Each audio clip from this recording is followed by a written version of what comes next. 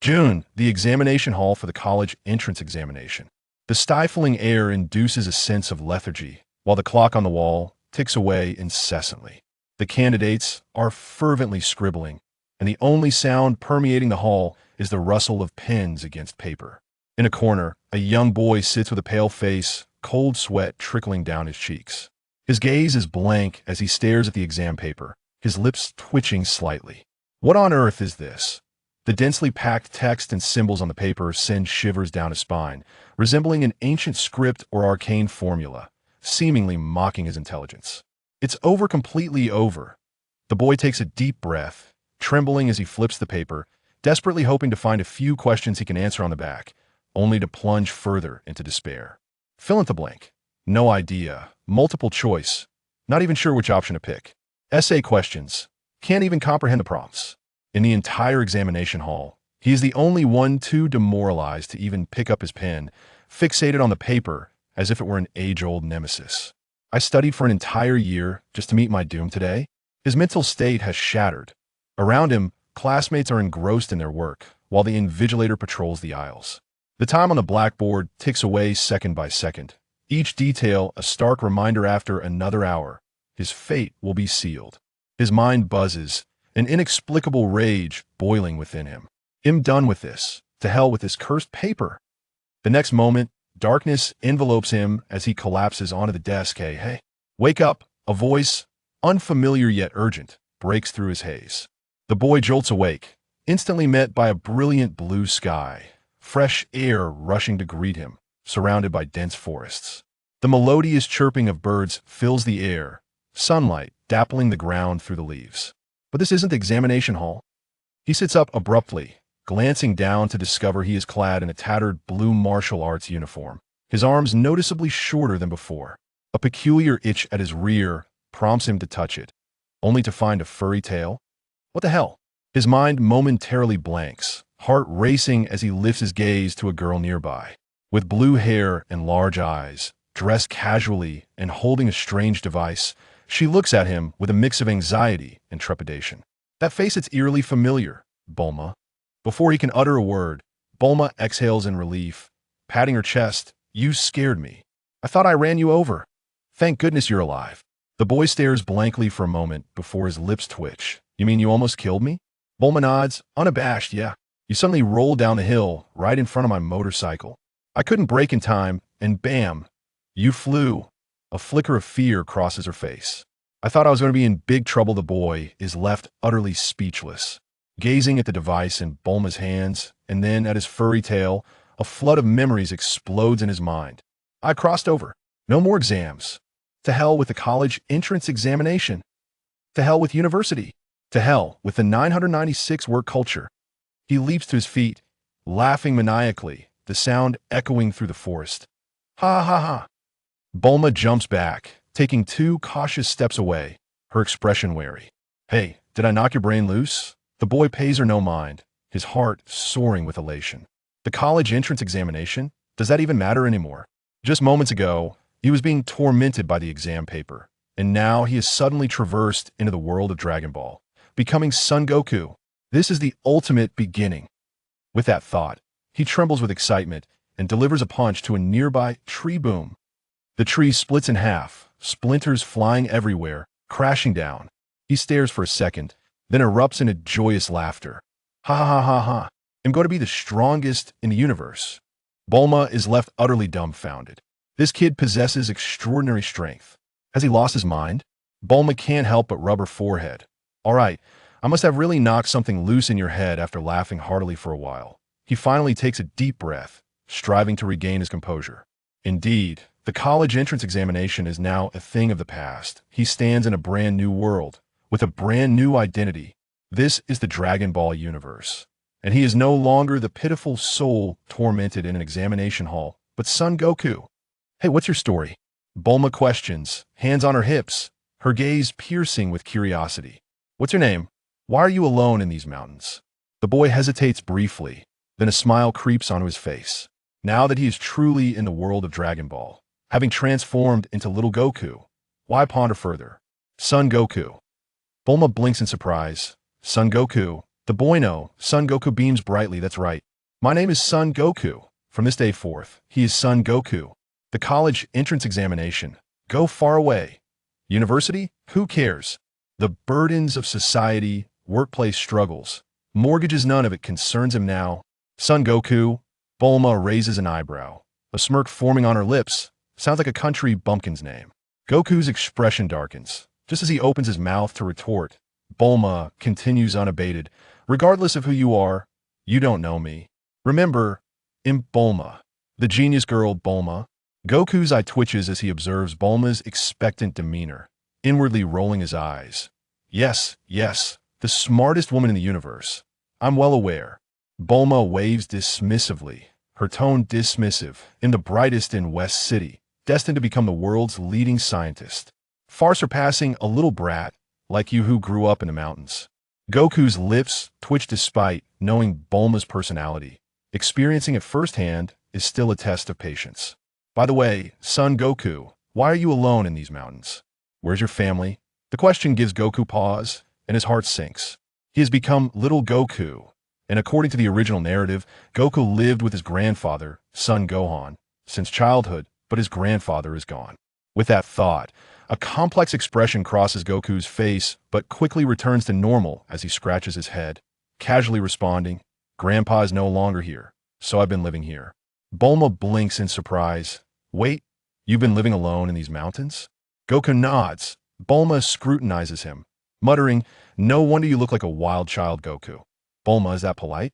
Bulma strokes her chin, eyeing Goku, recalling the scene from earlier. She had just witnessed him effortlessly obliterate a massive tree with a single punch. That tree was thicker than an adult. What kind of monster is this child? How could an ordinary person possess such strength?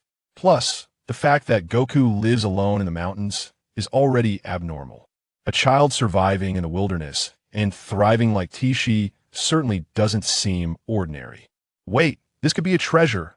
Bulma's eyes light up, suddenly realizing that Goku could be immensely useful. She cleared her throat, striving to adopt a tone that sounded casual and natural. Seeing you all alone in the mountains seems rather pitiable. What do you say? Would you care to join me on an adventure? Son Wukong paused, taken aback. Adventure? Bulma, with a sense of pride, patted the small bag at her waist. Indeed, I am on a quest for the Dragon Balls. Son Wukong's eyes sparkled with intrigue. The Dragon Balls. Here they come. The classic storyline unfolds. Bulma continued. The Dragon Balls are a wondrous treasure. Gather all 7, and you can summon the eternal dragon to grant a single wish. A slight smile crept across Son Wukong's lips. Although he was already aware of the Dragon Ball's existence, hearing Bulma articulate it ignited a thrill within him. Noticing that Son Wukong seemed somewhat intrigued, Bulma seized the opportunity. Living alone in the mountains must be dreadfully dull, don't you think? Join me in the search for the Dragon Balls. We could explore many fascinating places and meet countless people. And besides, with a mischievous glint in her eye, she added, that punch you threw earlier was quite impressive.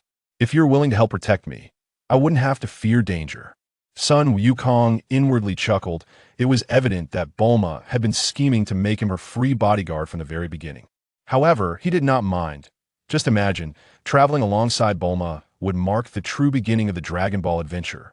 Remaining in this secluded forest might allow for training, yet would be rather monotonous. In contrast, venturing into the outside world, encountering Master Roshi, Krillin, the World Martial Arts Tournament, Demon King Piccolo, and the Saiyans. That is where the true excitement of Dragon Ball lies. With a broad grin, Son Wukong replied without hesitation, sure, he'll go with you. Bulma was taken aback, surprised by his prompt agreement, and immediately felt a surge of pride. It seems that following me is indeed the most entertaining option. Chapter 2 Farewell to Bowsy Mountain. Bulma produced the Dragon Ball radar, pressing a button to reveal a flickering point of light on the screen. She pointed excitedly ahead and exclaimed, it's right there. The Dragon Ball is just ahead. As Goku leaned in for a closer look, he was taken aback. Isn't that my home? He scratched his head in confusion. Wait, the Dragon Ball you mentioned, it couldn't possibly be the one at my house, could it? Bulma blinked in surprise. The ball at your house? Goku nodded enthusiastically. Yes, it's the orange ball my grandfather left me, with 4 stars on it. Bulma's eyes widened in astonishment as she shouted, "The four-star ball."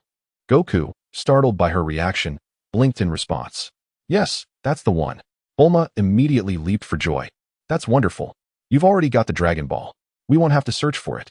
Goku looked down at his small hands, inwardly marveling. Indeed, the four-star ball was in his possession, perfectly aligning with the original story. His eyes sparkled, and a smile crept onto his face as he exclaimed, "Let's go to my house." Bulma excitedly stowed away the Dragon Ball radar and retrieved a capsule from her pocket. With a swift press, she tossed it to the ground. Boom. As the smoke cleared, a brand new, sleek motorcycle appeared before them. Bulma effortlessly hopped on, patting the seat behind her, and raised her chin at Goku. "Come on. Hop on. I'll give you a ride." Goku gazed at the motorcycle, a twitch forming at the corner of his mouth as he inwardly grumbled, "I'm a Saiyan. Fast enough to create sparks from air friction, and you want me to ride a motorcycle? What a joke." Goku grinned, filled with determination as he stretched his neck, assuming a racing stance. "Bulma, let us see who's faster, your motorcycle or me." Bulma paused for a moment before bursting into laughter. "Ha ha ha, are you kidding? Your legs can't outrun my motorcycle." Goku's legs sank slightly as his muscles tensed, a confident smile on his face. "Let us find out." Bulma, seeing Goku's serious demeanor, became excited and revved the throttle, the motorcycle roaring to life as the tires screeched against the ground, ready to take off. "All right, I want to go easy on you. Ready?" Goku beamed, "Anytime." Bulma suddenly twisted the throttle, and vroom. The motorcycle shot forward, kicking up a cloud of dust. However, less than 2 seconds into her sprint, a gust of wind rushed past her. Whoosh! Bulma barely had time to react as a shadow zipped by, creating a powerful airflow that nearly knocked her off balance. "Eh?" Bulma's eyes widened as she looked up, utterly flabbergasted. "No way. This is a full-throttle motorcycle. How could I be outpaced by a kid running on foot?" Bulma's mouth twitched as she muttered, "What kind of monster is this guy?" After a brief moment of shock, Bulma snapped back to reality, gritting her teeth as she twisted the throttle, the motorcycle roaring forward in a furious chase. "Damn it. I want to lose to a kid." Bulma focused intently on the speedometer, pushing the motorcycle to its limits, yet no matter how much she accelerated, that small figure ahead remained steadily in the lead, even pulling further away. This is not scientifically possible. As Goku ran, he glanced back at Bulma, who was being left behind, stifling a laugh. What a joke. As a proud Saiyan, how could he possibly lose to a mere motorcycle? However, considering it was their first day of traveling, he realized if he left Bulma too far behind, she might get so angry she wouldn't take him along anymore. With this thought in mind, Goku slowed down, maintaining a speed just slightly faster than the motorcycle, allowing Bulma to keep sight of his figure and avoid despair. Soon, the outline of Bowsy Mountain came into view. Goku's eyes glimmered. Finally home. It felt so familiar. The little wooden house atop the mountain still stood amidst the forest, with the gentle flow of the stream in front and the air crisp and refreshing, resembling a paradise. Bulma finally caught up, panting as she slammed on the brakes, staring at Goku in disbelief. "Huff, Huff, how did you do that?" Goku grinned, responding nonchalantly, "I just ran." "Bulma, that's not running. That was light-speed travel." Taking a deep breath to calm herself, Bulma looked around, her expression turning gloomy. "So, this is your home?" Goku nodded, striding towards the wooden house, pushing the door open with a glimmer in his eyes. The interior of the small house retained its familiar layout: wooden table, wooden bed, and the old cabinet in the corner, all exactly as depicted in the anime. But the most important item, was it still there? Goku hurried to the small cabinet by the bed, pulling open the drawer. Indeed, there lay the orange four-star ball, quietly glowing with a gentle radiance. The four-star ball.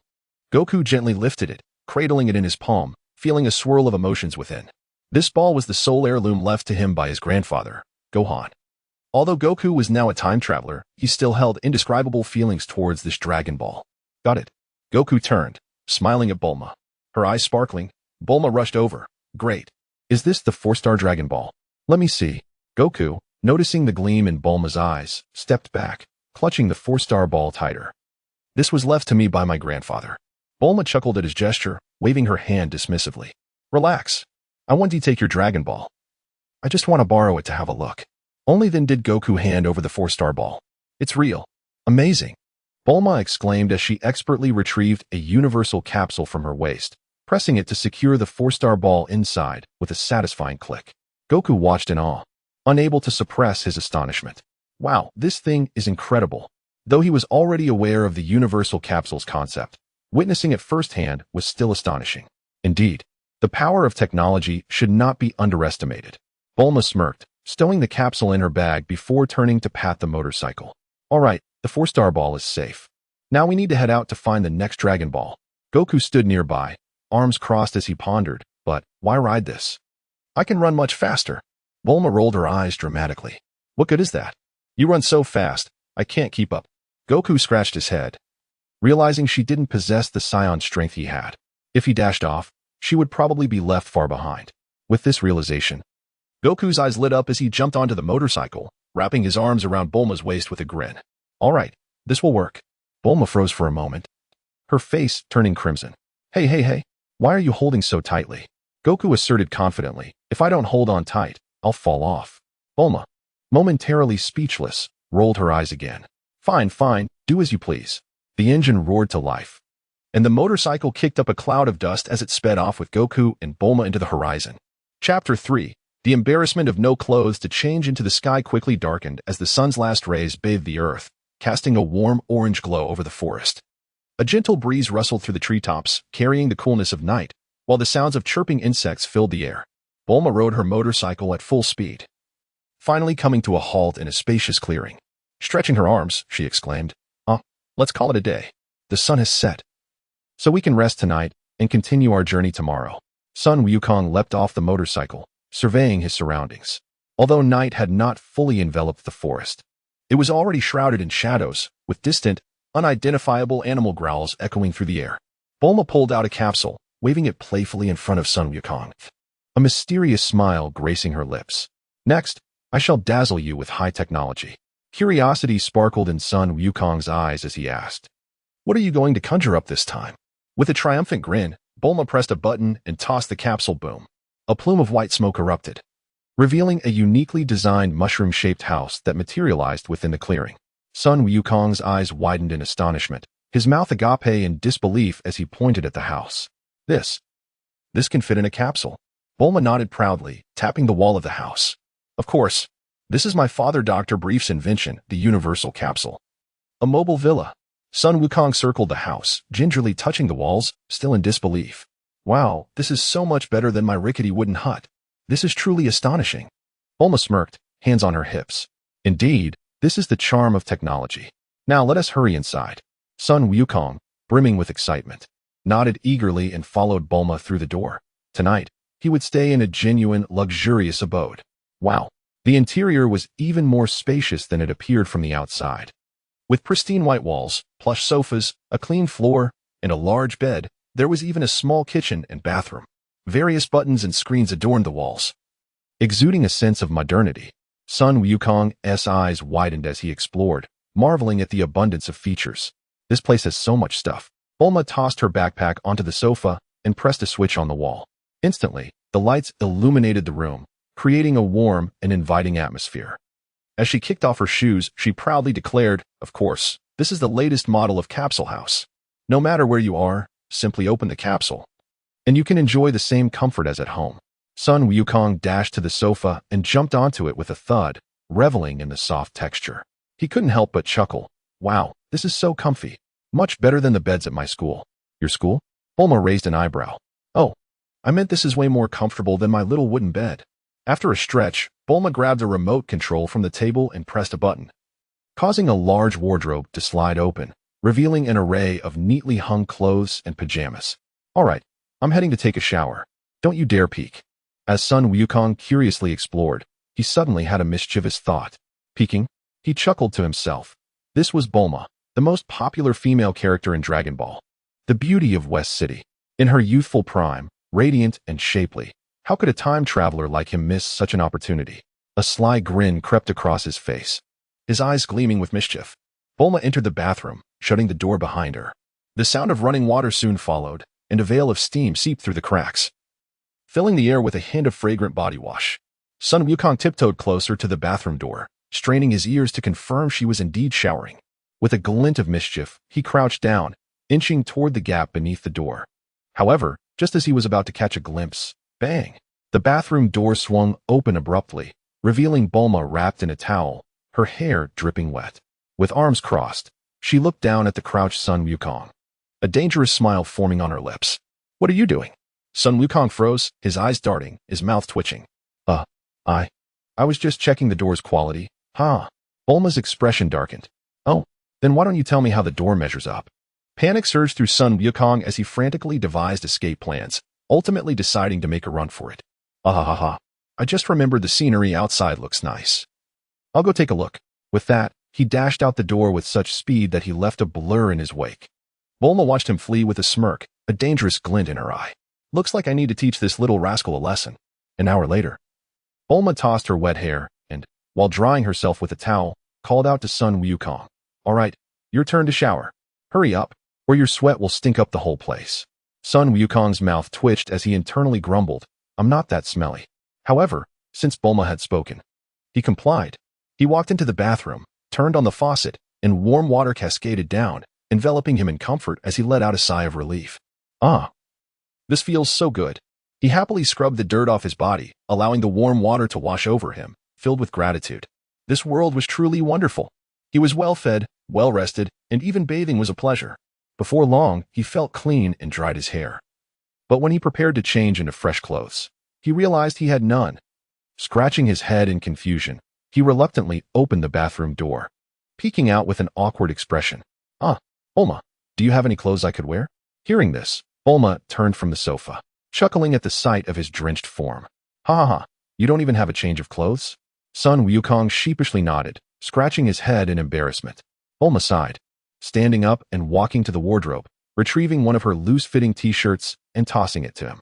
"Here, wear this for now." Sun Wukong caught the shirt and looked down Bulma's top. While it might fit her perfectly on his small frame, it was exceedingly baggy.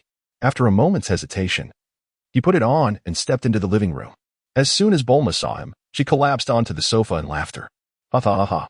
Sun Wukong's small body was engulfed by the oversized shirt, resembling a long dress that nearly reached his calves, with sleeves that hung far too long.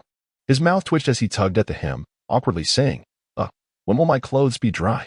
Having laughed enough, Bulma walked to the corner, tossing Sun Wukong's dirty clothes into a high-tech washing machine. Pressing a button, the machine whirred to life, and she proclaimed, "This washing machine is fully automatic. It not only cleans, but also dries. Upon awakening tomorrow morning, your attire will be ready for wear." Sun Wukong finally exhaled in relief.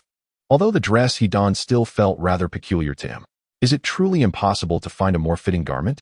he inquired. Bulma cast him a sidelong glance, a mischievous smile playing on her lips. "This is, after all, my smallest size." A slight twitch at the corner of his mouth, Sun Wukong ultimately chose silence, resignedly enveloping himself in the dress. "Well, the attire will be dry by tomorrow. I suppose I can endure this discomfort a little longer." Chapter 4. Kintown. Bulma activated the automatic cooking machine in her smart kitchen, and soon, 2 steaming plates of dinner were set on the table. "All right, it's time to eat." Bulma clapped her hands and gracefully picked up her fork to begin her meal. Goku, who had been preoccupied with examining the skirt he was wearing, was immediately distracted by the enticing aroma of the food, and his stomach let out a loud growl. He quickly leaped to the table, eyes sparkling with delight at the sight of the dishes: white rice, roasted meat, stewed vegetables, and a bowl of hot soup. Goku swallowed hard and eagerly grabbed the chopsticks to dig in. Nom. He stuffed a large piece of meat into his mouth, swallowing it in a few quick bites. Then furiously began devouring the rice, his chopsticks moving nonstop. Bulma, who had initially paid him no mind, glanced over after a few bites and was utterly astonished. Goku had already finished an entire bowl of rice, his cheeks stuffed with food, and without even drinking the soup. He lifted the rice pot and poured the remaining rice into his bowl, continuing to feast. Bulma was left speechless. Is this little brat a reincarnation of a starving ghost? "Hey, slow down. Aren't you afraid of choking?" She couldn't help but comment. "Nom, gurgle, I'm fine. It's just too delicious." Goku mumbled with his mouth full. Bulma watched in disbelief as Goku cleared the table of food in less than 5 minutes. Everything vanished into his stomach. Before she could process what had just happened, Goku put down his bowl, licked his lips, and frowned, muttering, Why does it seem like I'm still not full?" Bulma nearly spat out her food. "You're still not full?" Goku himself was taken aback, looking down at his belly. Logically, before his journey began, He would be satisfied with just 2 bowls of rice, yet now he had consumed 3 or 4 times that amount and still felt empty. How strange. I used to feel full after 2 bowls, but now, no matter how much I eat, it's never enough? Goku pondered aloud. Bulma, observing Goku's bewildered expression, finally grasped a terrifying reality. This boy was not a normal human. Realizing this, Bulma broke into a cold sweat and cautiously asked, "Hey, you're not really a monster, are you?" Goku grinned widely and patted his belly. "I don't know, but I still want to eat more." Bulma sighed deeply, took a breath, and decisively pressed the automatic refill button on the kitchen system. All right, I understand. There is plenty of food, so take your time." Goku's eyes lit up.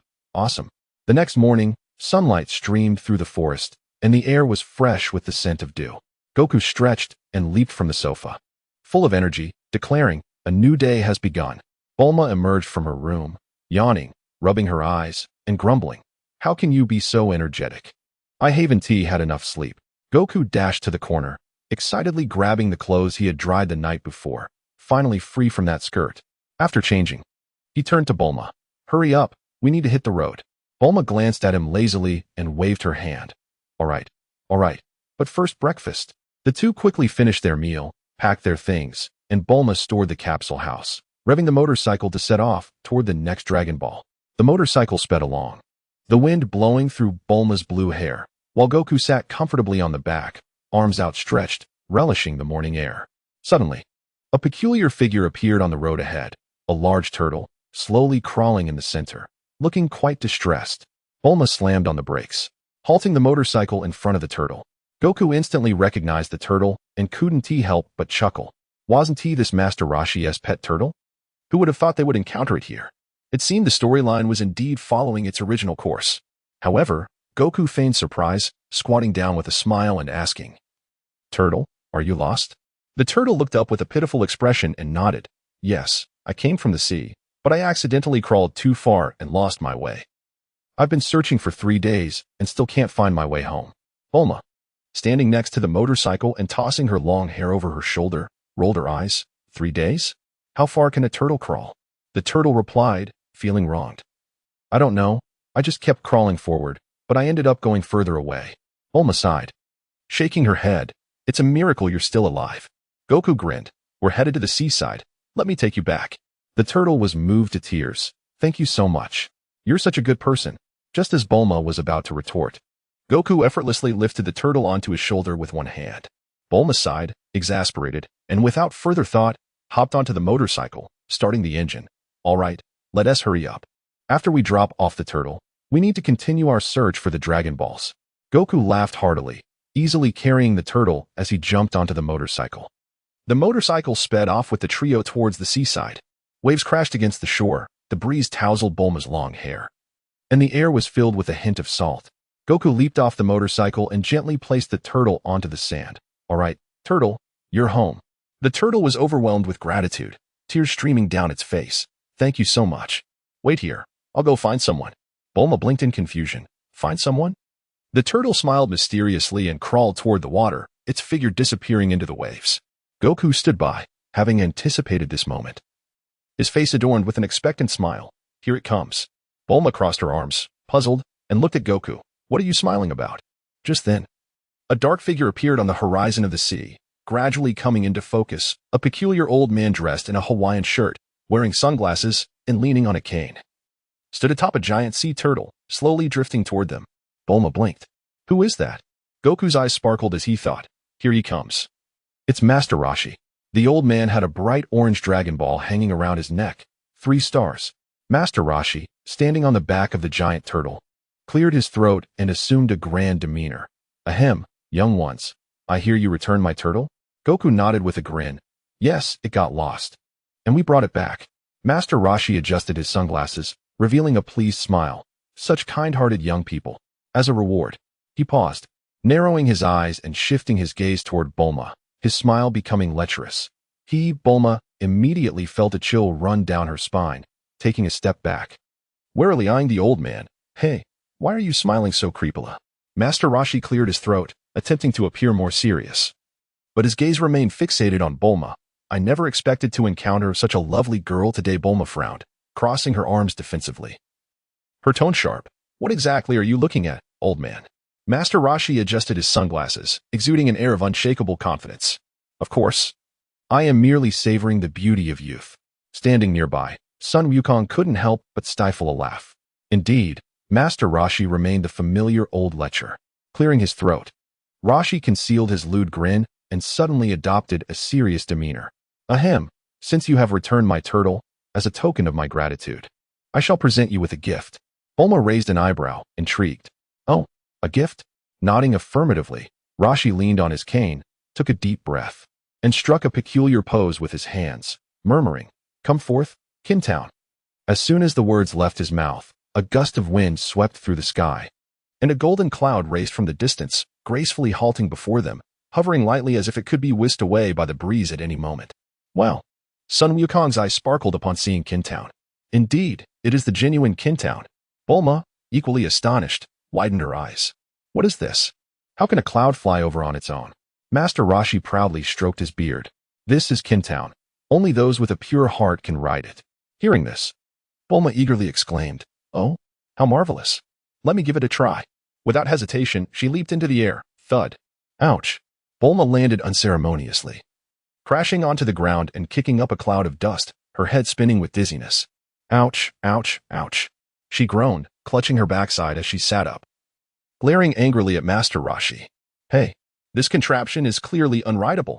Rashi couldn't contain his laughter, clutching his belly as he roared with amusement. Haha. It seems your heart is not pure enough, young lady. Bulma gritted her teeth, brushing off the sand as she stood up, crossing her arms and smirking. Humph. If that's the case, can you ride it? I bet you can't. Rashi's expression stiffened, and a twitch appeared at the corner of his eye. Humph, young ones. How dare you underestimate me? Allow me to demonstrate the virtue of an old man.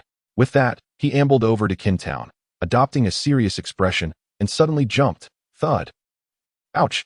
Rashi fared even worse than Bulma, spinning through the air before plunging face first into the sand, half his head buried, with only his feet flailing helplessly above. Bulma. Sun Wukong. Bulma erupted into laughter. Ha! You mocked others. Yet you too have failed, you old coot. Struggling to free himself from the sand, Rashi brushed off the grains on his head and awkwardly coughed. It appears I may have become a bit less pure over the years, haha. Sun Wukong, observing this scene, couldn't help but ponder. Could he ride it? After all, he was a time traveler. Though he currently inhabited the body of little Wukong, was his soul pure enough? With this question lingering in his mind, he slowly approached Kintown, inhaled deeply, and gently leaped onto it. Whoa, he truly managed to ride it.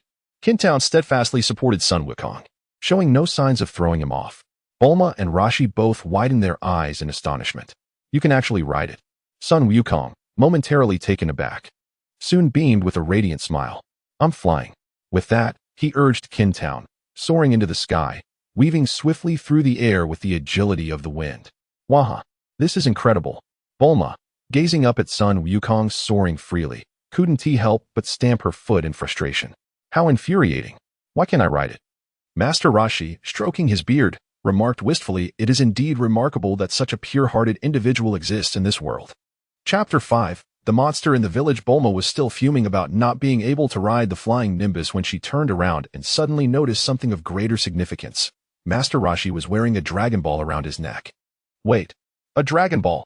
Bulma's eyes lit up instantly as she rushed over to Master Rashi, pointing at the sphere adorning his neck. Old man, that one. Master Rashi looked down at the Dragon Ball, casually took it off, and shook it. Oh, you mean this? Bulma nodded vigorously. Yes. This is the Dragon Ball we have been searching for. Where did you get it? Master Rashi scratched his head and replied nonchalantly, Oh, I found it a few days ago by the seaside. Thought it was quite interesting, so I decided to wear it as an ornament. Bulma exclaimed excitedly, That's fantastic. Please give it to me. However, Master Rashi, upon observing Bulma's eager eyes, suddenly exhibited a peculiar glint in his gaze, the corners of his mouth curling into a sly smile. Such a beautiful girl, with such a splendid figure. If only I could. Ha ha ha. Rubbing his beard, Master Rashi pretended to ponder before elongating his tone. You want this, do you? Bulma nodded eagerly, of course. Hurry up and give it to me. Master Rashi's grin widened, contemplating whether he should propose certain conditions in exchange. But before he could voice his thoughts, Sun Wukong suddenly leaped down from the flying Nimbus above, beaming as he said, "Old man, you are a legendary martial arts master, renowned as Master Mateto. Surely, you wouldn't be so stingy, Master Roshi." "Bulma, Master Mateto?" Master Roshi was momentarily taken aback.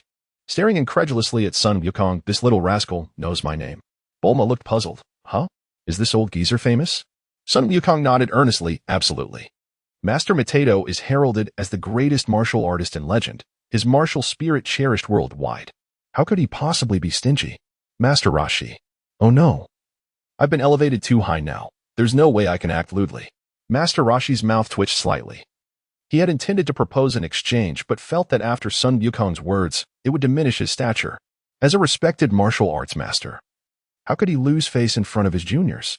Striving to maintain his esteemed demeanor, Master Roshi cleared his throat and feigned an air of nonchalance. Hands clasped behind his back as he nodded slightly. Cough, cough. Humph. I never expected the younger generation to still recognize my name. In that case, a mere Dragon Ball is but a trivial matter to me. With utmost seriousness, he presented the Dragon Ball to Bulma. "Very well, since you desire it, I shall grant it to you." Bulma gleefully accepted the Dragon Ball, exclaiming, "Wonderful. We've acquired another one." Sun Wukong chuckled internally at Master Roshi's solemn demeanor. This old man truly falls for it every time. Haha. After bidding farewell to Master Roshi, Bulma and Sun Wukong resumed their journey on the motorcycle. Beneath the azure sky and fluffy clouds, the scenery gradually shifted from endless coastlines to expansive grasslands and sparse woodlands. After some time, they finally approached a small village. Bulma halted the motorcycle, removed her goggles, and glanced around, her brows slightly furrowing. Strange, why is it so quiet here? In the village, the houses were neatly aligned, yet the streets were desolate, devoid of any human presence, with not even the sounds of chickens or dogs to be heard. Only the whispering of the wind through the leaves lent an eerie atmosphere. Bulma surveyed the surroundings, puzzled. Could it be an abandoned village? Where have all the people gone? Sun Wukong, recognizing the familiar surroundings, understood. The villagers were hiding. They were afraid of a monster. Scratching his head, Sun Wukong pretended to ponder before smiling. "Bulma, the reason you can't find anyone is that they are all hiding." Bulma's eyes widened. "Hiding? Why?" Sun Wukong blinked mysteriously. "Because they fear monsters." Bulma was taken aback, a hint of disbelief crossing her face. "Monsters?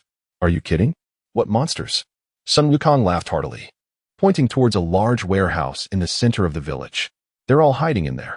Following Sun Wukong's gesture, Bulma indeed observed a sturdy warehouse, seemingly more robust than the ordinary houses.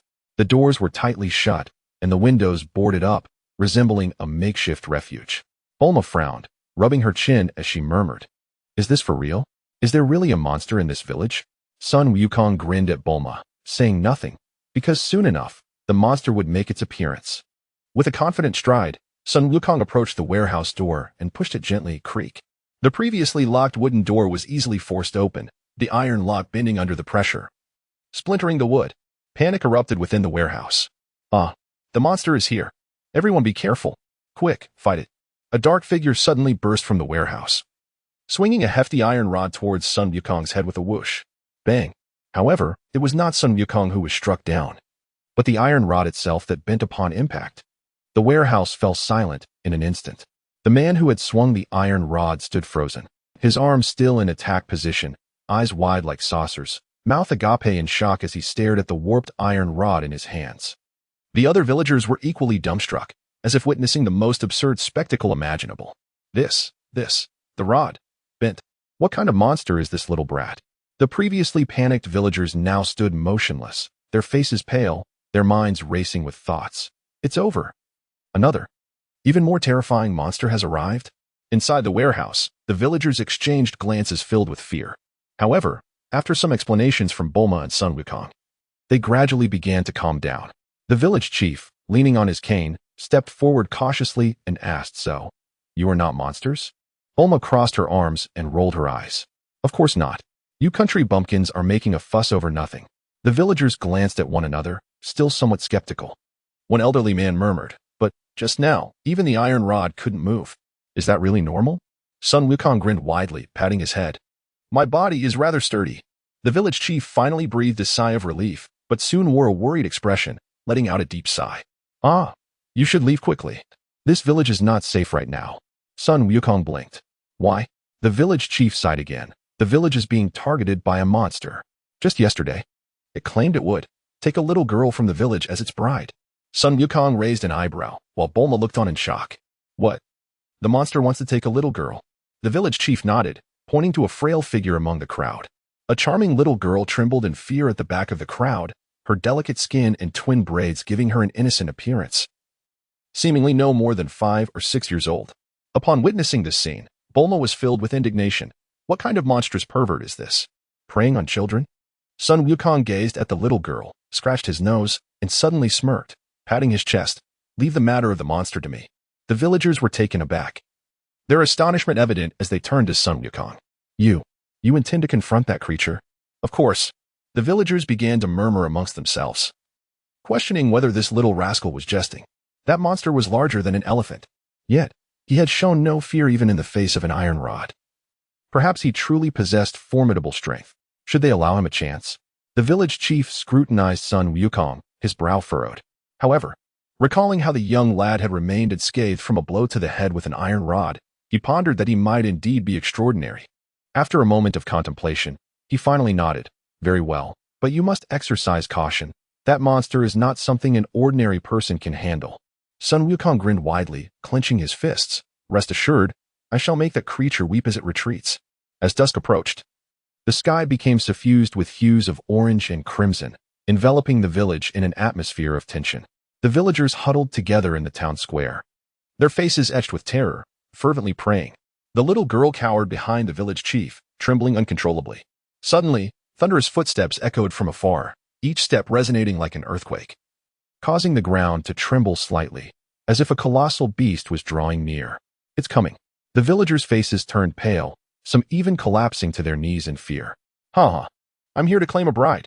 A deafening, maniacal laughter reverberated through the village, and a massive shadow emerged from the forest. Before them stood a gigantic creature, towering at least 3 or 4 meters high, with bared fangs, covered in black fur, its eyes menacing, brandishing its claws as it approached the village with a sinister grin. Hey, little girl, come with me and be my bride. Ha ha ha. The villagers clung to one another, paralyzed by fear, too terrified to resist. In that moment, a figure suddenly burst forth from the crowd. You won't leave once you arrive. Sun Wukong leaped high into the air, his Rui Jingu bang extending with the wind. And with a swift motion, he brought it crashing down upon the monster's head. With a resounding crack, the creature's laughter was abruptly silenced, its eyes rolling back, and its massive form crumpled to the ground like a rag doll, sending a cloud of dust into the air. The villagers stood in stunned silence, disbelief hanging thick in the air. Is it dead? Just like that? The terrifying monster that had haunted their thoughts for so long had been vanquished by this little rascal with a single strike. The villagers were still grappling with the shock when suddenly, the monster's body began to shrink, its black fur gradually fading away, ultimately revealing its true form. A small pig? Bulma's eyes widened in astonishment. Wait, it's just a pig. The villagers stared in disbelief, utterly speechless. The fearsome monster they had dreaded for so long turned out to be merely a little pig. Chapter 6. The desert bandit Yamucha's son Wukong gazed down at the small pig lying on the ground, his expression tinged with disdain. Oolong. As a traveler from another realm, he was acutely aware of this character's identity, one of the key figures from the early arcs of Dragon Ball. However, to put it bluntly, he was merely a useless lecher, possessing little combat prowess aside from his ability to transform, rendering him largely inconsequential. What purpose does such a being serve? Eliminating him would be far more efficient. Bulma stepped forward and kicked Oolong, her brow furrowed. Tisish, we were unnecessarily tense, only to find out it was just a lecherous pig. The villagers gathered around, their eyes wide with disbelief as they beheld the creature that had once instilled terror in their hearts, now revealed to be merely a pig demon. Tears of joy welled up as they erupted into cheers. Wonderful! The monster has been vanquished. Our village is finally safe. The village chief approached gratefully, bowing deeply to Sun Wukong and Bulma. Brave warriors, we cannot thank you enough. You are our village's great benefactors. The villagers also encircled Sun Wukong, their expressions brimming with gratitude. Sun Wukong waved dismissively. It's nothing. I simply couldn't stand this guy. Bulma pulled out a Dragon Ball, waving it in front of the villagers. By the way, have you ever seen one of these? It's orange with stars on it. The villagers exchanged glances, murmuring amongst themselves. Suddenly, a middle-aged villager stepped forward, clutching a dragon ball that resembled the one in Bulma's hand. Is this what you're talking about? He asked, raising the dragon ball. Take it. We have no use for it anyway. Bulma's eyes sparkled with excitement as she accepted the dragon ball, her smile radiant. Fantastic. We've found another dragon ball. Standing beside her, Sun Wukong crossed his arms, a pleased expression on his face. It seems fortune is on our side. Bulma carefully stowed the dragon ball away, her voice brimming with enthusiasm. Quickly now, let us search for the next one. We might gather all 7 in no time. Nodding in agreement, Sun Wukong waved farewell to the villagers. Thank you. We're off now.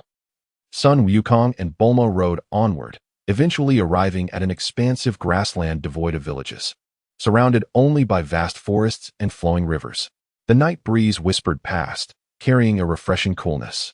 Bulma retrieved a multifunctional capsule from her bag, pressed a button, and tossed it lightly. Boom. White smoke billowed forth, and their familiar mushroom house materialized once more. Yawning, Bulma stretched. At last we can rest. Today has been exhausting. Sun Wukong leapt off the motorcycle, eagerly stepping inside the house. He had fully adapted to this technologically advanced mobile dwelling, which was far more comfortable than sleeping on the ground. After freshening up, Bulma changed into her pajamas. Lying on the soft bed when a thought struck her, this little rascal could ride the Kinto one. With that realization, she patted the bed and called out to Sun Wukong. Hey, Wukong, come sleep with me. Sun Wukong paused, his eyes lighting up with excitement, just like in the original storyline. Without hesitation, he jumped onto the bed, burrowing under the covers. Hands behind his head, utterly content. This bed is truly comfortable. Bulma turned over, yawning. All right, keep it down. I'm going to sleep. Sun Wukong closed his eyes.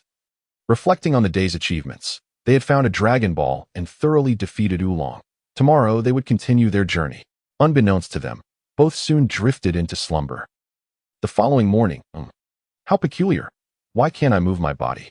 Sun Wukong opened his eyes, groggily attempting to turn over, only to find himself utterly powerless to move. What is happening? He tried to lift his arms, struggling in vain, realizing he could hardly breathe, as though something was firmly restraining his strength. As he glanced downward, he finally identified the culprit. Bulma's hand was tightly gripping his tail. Sun Wukong's face darkened in an instant as he grasped the gravity of the situation. This was the Scion's Achilles heel. The Scion's tail was a natural weakness. Once seized, it rendered one entirely powerless, completely incapacitated. This was a critical flaw. Alarm bells rang in his mind. No, this weakness must be overcome. Otherwise, should an enemy seize his tail during battle, it would spell disaster. Summoning all his strength, he managed to turn his neck slightly, laboriously gazing at Bulma, the very source of his predicament, who was blissfully asleep, clutching his tail like a pillow, showing no signs of relinquishing her grip. Sun Wukong thought, this truly puts me in a quandary. The relentless sun beat down upon the desert, swirling sands danced in the wind, and the air was thick with oppressive heat. Sun Wukong and Bulma traversed this desolate expanse on their motorcycle, leaving behind long tracks in the sand. It's so hot. Bulma wiped the sweat from her brow, lamenting, how much longer do we have to endure this wretched desert? If only we had a flying car. No sooner had she spoken than a low rumble of engines echoed from ahead. Bulma blinked in surprise, quickly looking up to see a peculiar flying motorcycle ascending from behind a sand dune, hovering directly in front of them. Wait, is there really a flying motorcycle? Bulma exclaimed. Sun Wukong squinted, focusing on the 2 figures atop the flying motorcycle, a young man clad in desert bandit garb, his hair a wild mess, arms crossed and exuding arrogance. Hovering above his shoulder was a small blue cat-like creature, its eyes keenly fixed on them. I am the desert overlord, Yamcha. Hand over your money if you know what's good for you. The young man sneered, revealing himself to be the notorious desert bandit, Yamcha. Yes. Otherwise, you won't leave here alive, chimed in the small creature, its voice high-pitched, clearly cheering on its master. Bulma's temper flared instantly as she pointed at Yamcha, shouting, who do you think you are? How dare you block our way? Yamcha smirked, hands on his hips, brimming with confidence. In this desert, encountering me, Yamcha, means you have only one fate, to be robbed. Ugh, you're so annoying. In the next moment, a figure abruptly leapt from the motorcycle, stirring a whirlwind as he shot toward Yamcha like a cannonball. Boom! Sun Wukong, like a tempest, closed in on Yamcha, swinging his fist with unbridled force. Yamcha's expression shifted dramatically as he swiftly sidestepped, assuming a fighting stance, bellowing, "Looks like you're seeking death. Allow me to show you my ultimate technique." Wolf Fang Fist. His fists whirled like a storm, kicking up a sandstorm, exuding an imposing aura. Slap. Sun Wukong didn't even bother blinking, simply meeting the onslaught with a resounding palm. Bang! His hand struck Yamcha's face. Instantly, Yamcha's face swelled at a visible rate, his nose collapsing, mouth skewing, eyes squinting into slits, and his cheeks ballooning, his entire head expanding twofold. Oh! Yamcha screamed as he was sent flying, crashing into the sand dune like a projectile, half buried. Only his trembling legs visible. Fearful, Pua transformed into a small mouse, trembling as he scurried to Yamcha's side, desperately tugging at his clothing. "Boss, are you all right? Boss?" Yamcha struggled painfully to extricate himself from the sand, covering his face, tears welling in his eyes, mumbling incoherently, "Whoa, what happened to my mouth?" Bulma, casting a startled glance at Yamcha's face, which resembled a swollen mess, took several steps back in fright. "Oh Lord, what happened to your face?" With a disdainful frown, Bulma scrutinized Yamcha and remarked, what an eyesore." Yamcha, bewildered, exclaimed, "Boss, we must flee quickly. If we don't, we shall be beaten to death." Nodding vigorously, his mouth crooked, he shouted indistinctly, "Hurry, run."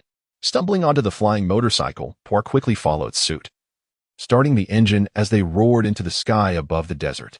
"Remember, I simply wish to conserve my strength. I shall take my revenge next time." Due to his battered visage, Yamcha's speech had devolved into a series of indistinct whimpers. Bulma couldn't help but roll her eyes, wondering, what nonsense is he babbling? Goku grinned widely, arms crossed, observing Yamcha as he flew away in defeat. "Humph, whatever, if he dares to return, I'll just give him another beating." Bulma shrugged and said, "Let us continue our search for the Dragon Balls." Chapter 7: The Great Battle with the Bull Demon King. The desert sun blazed ever hotter, distorting the air around, as waves of searing heat rose from the ground. Bulma, riding her motorcycle, couldn't help but fan herself, exclaiming, it's getting hotter. How much longer will this infernal place last?" Seated behind her, Sun Wukong appeared unfazed, basking in a sense of tranquility, seemingly immune to the oppressive heat. Suddenly, a brilliant crimson glow appeared on the horizon, as if the sky were draped in flames, radiating an intense warmth that made the air feel almost molten. Bulma's eyes sparkled with excitement as she pointed into the distance. "Wow, how beautiful. Is that where the sunset shines?" Wukong furrowed his brow slightly, dismissing her observation. "That isn't the sunset, it's fire." "Fire?" Bulma echoed, perplexed.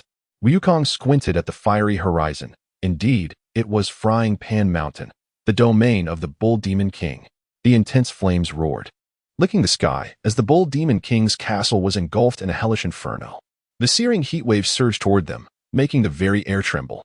Bulma retrieved her Dragon Ball radar, scrutinizing it carefully. The screen displayed the Dragon Ball was right inside the castle. "Fantastic!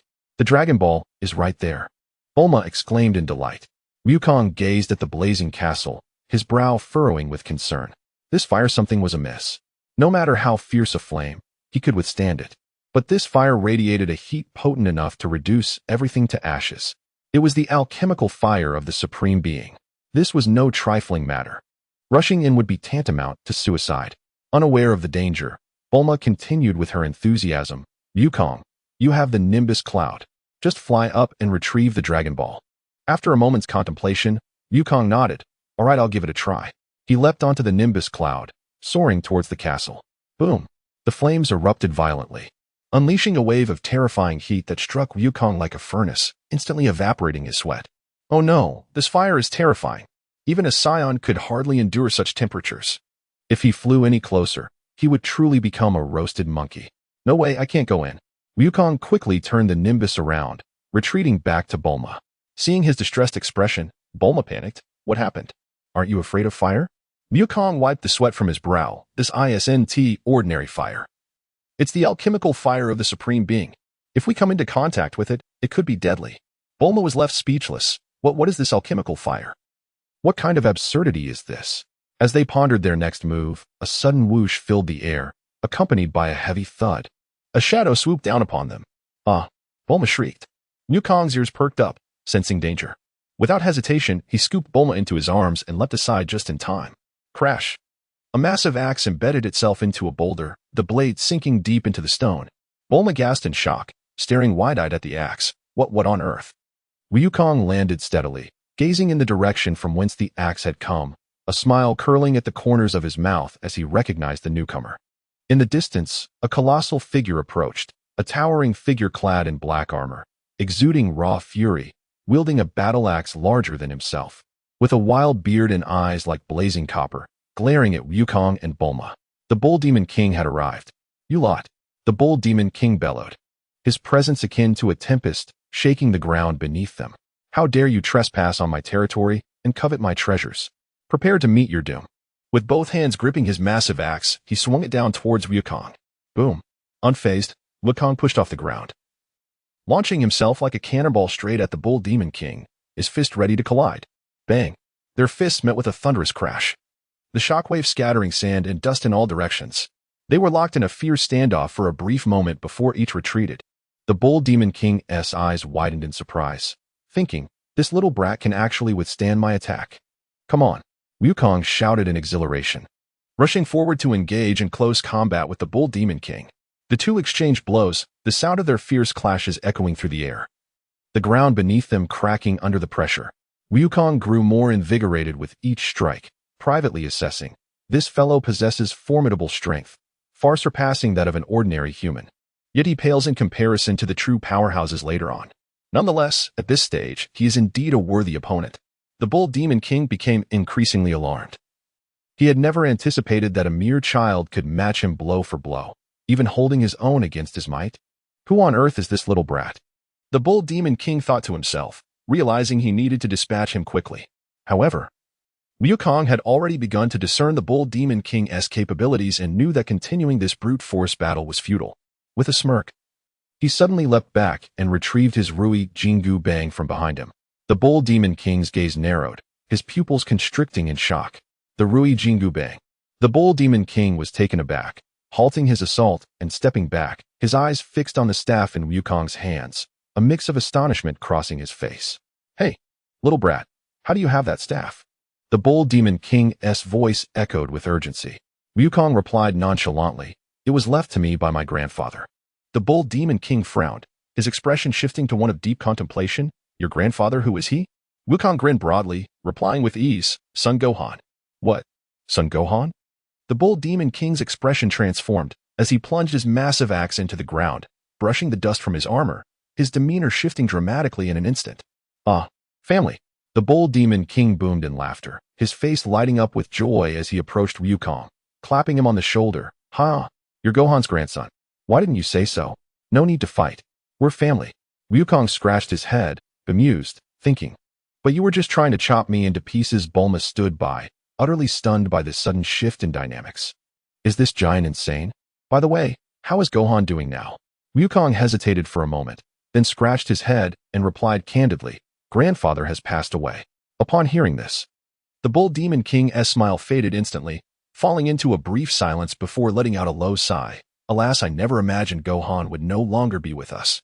Standing there, the Bull Demon King's expression grew complex as memories of the past flooded back, a wave of sorrow washing over him. However, he quickly composed himself, thumping his chest and returning to his boisterous tone. Life and death are part of nature. If Gohan knew how powerful you've become, he would surely be very proud. By the way, what brings you here? Wukong scratched his head again and replied frankly, Oh, we're here to find the Dragon Balls. The radar indicates that the Dragon Ball is within your castle. Dragon Balls? The Bull Demon King furrowed his brow in confusion. I've never heard of such a thing. But if it's in my castle, you won't be able to get in. Bulma interjected, dissatisfied. Why can't we enter? Are you really not going to let us in? The Bull Demon King shook his head, lamenting, It's not that I begrudge your entry, but rather that passage is simply impossible. These are the undying flames. Even I cannot penetrate them, let alone you. Bulma was taken aback. What? Even you can't get through? Goku, already familiar with this predicament, inquired, How can these flames be extinguished? My mentor, Master Roshi, possesses a banana fan capable of extinguishing any conflagration. Procuring that artifact would quell the blaze, allowing entry to the castle. Coincidentally, my daughter Chi-Chi has already departed for the coast in search of Master Rashi. However, she travels alone and her pace is slow. With your Nimbus, you could conveniently escort her, expediting the journey. Goku pondered briefly and assented, very well. I shall seek out Chi-Chi. With that, he leapt onto the Nimbus and soared towards the coast. Bulma remained behind, gazing at the behemoth before her. She involuntarily gulped, a tremor of trepidation coursing through her. He doesn't seem like the most affable fellow. Chapter 8. Borrowing the banana fan, Sun Wukong soared through the sky on his Nimbus cloud, the scenery whizzing by in a blur. Suddenly, his keen eyes caught sight of a diminutive figure wandering alone in the wilderness. Could it be her? Wukong descended gracefully, hovering above the small figure.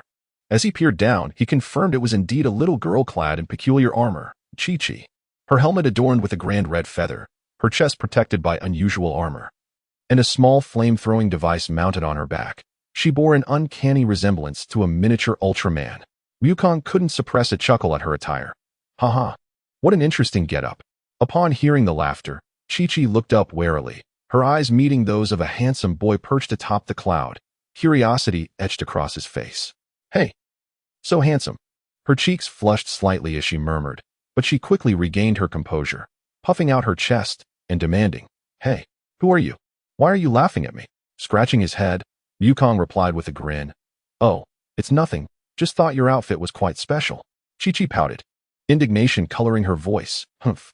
This is battle gear specially crafted by my father. It's super powerful. Wukong stifled a laugh internally, but maintained a cheerful demeanor. I see. By the way, I'm Sun Wukong. You must be Chi-Chi, right? Chi-Chi blinked in surprise. Huh, how do you know my name? Wukong, matter-of-factly, explained, your father, the Bull Demon King, sent me to find you. He said you went to borrow the banana fan from Master Wu Tian, and that you were taking too long on your own, so he asked me to bring you along. Realization dawned on Chi-Chi, her eyes lighting up. Oh, so my dad sent you? She scrutinized the boy with black hair and eyes, dressed in martial arts attire. A spark of curiosity igniting within her. What is that cloud you're riding? It's so magical. Wukong proudly patted the Nimbus cloud. This is Nimbus Cloud. It flies incredibly fast, and only those with pure hearts can ride it. Chi-Chi's eyes widened with excitement. Can I give it a try? Of course. Wukong beamed. Without hesitation, Chi-Chi leaped onto the Nimbus cloud. She settled in perfectly. Wukong felt no surprise. After all, Chi-Chi's innocent heart allowed her to ride it effortlessly. Thrilled, Chi-Chi clapped her hands on the cloud, her face aglow with delight. Wow, this is amazing. It's so much faster than walking. Wukong joined her on the Nimbus cloud, gently tapping her shoulder. All right, hold on tight. We're off. Chi-Chi quickly wrapped her arms around Wukong's waist, exclaiming, Okay. Whoosh. Wow, so fast. Chi-Chi cheered, her joy spilling over. This is way quicker than walking. Wukong chuckled, of course. Nimbus Cloud is super speedy. As they journeyed, Wukong sat upright, hands firmly gripping his legs, careful not to move too much. He certainly did not wish to be mistaken for Chi-Chi's future husband, as depicted in the original tale. Chi-Chi, however, was too engrossed in the exhilarating experience of flying on the Nimbus Cloud to ponder such matters. She gazed around, taking in the breathtaking scenery as they soared through the sky. The Nimbus Cloud danced through the azure expanse, with an endless ocean beneath them. The waves rolling and crashing against the shore, the air infused with a hint of salty sea breeze. Wukong and Chi-Chi circled above the water several times, yet not a speck of land was in sight. Curiously, Chi-Chi asked, Brother Wukong, where exactly are we headed? Wukong scratched his head. I'm not entirely sure. But Master Rashi's home is on one of the nearby islands. Let's keep searching. The Nimbus Cloud continued to glide over the vast sea until, in the distance, a small island came into view. The island boasted a solitary pink house surrounded by a few palm trees, its pristine sandy beach and crystal-clear waters resembling a hidden paradise. Wukong's eyes sparkled with recognition. Found it. That's Master Rashi's place. Chi-Chi gazed in awe at the enchanting island. Wow, it's so beautiful here. Wukong gently landed the Nimbus Cloud on the sandy shore, stepping off to survey the surroundings, marveling to himself, indeed, a perfect vacation spot. This old man knows how to enjoy life. Just as Wukong was about to knock, the sound of slippers shuffling echoed from inside. The door creaked open, revealing Master Rashi, leisurely stretching, accompanied by his old friend, the turtle. Master Rashi paused mid-stretch, squinting at Wukong. Oh, isn't that the little rascal riding the Nimbus Cloud? He examined Wukong closely before his gaze shifted to Chi-Chi, his brow furrowing in confusion. Wait, why has the girl beside you shrunk? Wukong rolled his eyes. What do you mean shrunk? She has always been this size. Chi-Chi, hands on her hips, interjected indignantly. Hey, I'm not small. I am the daughter of the Bull Demon King. Chi-Chi, what? Master Roshi exclaimed, quickly coming to understand, bursting into laughter. Ah, so you are the daughter of the Bull Demon King. Ha ha ha. He scrutinized Chi-Chi with astonishment, exclaiming, who would have thought that such a charming daughter could come from that hulking brute? The turtle nodded in agreement, adding, indeed. With the Bull Demon King being so robust, one would expect him to have only big children. Chi-Chi's face darkened, her anger palpable as she stamped her foot. What do you mean by that? My father is quite formidable. Wukong could hardly contain his laughter, realizing Master Roshi remained as sharp-tongued as ever. With her hands on her hips and a skeptical look in her eyes, Chi-Chi tilted her head at Master Roshi. Are you really Master Wutian? Are you truly that impressive? Master Roshi stroked his beard, puffing out his chest proudly. Of course, I am Master Wutian, a legendary figure in the martial arts world. Chi-Chi frowned, clearly unconvinced, blinking skeptically. You don't look like a master to me. Perhaps your reputation is merely inflated. Master Roshi's lips twitched in irritation. Cough. How could that be? Back in my day, I was. Chi-Chi waved her hand dismissively, uninterested in his self-aggrandizement, stepping forward boldly to challenge him. Do you dare accept my challenge? Wukong, intrigued, crossed his arms. This should be interesting. A sparring match will reveal everything. Master Roshi squinted at Chi-Chi, assessing her as merely a little girl, thinking to himself, what could such a small child possibly be capable of? He clasped his hands behind his back, adopting an air of superiority. If you wish to challenge me, I shall reluctantly oblige. Let the duel begin. Without giving Master Roshi a moment to prepare, Chi-Chi swiftly grasped the metallic blade atop her helmet, yanking it free and hurling it with precision. Whoosh! A flash of cold light sliced through the air, the blade hurtling towards Master Roshi's face at lightning speed. What? Master Roshi barely registered the movement, his pupils constricting in shock as he realized it was too late to evade. Bang! The hilt struck Master Roshi squarely on the forehead, sending him tumbling head over heels, crashing onto the sandy beach. Ouch! The turtle gaped in disbelief, while Wukong stifled laughter behind his hand. And Chi-Chi stood proudly with her hands on her hips. Clearly just a boastful old man. The turtle sage rose from the ground, rubbing his head and awkwardly clearing his throat. Ahem. Well, ha. It has been quite some time since I last exercised. Sun Wukong could no longer contain himself, bursting into hearty laughter. Ha ha ha. Grandfather, you are truly out of shape. The turtle sage's face flushed crimson, feeling his authority severely challenged. Ahem. That was merely a minor mishap. This time, I shall be more serious. Chi-Chi had already seized the metallic blade again, eager for another attempt. Do you wish to try again? The turtle sage immediately waved his hands. No. My old bones cannot endure it. Ha ha. Sun Wukong continued to laugh uproariously, while Chi-Chi wore a proud expression, clearly unimpressed by this legendary martial arts master. All right. We did not come here to fight. I have come to borrow the banana fan. Sun Wukong stated directly. The turtle sage paused, stroking his beard, and inquired with curiosity, the banana fan? What do you need that for? Sun Wukong explained. The castle of Bull Demon King is engulfed in flames, and we must use the banana fan to extinguish the fire in order to enter. The turtle sage suddenly understood, nodding. Oh, I see. The banana fan. Yes. Indeed. I remember having such a treasure. It should be in my house. Allow me to search for it. With that, he slowly turned and ambled into the room, rummaging through cabinets, drawers, and boxes. Thud clang. No, that's not it. Ahem. Why is there so much dust? The sounds of chaotic searching echoed from within, causing even the sea turtle to retreat to a corner, trembling in fear. Chi-Chi stood at the doorway, arms crossed, her face a mask of confusion. Does he really have the banana fan? After a while, the turtle sage finally emerged, looking disheveled and dusty, spreading his hands with an awkward smile. The banana fan. It seems I have misplaced it. Sun Wukong crossed his arms, wearing an expression of I knew it, thinking to himself that this old man was indeed unreliable. Chi-Chi erupted in frustration, stomping her feet. You old fool. How could you lose such an important item? The turtle sage sheepishly scratched his head. It has been so long. I must have absent-mindedly put it somewhere and forgotten. Chi-Chi, with arms crossed, pouted indignantly. Humph, you are truly the most unreliable. Chapter 9. Turtle School Tactics. Master Rashi, adjusting his attire with a refined air, clasped his hands behind his back and cleared his throat. Adopting the dignified demeanor of an accomplished master, he proclaimed with self-satisfaction, "Ahem. The Bansho fan seems to have eluded us. However, trifling matters such as extinguishing flames hardly necessitate its presence. I shall personally undertake this endeavor." Chi-Chi regarded Master Rashi with skepticism. "Are you certain of your capabilities? I would hate for you to become a charred casualty in the process." Master Rashi bristled at this, his face contorting in mock indignation. "What comprehension do you possess, young one?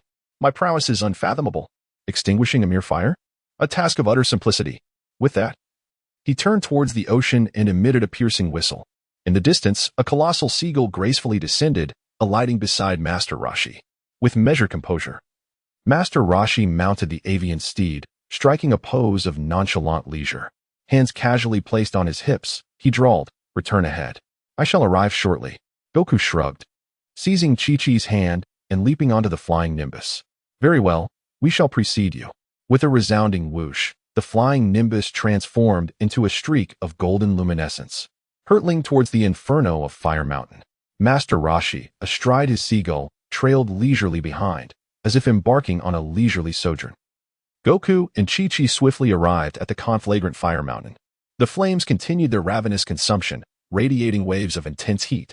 Ox King stood at a distance, his countenance etched with anxiety. Upon sighting Goku and Chi-Chi, he hastened towards them, his expression brimming with anticipation. "Have you retrieved the Bansho fan?" Goku dismounted the flying Nimbus, scratching his head sheepishly. The Bansho fan is lost." Ox King's visage underwent a dramatic transformation. His smile vanished abruptly, his entire being seeming to petrify.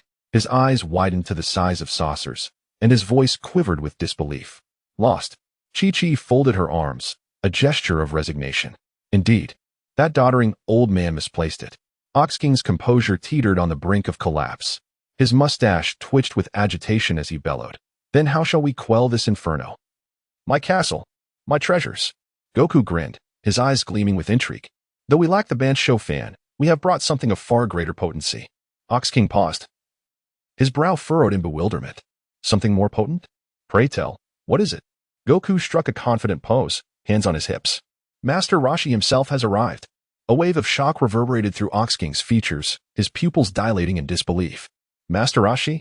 The legendary martial arts deity has deigned to assist his disciple in extinguishing this blaze." With rhythmic flaps of its wings, the seagull gently descended, depositing Master Rashi before the assembled group. He dismounted with a flourish, stretching his limbs with exaggerated casualness. As he prepared to assume his customary air of superiority, his gaze fell upon a captivating figure, Bulma. Bulma stood nearby, arms crossed, her alabaster skin accentuated by the fiery glow. A delicate frown creased her brow, hinting at a mixture of impatience and haughtiness. Master Rashi's eyes ignited with renewed vigor, his lips curving into a subtle smirk. A familiar glint of lechery flickered within his gaze. This young lady is quite charming, and her figure is not to be dismissed." As he contemplated a signature gesture of lasciviousness, a sudden event occurred. Thud. A colossal shadow crashed to its knees before him, effectively obstructing his view. Master Rashi. Caught off guard, Master Rashi blinked in surprise. Upon closer inspection, he realized that the massive figure was none other than Ox King. Ox King prostrated himself, his face flushed with emotion, tears welling in his eyes. He clasped his hands in supplication. "Master Rashi, you have finally arrived. I have diligently adhered to your teachings throughout the years. It is an honor to behold my mentor once more." Master Rashi's expression contorted in a mixture of bewilderment and embarrassment. Bulma was equally perplexed. Chi-Chi exclaimed, "Father, what are you doing?" Master Rashi's lascivious gaze evaporated, replaced by a look of utter discomfiture. Oblivious to Master Rashi's inner turmoil, Ox King continued in a voice thick with emotion. "Your disciple, Ox King, is overjoyed to be in your presence again. I have always remembered your teachings, and it is a great honor to see you again, Master." Master Rashi's facial muscles twitched involuntarily as he chuckled nervously, scratching his head. "Well, Ox King, it has been a long time." Goku suppressed a chuckle, thinking, this old pervert was planning on taking advantage of Bulma, but Ox King's bulk has foiled his plans. Serves him right. Chi-Chi looked at her father with confusion. "Father, you're so big. Don't you feel embarrassed kneeling in front of someone like that? Ox King retorted sternly, silence. This is my most respected master, despite his inner reservations. Master Roshi recognized the sincerity of Ox King's devotion. Unable to rebuff him directly, he mustered his dignity as a martial arts master and nodded with forced composure. Indeed, Ox King, I shall display my benevolence and extinguish this blaze. Goku and Bulma exchanged amused glances, struggling to contain their laughter. Master Roshi, feigning profound wisdom, stroked his beard before leaping onto a nearby boulder. Standing tall, with his back to the group, he struck a pose of supreme confidence. All eyes were fixed upon him, awaiting his next move. With deliberate slowness, Master Roshi reached for his attire, casting it aside to reveal his emaciated physique. His skin sagged, his muscles were virtually non-existent, and his ribs were clearly visible. His upper body resembled that of a wizened old man, so frail that a gust of wind might carry him away. A hush fell over the crowd. Bulma stared at Master Roshi's gaunt frame, her lips twitching uncontrollably. Her expression conveyed a mixture of disbelief and amusement. Is this a joke? He couldn't even lift a bucket of water. Chi-Chi also voiced her skepticism, muttering under her breath, can this old man really put out the fire? Ox King, on the other hand, was flushed with excitement, his fists clenched, his eyes gleaming with anticipation. It's coming. Master Roshi is about to unleash his ultimate technique. Goku disregarded Master Roshi's scrawny physique, his gaze riveted to his movements. The legendary wave that triumphs over all is about to be unveiled. I must learn it. Huh. Whoosh. Master Roshi's body underwent a dramatic transformation, his muscles expanding exponentially. His emaciated frame was replaced by a mountainous physique, his veins bulging, his muscles sharply defined, exuding raw power. What? He's grown larger. Bulma gasped, her eyes wide with disbelief. Wow, this old man is truly formidable. Chi-Chi exclaimed, her earlier skepticism giving way to astonishment. Goku's eyes burned with even greater intensity, his focus solely on Master Roshi. Master Roshi raised his hands, assuming the iconic stance of the Kamehameha. Ka.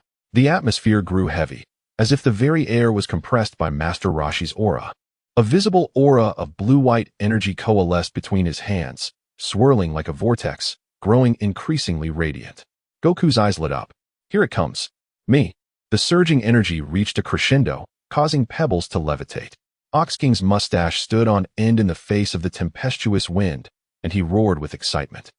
This is my master's ultimate technique. Bulma, feeling the ground tremble beneath her feet, instinctively clutched her hair, exclaiming, the energy is immense. Ha! Boom. A brilliant wave of blue and white light suddenly erupted between Master Roshi's palms, surging forth like an enraged dragon towards the burning castle. Boom. In the next instant, the immense energy wave tore through the inferno, and the flames were instantly devoured, disintegrated, and evaporated.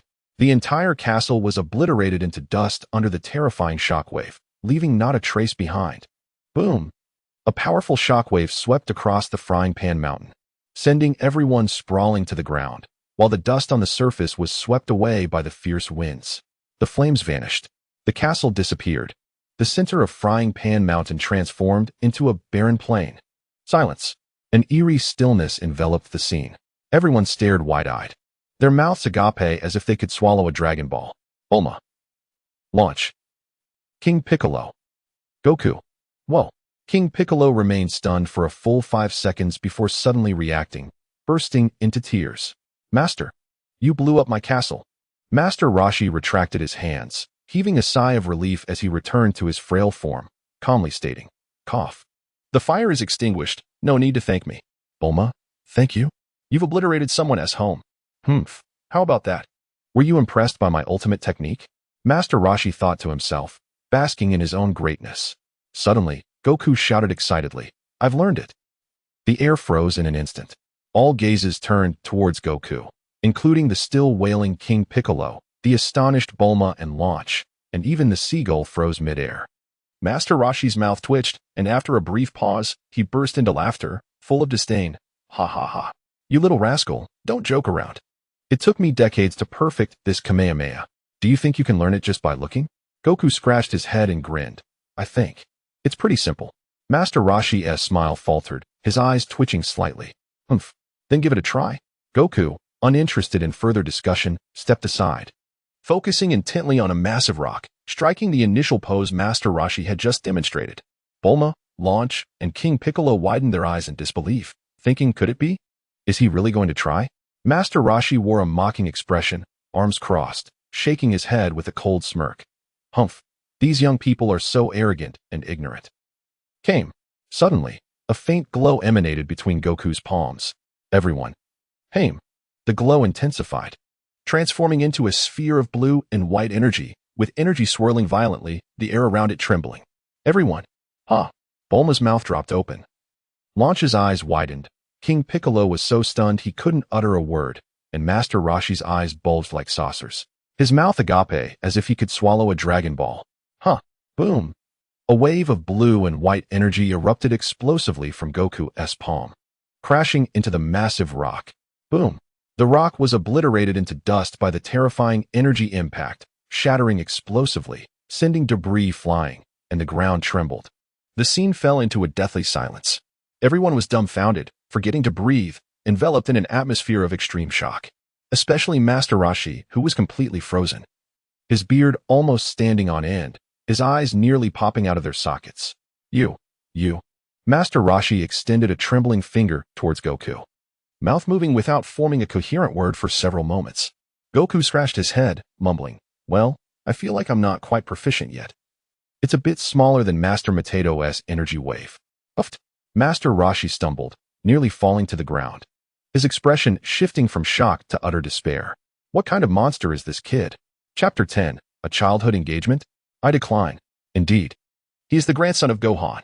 The Ox King rushed forward, patting Sun Wukong on the shoulder, exclaiming, ha ha ha ha. Little Wukong, you are just like your grandfather. A born martial arts prodigy. The turtle hermit finally came to his senses, his eyes widening in astonishment as he gazed at Sun Wukong, asking, Wait a minute. You are Gohan's grandson. Sun Wukong nodded matter-of-factly. Yes, my grandfather is Son Gohan. The turtle hermit squinted, instantly comprehending the situation. A tempest of emotions surging within him. No wonder this little rascal possesses such extraordinary talent, able to master the Kamehameha in the blink of an eye. He is indeed Gohan's grandson. As he pondered this, his expression softened, and he sighed, inquiring gently, Gohan, is he well? Sun Wukong scratched his head casually. Oh, Grandpa passed away. What? The turtle hermit's expression shifted dramatically, stunned, his mouth slightly agape in disbelief. Gohan is dead? Sun Wukong nodded, his demeanor remarkably calm. Yes, he was trampled by a gorilla. The turtle hermit. The Ox King. Bulma and Chi-Chi.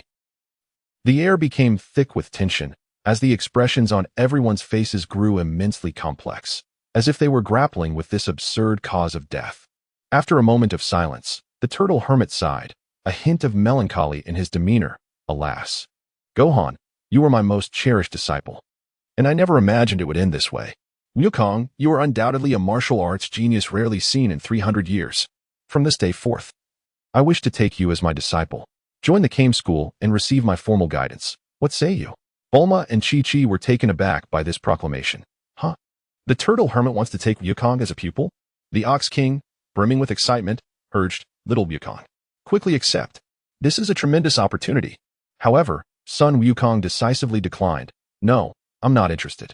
The turtle hermit. The Ox King. Bulma. Chi-Chi. The turtle hermit's eyelids twitched, unable to contain his incredulity. Are you certain? You are the grandson of my most esteemed disciple Gohan. Joining the Kame School would guarantee. Sun Wukong waved his hand dismissively, his expression nonchalant. Thank you for your kindness, Master Roshi, but I prefer to cultivate on my own. I am a scion. I have no need to squander time on such matters. The turtle hermit's lips twitched slightly, feeling as though his martial dignity had been challenged. The Ox King was left utterly speechless. Little Wukong, do you realize how many people wish to study under Master Roshi? You actually turned it down. Sun Wukong shrugged. Yeah, I don't like following others to train. I want to go solo. A profound silence enveloped the room. The turtle hermit, you little brat. Bulma couldn't help but burst into laughter, covering her mouth. Ha ha ha ha. Refusing to study under that old coot is the right choice. Chi-Chi, bewildered, murmured, how can Wukong be even more audacious than I am?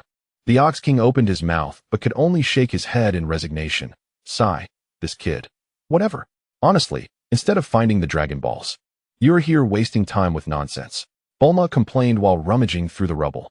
Although the castle had been reduced to ruins by the Kamehameha, some broken tiles and remnants of what still lay scattered about. Bulma searched cautiously, her eyes fixed on the ground, hoping to find the familiar orange sphere. Gee, it wouldn't have been blown to pieces, would it? Bulma frowned, pulling out her Dragon Ball radar to check, discovering a signal nearby. She quickened her pace, clearing debris from atop a pile of rubble. Suddenly, a familiar glimmer caught her eye. Found it!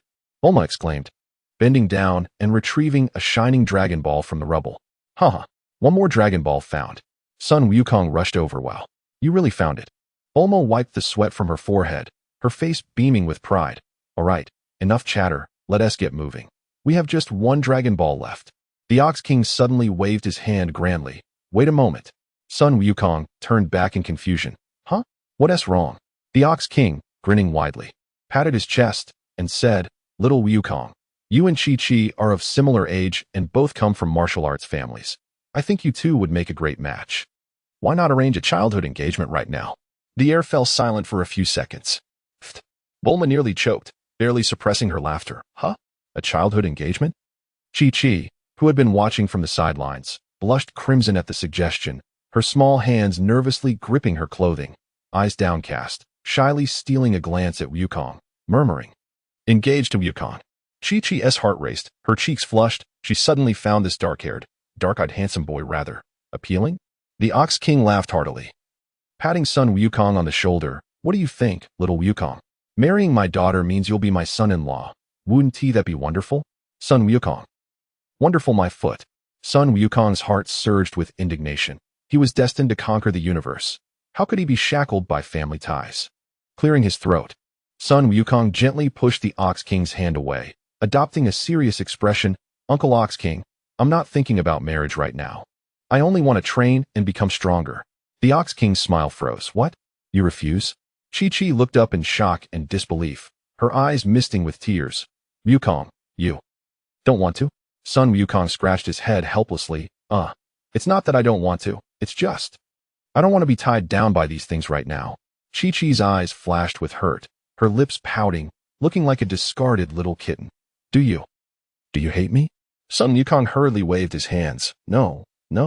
Chi-Chi bit her lip, tears welling in her eyes, her expression one of desolation. She abruptly turned and ran away, covering her face. Wah! Sun Wukong. The Ox King. Bulma. The Ox King stared in shock at Chi-Chi's retreating figure, then turned sharply to Sun Wukong, smacking him on the head. You little rascal. Do you have any idea how sought after my Chi-Chi is? You actually turned her down? Sun Wukong cradled his head, looking aggrieved. Ouch. I really don't want to get married so soon. Bulma crossed her arms, her lips twitching.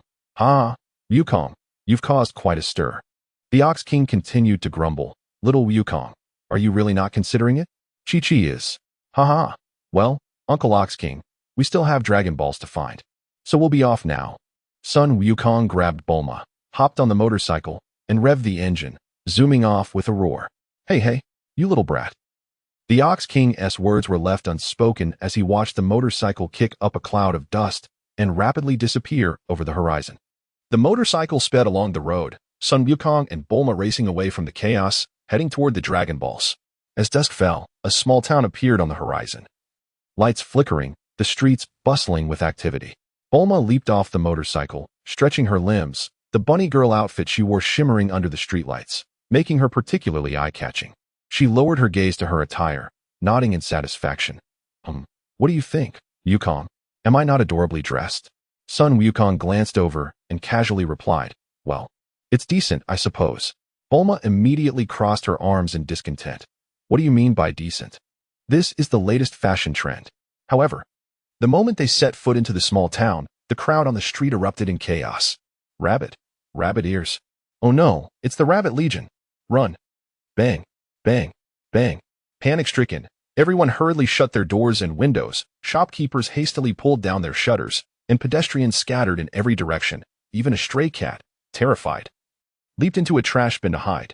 Within mere seconds, the entire street fell into an eerie silence, where even the whisper of the wind could be heard. Bulma blinked, utterly bewildered. What on earth? Why is everyone running away? Wukong, do you think I'm not cute? Chapter 11.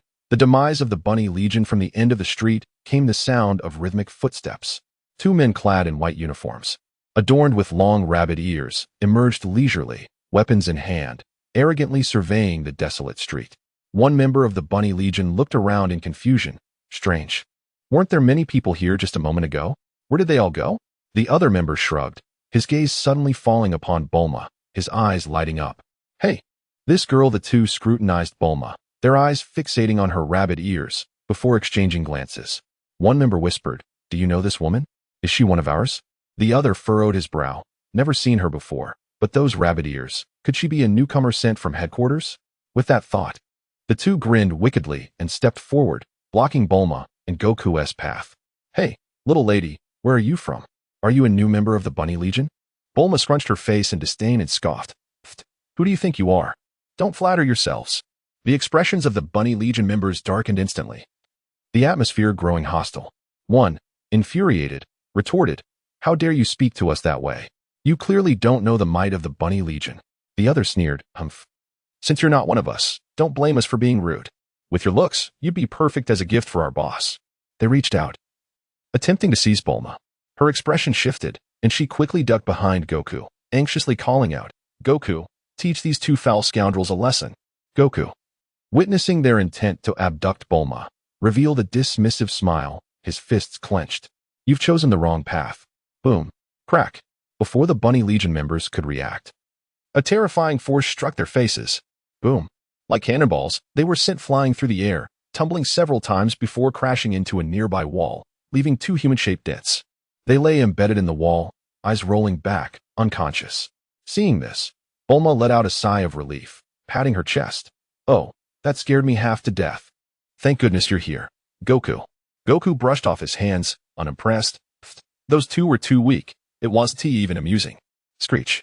The jarring sound of brakes pierced the air as a lavish car, plastered with bunny stickers, came to a slow halt before Goku and Bulma. The door swung open, and out stepped a man clad in a white suit, sunglasses shielding his eyes, and rabbit ears atop his head.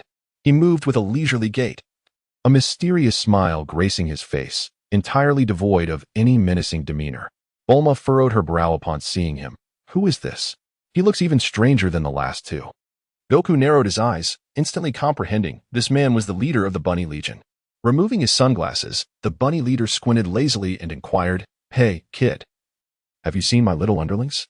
Goku casually pointed towards the wall where the two were embedded, his tone nonchalant. "Oh, you mean those two? They're right over there." The bunny leader turned to follow Goku's gesture and froze. His subordinates were utterly ensconced in the wall, limbs sprawled, eyes rolled back, drooling. Entirely unconscious, the bunny leader, Bulma thought to herself, "This is bad. He is definitely going to be furious now." However, to her surprise, the bunny leader did not display any anger. Instead, he chuckled, dusted off his suit, and approached Goku with steady steps, extending a hand with a gentle tone. "Oh, little brother, you've got some skills." Goku narrowed his eyes, refusing to shake his hand, instead watching him warily. The bunny leader continued, "I'm a reasonable man.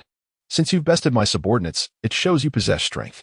I have no desire for conflict. How about we shake hands and call it even?" "Humph. Shake hands?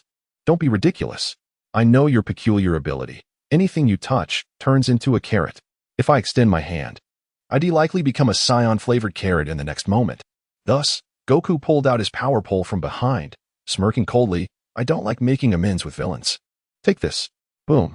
The power pole descended like lightning, delivering a devastating blow to the bunny leader. Bang! In an instant, the ground trembled. A powerful shockwave erupted, creating a massive crater as dust soared into the sky. The bunny leader didn't even have time to scream before being obliterated, reduced to nothingness. The air fell silent, the entire town enveloped in stillness, the wind sweeping through the ruins, stirring up a few wisps of dust. Bulma stood agape, staring at the crater where the bunny leader had been, speechless for quite some time. This he just died? Goku casually brushed off his hands, saying with ease, "Such devious individuals are better off gone. It's the simplest solution." Bulma's mouth twitched. "You're a bit too ruthless, aren't you? Just obliterated him outright?" Goku replied matter-of-factly, "Huh? Should I have let him turn more things into carrots?" Bulma was at a loss for words, thinking, "True. His ability is too disgusting. It's better that he is gone." Thus, the Bunny Legion was utterly vanquished. Goku waved his hand, lazily stating, "All right. With the Bunny Legion dealt with, let us continue searching for the Dragon Balls." Bulma sighed, pinching the bridge of her nose. "All right, you really are a violent little brat." As Goku and Bulma traversed the arid desert, the scorching sun beat down upon the earth, and a dry wind stirred up layers of yellow sand. Bulma, clutching the Dragon Ball radar, furrowed her brow at the glowing dots on the screen, a slight smile creeping onto her lips. "Goku, we're almost there. The Dragon Ball is just ahead." Goku soared beside her on his Nimbus, arms crossed, grinning broadly. "Great. Let us hurry." Just then, whoosh, a piercing sound of something slicing through the air echoed from a distance. Bulma shot her head up, witnessing a rocket missile streaking towards them like a meteor. Bulma yelped, hastily swerving to evade. Goku leapt into action, swinging his power pole with might, delivering a horizontal strike. Bang! The missile was struck mid-air, exploding instantly, flames erupting, shockwaves sending clouds of yellow sand swirling. Bulma's motorcycle jolted, nearly toppling over. But she steadied herself, her heart racing as she shouted, "What the heck? Who is attacking us?" The atmosphere grew tense amidst the swirling sand. Bulma looked up sharply, only to see two towering robots slowly emerging from the haze, their metallic shells glinting coldly in the sunlight. Goku squinted, recognition dawning in his eyes. "It's them." These two robots, one tall and slender, the other stout and robust, exuded an aura of formidable combat prowess. Seated in the cockpit of the robots were none other than the indestructible duo from the Dragon Ball universe, Xiao Wu and Ashu.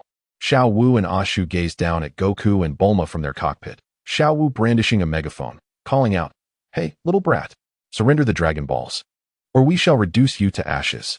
Sun Wukong licked his lips, gripping the Rui Jingu Bang tightly, filled with a fervent fighting spirit. "Oh, you two little ones think you can seize the Dragon Balls." Bulma quickly tugged at Wukong's sleeve, whispering a caution. Hey, although they appear weak, those two robots possess formidable firepower. Do not underestimate them." Sun Wukong chuckled lightly, swinging the Rui Jingu Bang. "Haha, fear not, they are merely robots. I can obliterate them with ease." Chapter 12, Pilaf's Weakness. Without further ado, the battle commenced. Sun Wukong leapt high into the air, wielding his Rui Bang like a bolt of lightning, and struck fiercely down upon Ashu's robot. Bang! The tremendous impact shattered the robot's left arm, sending metallic fragments flying in all directions while electrical currents crackled ominously. Ashu, in the cockpit, shouted in terror, "No, it can't be. How could this little brat possibly destroy my—" Sun Wukong offered no chance for Ashu to react, gripping the Rui Bang with both hands and executing a spinning strike that powerfully swept across the robot's chest. Boom! The colossal steel body was cleaved through, and the core system exploded, engulfing the entire robot in flames. Ashu barely had time to scream before being consumed by the inferno, reduced to mere ash. Xiao Wu, witnessing Ashu's grim fate, stood frozen in shock. Cold sweat dripped from her forehead, her face pale as she clumsily maneuvered the robot backward, trembling. Is this guy a monster? I don't want to die. Wah, I'm not playing with you anymore." In a panic, Xiao Wu yanked the control stick, driving the robot into a frenzied retreat, activating escape mode. The thrusters erupted in flames beneath her, and in the blink of an eye, she vanished into the desert's horizon like a small black dot. Bulma watched Xiao Wu flee in dismay, her mouth agape. This girl runs surprisingly fast? Sun Wukong retracted his Rui Bang with a huff. "I can't be bothered to chase. She won't stir up much trouble anyway." Bulma shrugged, "Let her keep her life." Sun Wukong clapped his hands and turned to Bulma. "All right, let us continue our search for the Dragon Balls." Bulma nodded, retrieving the Dragon Ball radar, her smile widening. Indeed, the next Dragon Ball is just ahead. Under the crimson-hued sunset, Xiao Wu piloted the robot back to a foreboding castle in disarray. The hatch opened, and she trembled as she emerged, her legs weak, face ashen, and forehead drenched in cold sweat, as if she had just escaped from hell. Gritting her teeth, she staggered into the castle's grand hall. In the center, King Pilaf lounged leisurely on his golden throne, legs crossed, a cigar dangling from his lips. Xiao Wu. Xiao Wu gasped, her voice quivering. "Master, Ashu is dead." "What?" Pilaf straightened abruptly, his cigar dropping to the floor as his expression darkened ominously. "What did you say?" "Ashu is dead." Xiao Wu swallowed hard, battling her fear as she nodded urgently. "It was that little brat named Sun Wukong. He is too powerful. He smashed Ashu's robot with a single blow." Ashu didn't even have a chance to escape. He was blown to ashes. Pilaf's eyelids twitched, his complexion growing increasingly grim. Gritting his teeth, he slammed his hand against the armrest of the throne. What insolence! A mere child, and yet so difficult to deal with. Humph, since he is so arrogant. Let him walk into his own demise. Pilaf rose, speaking in a low voice. The castle is filled with traps. If that little brat dares to enter, he shall never return. Xiao Wu, her teeth clenched, nodded vehemently. Yes, I want to see that guy crushed by our traps. A cold smile spread across Pilaf's face as he waved his hand. Prepare everything. Traps, gas, mechanical troops. Activate all defenses. Yes. Sun Wukong and Bulma sped towards Pilaf's castle, finally arriving at its ominous exterior. The castle loomed, its walls towering and adorned in dark crimson, radiating an unsettling aura. Bulma pulled out the Dragon Ball radar, her eyes glued to the blinking dot on the screen, exclaiming excitedly, Wukong, the Dragon Ball is inside. Suddenly, a piercing voice echoed from the castle's loudspeakers, Pilaf's triumphant laughter reverberating throughout. Ha ha ha, foolish little brat, you have finally arrived. Sun Wukong and Bulma looked up to see Pilaf's face on the enormous electronic screen atop the castle, grinning down at them with arrogance. Did you think you could easily invade my castle? Dream on. I have set countless traps. If you dare to enter, prepare to become corpses. Ha ha ha. Xiao Wu's voice joined the broadcast, laced with malicious taunts. That's right. If you have the guts, come on in. Let us see if you can make it out alive. Bulma frowned, muttering, are these guys out of their minds? They're revealing all their traps. They were always a bit off in the head. Sun Wukong replied dismissively, flexing his wrists as his gaze sharpened, striding towards the castle. So, you choose to hide inside? Very well. I shall simply demolish your castle from the outside, and see if you dare to come out. Hiya. Sun Wukong swung the Rui Bang with all his might against the castle walls. Boom. The tremendous shockwave caused the entire castle to tremble violently, dust swirling, bricks crumbling, and fissures forming in the ground. Pilaf, Xiao Wu, and Ashu's expressions shifted dramatically, staring at the monitor showing Sun Wukong, utterly aghast. What the? This little brat is breaking all the rules. Boom, boom, boom. Sun Wukong continued to strike the castle frantically. With each swing, the structure quaked, bricks shattered, walls teetered, as if they might collapse at any moment. Inside the command room, Pilaf and Xiao Wu were thrown about, furniture rattling, instruments blaring, chaos reigning supreme. Xiao Wu clung desperately to the edge of the table, her face pale, sweating profusely. King Pilaf, if this continues, our castle will truly be destroyed. Pilaf, staggering, gritted his teeth and roared, that little brat. Is he here to steal the Dragon Balls, or to demolish my home? Xiao Wu, her eyes wide with fear, stammered, Master, should we run away? Run away? Nonsense. Pilaf bellowed, his anger causing his mustache to bristle. He slammed his fist on the table, eyes blazing. I will fight personally. With that, he leapt into the mech bay, climbing into a fully armed giant robot. Seeing Pilaf prepare to engage, Xiao Wu felt a surge of relief but was quickly interrupted. Xiao Wu. Pilaf turned sharply, his gaze icy. You are coming with me. Xiao Wu froze, her complexion shifting dramatically, her legs buckling as she nearly collapsed. What? I am not going. Pilaf grinned wickedly. Not going? Humph. If you refuse, I shall toss you to the crocodiles. Xiao Wu's vision darkened, utterly breaking down. Wah. No, please. Despite her reluctance, she was forcibly shoved into a smaller mech. Boom. Pilaf and Xiao Wu's robots leaped from the castle's roof, crashing heavily to the ground, kicking up a cloud of dust. Sun Wukong halted his assault, looking up at the two massive mechs that had suddenly descended before him, a smirk tugging at his lips, finally decided to come out. Have you? Pilaf's robot towered high, its arms bristling with heavy weaponry, gazing down at Sun Wukong with a triumphant laugh. Ha ha ha. Little brat. No matter how strong you are, you cannot defeat my super battle mech. Xiao Wu grasped the control lever with trembling hands, her legs quaking alongside the robot. On the verge of tears, murmuring, why did I even come out? This is utterly hopeless. Alas. Sun Wukong tightened his grip on the Rui Jingu Bang, his figure flashing like lightning as he leaped fiercely, bringing the weapon down upon Pilaf's robot with tremendous force. Boom. The Rui Jingu Bang struck the mech's shoulder like a celestial hammer, the overwhelming impact twisting and deforming the mechanical arm, sparks flying from the damaged circuits within. Warning. Left arm damaged. Warning. Left arm damaged. The control panel of Pilaf erupted in a cacophony of alarms. Pilaf, rattled within the cockpit, shouted in terror. How can this little brat's attack be so exaggerated? Wukong pressed on. With a sweeping strike, the Rui Jingu Bang crashed into the joint of Pilaf's robot's leg. Crack! The massive mechanical limb shattered instantly, causing the entire machine to lose its balance and crash to the ground, creating a colossal crater. Pilaf?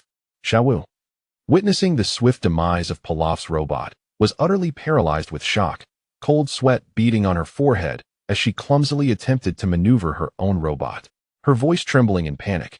No, no, no. I must flee. However, Sun Wukong's gaze had already locked on Xiaowu, just as her robot turned to escape. Wukong sprang into action, delivering a powerful blow to the robot's back. Boom. The entire mech erupted in an explosion. Xiaowu's cockpit was ejected, her body spinning wildly through the air before crashing to the ground in a sprawling position, dazed and disoriented, her eyes filled with stars, utterly defeated. Sun Wukong landed gracefully, stowing away the Rui Jingu Bang, dusting off his hands with a nonchalant expression, Tisich, utterly weak. Both Pilaf and Xiaowu were left in a state of disbelief, staring at the wreckage of their once mighty machines, their spirits shattered. Pilaf's lips twitched uncontrollably as he trembled, pointing a quaking finger at Sun Wukong, nearly in tears. Is this even human? What sort of monster is this little brat? Chapter 13, The Wish Bang. Sun Wukong swung his Rui Bang down fiercely towards Pilaf's head. Pilaf could only watch in horror as the menacing black staff hurtled towards him with a terrifying whoosh, instantly petrifying him, his eyes nearly bulging out of their sockets. Swoosh. The Rui Bang stopped abruptly just 1 centimeter above Pilaf's head, the force of the wind knocking his hat to the ground with a loud thud. Pilaf's face drained of color, his body stiffening, beads of cold sweat pouring down his forehead. Gulp. Pilaf's throat convulsed wildly, paralyzed in place, his legs buckling as he lost control. No, please don't kill me. Sun Wukong coldly gazed at Pilaf, a smirk forming at the corner of his mouth as he retracted the Rui Bang and said nonchalantly, If you wish to live, hand over the Dragon Ball. Pilaf nodded frantically, trembling as he pulled a shimmering Dragon Ball from his pocket, offering it to Sun Wukong with both hands while shouting, Take it, take it. Please spare me. Sun Wukong received the Dragon Ball and examined it, noting the engraved star. Indeed, it was the 1-star ball. All right, you may leave. At his words, Pilaf felt as if he had been granted a great reprieve, scrambling to little Wu's side, hoisting her up, and fleeing in a panic. Oh no, please spare me. Lord Wukong, we promise we won't provoke you again. Bulma, hands on her hips, watched the retreating figures and couldn't help but chuckle. Haha, these two are such cowards. Sun Wukong, holding the Dragon Ball, shrugged. Who told them they were so weak? Wonderful. All the Dragon Balls are gathered. Bulma exclaimed, pouring out the bag containing the Dragon Balls, and the 7 glimmering orbs rolled across the ground. Bulma, you finally collected all the Dragon Balls. What wish do you intend to make? Bulma crossed her arms, grinning with pride. Of course. I want a handsome boyfriend. Sun Wukong paused for a moment, then grinned widely, pointing at himself. Hey, isn't a handsome boyfriend right in front of you? Bulma blinked, looking down at the shorter Wukong, her lips twitching as she compared their heights, utterly speechless. You're so short. Sun Wukong puffed out his chest defiantly. I'm 12 years old. Just wait a few years, and I'll be incredibly handsome. Bulma surveyed him, reluctantly admitting that his features were quite delicate, but he was far too young to exude the aura of a true heartthrob. Humph. Bulma pouted, chuckling. Let us talk about this when you grow up. Sun Wukong looked at Bulma earnestly and said, Bulma, why not let me have the wish instead? Bulma blinked, curious. What wish do you want to make? I want to become stronger. There are too many dangers on our adventures. I must enhance my abilities to protect you. Bulma hesitated for a moment, feeling a stir in her heart. After all, if Wukong were stronger, she would be safer, and they wouldn't need to fear any enemies in the future. All right, it's yours. Come forth, Shenron. Boom. Suddenly, the sky turned pitch black, fierce winds whipped up, and thunder crackled, as golden lightning slashed through the clouds, enveloping the world in a mysterious realm. The 7 Dragon Balls radiated a dazzling golden light, shooting upward into the dark heavens. Roar. A resounding roar that shook the very earth echoed all around, followed by a colossal green dragon spiraling rapidly through the clouds, its golden eyes burning like 2 suns. Both majestic and enigmatic, its immense body loomed over the dark clouds, sending tremors through the earth. Shinran had finally descended. Bulma covered her mouth, her eyes wide with wonder. Wow, is this Shinran? Sun Wukong was momentarily awed by the spectacle before him, but quickly regained his composure. Clenching his fists in excitement as he gazed up at Shinran, the dragon looked down upon them, its golden eyes shimmering with supreme authority, its deep voice rumbling like thunder. State your wish. Any wish, I can fulfill. Sun Wukong gazed up at Shinran, his lips twitching slightly. Any wish could be fulfilled? He couldn't help but think. How absurd. I recall that the Earth's Shinran has many limitations. Reflecting on this, Wukong stroked his chin, pondering what wish would be most suitable for him. Bulma waited impatiently, and seeing Wukong mumbling to himself, she nudged him curiously. Hey, Wukong, why aren't you making a wish? Snapping back to reality, Wukong scratched his head, frowning in contemplation. I must wish for something that Shinran can genuinely accomplish. A wish for power that is too extreme one to do. Becoming a destroyer is probably out of the question. Perhaps a wish to double my combat power might be feasible. Shinran, please grant me a bracelet that allows me to adjust gravity at will. The wider the range, the better. Boom. The dragon's eyes gleamed with excitement. The golden light flickering in the clouds, its authoritative voice resonating across the heavens. This wish can be fulfilled. Shinran's body emitted a brilliant golden light. A radiant beam shot forth from its mouth, gently landing in Wukong's hand. Buzz. As the light faded, Wukong looked down to find a black metallic bracelet resting quietly in his palm, inscribed with ancient, mysterious runes, emanating a faint mystical glow. Excitedly, Wukong donned the bracelet on his wrist, eager to test its functionalities when he heard Shinran's majestic voice declare, "Your wish has been granted. Farewell." Boom. Shinran instantly transformed into 7 beams of light, vanishing in an instant. The dark clouds dispersed rapidly, restoring clear skies, as if nothing had ever occurred. Gravity training. I can finally utilize it anytime, anywhere. As a traveler, Wukong understood the significance of gravity for a Scion's growth within the realm of Dragon Balls. High gravity training is one of the shortcuts to becoming stronger. Bulma urged him from the side. Hey, Wukong, hurry up and give it a try. Wukong nodded, pressing the button on the bracelet to adjust the gravity settings. Current gravity, 2x. Buzz. An invisible pressure enveloped him instantly, causing his body to feel slightly heavier. His muscles immediately sensing the additional load. Ugh. Wukong furrowed his brow slightly, lifting his arm, realizing his movements were a tad sluggish. And the weight of his legs had noticeably increased, but it was far from being unmanageable, just required additional effort. Attempting to step forward, the ground sank slightly beneath him. But it was not excessive, merely a feeling of added weight. Under 2x gravity, his stamina expenditure increased significantly. With his current combat power hovering around 10 under double gravity, movement would be affected, but it wouldn't be so severe as to hinder him entirely. With some adaptation, his speed and strength would gradually return to normal. Bulma, watching from the sidelines, couldn't help but stifle a laugh. Haha.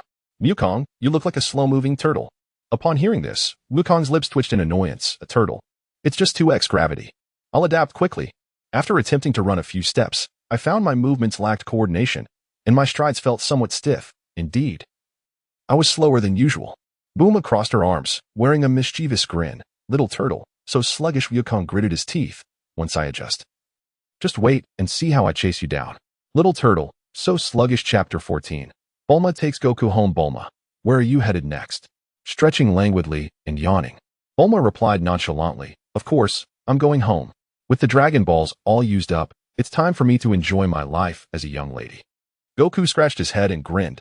Let me take you back. Bulma paused for a moment, then shook her head. No need. I can ride my motorcycle back myself. Goku pouted, glancing at her motorcycle. That has a long way to go. You'll be too slow.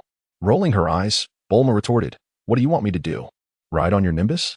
Goku nodded as if it were the most obvious thing in the world. Exactly. Bulma's lips twitched as she pointed to herself. I'm not exactly pure-hearted. I would just fall off. Goku patted his chest confidently. It's simple. I'll carry you. Bulma blinked, looking doubtfully at the little Goku whose height barely reached her waist, and thought, can this little guy really carry me? Goku, feeling indignant, puffed out his cheeks. Don't underestimate me. I'm really strong. Without further ado, he squatted down, signaling for Bulma to hop on. Bulma stared at him skeptically for a few seconds, but eventually decided to try and climbed onto Goku's back. her arms gently draping over his shoulders. If you can't carry me, don't blame me for stepping on your head. Goku adjusted his stance, leaping onto the Nimbus. Whoosh! The golden Nimbus transformed into a streak of light, swiftly soaring into the sky, carrying them through the blue skies and white clouds towards West City. As the wind rushed past, Bulma felt her hair whipping around and couldn't help but exclaim, "Wow, this is so fast." With a laugh, Goku replied, "Haha, this isn't even fast yet." Bulma clung tightly to Goku, fearful of falling, while also marveling, "Hey, Goku, you're surprisingly strong for such a little body." Goku beamed with pride, "Of course. I'll get even stronger in the future." West City gradually came into view. Skyscrapers stood tall, the streets were wide, crowds bustled about, and flying cars zipped by, creating an atmosphere brimming with technology and modernity. Goku's eyes widened in excitement as he looked around. Wow. So this is West City. Seeing this world-class metropolis up close, it feels like another realm compared to the magical city of my past life. Bulma smiled proudly. What do you think? Are you amazed by the splendor of West City? Goku nodded vigorously, astonished. There are big houses everywhere, and so many strange machines flying around. Bulma pointed ahead, where a massive domed building came into view, prominently displaying the Capsule Corp logo on its walls. That's it. Capsule Corporation. Goku looked over as the Nimbus gradually descended, landing steadily on the lawn in front of Capsule Corporation. Bulma hopped down lightly, stretched, and turned to Goku with a smile. "Goku, do you want to come in and hang out?" Goku scratched his head, blinking. "I'm hungry." Bulma paused for a moment before bursting into laughter. "Huh? You really only think about food, don't you? Don't worry, we have plenty of delicious food at my place." Goku's eyes sparkled as he patted his stomach. "Then let us go take a look." Ding! The automatic doors slid open, revealing a middle-aged man in a white lab coat. With a disheveled appearance and a pipe in his mouth, it was Dr. Brief. Initially, he had merely been glancing at the weather outside. But upon spotting his beloved daughter returning with an unfamiliar young boy, he blinked in surprise. After a brief moment of silence, he nearly choked on his pipe. "Bulma, you brought home a little boy?" Bulma rolled her eyes. "What do you mean by brought home?" "Goku is a friend I met on my journey, and he's just giving me a ride home." Dr. Brief stroked his beard, narrowing his eyes. "A little boy you met on your journey, bringing you home. Bulma, could it be that you've secretly brought home a future son-in-law?" "Goku." Bulma. In the next moment, a glamorous figure dashed out of the house. "My precious daughter is back. Oh dear, who is this little boy? Could he be my future son-in-law?" A lavishly dressed lady with meticulously styled hair, sunglasses, and bright red lipstick rushed out. It was Mrs. Brief. She excitedly scanned Goku with a curious glint in her eye, overflowing with gossiping energy. "Oh my. Bulma, how long have you been gone on your adventure? And you already brought home a little boyfriend? Talk about efficiency." Goku felt a twitch at the corner of his mouth, observing this eccentric couple, thinking to himself, truly, they haven't changed at all. Bulma exploded in frustration. "Mom, stop saying nonsense. Goku is just a little kid." Dr. Brief and Mrs. Brief exchanged knowing glances, the doctor stroking his beard. "Oh, a little boy? So that means he has the future son-in-law?" Mrs. Brief clasped her hands together, her face filled with anticipation. "Oh dear, we're going to have a new member in our family." Goku couldn't help but chuckle. "Aha, doctor. I have no idea if Bulma will marry me in the future, but your family is certainly amusing." Bulma's face turned crimson as she kicked Goku playfully. "You're still laughing? Shut up." Goku nimbly dodged, grinning. You're so excited. You wouldn't really like me, would you?" Bulma retorted. "You, go die." Mrs. Brief was thoroughly entertained, chuckling. "Goku, you're quite the tease. My daughter might be in trouble." Bulma was on the verge of a breakdown. "Mom, stop it." Dr. Brief laughed heartily, waving his hand. All right, enough of the jokes. Come on in." Mrs. Brief nodded. "Yes, Goku must be hungry. Let me prepare something for you." As Bulma sat down, she laughed. "Humph, Goku, you're in for a treat. My mama's cooking is top-notch." Dr. Brief leisurely picked up his knife and fork, smiling. "Indeed, since you're Bulma's friend, feel free to eat as much as you like." Goku's eyes locked onto the feast laid out before him, his gaze igniting with fervor. "Aha, then I want to hold back." The scene descended into utter chaos. Goku, resembling a ravenous beast starved for 3 days, lunged for the food with chopsticks in hand, devouring everything at lightning speed, almost leaving an afterimage. Crunch, crunch. Gorging on meat. Slurp, slurp. Gulping down soup. Roar. Stuffing an entire rice ball into his mouth, Dr. Brief's pipe fell into his plate, while Mrs. Brief covered her mouth, her face filled with shock. Is this little boy even human? The food in front of Goku seemed to vanish in an instant. The plates on the other side of the table completely empty. Dr. Brief adjusted his glasses, astonished. In all my years, I have never seen such a terrifying appetite. What kind of stomach does this kid have? Mrs. Brief exclaimed. My goodness, Goku, are you really not a wild man? Goku looked innocent. But I'm still not full. Everyone. Mrs. Brief snapped back to reality, quickly calling out to the kitchen robots. Hurry, hurry. Bring out 10 more servings. The child is determined to devour the entire table. As night falls, Wukong reclines on the plush bed, his hands resting behind his head. Leisurely gazing at the ceiling, a faint smile curling at the corners of his mouth. Residing at Bulma's home for training has indeed proven to be a sagacious choice.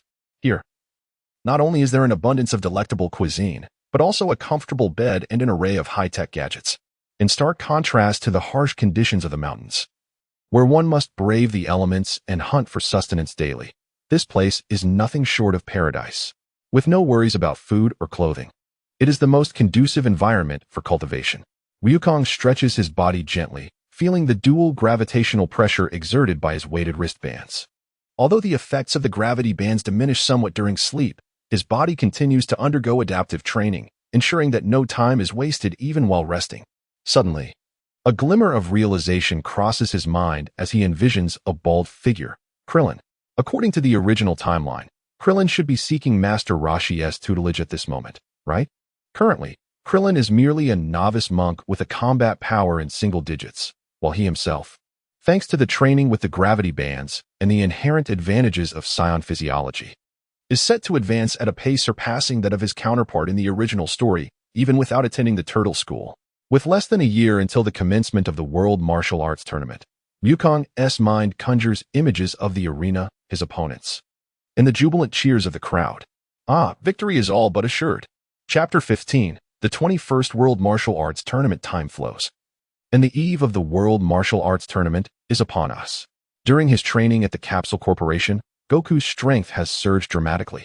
As he continually adapts to the higher gravity, his combat power has far surpassed that of ordinary martial artists on Earth. At this moment, Goku stands on the training ground, flexing his wrists and feeling the pressure of 5 times normal gravity. I have completely acclimated. Goku clenches his fists, exerting a slight force, causing the air around him to tremble subtly. His muscles brim with explosive power. Compared to just a few months ago, he feels utterly transformed. His combat power must have exceeded 200 by now, right? In the original storyline, Goku's combat power was below 100 when he participated in the 21st World Martial Arts Tournament. However, Goku glances down at his still diminutive stature and frowns slightly, unable to suppress a snort.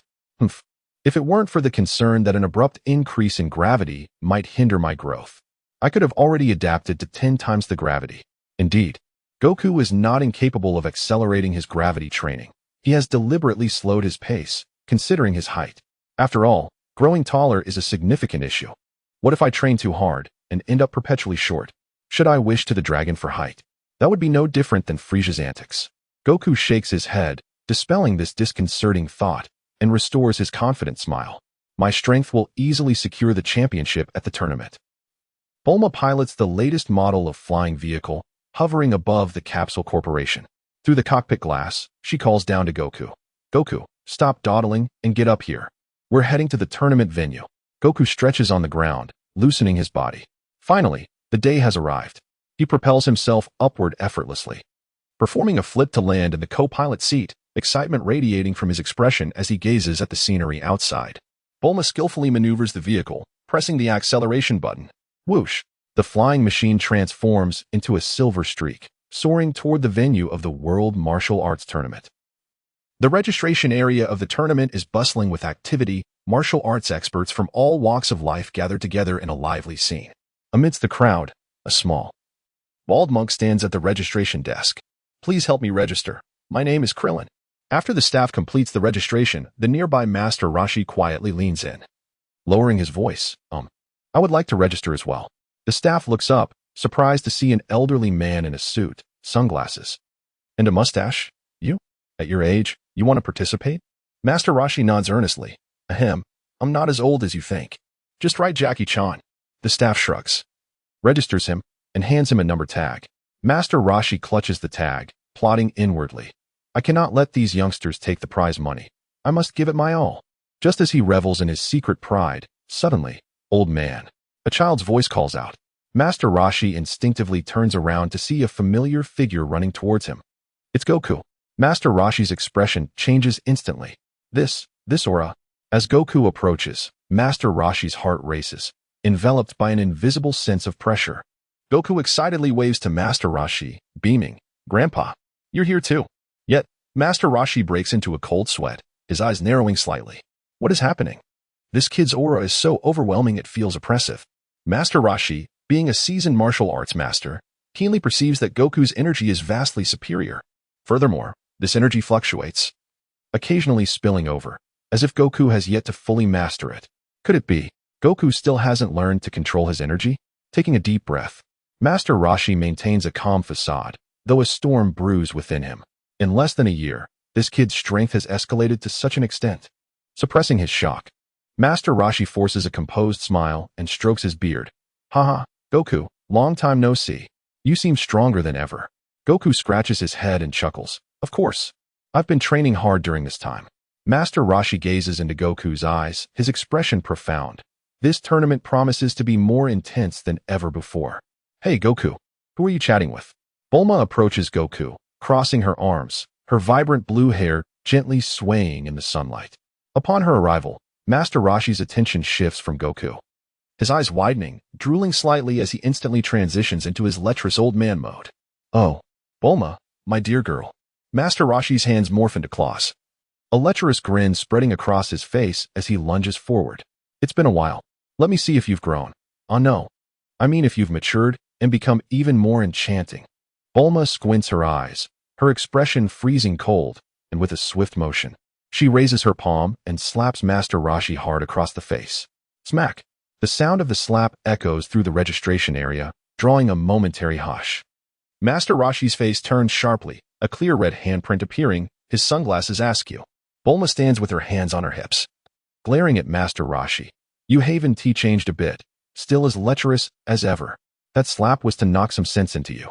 Master Rashi freezes in place, the handprint on his face radiating warmth. After a few seconds, he awkwardly turns his head, forcing a grin. Hee, Bulma, you're still as spirited as ever. It's been a long time, so cut me some slack. Bulma rolls her eyes. Slack for you? Not a chance. Goku expresses no sympathy for Master Rashi's plight. Grandpa, you really can't change this habit of yours. Krillin stands nearby, dumbfounded, thinking, Master, you are a martial arts master, yet why do you always suffer like this around pretty girls? Master Rashi rubs his slapped face, internally weeping, resolving to focus on the tournament instead. You must be Son Goku, right? Krillin regards Goku with a hint of combativeness, surveying him from head to toe. A slight smirk forming. I've heard about you from Master Rashi. Goku lazily glances at Krillin, yawning. Oh? And then?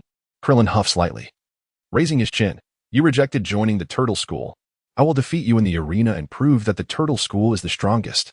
A momentary silence envelopes the surroundings. Goku blinks, observing the confidently assertive future strongest human on Earth, his lips curling slightly, devoid of any fighting spirit. Only a hint of disdain and indifference. Too weak, far too weak. Goku casually scratches his nose, his tone as calm as if discussing what to eat today. Oh, well? Good luck with that. Krillin pauses, frowning. What kind of reaction is that? Goku shrugs, squinting his eyes with a smile. Nothing, just thinking. You're too weak, lacking any challenge. Krillin's face stiffens, his fist clenching tightly, an inexplicable fury rising within him. This guy actually dismisses me entirely. The turtle hermit shook his head in disapproval, letting out a silent sigh. Alas. This child is utterly oblivious to the trials that lie ahead. That little bald head. He is surely destined to endure a rather severe beating from Goku. The turtle hermit stroked his beard, contemplating whether he should prepare some ointment for Krillin in advance. After Goku and the others departed from the registration area, a figure cautiously peeked out from a corner, glancing around nervously to avoid being detected. Phew, the menace has finally left. This individual was none other than Yamcha. Yamcha had initially intended to participate in the World Martial Arts Tournament, hoping to establish his reputation and demonstrate his abilities. However, Upon catching a glimpse of Goku from afar, he felt a shiver run down his spine, and his composure faltered. How could this brat have shown up too? Memories of being thoroughly beaten by Goku, reduced to a state reminiscent of a battered pig, flooded his mind, filling him with trepidation. This guy must be even stronger than before. If I were to face him again, where would I hide my face? Yamcha wisely opted to lay low, retreating into the shadows to observe until Goku and his companions had moved far enough away before stealthily approaching the registration desk. The staff member glanced up at him. Registration? Yamcha cleared his throat, feigning calmness. Yes, please register me. My name is Yamcha. The staff member nodded, swiftly completing the registration and handing him a number tag. As Yamcha accepted the tag, unease lingered in his heart.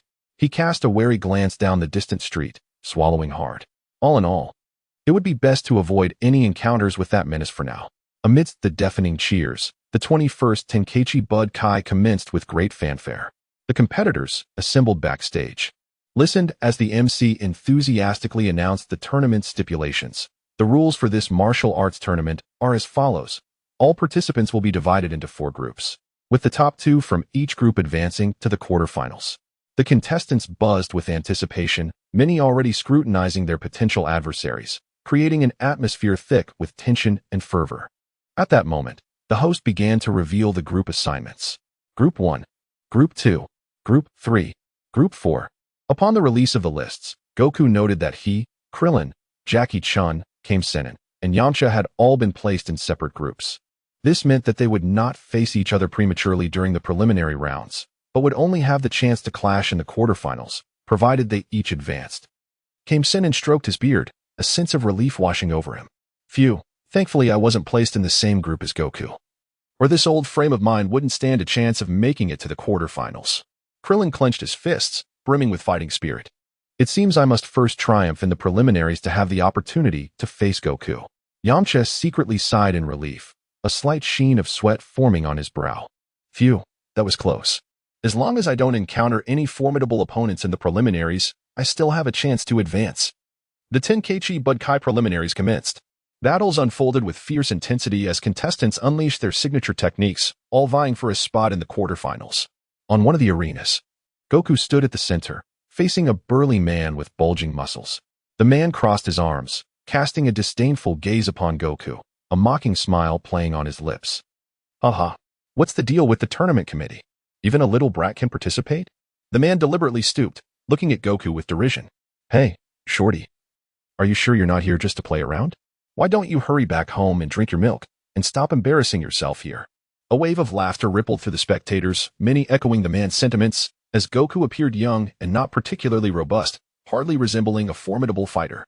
Goku remained unfazed, merely tilting his head and flashing a faint smile. What are you laughing at? The man frowned. Bang! A blur flashed past. Goku's figure instantly appeared beside the man, delivering a devastating punch to his arm. Crack!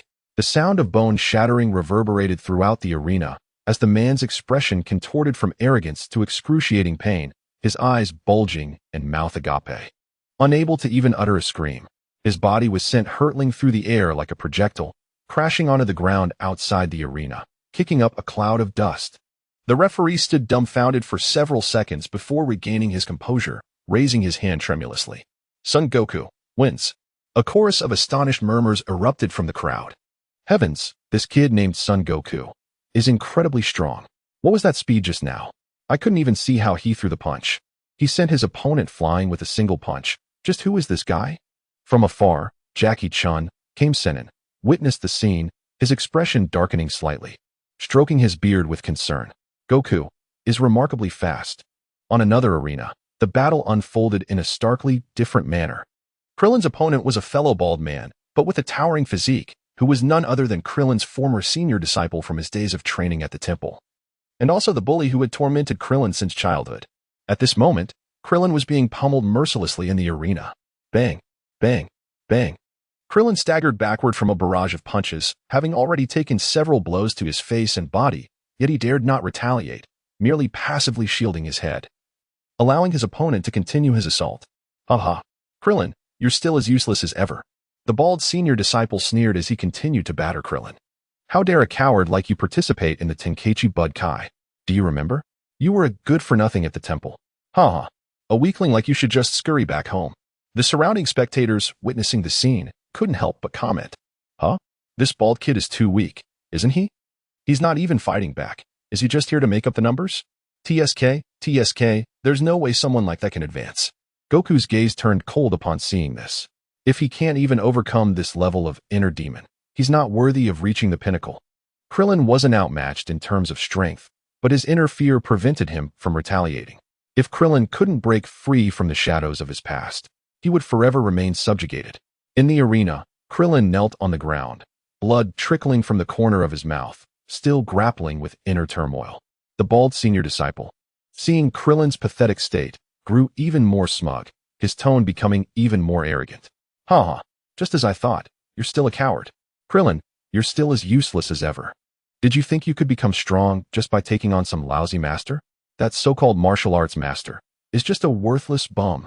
Following him, you'll forever be a good-for-nothing. A sudden silence hung in the air for a moment. Krillin's pupils contracted sharply, his entire body trembling violently. You can insult me, but you cannot insult Master Roshi. Boom! An unprecedented surge of fury ignited within Krillin's heart. His gaze suddenly becoming incredibly sharp, his fists clenched tightly, veins bulging. Before the bald senior disciple could react, Krillin had already sprung from the ground, his body instantly transforming into a blurry afterimage. Boom! A muffled explosive sound erupted. Krillin's fist slammed into his senior disciple's abdomen with tremendous force, this punch embodying all of his pin-up rage. The bald senior disciple's eyes bulged instantly, the smug expression on his face frozen. A cry of agony escaping his lips as his entire body was sent hurtling through the air like a projectile. Bang! He flew directly out of the arena, crashing heavily onto the ground, unconscious. The staff stood stunned for several seconds before reacting, quickly announcing, Krillin wins. Kame Sennin nodded approvingly, stroking his beard and chuckling. Not bad. Not bad. At least I didn't teach this kid for nothing. In the arena, Yamcha stood with his arms crossed, his gaze fixed intently on his opponent, a large man with a menacing face, who bared his teeth, looking particularly ruthless. Kid, if you know what's good for you, you'll jump down yourself, lest I beat you to a pulp. The man brandished his fist menacingly, his muscles bulging, projecting an intimidating presence. Yamcha merely smiled faintly, a cold arc forming on the corner of his lips. Oh, is that so? Then give it a try. The man flew into a rage, roaring as he charged towards Yamcha, swinging a fist the size of a sandbag straight for Yamcha's face. Wolf Fang Fist. Yamcha launched his attack instantly, his figure blurring into a series of afterimages in his opponent's vision, followed by bang, bang, bang. A rapid succession of heavy punches landed on his opponent, who didn't even catch a glimpse of Yamcha's figure, his entire body blasted away by a fierce flurry of fists, collapsing to the ground with a thud, instantly unconscious. The referee paused for a second before quickly announcing, Yamcha wins. On the other side, in Jackie Chun's Kame Sennin arena, his opponent was a towering man, seemingly possessing immense strength, but he clearly underestimated Jackie Chun, the elderly man. Old man, don't blame me for not showing mercy. Don't come crying to the referee if I break your bones in a moment. The opponent grinned. Jackie Chun grinned back. He. Young man, don't be too confident. Now, the opponent charged forward, throwing a punch straight at Jackie Chun's chest. Bang! The fist struck as if against thin air, and to everyone's astonishment, Jackie Chan's figure vanished without a trace. What? The opponent, taken aback, glanced around in confusion. In the next moment, a gentle tap on the back of his head rendered him stiff, his eyes rolling back as he collapsed to the ground. The other competitors? The referee, momentarily stunned, swiftly declared, Jackie Chan wins. The list of the top 8 has been officially revealed. As the host approached the stage to announce the matchups, the entire venue erupted in excitement, with spectators eagerly discussing the thrilling confrontations that lay ahead. Top 8 matchup list. Klin vs. Barbarian. Can Klin triumph over this opponent renowned for his brute strength and prove his own capabilities? Yamcha vs. Jackie Chan, under the alias of Master Roshi. Will Yamcha identify Jackie Chan's true identity in a clash of Wolf Fang Fist against the seasoned martial arts master? Nam vs.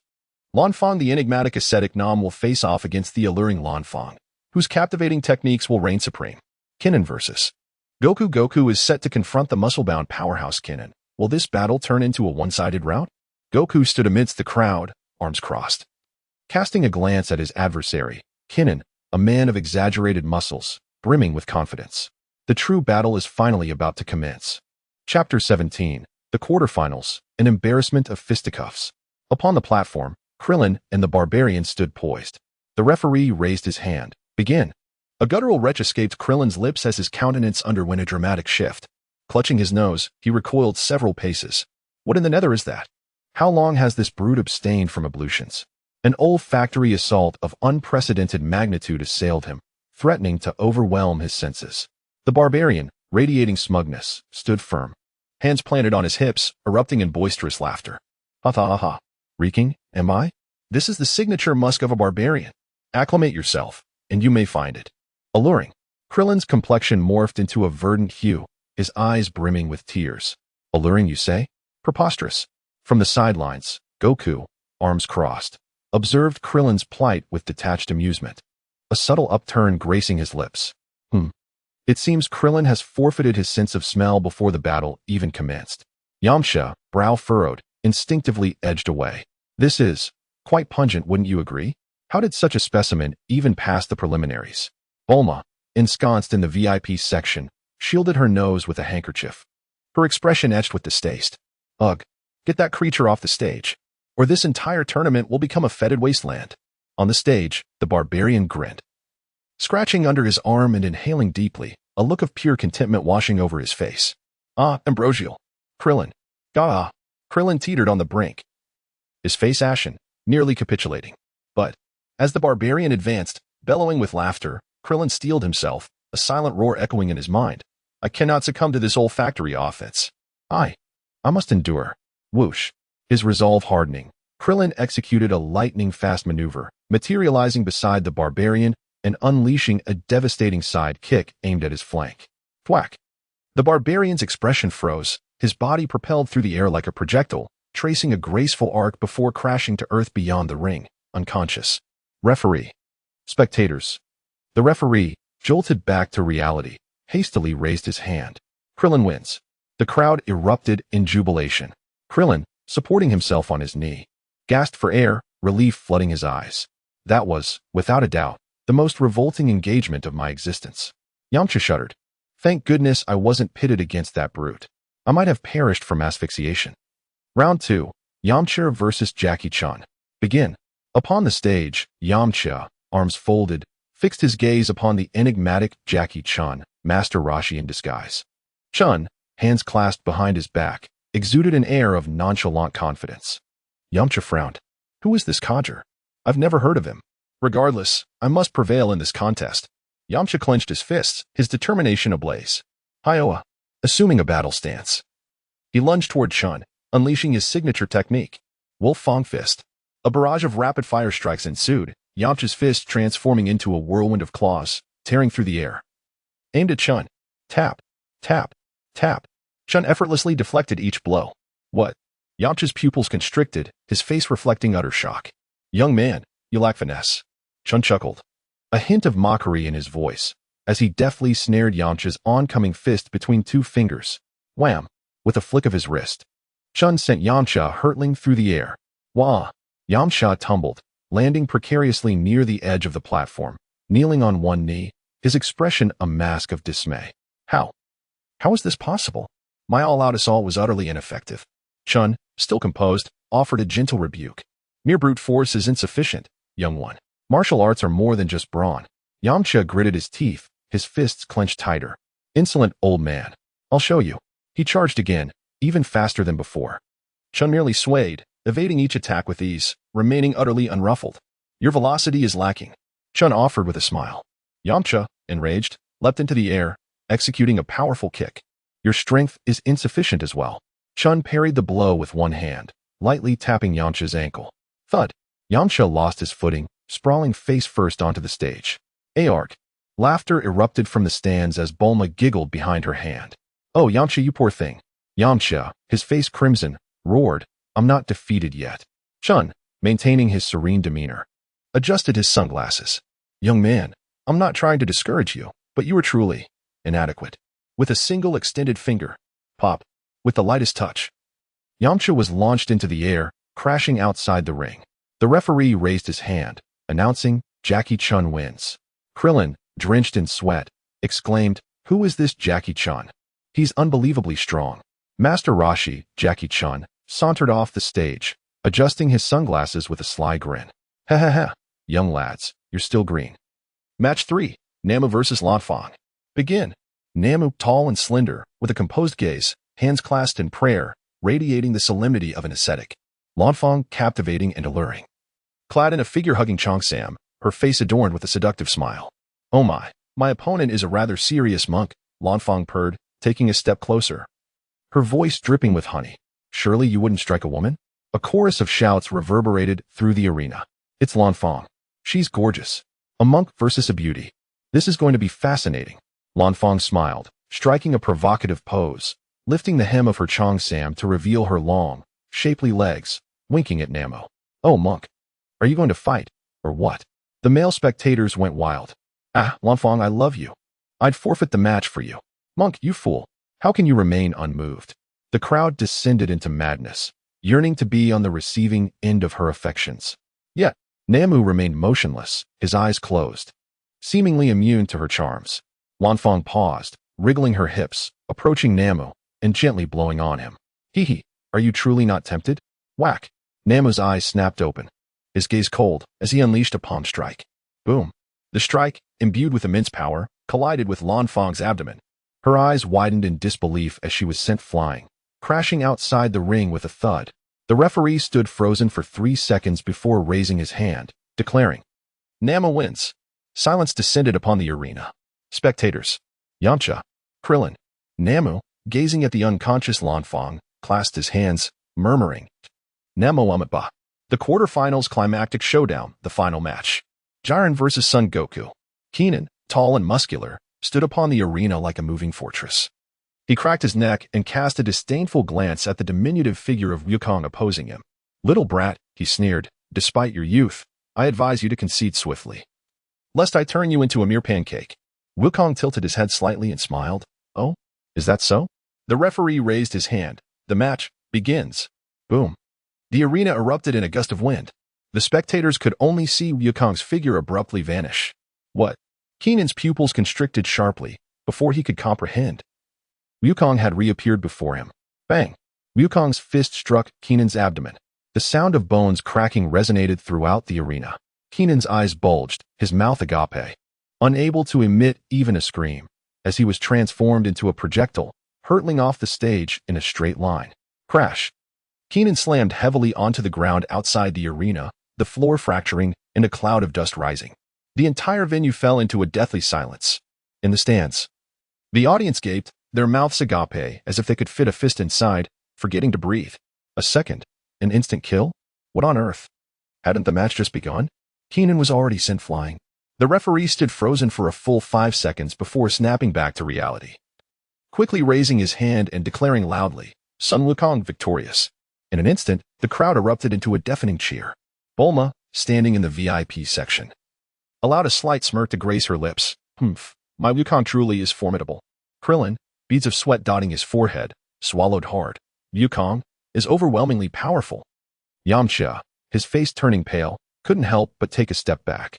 This demon, is not human at all." Master Roshi's lips twitched slightly, his mind reeling. Has this kid truly reached such a level of strength? Chapter 18, The Semifinals. Jackie Chan's Final Glory, the 21st World Martial Arts Tournament, has officially entered the semi-final stage. The host enthusiastically announced the upcoming matchups. Krillin versus Jackie Chan, Master Roshi. Nam versus Goku. The first match, Krillin versus Jackie Chan. The battle commenced.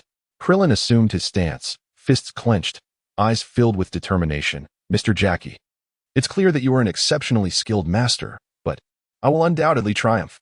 Jackie Chan, Master Roshi, chuckled, stroking his beard, quietly acknowledging, "This kid's not bad." It seems he has indeed made considerable progress during this time. However, defeating me? Little bald head, you are rather optimistic. Jackie casually adopted a peculiar stance, exuding an air of ease. "Come on, kid." Without hesitation, Krillin charged forward. Hiya. Bang, bang, bang. Krillin's fist descended like a torrential storm upon Jackie, yet slap, slap, slap. Jackie effortlessly blocked with one hand, not even shifting his stance. Krillin's expression changed as he leaped, delivering a spinning kick aimed at Jackie's temple. Bang! Jackie slightly tilted his body, evading with ease, and extended a finger, tap. With a gentle poke, Krillin lost his balance mid-air, spinning down to the ground. The audience gasped in astonishment, Yamcha drenched in cold sweat. Who is this Jackie? This is far beyond the level of an ordinary martial artist. On the stage, Krillin struggled to rise, bewildered. This is not right. The old man's style, it resembles Master Mateos, somewhat. Shaking his head, Krillin gritted his teeth and charged again. This time, Krillin unleashed his strongest combination attack, spinning rapidly as he threw a punch. Jackie, Master Roshi, smiled leisurely, suddenly sliding away, vanishing from Krillin's attack trajectory. Bang! Jackie lightly tapped Krillin on the head. Krillin's eyes bulged as his head spun like a top several times. What? Dazed, Krillin swayed precariously, nearly toppling over. Jackie stood calmly aside, arms crossed, utterly composed. Young man, you're simply not ready. Krillin, infuriated, shouted, damn it. Here I come again. Bang. Jackie delivered a gentle kick to Krillin's abdomen, sending him soaring like a beach ball, rolling through the air before crashing heavily at the edge of the stage. Ugh. Krillin grimaced in pain, gripping the stage's edge, nearly kicked out. Bulma, in the VIP section, laughed until she doubled over. Ha! The disciple of Master Roshi is no match at all. This match is too hilarious. Goku rested his chin on his hand, observing with keen interest. Krillin is indeed far from his peak. Krillin struggled to his feet, wiping the blood from his mouth, his gaze fixed on Jackie. Increasingly convinced of his suspicions, this Jackie is Master Mateto. Master Mateto, stop pretending. I've recognized you. Jackie's mouth twitched, sweat pouring down. The audience erupted in shock. What? Jackie is Master Mateto? Jackie quickly waved his hands. What are you saying, little bald head? I'm Jackie Chan, not Master Mateto. Krillin gritted his teeth. No, I absolutely will not be mistaken. You old fraud, participating in the tournament without telling me. Watch me defeat you. With that, Krillin charged once more. But bang, bang, bang, bang. Jackie retaliated with a flurry of strikes. Left hook, right straight, back spinning kick. Krillin was battered relentlessly. Like a punching bag, his body crumbling under the assault. Ultimately, Jackie lightly tapped Krillin on the head, causing him to see stars, spinning out of the ring. What? The referee quickly raised his hand, announcing loudly, Jackie Chan wins. The audience erupted in cheers. Bulma laughed so hard she clutched her stomach. Ha! Poor Krillin. Yamcha, looking pale, remarked, thank goodness I lost once already, or it could have been worse. Goku remained unfazed. It's only natural for a master to thrash their disciple. Jackie, Master Roshi, hopped down from the stage, laughing heartily. Young man, you are still too inexperienced. Krillin lay on the ground, bruised and battered, his eyes vacant. The second match, Nam versus Son Goku. The battle commenced. Nam clasped his hands, his gaze solemn, emanating the aura of a formidable warrior. Goku, you are indeed strong. I can sense the power within you. I will give my all in this match. Goku blinked, chuckling softly. Oh, then you better hurry, or I might just strike first. Cheers erupted from the audience. Bulma waved her small fists excitedly from the VIP section, shouting, Goku, go for it. Defeat him quickly. Goku turned back, winking at Bulma, smiling. No problem. Nam gradually assumed a fighting stance, legs slightly bent, his energy coalescing to its peak. Nam style, skyward fist. In an instant, Nam transformed into a streak of speed, launching toward Goku like an arrow, his fist slicing through the air, heading straight for Goku's face. Just as Nam's fist was about to land on Goku, bang! A terrifying gust erupted. Goku's figure abruptly vanished.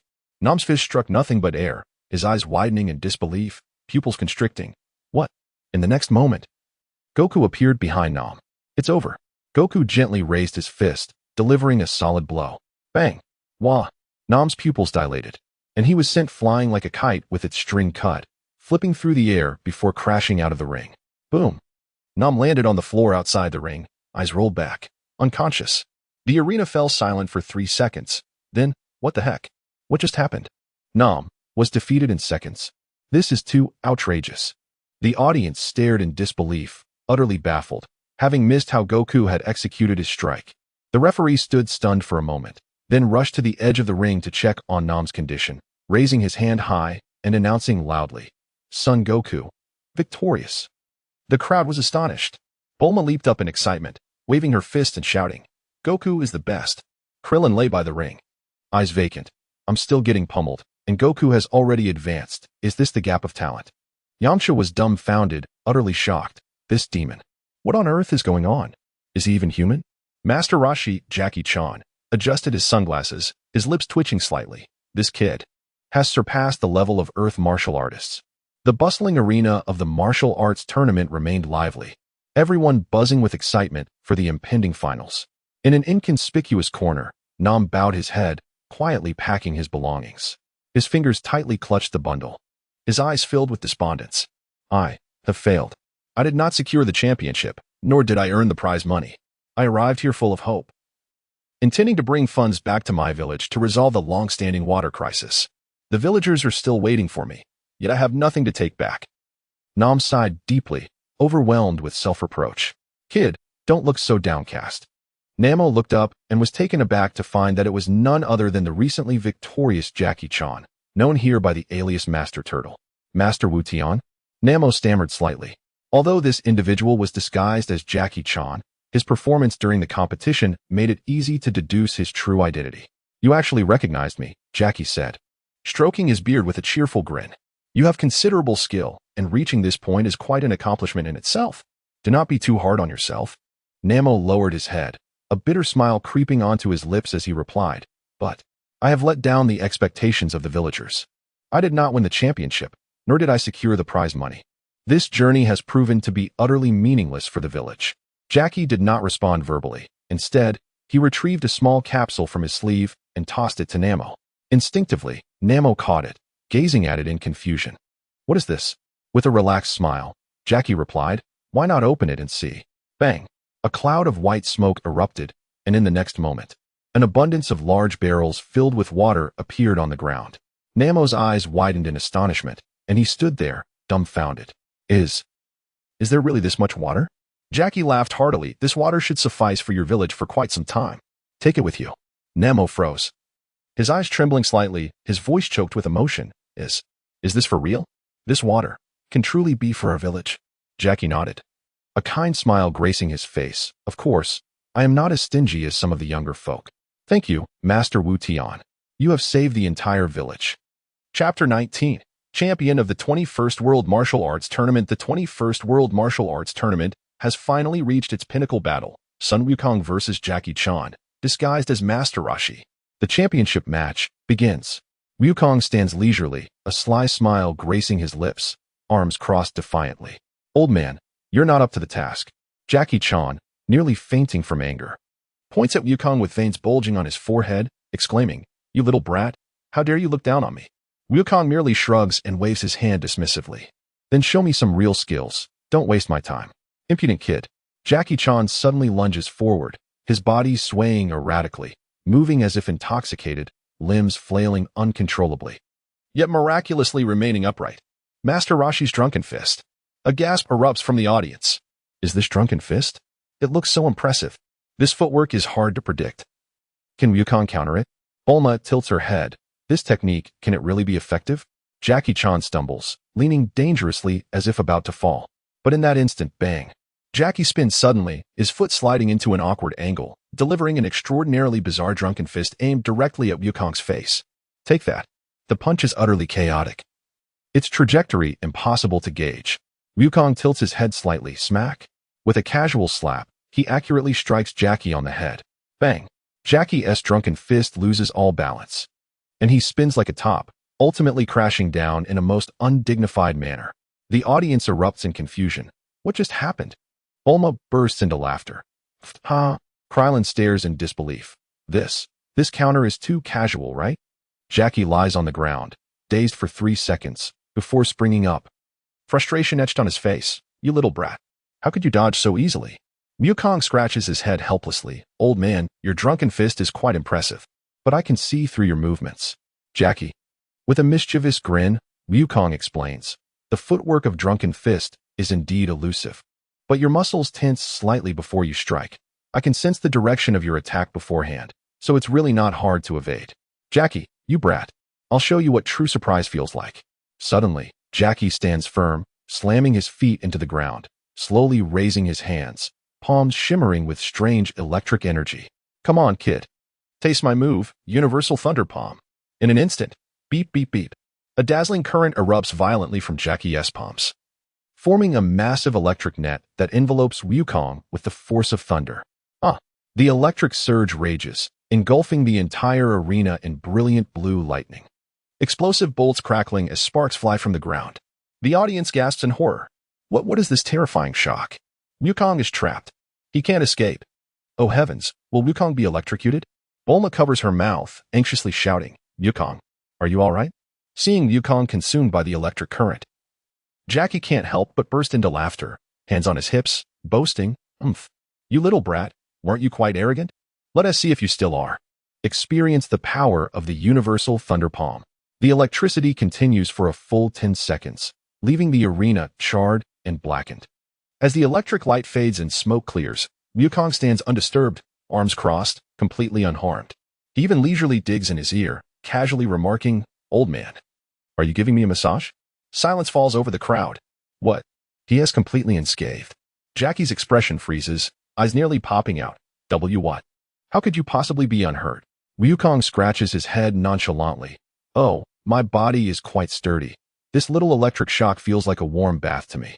Jackie, his jaw clenches, nearly cracking from incredulity. You monster. You little brat.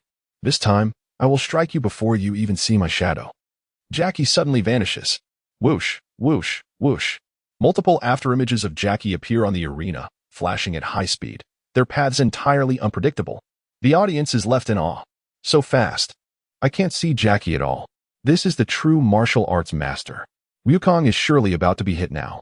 Krillin, terrified, exclaims. This speed I can't even see his movements. Yamcha, equally shocked, wonders, could Jackie really be turning the tide?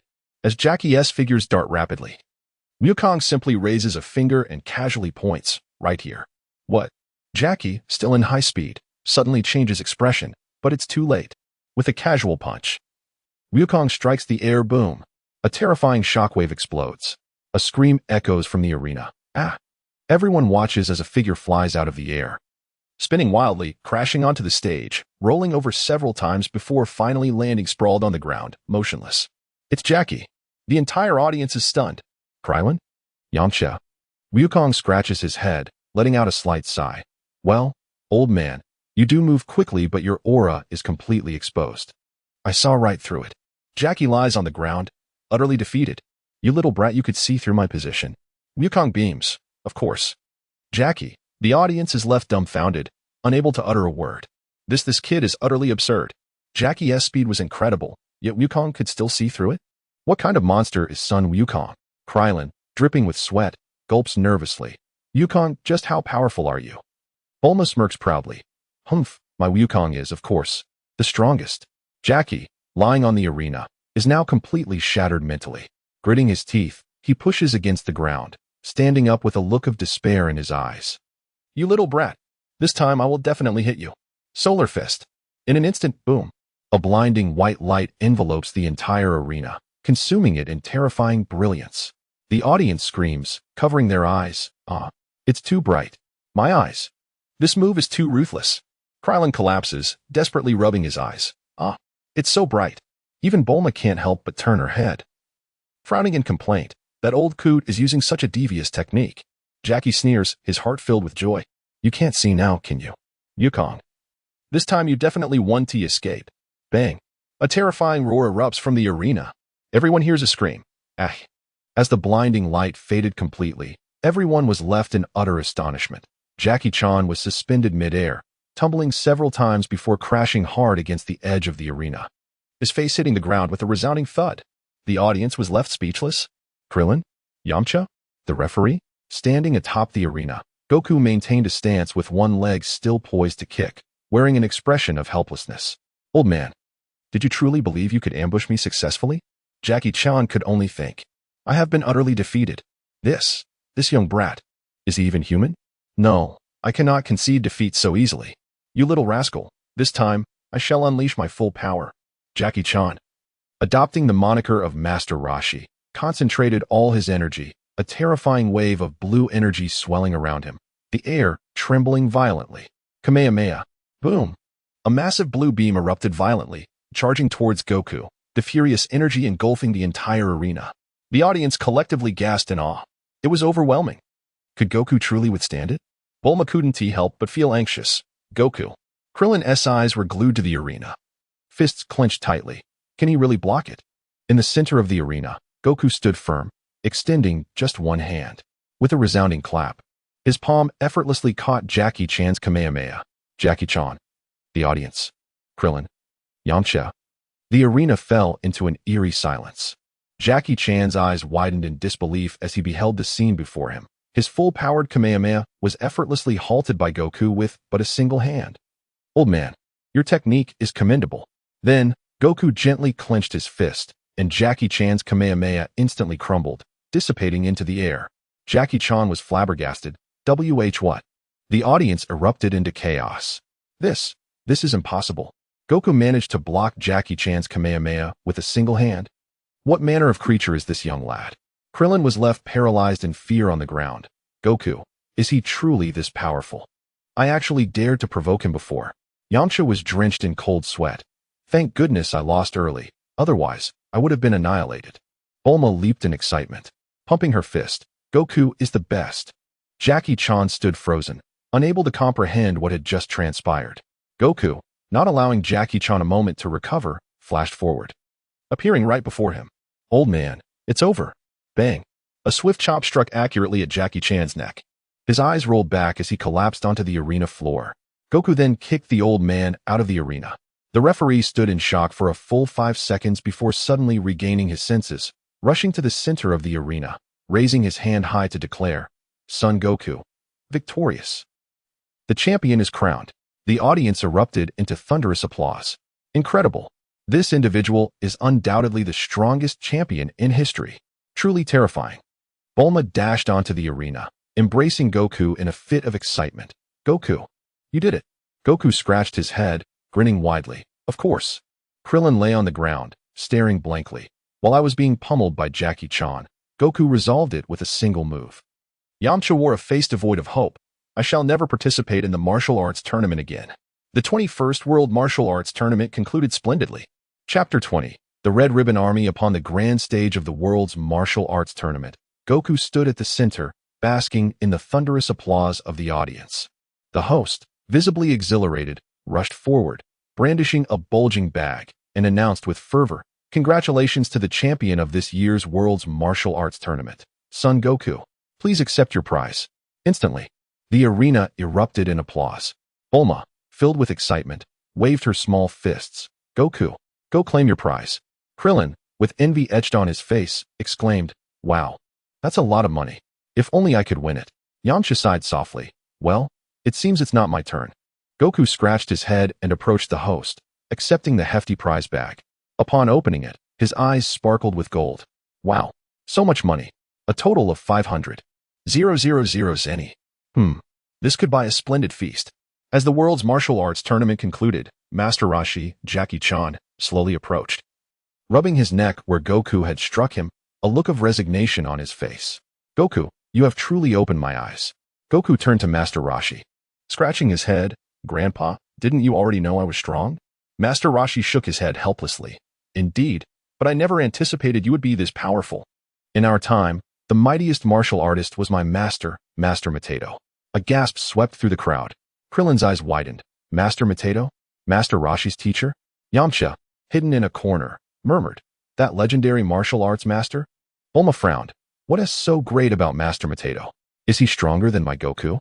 Master Roshi nodded slowly. Indeed, Master Mateto was once the pinnacle of martial arts, having trained both me and Tien, recognized as Earth's strongest. And you, Goku, have now ascended to the same heights as Master Mateto. Goku merely smiled, though he held differing thoughts. Master Mateto, a martial arts legend of the previous era, hailed as Earth's strongest, who could easily defeat the minions of King Piccolo in his old age. Yet Goku knew that his current strength surpassed that of Master Mateto by a considerable margin. Grandpa, you probably don't realize that I'm still wearing a 5X gravity training suit. Goku glanced at the weighted gear on his arm, a smirk tugging at his lips. If I were to remove this weight, I could defeat Master Mateto in less than a second. Goku couldn't help but chuckle inwardly. Perhaps it's best to let Grandpa have some hope. After all, what if the truth is too much for him to bear? Master Roshi regarded Goku thoughtfully, stroking his beard before suddenly asking, Goku, will you participate in the next martial arts tournament? Goku blinked, scratching his head, and replied with a mischievous grin, Of course. How could I miss such a splendid opportunity to showcase my prowess? Master Roshi and Krillin exchanged glances. Krillin's expression fell, his spirit deflating as he stared dejectedly at his hands. Then, what's the point of even participating? Master Roshi sighed deeply, resigned, alas. I suppose we can only strive for second place in the next tournament. Krillin held his forehead in despair, lamenting, there is no hope left. From a distance, Yamcha suddenly dashed out from the shadows, kneeling before Master Roshi with fervor. Master Mateto, please take me as your disciple.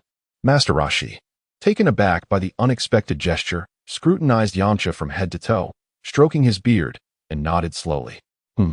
Your strength is decent, but you lack a certain perceptiveness. Yamcha, momentarily stunned, quickly understood and presented a pile of items, glamorously adorned magazines. These are treasures I collected from the desert, all rare editions. As a token of my apprenticeship, please accept them. In an instant, Master Roshi's eyes sparkled, his hands instinctively reaching for the magazines, nearly drooling. Oh, these are limited edition collectibles. Surprised by Yamcha's discerning eye, he quickly tucked the magazines away and patted Yamcha on the shoulder, laughing heartily. Good disciple. From this day forth, you are a member of the Turtle School. Yamcha's eyes lit up as he stood, brimming with excitement. Thank you, Master. Krillin, Goku, Bulma, this old man truly. Sigh. The group bid farewell, embarking on their separate journeys. Bulma turned to Goku, smiling. Goku, where are you headed next? Goku, you head back home. I'm off to the Red Ribbon Army. What? Bulma's smile instantly faltered, her eyes widening. Did you say where? Goku replied nonchalantly, to the Red Ribbon Army. Bulma, now frantic, grasped Goku's hands. Shock written across her face. Are you out of your mind? That's the most notorious private army in the world. They wield immense firepower and their influence stretches globally. Even governments dare not provoke them. Are you seeking death by going alone? Goku chuckled, scratching his head. I'm not looking for death. I'm going to seize the Dragon Balls. Bulma, then, take me with you. I want to see what the Red Ribbon Army is really like. Goku decisively shook his head. No. Bulma, hands on her hips, protested. Why not? Goku, because I intend to crush the Red Ribbon Army. Having you with me would be inconvenient. Bulma? She blinked, staring intently at Goku's face, trying to ascertain if he was joking. Goku, do you even realize what you're saying? That is an army. Thousands of soldiers. Tanks. Planes. Battle robots. How could you possibly stand against them? Goku, looking utterly relaxed, stretched. They're just a bunch of lackeys. A few punches will sort them out. Bulma. Has this kid lost his mind? Well, whatever. You're impossible to stop. Bulma paused, gazing seriously at Goku. Just be careful. Goku patted his chest. Don't worry. I won't be defeated by such scum. Bulma finally nodded, boarding her flying machine, heading towards West City. Goku stood still, watching her depart, a slight smile playing on his lips. All right, now I can unleash my full power. With a sudden thrust, Goku shot into the sky. Indeed, Goku had mastered the art of flight. He hovered momentarily, relishing the rush of wind against him. Feeling a swell of pride, I used to rely solely on the flying Nimbus. Now I can soar on my own. How convenient. Moreover, Goku had completely overcome the weakness of his tail. In the past, being grabbed by the tail would instantly diminish his strength, but through rigorous training, he had fortified it to be as powerful as the rest of his body, no longer fearing surprise attacks. The Red Ribbon Army. I'm coming. Goku's aura surged explosively, transforming into a black blur as he darted towards the horizon, vanishing into the clouds in the blink of an eye.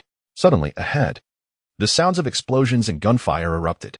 Goku furrowed his brow, focusing his gaze to discover a colossal airship besieged by a multitude of Red Ribbon Army fighter jets.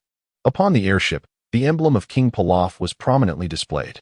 This individual could be the key to locating Bick in the future. He must not perish now. Without a moment's hesitation, Goku accelerated fiercely towards him. The Red Ribbon Army's fighter jets relentlessly launched missiles, their firepower ferocious, with countless bombs exploding around the airship, creating a scene reminiscent of a world war. Boom. Just as a fighter jet was about to bomb Pilaf's airship, a fleeting shadow sliced through the sky. Goku unleashed a powerful punch, causing the fighter jet to explode instantly. Pilot. Bang. A kick obliterated another. Crash. A palm shattered yet another. Thud. Grabbing one, he hurled it directly into another, achieving a double kill. Goku transformed into a harbinger of aerial destruction, and within mere seconds, the entire fleet of fighter jets was annihilated. The sky descended into an eerie silence. Inside the airship, Pilaf and Mai were still bewildered by the unfolding chaos, crouching down in fear. What is happening? Just moments ago, they were under relentless bombardment, and now, suddenly, it was silent. Slowly, they raised their heads to glance at the radar. The red dots. All vanished. Suddenly, a familiar smiling face appeared on the screen. Goku, with an innocuous smile, said, "Hi, Pilaf. Pilaf." What the heck? Pilaf leapt up, pointing at the screen and shouting, "Why is that scourge here?" Mai's legs weakened, and she leaned against the wall. "We're doomed. We're doomed." Goku gently waggled his finger, smiling cheerfully as he said, "Hand over the Dragon Balls." Pilaf's face turned pale, muttering, "Why does this guy never leave me alone? Why does he always come to steal them whenever I have the Dragon Balls?" Mai quietly reminded, "Your Majesty, resistance is futile." Pilaf's eyelids twitched uncontrollably, 1,000 curses racing through his mind, and with great reluctance, he gritted his teeth and threw the Dragon Balls from the airship. Goku effortlessly caught them, waving at the screen, grinning. "Thank you, Pilaf." "What kind of thank you is that?" After securing the Dragon Balls, Goku casually seized a dazed little commander of the Red Ribbon Army from the wreckage. This individual was Shiruba, not a significant figure, but held some authority in certain bases. Goku lifted Shiruba, his gaze icy. "Take me to your base." Whoosh. He vanished into the horizon, heading straight for a base of the Red Ribbon Army. Chapter 21. The Harbinger of Destruction. The clandestine base of the Red Ribbon Army is nestled within a valley ensconced by towering mountains. The surrounding defensive towers bristle with heavy machine guns, missile launchers, and automated turrets, creating an impregnable fortress. Inside the command center, alarms blare suddenly from the radar screens. Beep, beep, beep. A soldier on duty stares in horror at the screen, spotting a high-velocity target approaching from the sky. Look, an enemy attack from above. The commander whips around, his pupils constricting as he gazes at the monitor. On the screen, a boy clad in a blue martial arts uniform, sporting a tail, hovers above the base, his figure illuminated by the blazing sun like a divine warrior. What on earth? How can this little brat fly? Goku surveys the base below, a sly smile creeping across his face. "Since you are the leader here, let your subordinates catch you." With that, he tosses Haruba from the sky. Boom. Haruba's body crashes through the rooftop of a building, obliterating half of it in an instant. The base erupts into chaos. Soldier A, what just fell? Soldier B, it's Lord Haruba. Soldier C, quick, save him. Goku, arms crossed, leisurely floats in the air as if nothing had transpired. All right, now it's your turn. Open fire. Shoot down the target. At the commander's furious shout, the entire weapon system of the base springs to life. Boom, boom, boom, boom. A barrage of missiles pierces the sky, while laser cannons and heavy machine guns unleash a relentless hail of fire toward Goku. The heavens are shrouded in a curtain of projectiles, as if a nuclear war has erupted. That little brat is finished. The soldiers watch in exhilaration, certain of Goku's impending demise.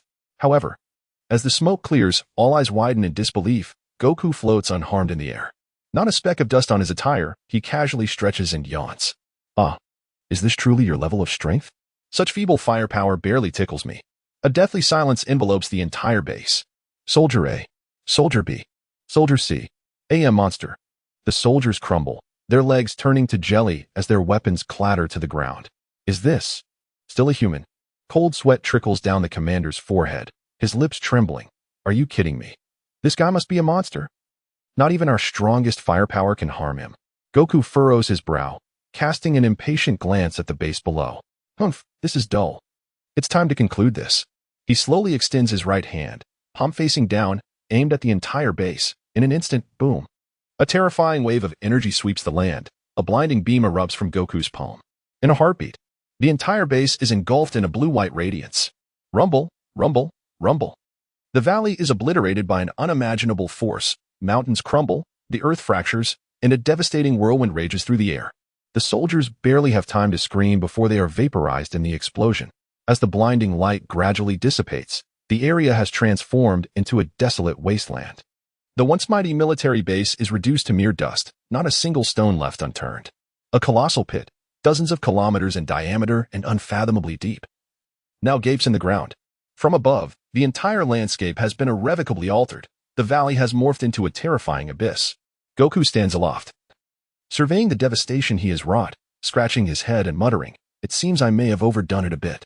Nevertheless, the Red Ribbon Army must have sensed my goodwill by now, right? A faint smile creeps across Goku's face, brimming with combat fervor. On to the next base.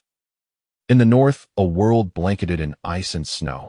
This is the extreme cold, home to the northern base of the Red Ribbon Army. Misruta? This base perches atop a snowy peak, a massive high-tech military fortress, surrounded by automated turrets, gigantic laser cannons, and towering defensive walls, resembling an impregnable steel bastion. Within the base, General White sits in the command room, his gaze fixed on the monitor, his expression cold, a trace of scorn curling his lips. That little brat has finally arrived. Grabbing the intercom, General White shouts with mockery, "Hey, little brat, stop lurking around outside. If you have the guts, come on in." His voice echoes throughout the base, as all soldiers grip their weapons tightly, bracing for battle. Goku hovers in the sky, rolling his eyes at General White's taunt, exuding exasperation. "You want me to come in? What a joke. Do you truly believe you can withstand me?" Goku extends his right hand, palm directed at Misruta, a mischievous grin gracing his lips. "You lot don't even deserve the privilege of letting me in. It would be better to send you packing." Boom! A wave of terrifying blue-white energy surges from Goku's palm, slicing through the sky, racing toward Misruta. General White's expression shifts drastically. He leaps from his chair, his pupils dilating, cold sweat pouring down his forehead. "What is this?" Boom! Misruta doesn't last even a second, devoured by the overwhelming energy. In an instant, the entire base is engulfed in flames and dust, vanishing entirely from this world. On the icy ground, only a massive pit, shrouded in smoke, remains, the ice around it shattered, the frigid winds howling, as if no structure ever existed here. A golden light emerges from the swirling smoke, slowly descending from the sky. Goku's eyes gleam as he vanishes in an instant, reappearing beneath the Dragon Ball, reaching out, smack. He firmly grasps the Dragon Ball. Another one secured. Now where's the next base? With that, Goku's figure flickers and vanishes into the horizon. At the headquarters of the Red Ribbon Army, a massive military base concealed deep within a dense forest, security is tight, and the lights blaze brightly. Commander Red sits at the helm of the command hall, his face darkened as he fixates on the large screen, which displays footage of Sun Wukong's matches in the World Martial Arts Tournament. Each scene, showcasing Wukong effortlessly deflecting the Kamehameha and defeating Jackie Chun to claim the championship, sends cold sweat cascading down the spines of the attending high-ranking officers. This little brat is astonishingly powerful. No wonder our bases have been decimated one after another. He is no ordinary child, but a monster. Commander Red's hands clench tightly, his expression growing increasingly grim. Since conventional forces are ineffectual against him, it is time to summon our most formidable assassin, Tao Pai Pai. Immediately contact Tao Pai Pai and inform him that our target this time is the champion of the World Martial Arts Tournament, Sun Wukong. Goku traverses the vast skies, arriving above an endless expanse of ocean. The Dragon Ball lies just below. The Red Ribbon Army is diving into the depths, attempting to locate the Dragon Ball. Once again, it is the Red Silk Brigade. Wukong did not act immediately. Instead, he found a comfortable position in the air, crossed his legs, and leisurely swayed his tail, quietly awaiting their approach. After all, it was bound to be his sooner or later. Why rush down? He could simply wait for them to retrieve it and then seize it directly. Wukong hummed a little tune while casually floating in the air, exuding an air of confidence regarding the Red Silk Brigade. Suddenly, deep beneath the sea, a submarine was speeding away into the distance. Wukong's eyes brightened, and a mischievous grin appeared on his lips. It seemed they had found the Dragon Ball. Since you wish to flee, I shall escort you. Boom! A brilliant blue-white beam of light cleaved through the sky, instantly piercing the endless waters, hurtling towards the submarine. Inside the submarine, the commander had just relaxed. Ha ha. Hurry. Bring the Dragon Ball back to headquarters. The commander will surely reward us. Before he could finish, the radar alarm blared. Beep, beep, beep. High-speed energy attack detected. Wah. Boom. A terrifying wave of energy struck the submarine, resulting in an instantaneous explosion. Fiery light erupted in the water, causing the sea to boil and churn, while the explosion generated a dreadful shockwave, creating towering waves that surged skyward like a tsunami. The submarine was reduced to ashes, leaving not even a fragment behind. The force of the explosion stirred up the seabed's silt, and amidst the tumultuous flow of water, a resplendent Dragon Ball, shimmering with golden light, was propelled skyward. Wukong's eyes flickered, and he vanished in an instant. The next moment, he reappeared beside the Dragon Ball, extending his hand to securely grasp it. Another one in hand. Wukong stowed the Dragon Ball in his pocket and gazed into the distance. All right, on to the next one. Chapter 22, The Child of the World. Aral, in the heart of a vast plain, stood a towering edifice, the Corinta, a colossal white tower that pierced the heavens, shrouded at its summit in an enigmatic mist. This tower was not merely a legendary sanctuary, but also a coveted training ground for many martial artists. Goku's journey, however, was not solely directed towards Corinta itself, but rather towards the Dragon Ball. Beneath Corinta, the air was thick with a faint metallic scent, and the ground lay strewn with lifeless bodies clad in the crimson uniforms of the Red Ribbon Army, their vitality extinguished, blood seeping into the earth and staining the soil. Goku surveyed the battlefield with a raised brow, a hint of surprise in his tone. Oh? It seems they've already met their end. In the distance, a burly Indian man, his skin dark and adorned with tribal markings, stood clad in traditional hunting attire, wielding a bloodied spear, exuding an aura of primal ferocity. Behind him, a young boy with two small braids gazed up at Goku with wide, astonished eyes as the latter descended from the sky. The man, vigilant and watchful, fixed his hawk-like gaze upon Goku. "Who are you?" he demanded. "Me?" Goku chuckled lightly, flicking his tail playfully.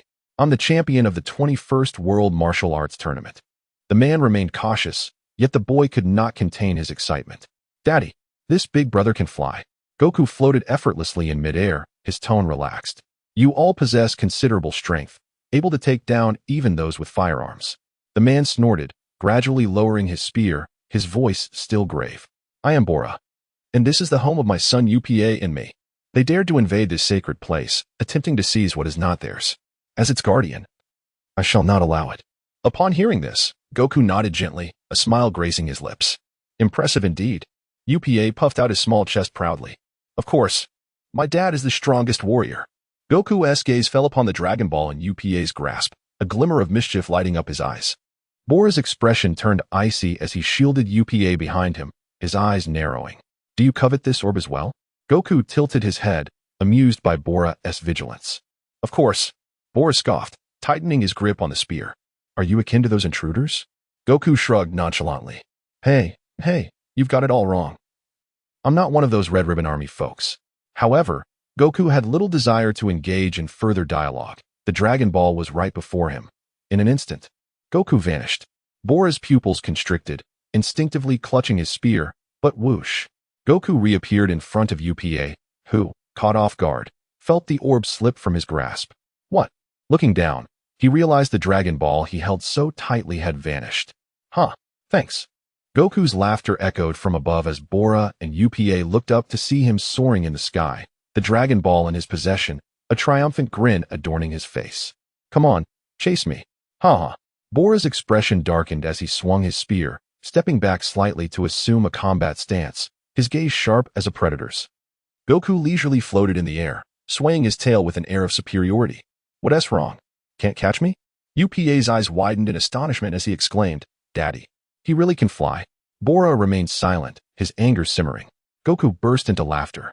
"I'm not playing with you anymore. I must seek the next Dragon Ball." With that, he tucked the orb into his pocket and vanished like a shooting star. Bora's face turned pale, his fist clenched tightly, veins bulging, furious at Goku's audacity.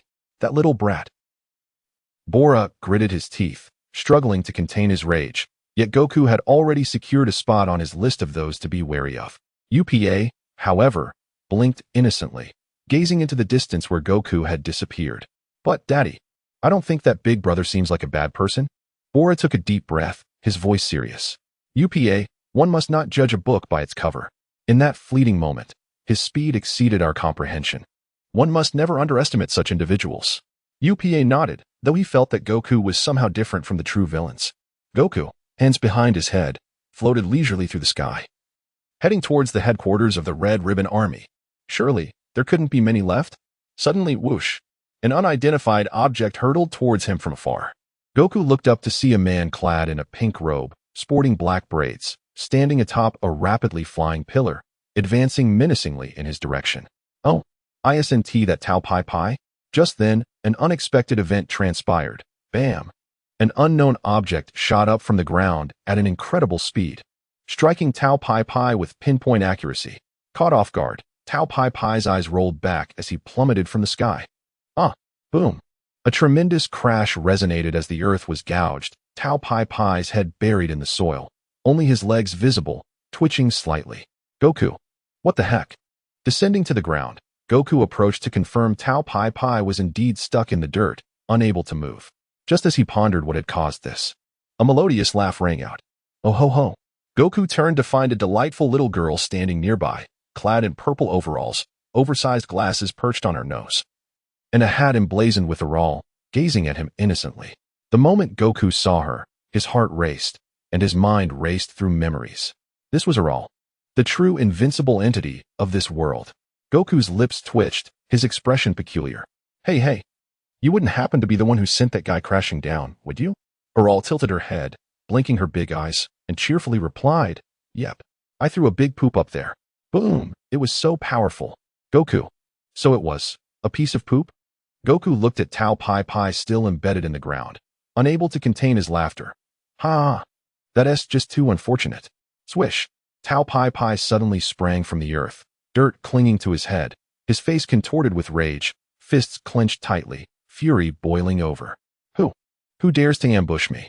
Tao Pai Pai scanned the surroundings and quickly spotted Goku and Aral standing nearby. You two little brats. Was it you who did this? Goku shrugged innocently, pointing at Aral. It was her. Aral blinked her eyes, pointing at Goku with a pout. It was him. Goku, it was her. Aral, it was him. Goku, it was her. Aral, it was him. Tao Pai Pai. Veins bulged on Tao Pai Pai's forehead, his face darkening as he felt an unprecedented insult to his intelligence. You two little brats, are you messing with me? Tao Pai Pai roared, his murderous intent surging. Die then. A terrifying beam of energy erupted from his fingertips, striking Alail with remarkable precision. Bang! Alail was sent flying, stirring up a cloud of dust. Tao Pai laughed maniacally, hands on hips, wearing a smug expression. Ha ha ha. This is the consequence of offending me. Just as Tao Pai reveled in his triumph, a youthful and exuberant voice suddenly chimed in. Wow. Uncle, your finger can create fireworks. How beautiful. Show me some more. Yay. Tao Pai? Tao Pai's eyes widened in disbelief as he gazed into the smoke. Wukong, arms crossed, stifled his laughter. Eagerly watching the spectacle. Tao Pai, how dare you lay a hand on the child of the world? You are finished. No, it can't be. My Dong wave is actually ineffective. Chapter 23. Tao Pai Pai's demise. Tao Pai Pai stared fixedly at Aral, his entire body trembling. Mouth agape as if struck by lightning. How? How is it possible? He gazed at his finger, then back at the unscathed Aral, who was smiling innocently. His entire worldview was crumbling. What kind of monster is this child? Even the Dodon Ray. Impossible. Veins bulged on Tao Pai Pai's forehead as he refused to believe it. Humph. Even if you can withstand it, that kid won't be able to. Dodon Ray. Whoosh. A searing beam of energy erupted from Tao Pai Pai's finger, aimed directly at Goku's heart. This was an all-out attack, absolutely lethal. Thwack. The Dodon Ray struck Goku squarely in the chest. A sinister grin crept onto Tao Pai Pai's face. Now, let's see how you survive this. Suddenly, his smile froze. The Dodon Ray, renowned for its invincibility, impacted Goku as if it were nothing more than a gentle breeze, leaving no mark whatsoever. Tao Pai Pai's eyes widened in disbelief, his entire body stiffening, his mouth agape wide enough to swallow 3 Dragon Balls. What? Tao Pai Pai stumbled backward, his body convulsing, cold sweat pouring down his face. How is it possible? You actually... Goku tilted his head, examining his chest, brushing off the dust, and wearing a harmless smile. Huh? Mister, why are you setting off fireworks at me? Tao Pai Pai. Tao Pai Pai was shattered. What are these two kids? What kind of monsters have I gotten myself involved with? Goku tilted his head, scrutinizing Aral with interest. Aral, too, blinked her large eyes, curiously observing Goku, emitting a soft "oh." Their eyes met, and a peculiar aura filled the air. Aral's energy. It's so strange. Aral's mind was also racing, This young man is so amazing. He just stood there and took that mister's firework. They stared at each other, captivated by an immense curiosity. Meanwhile, Tao Pai Pai was drenched in sweat, his face contorted in terror. No, I can't afford to tangle with these two monsters any longer. Taking advantage of the moment Goku and Aral were locked in their gaze, Tao Pai Pai stealthily retreated, propelled himself into the air, and bolted away. Tao Pai Pai was escaping. As long as I can survive, I'll find a way to eliminate them when I return. Tao Pai Pai had barely ascended 30 feet into the air when, boom, a blinding beam of energy shot forth, instantly piercing the air, striking Tao Pai Pai with pinpoint accuracy. Kaboom! The horrifying ki blast engulfed Tao Pai Pai, igniting the entire sky in a blaze of fire. Tao Pai Pai didn't even have time to scream before he was reduced to ashes in midair, leaving not even a trace of his bones. Goku nonchalantly blew on his finger, his expression casual. No prey can ever escape my grasp. Aral blinked, staring at the incinerated remains of Tao Pai Pai, her eyes brimming with surprise and excitement. Oh, so cool. Aral skipped towards Goku, staring at him with adoration, circling him as if examining some alien creature.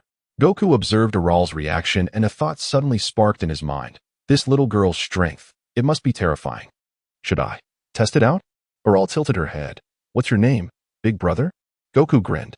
I'm Son Goku, champion of the 21st World Martial Arts Tournament. Aral, oh, Goku, you can fly? That's so cool. Aral, let's have a contest of strength. Aral, without questioning how Goku knew her name, blinked innocently. A contest of strength? Goku nodded, yeah. Like this. Goku crouched down, extended his hand, and demonstrated the arm wrestling motion. We'll use our wrists to see who's stronger. Aral tilted her head, curiously observing Goku's stance. Oh, what kind of game is this? Goku explained. It's called arm wrestling. Whoever can push the other person's hand down wins. Aral jumped up and down excitedly. That sounds like so much fun. Yay, yay, yay. The two crouched on the ground, clasping hands, ready for the arm wrestling match. Ready? Begin. Hiya. Goku instantly tensed every muscle in his body, exerting every ounce of strength he possessed, forcefully pressing down on Aral's wrist. However, Aral's hand remained completely motionless. Veins bulged on Goku's forehead, his jaw clenched tightly. Even his tail stood straight, his body trembling slightly, his arm muscles bulging madly. But Aral's hand remained as unyielding as a stone. Goku. Aral blinked, tilting her head, gazing at Goku with a puzzled expression, and innocently inquired, Huh? Goku, why aren't you using any strength? Goku. Goku's eyes widened, his entire body turning to stone. I'm already using all my strength. How could it be? Aral, seeing that Goku wasn't responding, innocently added, Should I use a little bit of strength, then? Goku's heart skipped a beat, sensing impending doom. Bang! Goku's wrist was instantly slammed down. Not only that, but his entire body was launched backward by the terrifying force, hurtling through the air like a cannonball, rolling several times on the ground, and planting headfirst into the dirt. Goku. Aral stood in place, clapping and laughing with glee. Wow, that's so much fun. Goku is so light. Goku struggled to pull his head out, his face covered in dirt, his entire being utterly stunned, his mind racing with, I was actually defeated by a little girl. She truly is a child of destiny. Just as Goku was getting up, not yet recovered from the shock of his defeat, suddenly, yay, yay, yay. Let's play another game. Aral excitedly grabbed Goku's arm. Her large eyes filled with anticipation. How about we play a tossing game? Goku's lips twitched, a sense of foreboding washing over him. A tossing game? Aral excitedly pumped her little fist. I'll toss you into the air, and then I'll catch you. It's super fun. Goku. Are you kidding me? I already lost at arm wrestling. What if you toss me into space? What about my dignity as a transmigrator? Goku resolutely shook off Aral's hand, waving it off. I can't. I have important things to do. Aral looked puzzled. Huh? What important things? Goku flicked his tail, grinning. I'm going to the Red Ribbon Army to take all their Dragon Balls. Aral tilted her head, thought for a moment, then placed her hands on her hips and declared, Oh, Goku is so cool. Goku soared into the sky and flew off into the distance. Aral, let's play again sometime. Aral stood on the ground, waving her hands, a hint of reluctance in her eyes. Okay, Goku, you have to come to Penguin Village to play with me next time. Yay, yay, yay. Goku waved back at Aral, his figure growing smaller and smaller until he vanished into the horizon. At Red Ribbon Army headquarters, the lights were ablaze, and the atmosphere was unusually relaxed. In the conference room, Commander Reed sat comfortably in the highest chair, casually crossing his legs. Humph, Sun Wukong, the champion of the world's greatest martial arts tournament? Merely a boy who is yet to fully mature, he remarked, lightly tapping the table, exuding an air of nonchalance. Lord Tao Bai Bai, the foremost assassin in the world, will effortlessly eliminate that little imp. Indeed. The surrounding officers nodded in agreement, their faces adorned with eager smiles, as if they could already envision the return of Sun Wukong's lifeless body. Once Lord Tao Bai Bai takes action, failure is simply not an option. Humph. No matter how skilled that little imp may be, before Lord Tao Bai Bai, he is nothing more than a corpse. When the time comes, not only shall we reclaim the Dragon Balls, but we shall also teach that arrogant little imp the dire consequences of opposing our Red Ribbon Army. Chapter 24. The Annihilation of the Red Ribbon Army. Who is responsible? Headquarters of the Red Ribbon Army Command Center. The personnel in the radar monitoring room widened their eyes in astonishment, fixated on the rapidly moving target on the screen, and exclaimed, "Report. An unidentified flying object is approaching at an astonishing speed. It is estimated to arrive over headquarters in 30 seconds. The high-ranking officials of the Red Ribbon Army grew tense, yet Commander Reed wore a look of wild elation as he sprang to his feet, exclaiming, "Huh? It must be Tao Bai Bai returning. Activate all air defense systems. Do not engage. Allow him to land directly." Hearing this, the high-ranking officials sighed in relief. At this moment, Reed's trusted aide, the burly Officer Blanc, questioned with puzzlement, "Commander, the Dragon Balls are nearly within our grasp. What wish do you intend to make?" Reed's eyes sparkled with anticipation as he clenched his fists and gazed longingly out the window, declaring, "I wish to grow taller." At this utterance, the command center fell into an eerie silence. Blanc's pupils constricted, his face a mask of shock, unable to utter a word for a long time. The other officers were equally petrified, their expressions reflecting disbelief. After a prolonged moment, Blanc finally managed to speak. "Commander, we have lost so many comrades, our division has suffered tremendous losses, and the entire army is on the brink of collapse. Just for you to grow taller?" Reed's expression shifted as he slammed his hand on the table, shouting angrily, "How could you tall folks understand the plight of us shorter individuals?" He indignantly leaped onto a chair, hands on his hips, pointing an accusatory finger at Blanc, bellowing, "You towering monsters born over 6 feet tall will never comprehend the humiliation of having to look up to you every single day.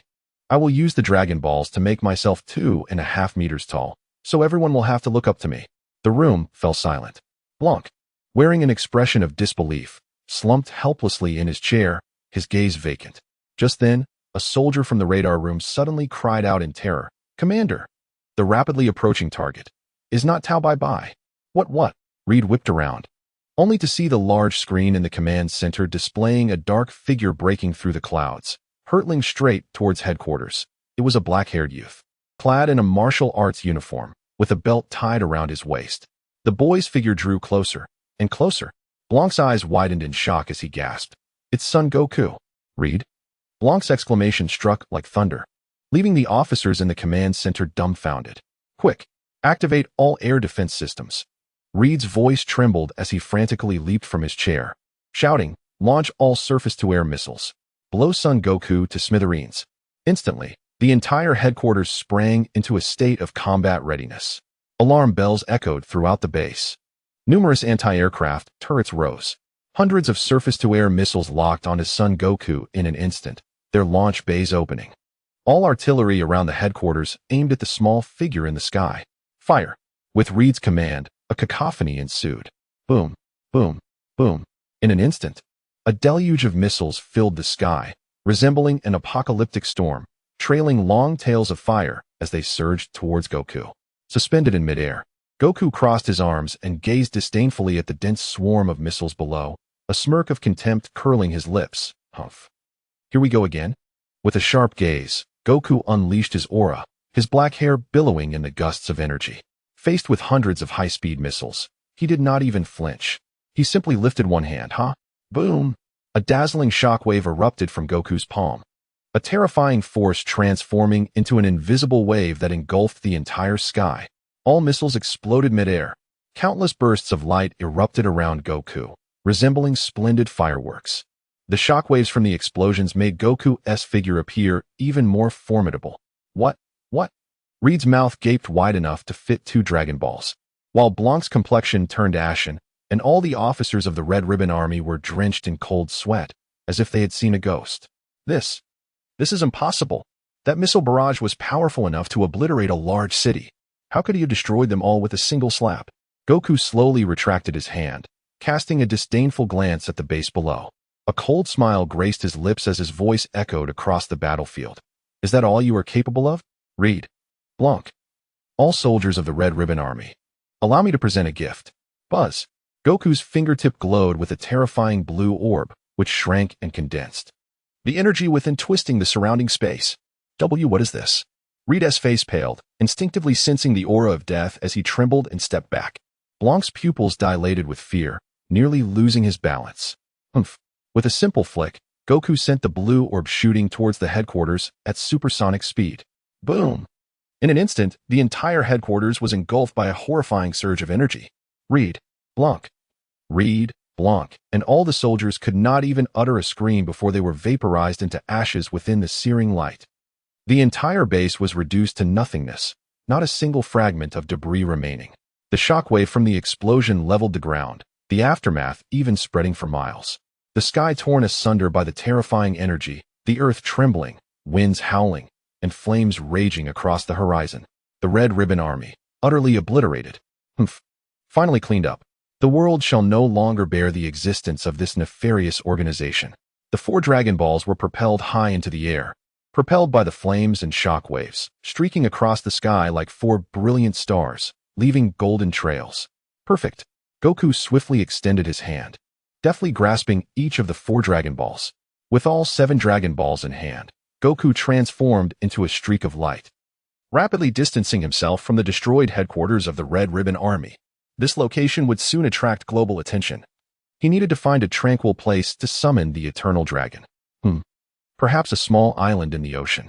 Goku adjusted his course, speeding towards the distant sea, leaving a long trail of white energy behind. News media around the world erupted in chaos. In live television broadcasts, major news channels showcased the scenes of destruction at the various bases of the Red Ribbon Army. On screen, several locations that should have been military strongholds now lay in ruins, reduced to enormous, bottomless craters several kilometers in diameter. Experts from various countries were left in shock as they analyzed. News 1. This morning, multiple bases of the Red Ribbon Army were attacked, with all facilities completely destroyed. And no signs of life present, not even a single intact fragment found. News 2. Satellite imagery indicates that the power of these explosions far exceeds that of known nuclear weapons, yet there is no radioactive contamination. Could it be some new superweapon? News 3. Some witnesses reported seeing a beam of light racing through the sky. What could it be? Experts from various nations have plunged into a frenzy of speculation, with some even questioning whether this is an assault initiated by extraterrestrial beings. In the Kame House, Master Roshi, Krillin, and Yamcha are seated on the sofa, their expressions frozen as they gaze at the television depicting an unfathomably deep chasm. The broadcast reveals satellite aerial footage, a site that once served as a base for the Red Ribbon Army has been utterly transformed into a charred wasteland. On-site reporter S. Terrified report. This was previously the northern base of the Red Ribbon Army, and now it has vanished. Upon arrival, the investigative team dispatched by the local government discovered no signs of life, only a realm of silent death. Krillin, wide-eyed and dumbfounded, stammers. Who could have done this? Yamcha swallows hard, his complexion paling. Could it be? Someone used nuclear weapons against the Red Ribbon Army. Master Roshi squints, stroking his beard, his expression grave. Impossible. If nuclear weapons were involved, there would be radiation contamination, yet according to the news, there are no traces of radioactivity. Krillin feels as though his head might explode. So then, who could have single-handedly obliterated the entire Red Ribbon Army? The 3 of them fixate on the screen, bewildered by who in the world possesses such terrifying power. A name surfaces in Master Roshi's mind, Piccolo, in West City. Within the opulent living room of Bulma, the television displays global news. The report features, the headquarters of the Red Ribbon Army has become a charred ruin. Experts are astonished. Is it a nuclear strike? Or an unknown supernatural phenomenon? The world is engulfed in chaos, and government agencies are conducting urgent investigations. Bulma, casually sipping coffee with her legs crossed, glances at the news, but when she sees the horrifying gaping hole on the screen, Her coffee cup crashes to the floor. What the? Almost spraying coffee everywhere. She leaps from the sofa in shock. What on earth is happening? Wasn't he the Red Ribbon Army, the most notorious military organization in the world? How could they be so suddenly eradicated? Bulma hurriedly recalls the words Goku spoke to her just days prior. Bulma, you should head home. I'm going to confront the Red Ribbon Army. At that moment, Bulma thought Goku was out of his mind. The Red Ribbon Army was one of the most dangerous armed factions globally. Wasn't he courting death by going there?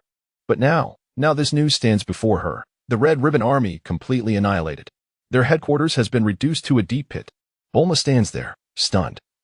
Her mind racing, muttering under her breath. Did Goku really single-handedly wipe out the Red Ribbon Army? This is absurd. Clutching her head, Bulma feels as if the entire world has turned upside down. Just how powerful is this guy? This is beyond the realm of humanity, isn't it? The more she contemplates, the more terrifying it seems, and she can't help but grasp her blue hair, murmuring frantically. This guy is truly a monster, right? What if he gets angry and casually obliterates West City with a Kamehameha? Goodness. Bulma plops back onto the sofa, feeling utterly drained, arms crossed. Letting out a resigned sigh. Well, I suppose it's normal for my man to be exceptionally powerful. As she watches the reporters on television still delivering their astonished coverage, a faint smile creeps onto her lips, and inexplicably, a sense of pride wells up within her. After all, it is Son Goku. Chapter 25. A wish again on a secluded island far from the hustle and bustle of civilization. The environment was picturesque. The azure waters sparkled, coconut trees swayed gently in the breeze, and seabirds circled gracefully overhead, creating a scene of tranquility and peace. This is the perfect spot. Goku landed on the sandy shore, arranging the 7 Dragon Balls one by one on the ground. The Dragon Balls shimmered under the sunlight. Finally, the moment to make a wish had arrived. Come forth, Shenron. Boom! Dark clouds swirled violently, and a fierce wind howled, casting the entire sky into darkness in an instant. A bolt of golden lightning shot skyward. A colossal figure gradually materialized within the ominous clouds. Roar! Shenron has descended. Shenron gazed down at Goku, his authoritative voice resonating throughout the cosmos. State your wish. I can grant any desire. Goku, hands on his hips, looked up at Shenron with a grin. Shenron, it's good to see you again. Shenron. Although Shenron appeared unfazed, he couldn't help but murmur internally. This kid again? It hasn't been long since we last met, yet he has gathered the Dragon Balls once more. Goku scratched his head and chuckled. This time, my wish is simple.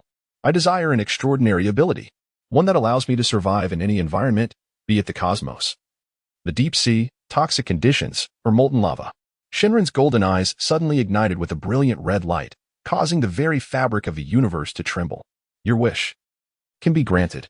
As the words left his mouth, a beam of golden light shot from Shenron's eyes, enveloping Goku. Buzz! Goku immediately felt a gentle warmth enveloping his body, as if every cell within him was undergoing a metamorphosis. His lung structure transformed, rendering him no longer dependent on air. His skin and cells strengthened, rendering him impervious to toxins, extreme heat, cold, and even the vacuum of space. His bones and muscles gained the ability to adapt to extreme environments, ensuring his survival anywhere. Wow, this is incredible. In future battles, I won't fear being obliterated. After fulfilling the wish, Shenron's form began to dissipate. Your wish has been granted. Farewell. Goku's lips curled into a smirk, his eyes glinting with mischief. Trying to escape? Not so easily. Whoosh. Goku's figure vanished in an instant, leaving only an afterimage in the air. As the 7 Dragon Balls began to soar towards different corners of the world, Goku had already appeared high in the sky, seizing them with unimaginable speed. I won't let you get away this time. The 7 Dragon Balls are treasures. I'll save them for next time. Shenron. This is the first time someone has snatched the Dragon Balls from me before I could fly away. What kind of creature is this kid? Goku laughed heartily, tucking the 7 Dragon Balls into his capsule. Since Shenron bestowed upon me this new ability, it's time to test it out. Goku gazed upward at the boundless heavens. Above the cerulean sky lay the vast cosmos, the forbidden zone for Science, where they could not survive without air. But now, all of that has changed. With a powerful push of his legs, boom. In an instant, the ground erupted, and a terrifying shockwave radiated outward. The waves were sent crashing back hundreds of meters, and the coconut trees on the island were uprooted in an instant, while the beach was torn apart, leaving a deep gash. Goku's figure soared amidst the deafening sound of a sonic boom, transforming into a meteor shooting skyward. The sky, the stratosphere, the atmosphere, outer space. Goku ascended at breakneck speed, surpassing the limits of humanity, surpassing the limits of biology, surpassing the limits of science. Wow, is this the universe? However, it is eerily silent here. Goku floated in space, his gaze astonished as he surveyed his surroundings. There was no air, no wind. Only the vast expanse of the starry river, countless brilliant stars, and the earth, glowing in its azure brilliance. In the past, science could not survive here at all. Yet now, Goku felt no discomfort whatsoever. Wow, this is amazing. I can truly roam freely in the cosmos. Goku excitedly flailed his limbs, testing his movements in space, discovering that he could still move as freely as if he were in the air. With a punch, the result. Boom! The force of his punch generated an invisible shockwave, exploding in the cosmos, instantly clearing out a space of dozens of kilometers and fracturing a massive meteor into countless cracks. Once I become stronger, I might truly be able to obliterate a planet with a single punch. In West City, at Bulma's lavish mansion. Knock, knock, knock, suddenly. The window was rapped upon, and Bulma turned to see Goku's beaming face outside. Bulma, I'm back. Bulma, taken aback, rolled her eyes and replied irritably, You idiot. Can't you use the front door? Come inside. Goku leaped into the room, landing on the sofa, legs crossed in a relaxed manner. Bulma stared at Goku, narrowing her eyes, her tone shifting to a strange one. Goku, it wasn't you who dealt with the Red Ribbon Army, was it? Of course, it was me. Huh. Bulma's eyes widened in disbelief as she pointed at the enormous crater on the television, exclaiming, You mean to say you were the one who annihilated the Red Ribbon Army? I didn't believe it at first. Goku nodded nonchalantly, a proud smile forming on his lips. That's right. Let me explain. What happened was, when I flew to their headquarters, their radar spotted me, and they thought it was Tao Pai Pai returning. But when I appeared, they were all dumbfounded. Whoosh, whoosh, whoosh. Hundreds of missiles came flying at me, and I just swatted them away. Boom. Their headquarters was blasted into a deep pit. Not a single soul was left. They all turned to ash. You see, that big hole on the TV was made by my single strike. Bulma stared blankly at Goku, her brain momentarily short-circuiting, leaving her in a state of shock. You really single-handedly wiped out the entire Red Ribbon Army? They were too weak. It wasn't even fun to fight them. Bulma, what do you mean it wasn't fun? That is the most notorious terrorist organization in the world. Bulma's mouth twitched uncontrollably, and after a long pause, she finally regained her composure, taking a deep breath as she rushed over to grab Goku's shirt, shouting, Hey, do you even realize what you've done? The whole world is in chaos. The military is investigating what this supernatural disaster is. You are now the biggest mystery in the world. Goku blinked innocently as Bulma shook him vigorously. Huh? You're going to make me dizzy. Bulma.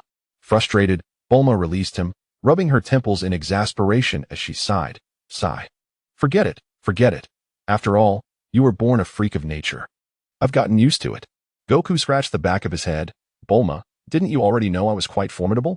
Bulma rolled her eyes and pouted. Yes, you are a monster. Yet she couldn't help but smile slightly, her eyes betraying a hint of pride and affection. After all, you are my man. Bulma sulked back onto the sofa, picked up the remote, and turned off the television, no longer wanting to watch any news about the Red Ribbon Army's demise. Fine. Do as you wish. What are you planning to do now? Wukong rubbed his belly and blinked his eyes. Time for a meal. Bulma sighed in exasperation, as expected. Resigned to her fate, she stepped into the kitchen. All right. You're now the world's greatest disaster creator. I suppose I can't let you starve. Wukong broke into a wide grin, bouncing after her with a cheerful demeanor. Bulma, you're the best. Upon hearing this, Bulma paused momentarily, a small smile creeping onto her lips. Despite being a super oddball, he was rather endearing. What's up? Wukong asked, noticing her expression. Bulma squinted her eyes, a teasing curiosity lacing her tone. Did you make a wish with the Dragon Balls? Wukong was taken aback for a moment. You caught me. Bulma shot him an incredulous look. Well, considering you decimated the Red Ribbon Army, it's obvious you got your hands on the 7 Dragon Balls. Now spill it. What did you wish for? Wukong blinked his eyes, a mysterious smile playing on his lips. Well, Bulma's eyelids twitched, sensing something was amiss. Hey, Wukong, you didn't wish for something ridiculous, did you? Wukong scratched his head, grinning. Of course not. But, want to take a guess? Bulma's expression turned incredulous. This rascal dares to keep me in suspense. Could it be a wish for greater strength? Wukong shook his head. Nope. More food, then? He continued to shake his head. I'm not foolish enough to wish for that. Bulma, now irritated, crossed her arms and narrowed her eyes at Wukong. If you don't spill, I might get angry. Seeing Bulma puff up her cheeks, Wukong couldn't help but burst into laughter, finally revealing. Actually, I wish to survive in any environment, whether it's the universe, deep sea, or even toxic gas. Bulma was left dumbfounded. Initially expecting a wish for invincibility in battle, she was utterly shocked by his revelation. Wait, what did you say? Wukong proudly placed his hands on his hips. Even if someone blows up the planet, I won't die falling into space. I could even go play in the universe. Bulma was speechless. What an absurd wish. After a long pause, she finally regained her composure, grabbing Wukong's shoulders and shaking him vigorously. Do you even realize how ridiculous your wish is? Dizzy from the shaking, Wukong blinked in confusion. Is it really that absurd? Bulma was almost laughing in disbelief, pointing at Wukong as she shouted. Of course it is. You've effectively broken the laws of biology. Humans cannot exist without air. Living beings cannot survive in a vacuum. And you've turned yourself into a cosmic monster? Chapter 26. The Cat Sage a few days later. Bulma, I intend to venture outside for a time. Bulma, engrossed in fine-tuning her latest invention, looked up and rolled her eyes in exasperation. Didn't you just annihilate the Red Ribbon Army? What more do you need to train for? Goku grinned widely, scratching his head. Becoming stronger is of utmost importance. With a resigned sigh, Bulma leaned against the workbench, arms crossed, her tone laced with a hint of helplessness. All right. I've long known you can't sit still. Where do you plan to go? I'm off to Korin Tower. I've heard there's a formidable cat sage residing there. Very well, go ahead. But don't destroy the tower. Goku laughed heartily, waving his hand dismissively. I'll come back to play with you once I return. With that, Goku soared into the sky, transforming into a streak of light, vanishing into the horizon of West City. Soon, a towering white spire emerged in the distance, piercing the clouds, seemingly endless. Ordinary martial artists would require superhuman strength and perseverance to ascend this tower, and many would abandon their quest along the way. However, I can fly. Goku gestured with both hands, propelling himself forward with great speed, transforming into a flash as he shot towards the tower's apex. Whoosh! At the summit of Korin Tower stood a small circular structure, encircled by a railing. Several peculiar jars were arranged around the perimeter, each reflecting different scenes. Some jars mirrored the current world, others displayed the past, and astonishingly, some even revealed glimpses of the future. The most enigmatic jar concealed a secret passage to an icy labyrinth. Additionally, there was a collection of magical beans, each no larger than a thumb, radiating wondrous energy.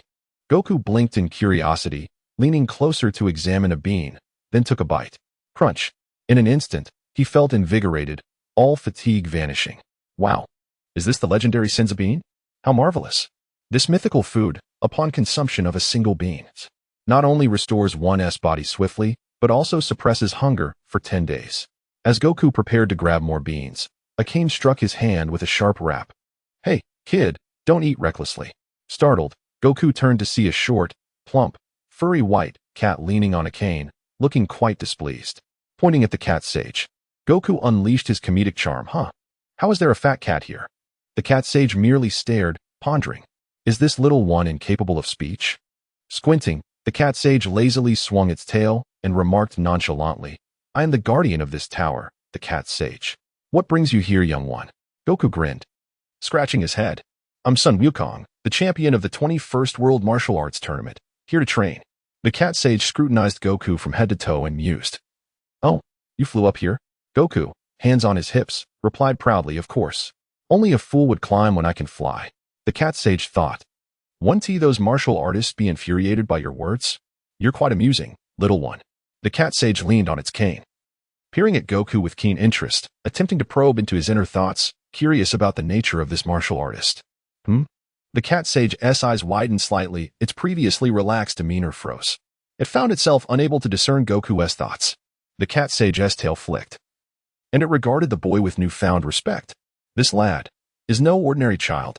Suppressing its astonishment, the cat sage feigned casualness, smiling lightly as it inquired. You're not here just to drink the super holy water, are you? Upon hearing the term super holy water, Goku immediately waved his hands. a dismissive smirk on his face. Not at all. The cat sage raised an eyebrow. Oh, you're familiar with what super holy water is? Goku, hands on his hips, grinned confidently. Of course, super holy water is just ordinary water, right? The cat sage was taken aback. This child has unveiled the truth. In the past, martial artists endured great hardships to ascend Korin Tower, believing that drinking the legendary super holy water would grant them strength. Yet, the true reason for their enhancement lay in the trials they faced during their ascent, fortifying their will and honing their bodies, thus surpassing their limits. But this lad.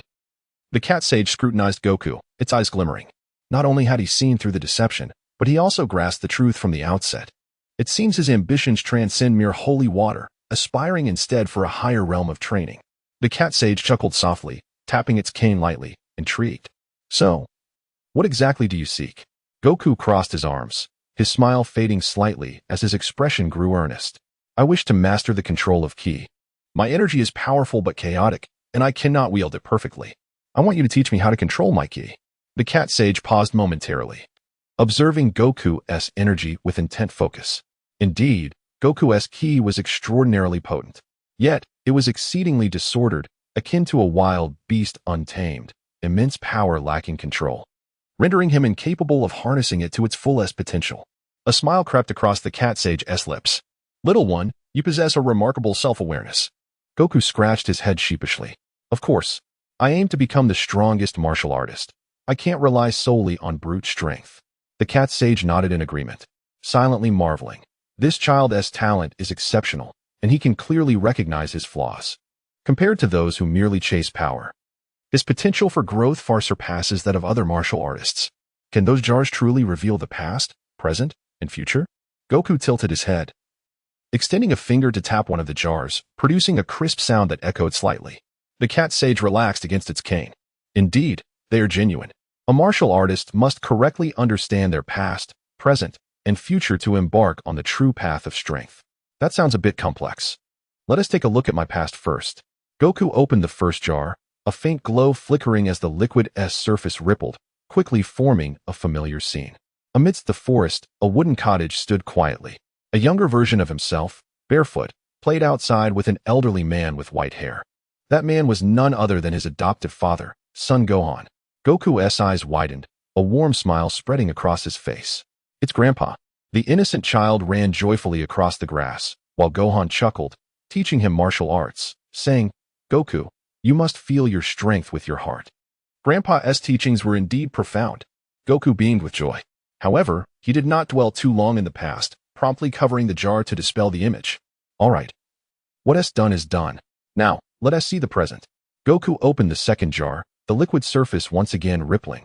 Quickly forming a clear image, a familiar figure appeared within the jar. Huh? Goku's eyes widened in astonishment as he realized that the jar reflected his current self. As if gazing into a mirror, there he stood atop Korin Tower, staring at the image within the jar. The tower's railing, the Senzu jars, the slots for his magical staff, and even the distant clouds were vividly depicted. Haha, I can truly see the present. It is akin to a mirror. Wukong exclaimed with excitement as he waved his hand, and the reflection in the jar mimicked his movements perfectly, in complete synchrony. The cat sage smiled faintly, little imp. Have you only just realized this? Wukong scratched his head. This is far more intriguing than an ordinary mirror. However, a bold thought soon flickered in Wukong's mind. What if I were to open the jar of the future? As a traveler through time, could I glimpse what lies ahead? His heart raced with anticipation as he slowly extended his hand to open the third jar. Inside, there was naught but emptiness. The surface of the liquid rippled momentarily before settling into tranquility, reflecting nothing at all. Wukong blinked, leaning in closer, furrowing his brow in bewilderment. How strange. Why can I see nothing? He reached out a finger and gently prodded the liquid, yet the result remained the same. An expanse of void. Could it be that because I am a time traveler, the future simply does not exist? The cat sage observed Wukong quietly and remarked, Little imp, why are you so astonished? Did you truly believe you could see the future? Wukong was enlightened by the cat sage's words, chuckling as he waved his hand dismissively. Not really. I just thought. Since one can see the past and present, the future should be visible too. The cat sage spoke with a profound tone. The future is not predetermined. It is woven from each of your choices. When you stand at the crossroads of fate, Every step you take may alter what lies ahead. Perhaps that is why you cannot glimpse the future. Wukong tilted his head, though somewhat perplexed. He nodded in agreement. That does seem to make some sense. Chapter 27. Breath Control, Perception, and Mastery of Energy. The cat sage leaped to the summit of the Karen Tower and gestured around. Wukong, close your eyes and sense the energy surrounding you. Wukong, scratching his head in confusion, complied and attempted to concentrate. The sound of the wind rustling at the tower's peak. The undulating clouds in the distance. The faint yet steady energy emanating from the cat sage. The subtle energy fluctuations radiating from the magic beans. Gradually, Wukong entered a meditative state, the world around him enveloped in tranquility. Oh, I can feel the cat sage's energy. And the minute fluctuations in the air. The cat sage nodded, then shifted his tone to a serious note. Your energy is unstable, akin to a storm at sea, beyond your control. Thus, the first step is to stabilize your energy. Unaffected by external influences, avoid agitation or disorder. Wukong, puzzled, asked, how do I do that? The cat sage smiled softly. Practice the breath of energy. Follow my rhythm and gradually adjust the flow of your energy. The cat sage demonstrated, his breathing remarkably steady. Each inhalation and exhalation creating a harmonious cycle of energy. Wukong attempted to follow suit. Deep breath in, slowly exhale. Let the energy flow through your veins, pervading your entire being. Refrain from allowing it to become restless or dissipate. In less than a few minutes. This is so difficult, Wukong exclaimed, overwhelmed as his energy flitted chaotically, unable to achieve the perfect stability exhibited by the cat sage.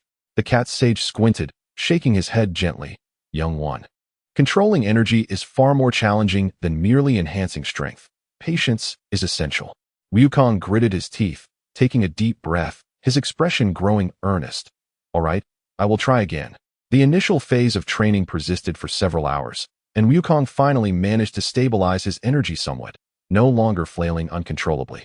Wukong, the next step is to practice using energy to sense a target. Wukong grinned widely. No problem. How do we train? The cat sage did not respond, but instead moved aside, grasping a black cloth and waving it. Close your eyes, young one. Wukong blinked in surprise. Huh? Why? The cat sage, growing impatient, urged. No more questions, just close them. Though puzzled, Wukong obediently shut his eyes. In a swift motion, whoosh. The cat sage covered Wukong's eyes with the cloth, binding it tightly and rendering him completely blind. Hey, I can't see anything. Wukong protested, twisting his head and waving his hands, but all was engulfed in darkness. Wukong, now that you see nothing, you must rely solely on your energy to perceive my location. With that, the cat sage flicked his tail, ringing a bell, tingling. Wukong's ears perked up, immediately capturing the sound of the bell. What is that? The cat sage casually swayed his tail. I've tied a bell to my tail. Your task is to use your energy to sense my presence and try to catch me. Wukong's excitement surged. That sounds easy, does it? The cat sage smirked. And in the next instant, whoosh. A white blur vanished in an instant. The cat sage transformed into a shadow, moving at a terrifying speed around the Karen Tower. Although Wukong heard the bell, the sound shifted erratically, making it impossible to discern its direction.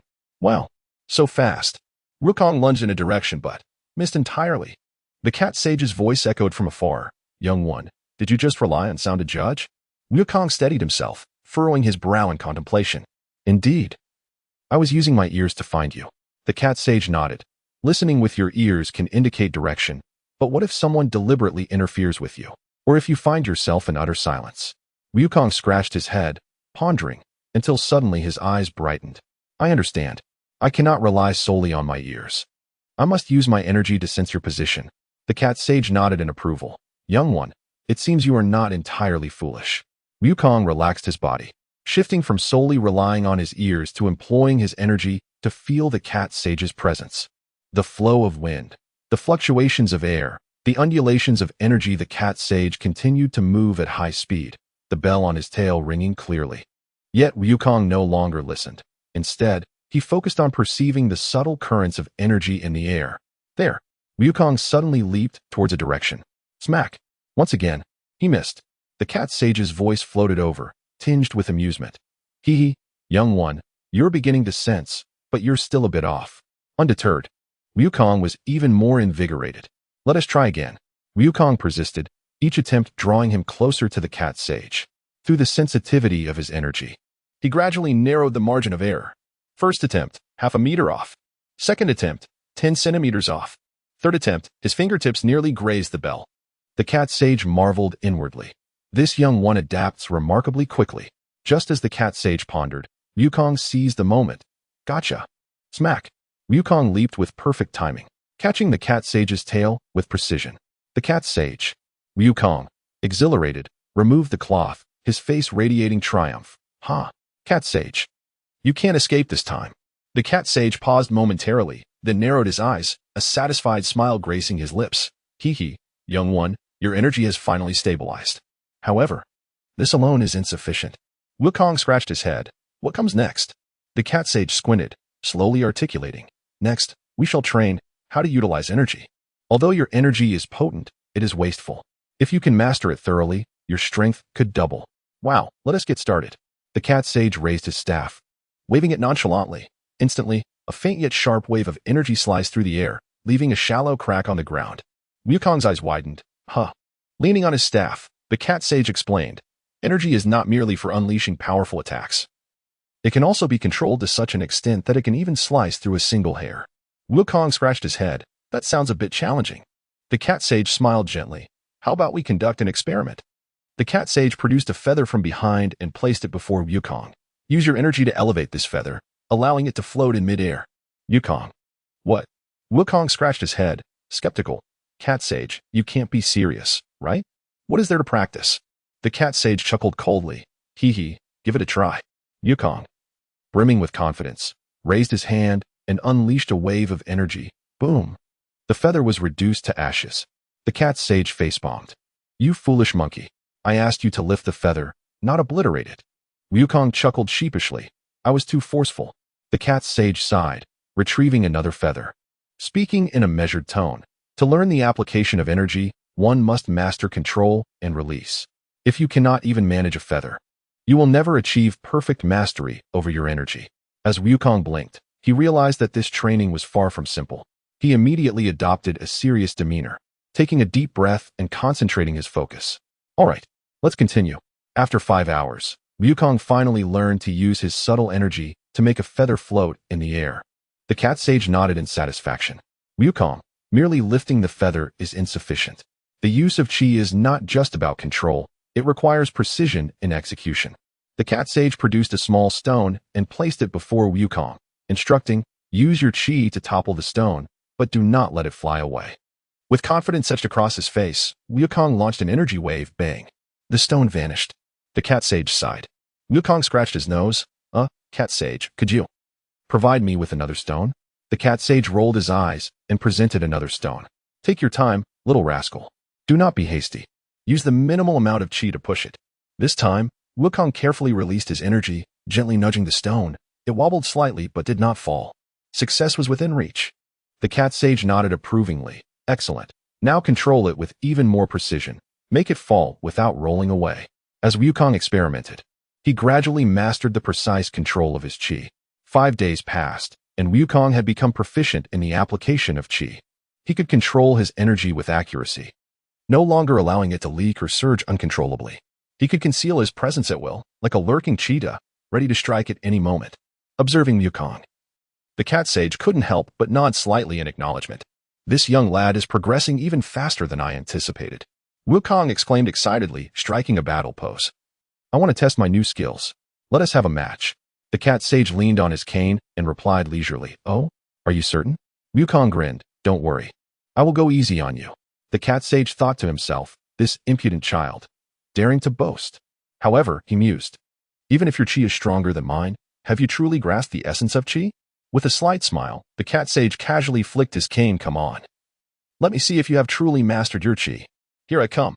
Wukong charged forward, his speed multiplied several times over. Whoosh. In an instant, Wukong was before the cat sage, delivering a powerful punch. The cat sage's eyes widened as he lightly leaped to evade the strike. Wukong smirked, swiftly changing direction, delivering another punch. Bang. The cat sage was knocked back, landing on the ground, gently rubbing his arm while casting a complex gaze at Wukong. This young lad's current strength is beyond my capability to handle. Wukong exclaimed, Cat sage, you can't escape now. The cat sage smiled, suddenly tapping his cane against the ground. Whoosh! His figure vanished. Wukong narrowed his eyes, instantly entering a state of chi perception. The fluctuations of the air, the tremors of energy, the contraction and flow of chi. A smile crept upon Wukong's lips as he swiftly turned and unleashed a punch towards the direction of the cat sage. Bang! Just as the cat sage's figure reappeared, Wukong's fist came crashing in, mere centimeters from his forehead. The cat sage's pupils dilated in astonishment. This young lad not only mastered the concealment of chi but could also accurately perceive a master of my caliber. The cat sage gently retracted his energy, a look of contentment blossoming on his face. Wukong, you have won. Wukong blinked, halting his actions, tilting his head. Huh? Aren't you going to continue? The cat sage smiled gently. You have thoroughly mastered the application of chi. There is nothing more I can teach you. From this day forth, you have truly stepped into the realm of a martial arts master. Chapter 28. Power Detector. The cat sage smiled gently and pointed to the top of the tower. Wukong, if you wish to advance further, you may go to the Celestial Palace. Wukong blinked in surprise. The Celestial Palace? The cat sage nodded. Just insert the Rui stick at the very top of the Karen Tower and extend it upwards, and you will reach the Celestial Palace. No rush, I'll go later. Wukong recalled Bobo's combat power, which was said to be 1,000, and realized he was not yet a match for him. Why would I seek out punishment now? Cat sage. As the cat sage prepared to enter his dwelling for tea, he heard Wukong's voice and turned back in confusion. What is it? Wukong pointed to the jar of senza beans, his eyes sparkling with eagerness. I've been training here for so long. Could you spare me a few? The cat sage narrowed his eyes, sensing something amiss. Little brat, how many do you want? A few hundred, perhaps. The cat sage exclaimed in disbelief. What? A few hundred? He nearly lost his composure at Wukong's outrageous demand. Do you have any idea how precious senza beans are? A few hundred. Are you planning to sell them? Wukong quickly waved his hands. Of course not. I truly value the senza beans, but I often find myself in battles and tend to get hurt. The cat sage looked skeptical. Really?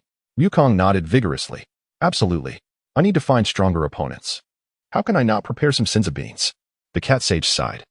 Thinking this kid was indeed a battle fanatic and would probably consume all the senza beans in no time. Reluctantly, he approached the jar, scooped a generous handful of senza beans, placed them into a small bag, and handed it to Wukong. Here are 100 beans. Don't get greedy. Wukong accepted the bag and counted the beans, frowning. Huh? Only 100? The cat sage's gaze turned icy. If you find it insufficient, you need not take them. Wukong quickly clutched the bag tightly. I was just joking. 100 is quite good. The cat sage scoffed. Remember, senza beans are not for you to snack on. Each one is invaluable. Wukong nodded repeatedly. I understand. I understand.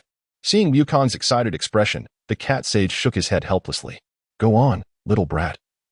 I hope you won't consume all the senza beans too quickly. Wukong beamed and waved to the cat sage. Cat sage, goodbye. I'll return once I grow stronger. With a whoosh, this training has truly been fruitful. A few minutes later, Wukong soared above West City, gazing down at the bustling metropolis. Oh, I've arrived at Bulma's place. He dove down, landing gracefully in Bulma's yard, brushing off the dust from his clothes. I'm back. Bulma was tinkering away in her lab when she heard a commotion outside. Furrowing her brow, she asked, Mom, who was out there? Mrs. Brief glanced out the window, startled. Oh, it's Wukong. Upon hearing this, Bulma dropped her screwdriver in shock. What? Wukong. She dashed out of the lab to find Wukong standing in the yard, leisurely swaying his tail with a radiant smile. Wukong, didn't you go train at Karen Tower? Why are you back so soon? My training is complete. Bulma frowned, placing her hands on her hips. You've only been gone a few days. Wukong proudly patted his chest. I'm a genius. I mastered the use of ki in just 5 days. Bulma raised an eyebrow. What? 5 days? Wukong laughed heartily. Bulma, do you want to see my new skills? Bulma sighed, resigned. Fine, since you insist, show me. Wukong's lips curled into a grin as he suddenly vanished in a blur. Bulma froze, looking around in confusion. Huh? Wukong, where are you? After a few seconds, Wukong reappeared behind her, beaming with pride. How about that?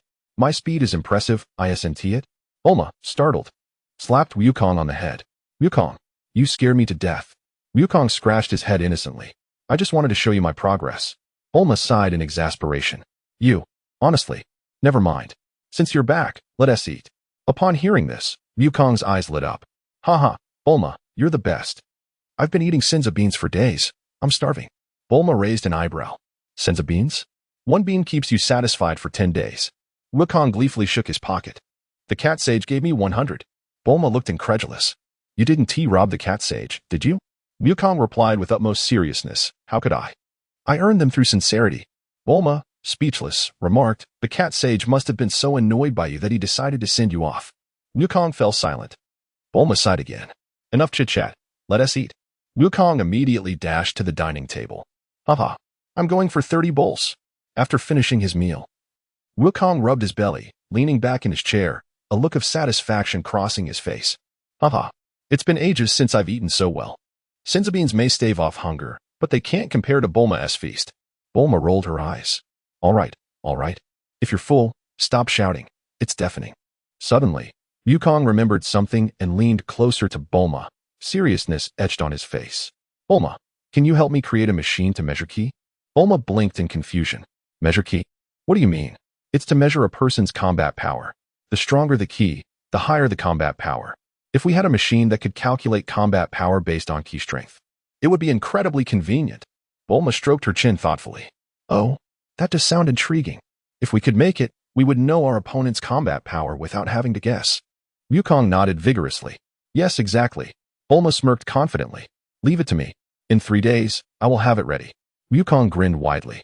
Bulma, you're the best. 3 days later, Bulma approached Wukong, proudly holding a compact power detector. Wukong, I've finished your combat power detector. Wukong leaped with excitement. Wow, really? Let me see.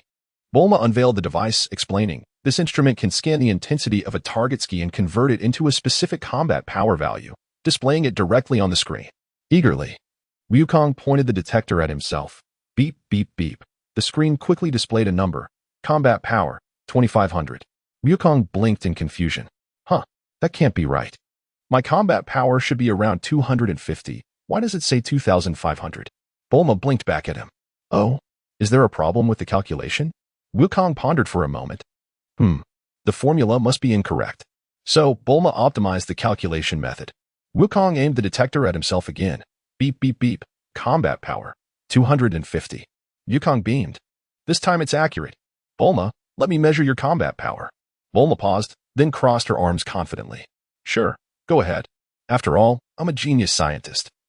My combat power should be respectable. Wukong pointed the detector at Bulma. Beep, beep, beep. Combat power, 2. Wukong stared blankly. Bulma was equally stunned. The atmosphere became palpably awkward. After a long pause, Wukong burst into laughter. Haha, Bulma, your power level is only a 2. Bulma's face darkened instantly. What did you say? Goku laughed so hard that tears almost came out. Ha ha ha. A sneeze from me is stronger than you. Bulma, enraged, grabbed a wrench from the table and hurled it at Goku. You monkey. Laugh again and see what happens. Goku dodged swiftly. Bulma, don't be angry. A power level of 2 isn't so bad. Just die. Bulma swung the wrench, chasing Goku wildly around the room. Goku, still chuckling, nimbly dodged around the room, narrowly avoiding Bulma's wrench attacks, each time just barely escaping a hit. Bulma's face flushed with anger. You monkey. If you laugh again, I'll smash your scouter. With a whoosh, Goku darted into a corner of the room, still wearing the scouter, and couldn't resist teasing. Bulma, are you really mad? Bulma stood with her hands on her hips, glaring at him. Of course. How dare you mock my power level of 2? Goku shrugged. It's the truth. It's your fault for not training. Bulma gritted her teeth. Who are you calling untrained? I'm a great scientist. I can invent all sorts of things with my mind, which is much better than solving problems with your fists. Goku scratched his head, thinking, she might have a point. Bulma was indeed impressive, especially since she had created the scouter. However, he couldn't help but tease her. But what if someone picks a fight with you? You wouldn't even be able to beat an average strongman, would you? Bulma's eyes widened, and in a fit of pique, she grabbed a screwdriver from the table and threw it at Goku. Just die. Goku dodged effortlessly, but Bulma's throw shattered a vase. Crash. Both of them froze. Bulma looked down at the shattered vase, and her expression instantly changed. Goku panicked slightly.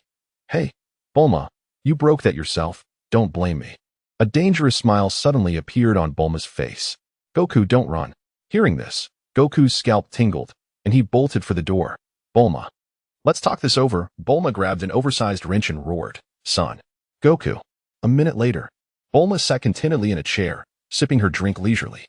Goku was tied to a chair, a pot lid on his head, and several strips of tape stuck to his body, looking utterly dejected. Bulma, at least be reasonable. Bulma scoffed, crossing her legs with a smug look.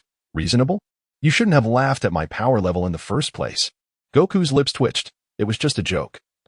Don't take it so seriously. Bulma raised her eyebrows, speaking in a light tone. Humph. Tell me, am I smart? Goku nodded vigorously. Smart, smart. The smartest scientist in the world. Bulma nodded in satisfaction. Am I pretty? Goku continued to nod emphatically. Pretty, pretty. The most beautiful woman in the world. Only then did Bulma put down her drink, stand up, and wave her hand. All right, since you know you were wrong, I won't hold it against you. Goku instantly breathed a sigh of relief. But Bulma suddenly grabbed the scouter, adjusted the settings, changed the power level on the screen to 500, and waved it triumphantly. See, my power level is higher than yours. Goku. Goku's eyes widened as he stared at the absurd number on the scouter, his lips twitching uncontrollably. You cheated. Changing the data yourself doesn't count. Bulma raised an eyebrow. Humph, didn't you say power level 2 was embarrassing? Now I'm higher than you. Do you admit defeat? Goku was on the verge of tears. Bulma, that's not fair. Bulma crossed her arms triumphantly. He. Now you know how amazing I am, right? You better respect me in the future. Goku was completely defeated, sighed, and said helplessly, All right, you're the most amazing. Bulma gave a victor's smile. That's more like it. Come on, call me Queen Bulma. Goku. In your dreams. Bulma, won't call me? I'll change your power level to 1. Goku. Queen Bulma, you're the most amazing. Bulma. Ha, that's more like it. Thus, the scouter was officially born, and Bulma's power level was successfully fabricated. Goku, I better go train quickly, or Bulma will bully me forever. Bulma. Humph, you monkey, you better remember, I'm the smartest scientist in the world. Chapter 29. Bulma's wish time swiftly passed, and in the blink of an eye, a year had gone by. During this year, Goku intensified his training, challenging himself daily with increasingly arduous exercises. From enduring 5 times Earth's gravity, he gradually acclimated to 6 and then 8 times, ultimately breaking through to 10 times Earth's gravity. At this moment, Goku's muscles were more robust, and his aura was more stable and powerful than it had been a year ago. He raised his fist and casually swung it a couple of times, resulting in explosive sounds reverberating through the air. My strength has visibly increased. Goku exclaimed with excitement as he picked up the battle power scanner and pointed it at himself.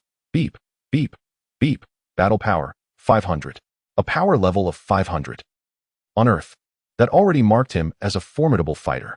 However, on planet Vegeta, where the gravity was tenfold, this level of power might not even suffice against a common soldier. Nevertheless, 10 times gravity seemed to represent a watershed moment. In the original story, Goku's training under such conditions on King Kai's planet had led to a meteoric rise in his battle power. The Dragon Balls are ready for use. Should I make a wish?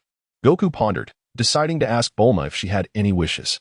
Bulma, the Dragon Balls are available. Do you have any wishes you would like to fulfill?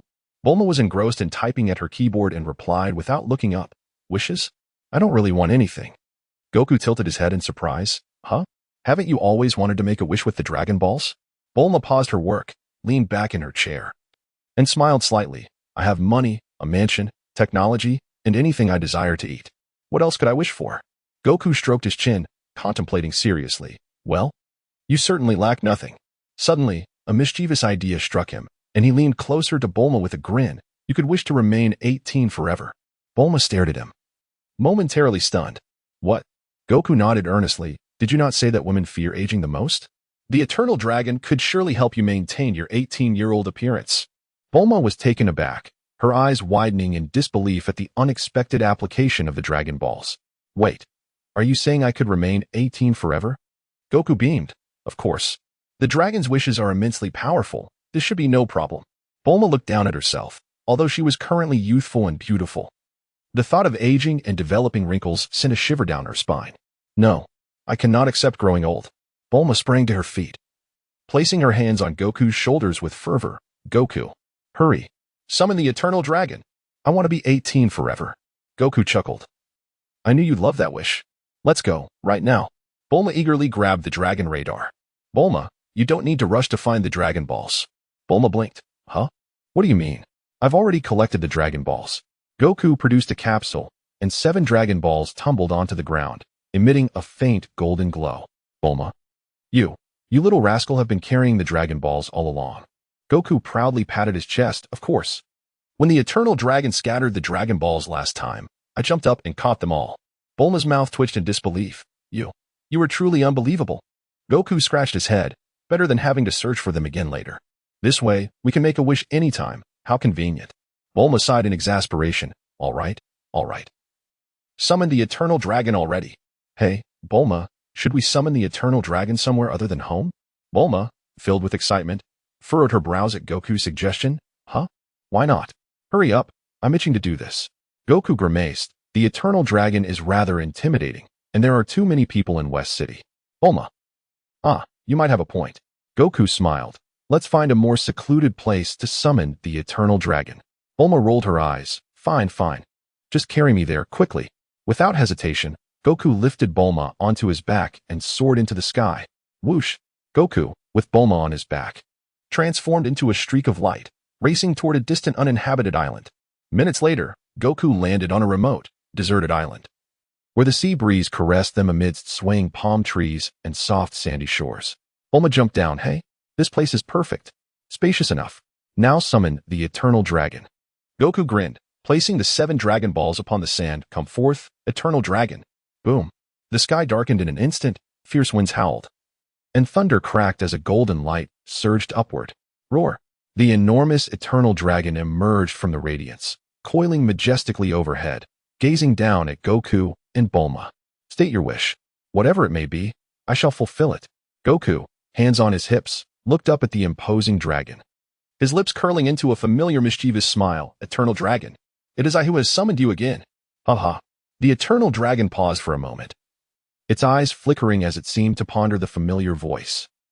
This kid, how is it you again? Though the Eternal Dragon maintained an air of solemnity, it couldn't help but internally grumble. Is this kid summoning me a bit too frequently? Is there no one else on Earth with wishes? Bulma shot Goku a sidelong glance, hands on her hips, and scoffed. Goku, your tone makes it sound like the Eternal Dragon is your pet. The Eternal Dragon strained to uphold its dignity, speaking in a low voice. State your wish. I am quite busy. Bulma, brimming with excitement, rushed forward, looking up to shout, Eternal Dragon, I wish to be forever. Suddenly, Bulma's words halted mid-sentence, her expression shifting to one of contemplation. Goku blinked, curious about her pause. Huh? Why did you stop? Didn't you want to wish to be 18 forever? Bulma frowned, resting her chin on her hand, deep in thought. Goku, I just realized something. If I remain 18 forever, what would that mean? Goku? Bulma continued, brows knitted. If I am always 18, wouldn't I never mature? I'd always be a little girl. That feels rather strange, doesn't it? Goku stroked his chin. But that sounds fine. After all, you don't want to grow old. No, wait. I can rephrase my wish. Bulma's eyes suddenly sparkled. Eternal Dragon, I wish to retain my youth, never age, but have the freedom to grow. The Eternal Dragon's red eyes gleamed brightly, rumbling. This wish can be granted. A cascade of golden energy enveloped Bulma, and she felt a lightness wash over her, revitalizing her spirit. Moments later, the Eternal Dragon withdrew its light and spoke slowly. The wish has been granted. Now, I take my leave. With that, the Eternal Dragon's form gradually dissipated, and the 7 Dragon Balls soared into the sky, transforming into 7 beams of light. Goku's eyes widened, a familiar grin spreading across his face. Trying to escape? Not so easily. Whoosh. In an instant, Goku's figure vanished, becoming a streak of light, darting through the air, his hands striking rapidly. Smack. Smack. Smack. Smack. Smack. Smack. Smack. In less than a second, Goku had snatched all 7 Dragon Balls into his hands. Got them, Bulma. Bulma stared in astonishment at the 7 Dragon Balls in Goku's hands, utterly speechless. How did you manage to catch them again? Goku, with a beaming smile, patted the Dragon Balls. I succeeded last time, so of course I can do it again. Bulma, rubbing her forehead, looked exasperated. You, my friend, are truly going to disrupt the rules. Aren't the Dragon Balls supposed to scatter? Goku scratched his head. This way is more convenient. It saves us from searching all over the world next time. Bulma's lips twitched in disbelief. You truly are a glitch. Goku neatly stored the Dragon Balls in a capsule and declared earnestly, from now on, if you need to make a wish, just call me. Free delivery at your doorstep. Bulma sighed. You are even more miraculous than the Eternal Dragon. The sky cleared, The sea breeze wafted gently, enveloping them in tranquility. Bulma touched her face, feeling surprisingly revitalized. Haha, Goku, it really worked. I truly shall not age. Goku, hands on his hips, laughed heartily. Bulma. You will never have to worry about wrinkles again. Bulma nodded joyfully, but suddenly thought of something, her expression shifting slightly. Wait, if I don't age, then what about you? Goku blinked. Huh? Me? I never really aged much anyway. Scions have an exceptionally prolonged youth. Even in our 30s or 40s, we still look like young adults. Bulma pouted. That's not fair. Goku scratched his head. At least you won't age. We'll always be the same. Bulma rolled her eyes and placed her hands on her hips. I suppose you're clever. Humph. I shall always be a stunning beauty. Goku grinned widely. Bulma has always been a stunning beauty. Bulma's cheeks flushed slightly as she stubbornly retorted. Humph. At least you know how to flatter. Goku laughed heartily. Wow. This wish is truly amusing. Bulma playfully tossed her hair, proudly stating, of course, after all. It was my wish. Chapter 30 Goku, you wouldn't be short, would you? Time swiftly flows, and another year has passed. Throughout this year, Goku has diligently worn the gravity training weights, progressing from 10 times gravity to ultimately breaking through to 20 times. In the wilderness, Goku slowly moved his wrist. His aura stable yet terrifying. Finally, he had fully adapted to 20 times gravity. He took out his combat power tester, aimed it at himself, and beeped combat power 12,000. Goku gazed at the figure, a slight smile forming on his lips, yet his heart remained untroubled. A battle power of 12,000, while formidable on Earth, was utterly insignificant in the eyes of cosmic warriors. Frisia's initial battle power soared to 530,000, while I currently stand at merely 12,000. The gap is still too vast. Nevertheless, it matters not. I am just 14. At that moment, a thought crossed Goku's mind, and a grin crept across his face. The Dragon Balls can be summoned again. Perhaps I could make a wish. Goku placed the Dragon Balls on the ground, hands on his hips, and shouted, Come forth, Shenron. Boom! Instantly, the heavens transformed. The sky darkened, lightning crackled, and fierce winds swept through the wilderness. A dazzling golden light shot up into the sky, and the colossal dragon soared into the air, spiraling majestically. Roar! The immense figure of Shenron hovered in the air, its crimson eyes gazing down at Goku. State your wish. Whatever it may be, I shall grant it. Shenron. It is I who has summoned you again. Ha ha. Shenron. Why is it always you? Do you treat the Dragon Balls as a family heirloom? Shenron suppressed an urge to grumble, barely maintaining its dignity. State your wish. Goku stroked his chin, contemplating earnestly. Shenron. I wish to be free from transforming into a rampaging gorilla upon seeing a full moon. Shenron's eyes flickered slightly, as if assessing the feasibility of this wish. After a moment, it slowly spoke. Your wish can be granted. In an instant, a golden light enveloped Goku. He felt a strange energy flow into his body, as if some chains were being unlocked, yet there was no discomfort. Shenron proclaimed, From now on, even upon gazing at a full moon, you shall not transform into a rampaging gorilla. Wonderful. Finally, I need not worry about losing control. The wish has been fulfilled. Farewell. After granting the wish, the 7 Dragon Balls began to scatter across the globe as usual, but Goku, quick as lightning, leapt into the air. Where do you think you're going? Smack, smack, smack, smack, smack, smack. In less than half a second, Goku snatched all 7 Dragon Balls in one breath. Got them. Shenron. I suspect you might be unwell. Goku beamed with pride at the 7 Dragon Balls in his arms. No need to hunt for them again next time. The sky cleared, and the wilderness returned to tranquility. Goku hummed a tune as he flew back to West City, landing directly at Bulma's house. As he entered, Bulma stood with her hands on her hips, a skeptical look on her face. Goku, the sky suddenly darkened just now. Was it you summoning Shenron again? Goku nodded confidently. Of course. I made a wish. Bulma face-bombed. You again. Do you intend to treat Shenron like an ATM for your wishes? Goku scratched his head. Well, since the Dragon Balls are in my possession, they are mine. Mine. Bulma rolled her eyes. Fine, fine. What wish did you make this time? Goku replied seriously. I wish that I wouldn't transform into a rampaging gorilla upon seeing a full moon. Bulma blinked. Confusion etched on her face. Wait? You mean, transform into a gorilla? Goku, you can turn into a gorilla? How come I didn't know? Goku scratched his head, matter-of-factly stating, I am a scion. Scions transform into gorillas upon seeing a full moon. Bulma, could you repeat that? Bulma stood frozen for a few seconds, struggling to comprehend this information, and finally asked in shock. Wait, are you saying you turn into a gigantic gorilla? Goku nodded vigorously. Yes, super big, super strong. My battle power increases tenfold. However, once I transform, I have no recollection of what I did. Bulma was even more bewildered. When did you ever transform? How come I've never seen it? Goku grinned widely. Startling her, I transformed into a gorilla when I was very young and accidentally crushed my grandfather. Bulma was utterly stunned. You did what? You crushed your grandfather? Goku demonstrated, stomping down hard, producing a thunderous sound, just like that. I flattened my grandfather with one stomp. Bulma, what kind of terrifying childhood is this? Goku scratched his head, chuckling foolishly. But I was so little then. I didn't realize I was the one who did it. Bulma, astonished, asked, how did you find out later? Goku shrugged. I remembered as I grew up, realizing that I must have transformed into a gorilla and crushed my grandfather. Haha, I can't just say I know the plot, right? Bulma, you seem rather pleased with yourself. Do you not comprehend the horror of what you did?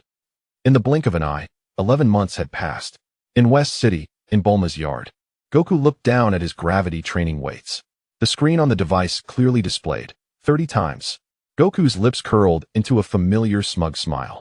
He had finally fully adapted to 30 times gravity. Goku moved his body, lightly clenched his fist, and the air instantly trembled, causing the surrounding grass to bow under the force of the wind. Goku took out his combat power tester, aimed it at himself. Beep, beep, beep. Combat power, 23,000.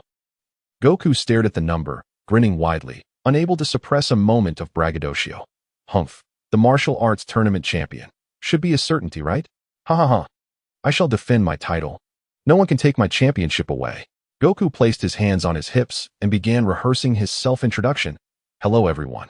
I am Son Goku, the champion of the 21st World Martial Arts Tournament. In just a few days, I will be the dual champion of both the 21st and 22nd tournaments. The more he thought about it, the more pleased he became, unable to stop smiling, and began to envision future scenarios in the future martial arts tournament. The host holds a microphone. May I have your name? Goku, with utmost seriousness, raises his hand dramatically. Making a grand entrance, Son Goku, champion of the World Martial Arts Tournament. May I ask your profession? Martial artist, champion of the World Martial Arts Tournament. What are you most proud of? Defending my title as champion of the World Martial Arts Tournament. What is your dream? I am the champion of the World Martial Arts Tournament. Bulma approached, witnessing Goku rehearsing his self-introduction in the yard, becoming increasingly agitated, her mouth twitching. This guy is losing it again. Goku, is it really necessary to be this proud? Goku paused. This is the champion of the World Martial Arts Tournament. It is imperative that everyone knows. Bulma rolled her eyes. Fine. You are the champion. You are the strongest. In the room, Bulma had specially tailored several brand new martial arts uniforms for Goku. Goku excitedly rummaged through the new clothes, but soon discovered a problem. Hey, Bulma, why are there so many colors? Bulma raised an eyebrow. Of course, I have prepared several colors for you according to the trends. Blue, red, white, orange. The choice is yours. Goku scratched his head, tossing aside all the non-black outfits and seizing the black martial arts uniform. I want them all in black. Bulma was taken aback. Huh? Why? Goku proudly fastened the black belt and glanced in the mirror, revealing a satisfied grin. The black martial arts uniform looks cooler. Bulma responded. Is that all? With her arms crossed, she teased. Goku, are you starting to care about being cool? That doesn't quite suit your style. Goku laughed heartily. Of course. I want to look stylish. I will wear this uniform to become the champion of the 22nd World Martial Arts Tournament. Bulma sighed. Well, as long as you're happy. By the way, Goku, why have you grown so slowly? Goku paused, looked down at himself, and scratched his head. Huh? Really? Bulma placed her hands on her hips and shook her head. It seems like you haven't grown much these past few years.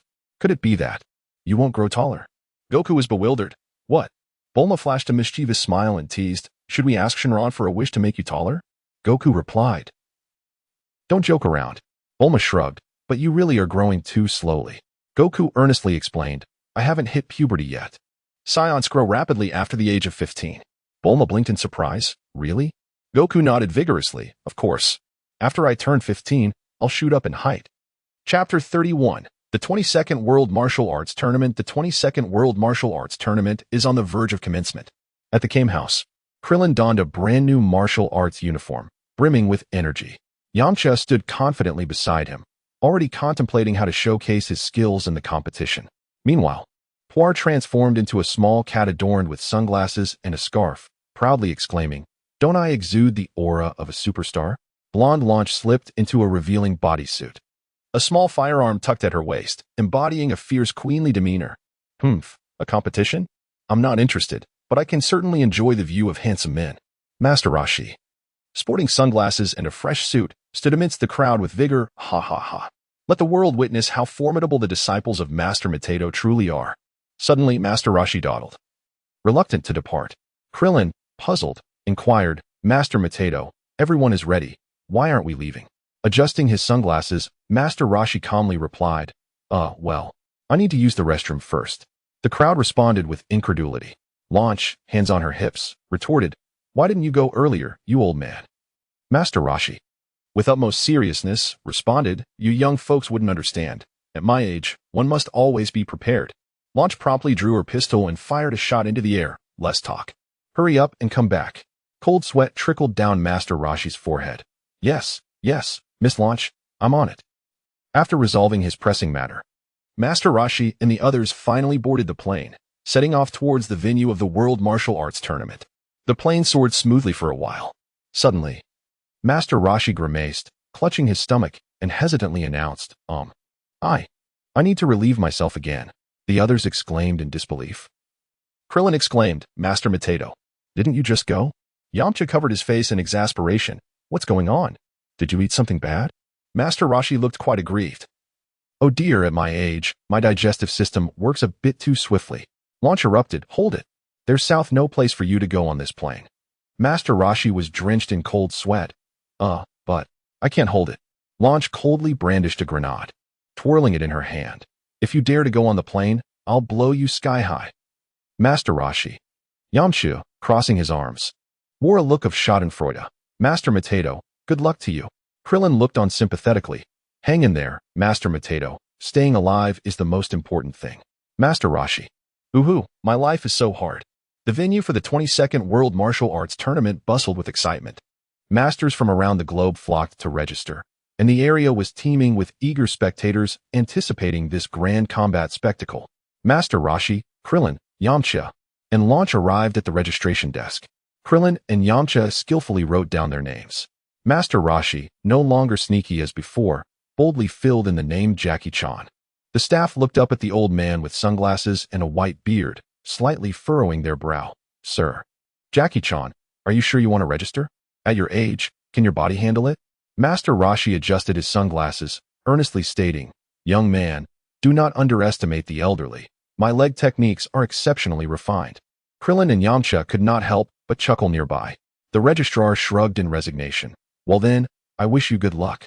After registering, the trio stood by, observing other competitors. Blonde Launch, with a puzzled expression, asked, "Why aren't we heading back to the hotel?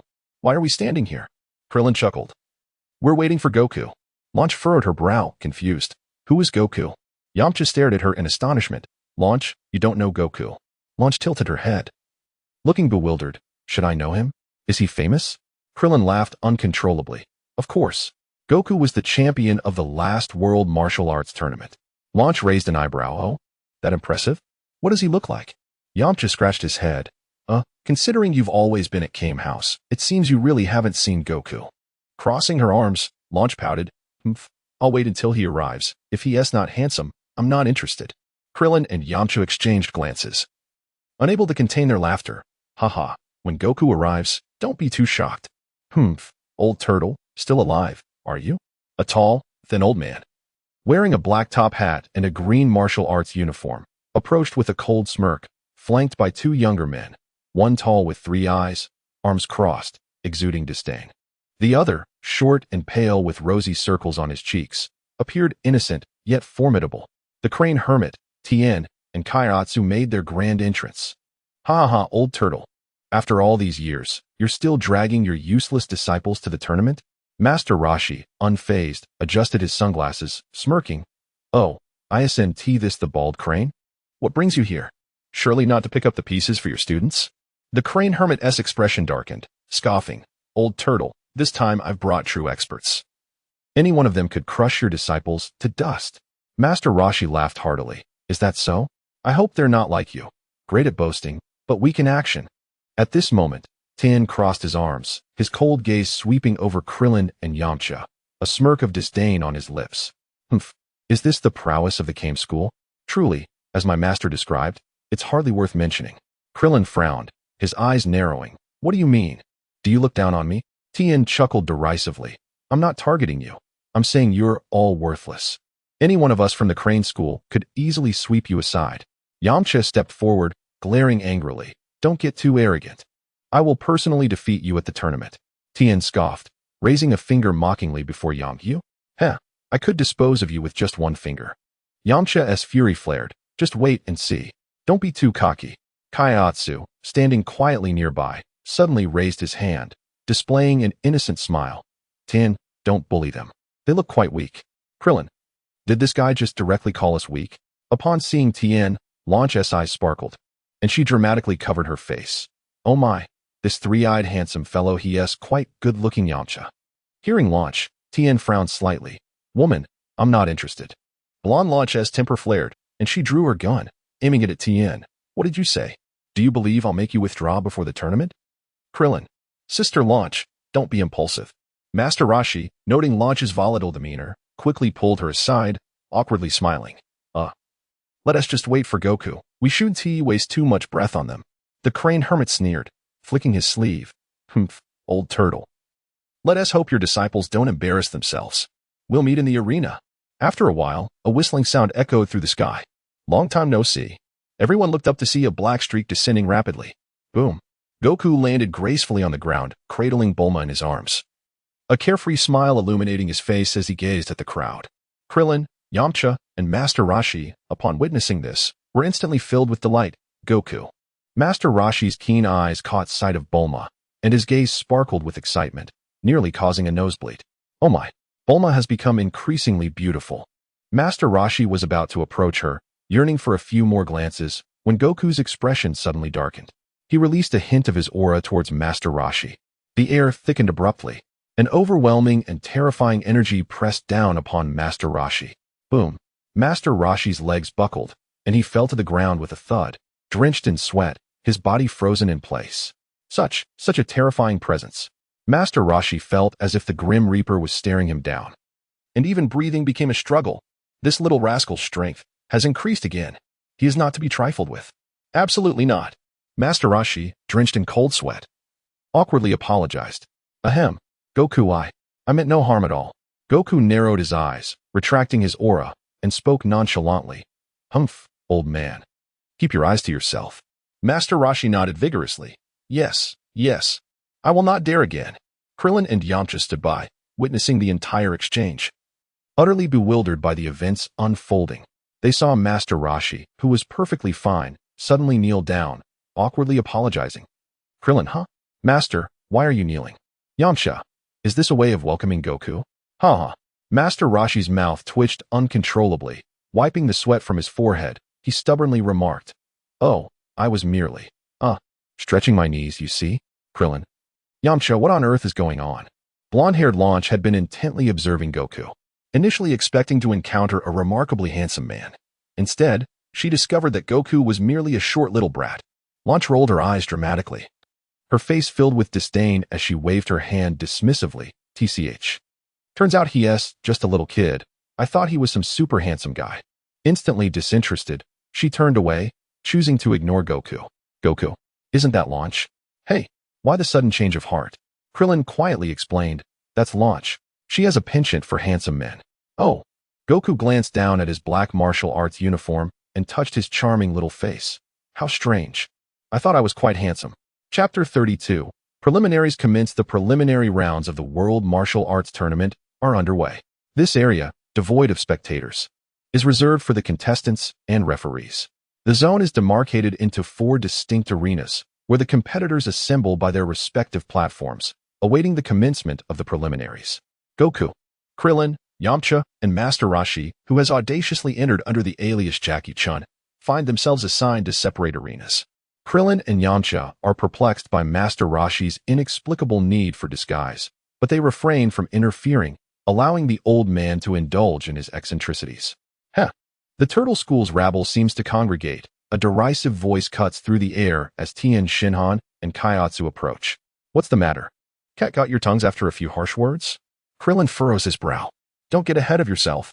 Strength is paramount in a martial arts tournament. Tien Shinhan scoffs. Indeed. Which is why you should concede defeat to avoid a severe thrashing. Yamcha, incensed, steps forward to confront Tien Shinhan once more. Enough.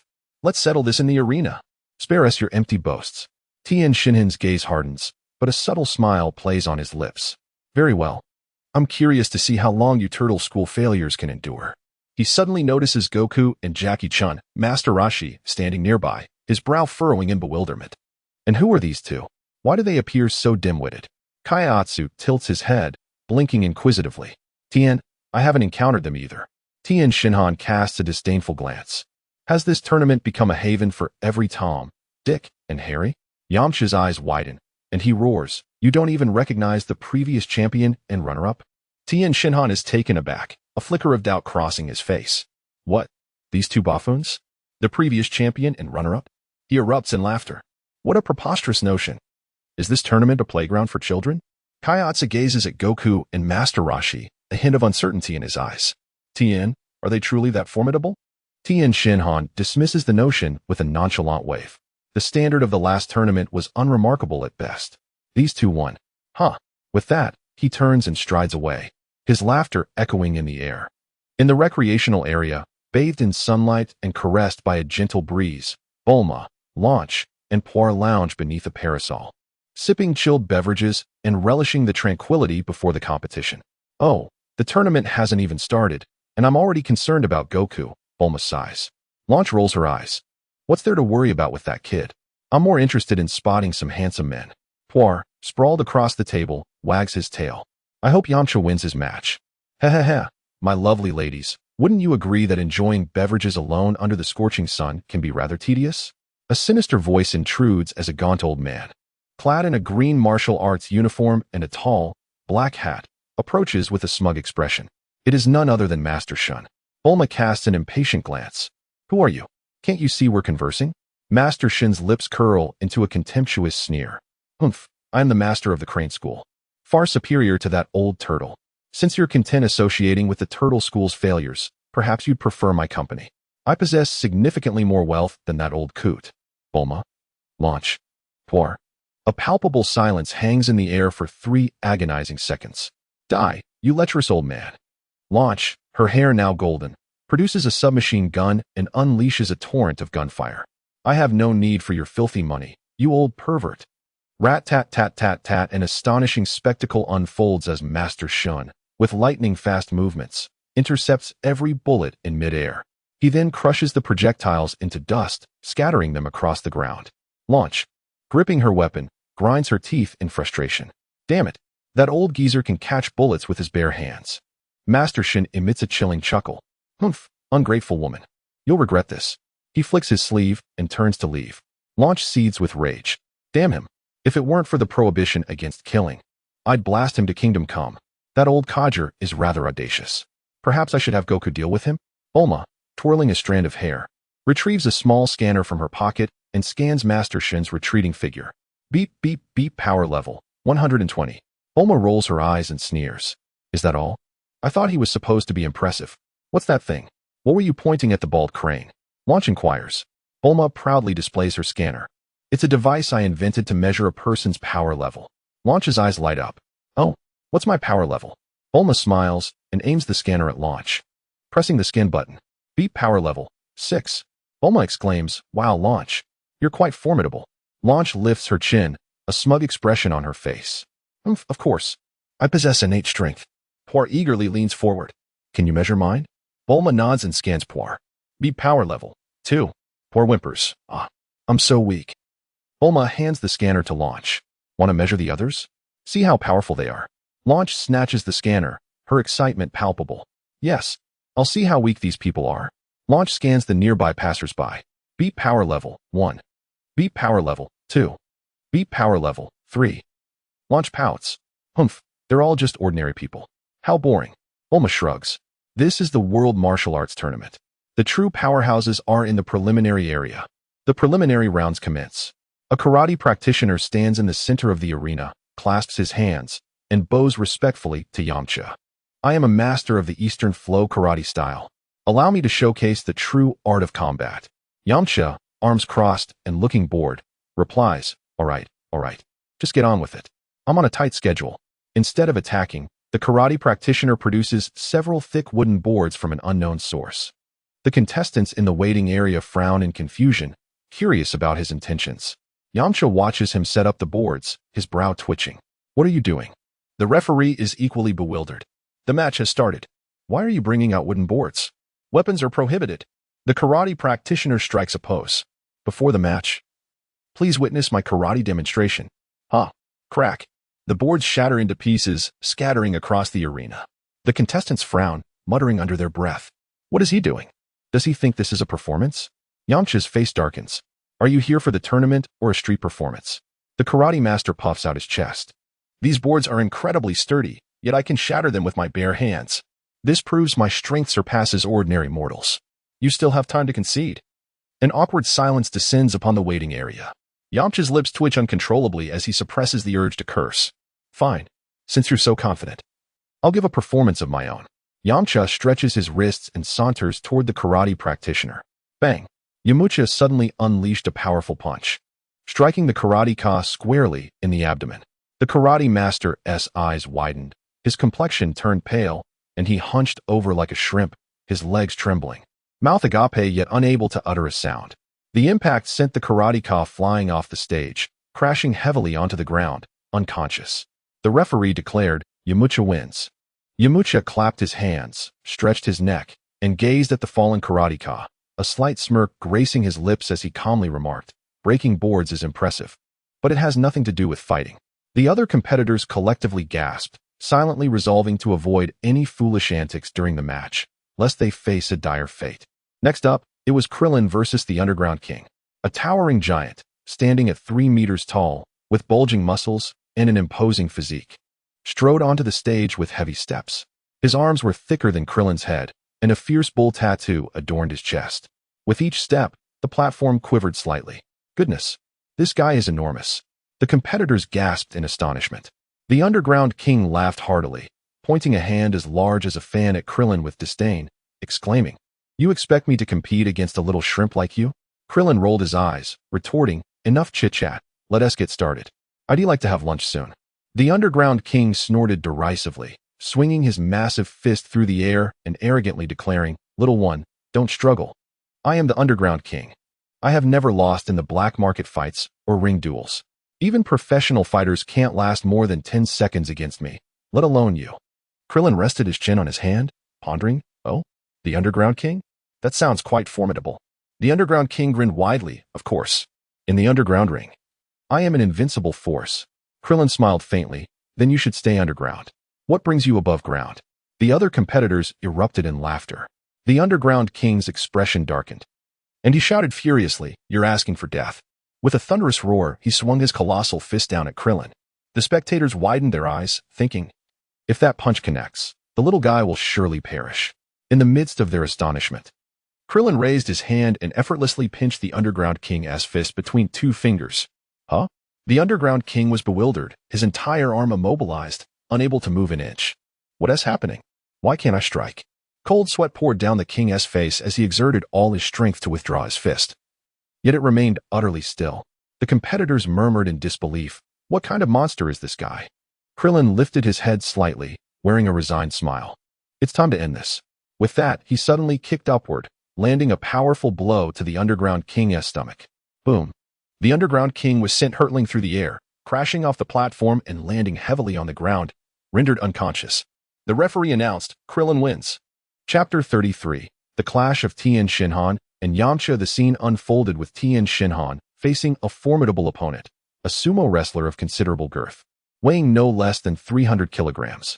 Clad in traditional sumo mawashi, his legs were as robust as pillars. The sumo wrestler cast a confident smile toward Tien, declaring, You are far too slender. I am a professional sumo wrestler. My weight is my weapon. In the ring, I am unstoppable. And you won't be able to budge me. Prepare to be crushed. The onlookers murmured amongst themselves, astonished by the size of the combatants. Tien, upon hearing the words of the sumo master, offered a slight smile and suddenly tore off his shirt.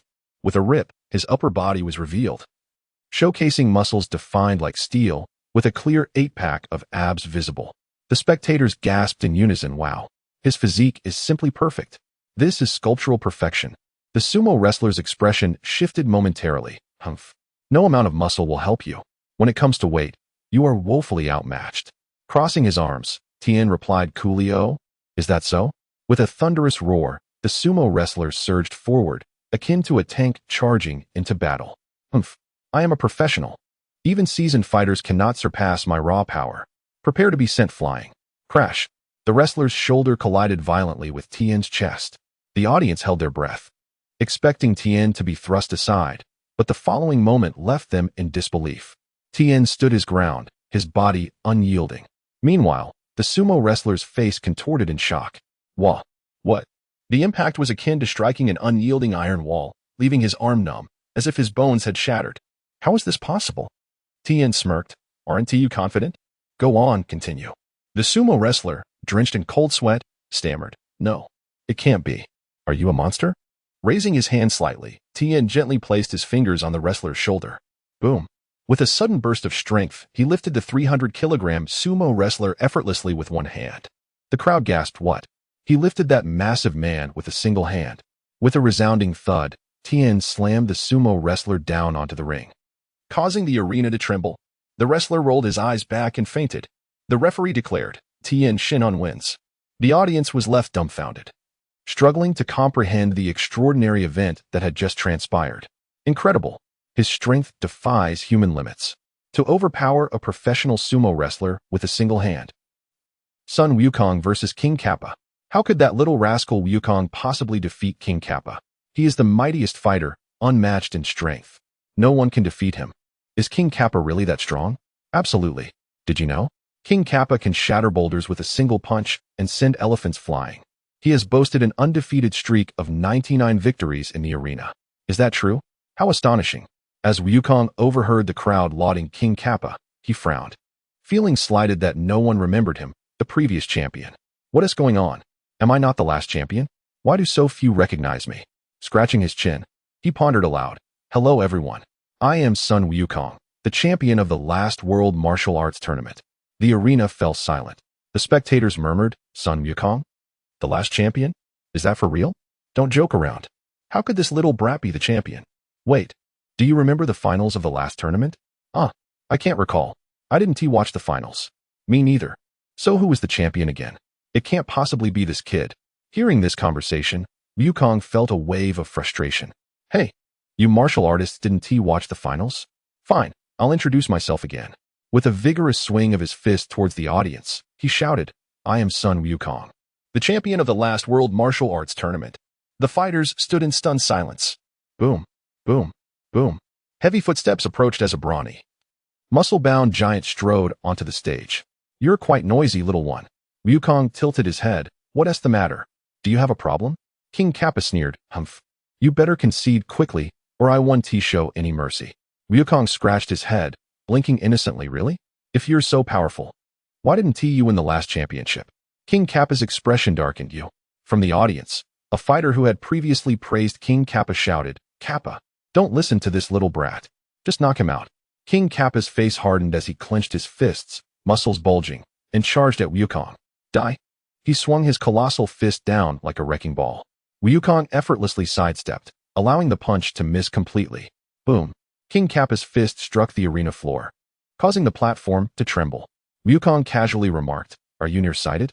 You missed from so close. Enraged, King Kappa swung again. Wukong met him with a punch. Boom. The arena fell silent. King Kappa's eyes bulged, his face turned crimson, mouth agape, unable to utter a sound. Boom. King Kappa was sent flying by Wukong's punch, crashing heavily to the ground, unconscious. The referee announced, Sun Wukong wins. The fighter who had boasted about King Kappa was left in shock, utterly speechless. What? King Kappa? Lost just like that? No way. Another instant defeat. As Wukong descended from the arena, hands on his hips. He grinned. Now do you recognize me as the last champion? Tian Xinhan, arms crossed, regarded Wukong coolly, narrowing his 3 eyes and curling his lips into a faint smirk. Yajirobe inquired curiously, Tian, what do you think? This little brat possesses some skill, but it's not substantial. Really? Tian cast a glance at the unconscious King Kappa outside the ring and replied indifferently. That brute is merely a brawn overbrains type. His strength is hardly noteworthy. His defeat signifies that this child has potential, but he does not warrant my concern. As the preliminaries concluded, the time for lunch arrived. The competitors flocked to the dining hall provided by the tournament organizers to replenish their strength, eagerly anticipating the afternoon bouts. Wukong, Krillin, Yamcha, and Jackie Chan, disguised as Master Roshi, gathered around a large table, joyfully indulging in a feast. As Krillin munched on a chicken leg, he remarked, "The preliminaries are even easier than I anticipated." Yamcha, sipping his soup, nodded in agreement. Indeed, our current opponents are rather unimpressive. The true contenders will likely emerge in the main event. Amidst this relaxed atmosphere, Goku rapidly devoured the food on the table, leaving the other competitors in the restaurant astonished. This fellow, is his stomach a black hole? Is he consuming food at an alarming speed? Is the appetite of the previous champion truly this formidable? Just as the atmosphere remained relatively lighthearted, the sound of a plate crashing to the floor shattered the tranquility of the restaurant. Everyone turned their heads to see Tianjin Fan standing before the table, his expression darkened. Is this all you provide for me? Rubbish. The contestants gasped in shock. Many startled by Tianjin Fan's furious outburst. What is happening? Is he really angry? With a frigid demeanor, Tianjin Fan pointed at the dishes on the table. These meals are utterly unworthy of a true martial artist. They fail to serve as proper nourishment. It's a sheer waste of time. Yamcha, who had been enjoying his meal, felt his spirits dampen upon hearing Tianjin Fan's loud complaints. He set down his chopsticks and stood up, striding toward Tianjin Fan without hesitation. Hey, if you don't want to eat, then don't. Who's forcing you? Why shout like that? Tianjin Fan cast a contemptuous glance at Yamcha, his eyes filled with disdain. Are you addressing me? Yamcha crossed his arms and scoffed. Of course. What do you think? Just because you look down on the food doesn't mean you can complain loudly. Who do you think you are? The best in the world? Tianjin Fan's expression darkened, his eyes narrowing slightly as he spoke in a chilling tone. Humph. So you're looking for trouble? The air grew tense, the two men's gazes clashing and igniting fierce sparks. The other contestants paused their meals, watching in astonishment. Are these two really going to fight here? The martial arts tournament hasn't even begun, yet they might brawl first. Krillin set down his chopsticks, his face serious. Yamcha, don't tell me you're actually going to throw a punch? Goku, chewing his food with interest, mumbled, they want to actually fight. As the tension between the two escalated, Master Roshi, under the alias of Jackie Chan, finally intervened. He leisurely stepped between them, placing a hand on each, and smiled warmly. All right, young men, let us not be rash. Yamcha frowned. Jackie, don't stop me. This guy is far too arrogant. Tianjin Fan snorted, you'd best not interfere, or I'll take you down along with him.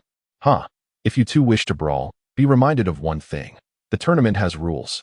Fighting outside the matches will result in disqualification. This statement immediately caused both men to halt. Yamcha's expression shifted, gritting his teeth. Damn. Tianjin Fan also frowned slightly. Although he was afraid of Yamcha, it was indeed unwise to engage in combat here before the tournament.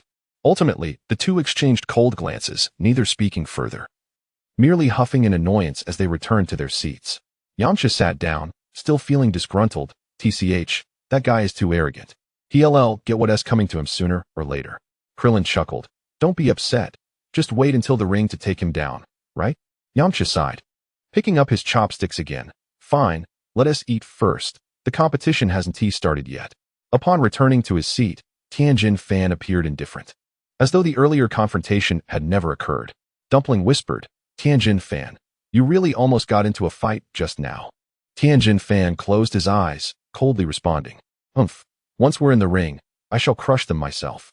Chapter 34. Yamcha's broken leg. The 8 contenders who advanced gathered in the Grand Hall, awaiting the draw for the quarterfinals. Soon, the final matchups were announced. Yamcha versus Tian Xinhan, Turtle School versus Crane School, a battle of destiny. Jackie Chun, the turtle hermit in disguise, versus Wolfman, a seasoned martial artist versus a mysterious creature. Krillin versus Kaiatsu, a battle of the bald. Hua versus Goku. Goku doesn't even regard him. Yamcha versus Tien Shinhan. Humph. Finally.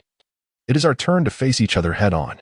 Yamcha stretched his neck, crossed his arms, and a confident smile crept onto his lips. Tien Shinhan scoffed.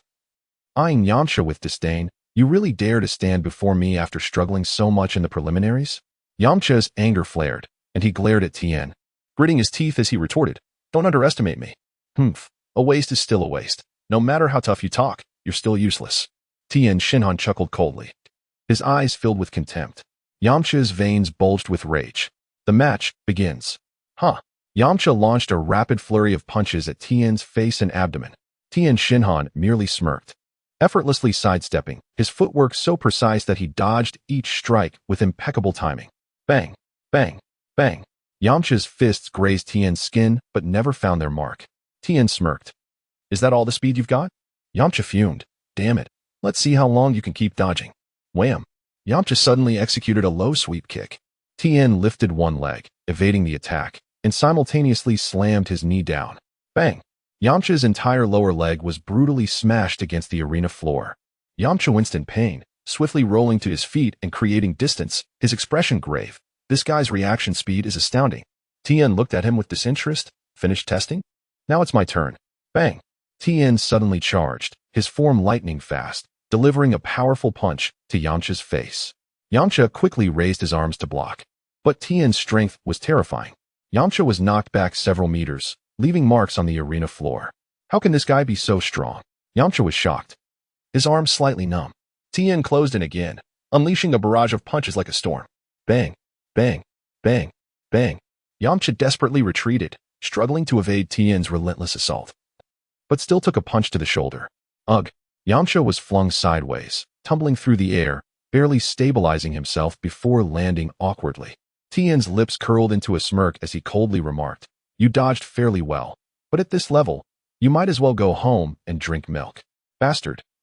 Yamcha took a deep breath, quickly regaining his stance, his hands forming claw-like shapes, the aura around him surging. Huh. Tien raised an eyebrow, intrigued. Oh? Are you finally going to show your true skills? Yamcha erupted, his figure transforming into a blur as he launched a high-speed assault on Tien. New Wolf Fang Fist. Clap, clap, clap. The onslaught of the Wolf Fang Fist was relentless, each strike infused with fierce energy, bombarding Tien's body. The audience gasped in astonishment. Wow, Yamcha's speed is incredible. Can Tien withstand it? Bang, bang, bang, bang. Tien did not even flinch, not retreating an inch. Yamcha, while attacking furiously, widened his eyes in disbelief. WH? What? Why is he not reacting at all? Tien casually rolled his neck, a mocking smile appearing. Are you done? Now it's my turn. Tien suddenly struck out with a palm, precisely hitting Yamcha's chest. Clap. Yamcha's complexion turned pale, his eyes nearly rolling back. Ugh, oh. Tien seized the opportunity to follow up, delivering a brutal kick to Yamcha's abdomen. Boom. Yamcha was sent flying to the edge of the arena, crashing heavily, agony etched on his face. Tien approached slowly, his voice cold. Weren't you confident? Can't even stand now? Don't be smug. I haven't lost yet. Yamcha struggled to rise, his palms suddenly spreading wide, gathering a blue energy sphere. Kamehameha. The blue energy wave surged toward Tien. Clap. Tien caught the Kamehameha with one hand. How is this possible? Yamcha's eyes widened in disbelief. Your power is too weak. Boom. Tien exerted force, sending Yamcha's Kamehameha back at him. Aya. Yamcha was blasted away by his own attack. Spinning through the air, Tien grinned, leaping high, delivering a fierce kick. Crack. Yamcha's right leg snapped under Tien's strike. Aya. Yamcha cried out in agony, collapsing to the ground, utterly unable to rise. Referee, Tien Shinhan wins. The audience erupted into a cacophony of exclamations, many staring in disbelief at the brutal scene on the stage. Oh my god, Yamcha. Utterly defeated. Tien is too strong. Is he a monster? The faces of Master Roshi, Krillin, and others changed dramatically as they beheld Yamcha lying on the ground, his right leg twisted and immobile, clearly broken. Tien slowly walked over to the fallen Yamcha, looking down on him with a cold smile. Humph, the strongest of the turtle school is nothing but this. To think you dared to participate in the World Martial Arts Tournament at this level is laughable. You better train for a few more years, or next time. It might cost you your life. Yamcha, In the audience, Puar and Launch rushed out. Puar, teary-eyed, transformed into a blue flying carpet, swiftly lifting the injured Yamcha, while Launch followed anxiously. "Quick, we need to get Yamcha to the hospital," Launch said worriedly. "Woot, Yamcha, hang in there." Tien observed this scene, scoffing, shaking his head in disdain, arms crossed as he turned to leave. "Humph, a bunch of weaklings, truly a waste of my time." In a corner, Goku, arms crossed, yawned lazily, appearing indifferent. Hee, just like the original storyline. Nothing surprising. The organizers had no choice but to announce, due to the damage to the arena and a contestant's severe injury, the next match would be postponed until tomorrow. In the hospital room, Yamcha lay on the bed, his right leg encased in thick plaster. Master Roshi and Krillin stood beside the bed, gazing at the pitiful figure, each with a different expression. Krillin looked worried. "Yamcha, how are you feeling? Your leg, is it all right?" Yamcha managed a bitter smile, guilt and self-reproach filling his eyes as he softly said, "I'm sorry. I couldn't defeat Tien. I once believed I had grown stronger, yet before him, I found myself utterly powerless." Yamcha clenched the bedspread tightly, gritting his teeth as he uttered, "Tianjin Han is far stronger than I had anticipated." Krillin offered words of comfort. "Do not be disheartened. You have given it your all. Tianjin Han is indeed formidable." Yamcha took a deep breath, gazing at Master Roshi and Krillin. "Master Roshi, Krillin, you must defeat Tianjin Han. Do not allow this fellow to continue his arrogance." Master Roshi nodded with a smile. "Rest assured, I, an old man, shall not be easily defeated." Krillin, clenching his fists, replied earnestly, "Yamcha, leave the upcoming matches to us." Meanwhile, in an opulent restaurant near the martial arts tournament, Goku indulged in a large plate of grilled meat while leisurely enjoying a date with Bulma. "Goku, could you possibly eat a bit slower?" Bulma sighed, rolling her eyes. "Oh well, dating you is certainly unlike any ordinary outing." After swallowing a generous mouthful of grilled meat, Goku beamed. "This is the best date ever. Far more enjoyable than strolling or watching a movie." Bulma chuckled and casually inquired, "Shouldn't we visit that turtle school fellow in the hospital?" Goku shrugged. "Oh, no need." Bulma's eyes widened in disbelief. "Huh? How can you be so unconcerned?" Goku continued munching on his food, nonchalantly stating, "I am not one of turtle school." Bulma remarked, "You truly are heartless." Goku spread his hands. "You know better than anyone how warm my blood is." Chapter 35. The disappearance of Master Roshi as night fell. The hotel where the contestants of the world's premier martial arts tournament were staying fell into an eerie silence. On the 20th floor, within Goku's room, everything appeared to be tranquil. In an unprecedented move, Goku had chosen to sleep alone, requesting a separate room from Bulma. This puzzled Bulma, but Goku merely smiled mysteriously, offering no explanation. As the night deepened, an unsettling stillness enveloped the entire hotel. In the early hours, a shadow stealthily appeared on the balcony of the 20th floor. It is important to note that this was indeed the 20th floor. Yet, the figure, like a phantom, gracefully leaped onto the balcony, making almost no noise. With a cold gaze and a sharp dagger in hand, the shadow approached the bed. There lay little Goku, peacefully asleep, his breathing steady and seemingly unguarded. "Humph. Tonight marks your demise, kid." The figure's eyes glinted with malice as it unhesitatingly raised the dagger, plunging it downward. Thud!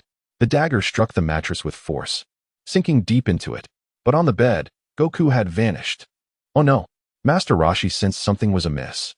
A chill surged up his spine, and the figure immediately realized there was an ambush. Retreat was imperative. The shadow spun around, sprinting towards the balcony in a frantic attempt to escape. "Where do you think you're going?" A cold voice echoed, like the whisper of death. The shadow trembled, its face turning pale. Goku stood there, arms crossed, gazing coldly at him. When did you discover me?"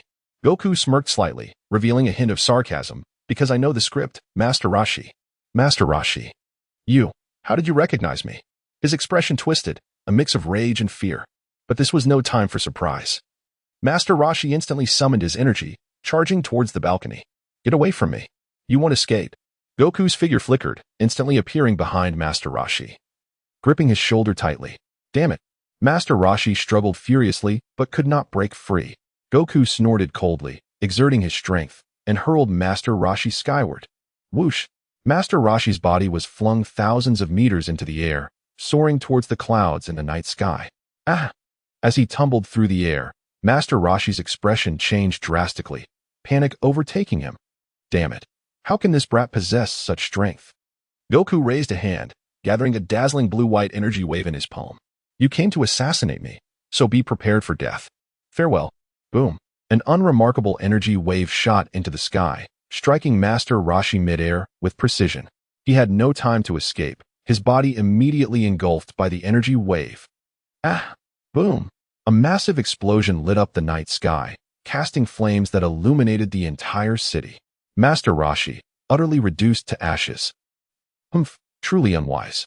Goku dusted off his hands, as if merely clearing away refuse. He glanced at the night sky, where the fiery explosion had vanished, returning the heavens to their inky darkness. Master Roshi, that pitiful old man, had vanished from the world. Goku returned to his room, a slight smile on his lips, murmuring to himself, consider it a burial for poor then? In the adjacent room. What sound is that? Bulma groggily opened her eyes, sensing something unusual stirring in the room. She turned over and vaguely saw a small figure crawling up beside her bed. Bulma instantly jolted awake, sitting up and turning on the bedside lamp. There was Goku, curled up in a corner of the bed, clutching the blanket and gazing at her with an innocent expression. Bulma's face darkened, her tone annoyed. Goku, didn't you say you wanted to sleep separately tonight? Goku looked pitiful, hugging his knees and feigning a sorrowful demeanor. I had a nightmare. I'm scared, Bulma. You're scared? Bulma rolled her eyes, her mouth twitching in disbelief. You are Son Goku. What could possibly frighten you? Goku's eyes darted around as he pretended to retreat under the covers. I dreamed that you transformed into a monster and devoured me. It was terrifying. Bulma, do you believe I won't throw you out right now? Goku immediately grasped Bulma's arm, nuzzling against her. I'm so scared. Let me stay here. Bulma was utterly speechless. You, my friend, are definitely doing this on purpose. Bulma pondered for a moment, then narrowed her eyes, a wicked smile creeping across her face. All right, since you're scared, I'll make you even more frightened. With that, Bulma seized Goku's tail. Bulma, let go of me. Goku instantly went limp, collapsing onto the bed like a noodle, convulsing in agony. Humph. Now you know fear, don't you? Let us see if you dare to climb onto my bed again. Bulma, grinning mischievously, intensified her grip on Goku's tail, determined to tame this mischievous monkey.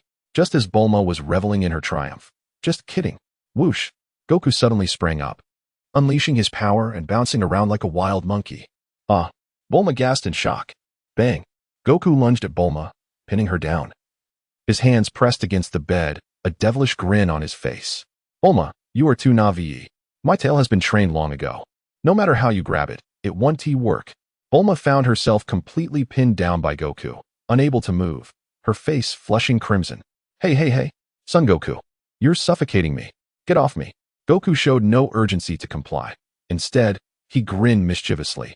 Oh, my tail really hurt just now. Shouldn't you compensate me? Bulma instantly exploded with fury, gritting her teeth and shouting. Compensate you? Get lost. Summoning all her strength, Bulma swung her fist and struck Goku's head. Bang! Goku, ouch!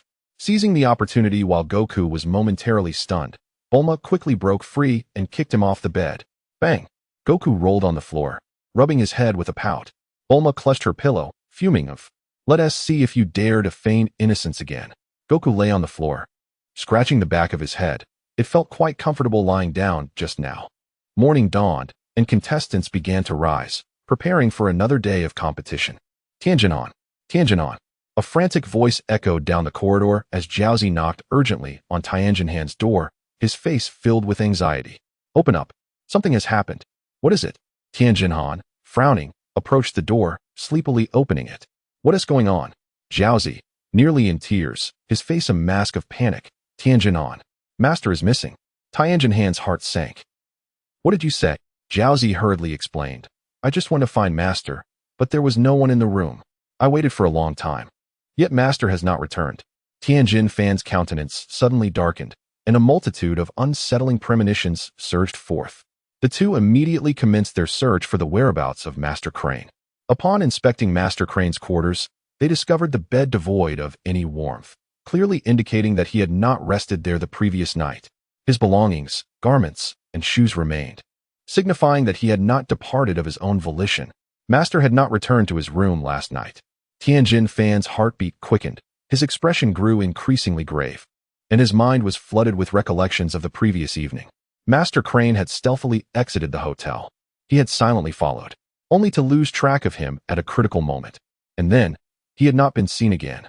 Even more bizarrely, Master Crane's very essence had vanished completely. Tianjin Fan's fist tightened slightly, an ominous conjecture forming in his mind.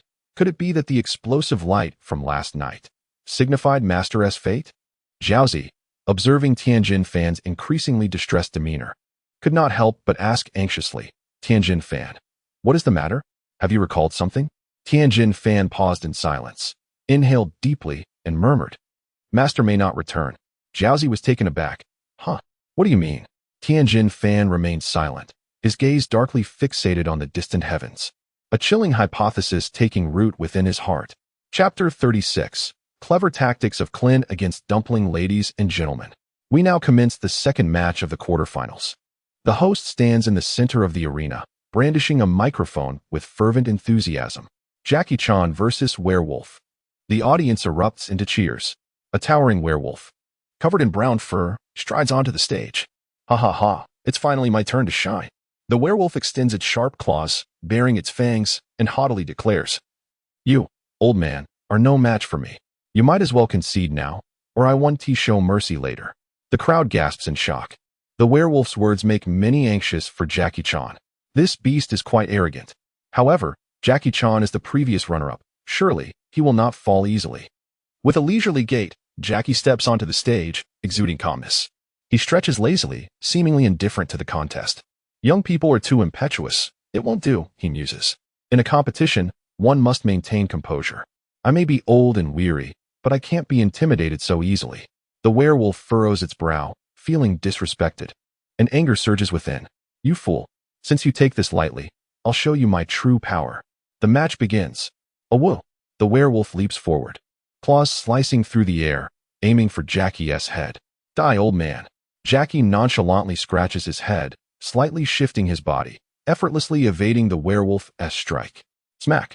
The claw grazes Jackie's nose, yet fails to land a blow. What? Jackie waves his hand dismissively, smiling leisurely. Your attack is rather slow.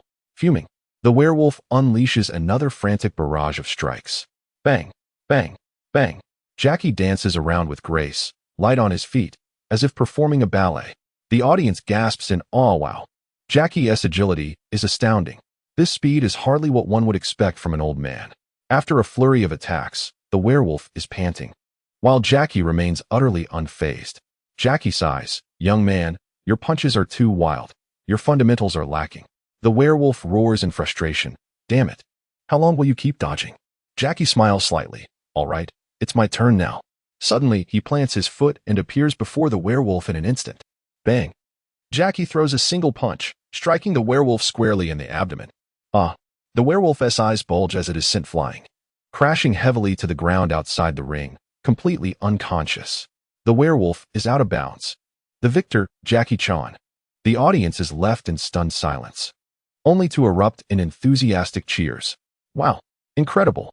Jackie Chan truly lives up to his title as last season's runner-up. This level of opponent is no match for him. In the contestants' resting area, Tianjin Fan crosses his arms, gazing intently at Jackie's back. This old man appeared to throw just one punch, but in reality, it was three. Klin versus Dumpling. Klin rolls his neck and cracks his knuckles, a mischievous smile forming at the corners of his mouth. I didn't expect my opponent to be a little dumpling. Dumpling looks up at Klin, calm and composed, retorting, I think your head looks more like a dumpling, bald and shiny. Klin? The audience bursts into laughter. Ha ha ha. Dumpling has a point. Klin's head is indeed quite shiny. Klin's expression darkens, and he grits his teeth. You're the bald one. All white, not a hair in sight. Dumpling huffs, proudly removing his hat. Who says I have no hair? A single, fine strand of hair stands upright on Dumpling's head, fluttering in the breeze. Klin. The audience. Ha ha ha. Wow. Dumpling actually has hair. But it's just one strand. Can that be called hair? Klin face bombs, utterly speechless. Come on, you have just one hair. That is no different from being bald. Dumpling. Beaming with pride. But I'm not bald. You are. Fuming, Klin charges forward, throwing a punch. Take this. Swish. Dumpling miraculously lifts off into the air. You can't hit me. Clint's punch misses entirely, nearly sending him tumbling. Damn it. Dumpling floats around, performing flips. A taunting grin plastered on his face. Can you fly? I bet you can't. Ha ha. Clint, come down here. Dumpling, arms crossed. Smugly replies, not a chance. Clint stomps in frustration, utterly powerless. The audience roars with laughter, the scene turning hilariously absurd. Ha ha ha, Clint can't even touch Dumpling. Can this match continue? Clint suddenly gathers his strength, sprinting rapidly around the stage, changing positions with remarkable speed. Swish, swish, swish. Dumpling hovers in the air, eyes fixated on Clint, but soon, confusion clouds his vision. Wait a minute, where did the little bald head go? Dumpling's eyes struggle to track Clint's swift movements. Tianjin Fan observes this and immediately shouts, Dumpling, Clint is to your left. Dumpling pauses, utterly bewildered. Left? Where's that? Tianjin Fan. You fool. As Clint darts around the stage, hearing Tianjin Fan's words, he realizes Dumpling cannot distinguish directions. A wicked smile creeps across Clint's face as he chuckles inwardly. Haha, this guy isn't too bright. The opportunity has arrived. Thus, Clint abruptly halts, looking up and calling out, Hey Dumpling, let us play a game. Dumpling, curious, stops midair, tilting his head. What game? Clint feigns mystery. I'll ask you a math question. Are you brave enough to answer? Dumpling beams with confidence. Haha, I'm not stupid. Ask away. Clint, what is 2-2?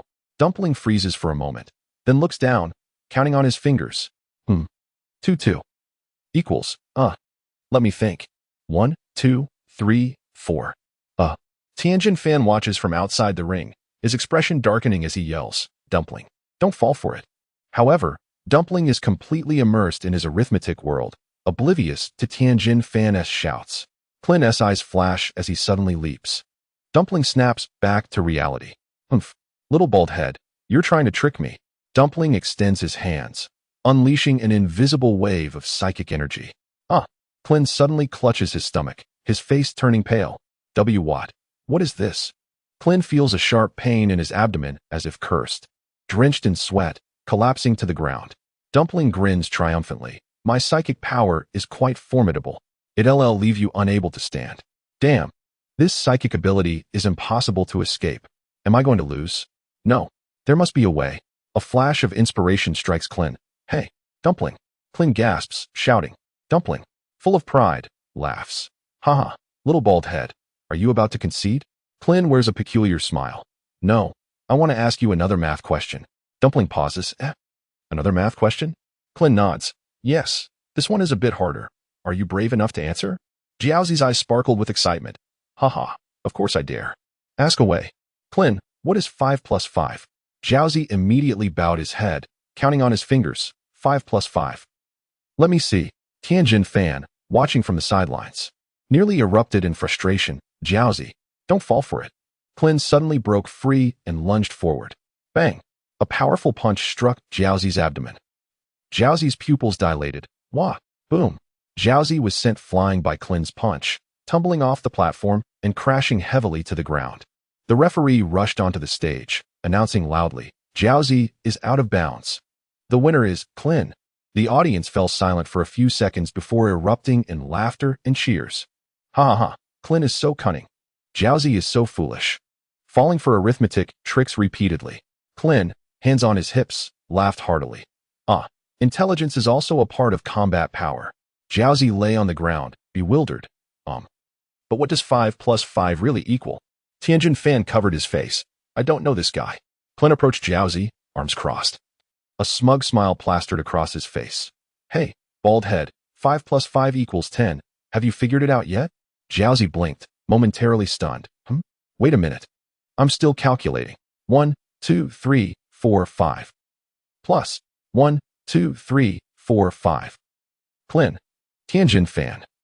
The audience. Clint couldn't help but retort. Hey, I already told you the answer. Why are you still calculating? Jiaozi, with utmost seriousness, looked up at Clint. You're deceiving me. I'll calculate it myself. Clint. Tianjin Fan's face turned pale, veins popping as he roared in anger. Jiaozi. You fool. 5 plus 5 is 10. Why would he deceive you? Jiaozi appeared utterly perplexed. But, let me see. Clint, exasperated, scratched his head and sighed. Fine. I'll go celebrate my victory now. Chapter 37. Sun Wukong. I shall slay you, ladies and gentlemen. The long-anticipated final match of the Top 8 tournament has officially commenced. In one corner, we have the reigning champion of the martial arts competition, Sun Wukong. Opposing him is the superstar of the fighting world, Puff. The crowd erupted into a frenzy. A figure leapt from the pinnacle of the martial arts arena, executing a magnificent somersault in midair, showcasing flawless martial arts maneuvers before gracefully landing on the stage. Boom. As he touched down, he knelt on one knee, striking a charismatic pose, his hair billowing in the wind, reminiscent of a cinematic superhero. Female fans were instantly enraptured. Wow, Lord Puff. So dashing. Lord Puff is the best. Oh my goodness. What a perfect man. Puff rose, slowly shedding his cloak to reveal a well-defined physique, twisting his neck and displaying several bodybuilding poses. The contours of his muscles were exquisite, his back bulging like rock. Veins protruding from his arms, exuding an astounding sense of power. Boom. Puff casually elbowed the wall at the edge of the stage. The wall crumbled instantly. Audience. The female fans screamed even louder.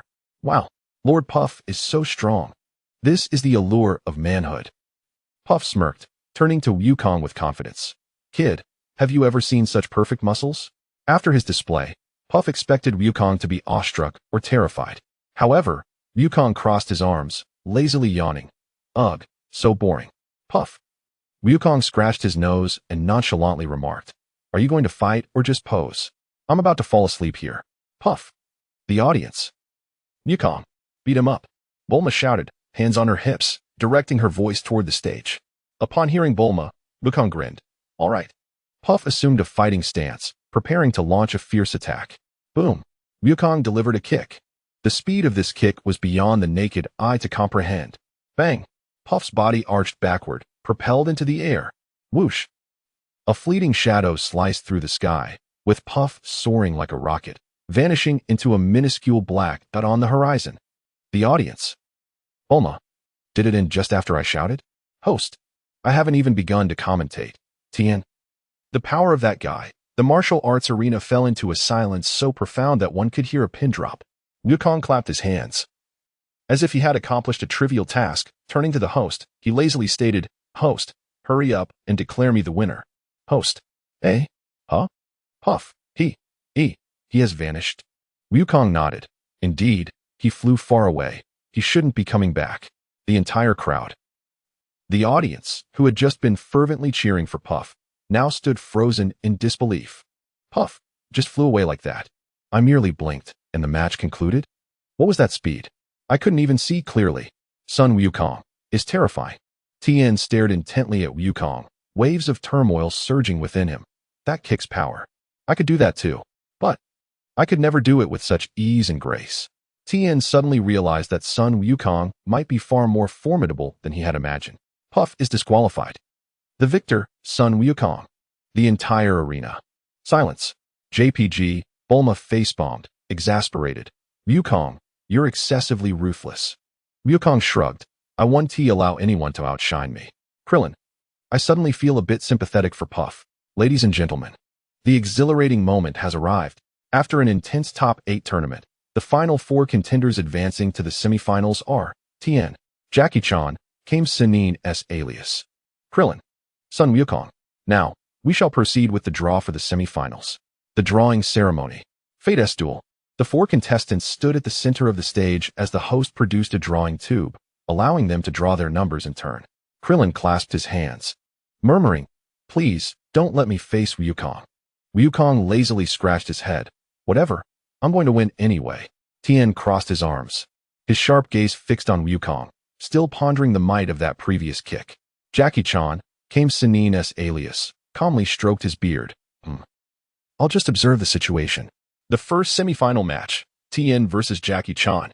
The second semifinal match, Sun Wukong versus Krillin. The audience. Wow. Krillin. This is it. Feeling utterly defeated. Krillin, you have the chance to get revenge on me. Krillin, but why is it me? Tien frowned slightly, his gaze shifting toward Jackie Chan, Kame Sennin S. alias, internally noting, this old man. Doesn't he look like an ordinary person? I must be cautious. Jackie Chan stroked his beard. Young man, are you prepared? The matches paused momentarily, and the contestants retreated to the resting area outside the venue to adjust their states for the upcoming semifinals. Wukong leisurely sat on a rock, munching on a rice ball, swinging his legs nonchalantly, exuding relaxation. A cold voice pierced the air, "Son Wukong." Wukong looked up to find Tan standing before him, his eyes icy, emanating a dangerous aura. "Was it you who killed Master Crane?" The venue fell into a chilling silence. Krillin and Kame Sennin halted their movements, holding their breath, awaiting Wukong's response.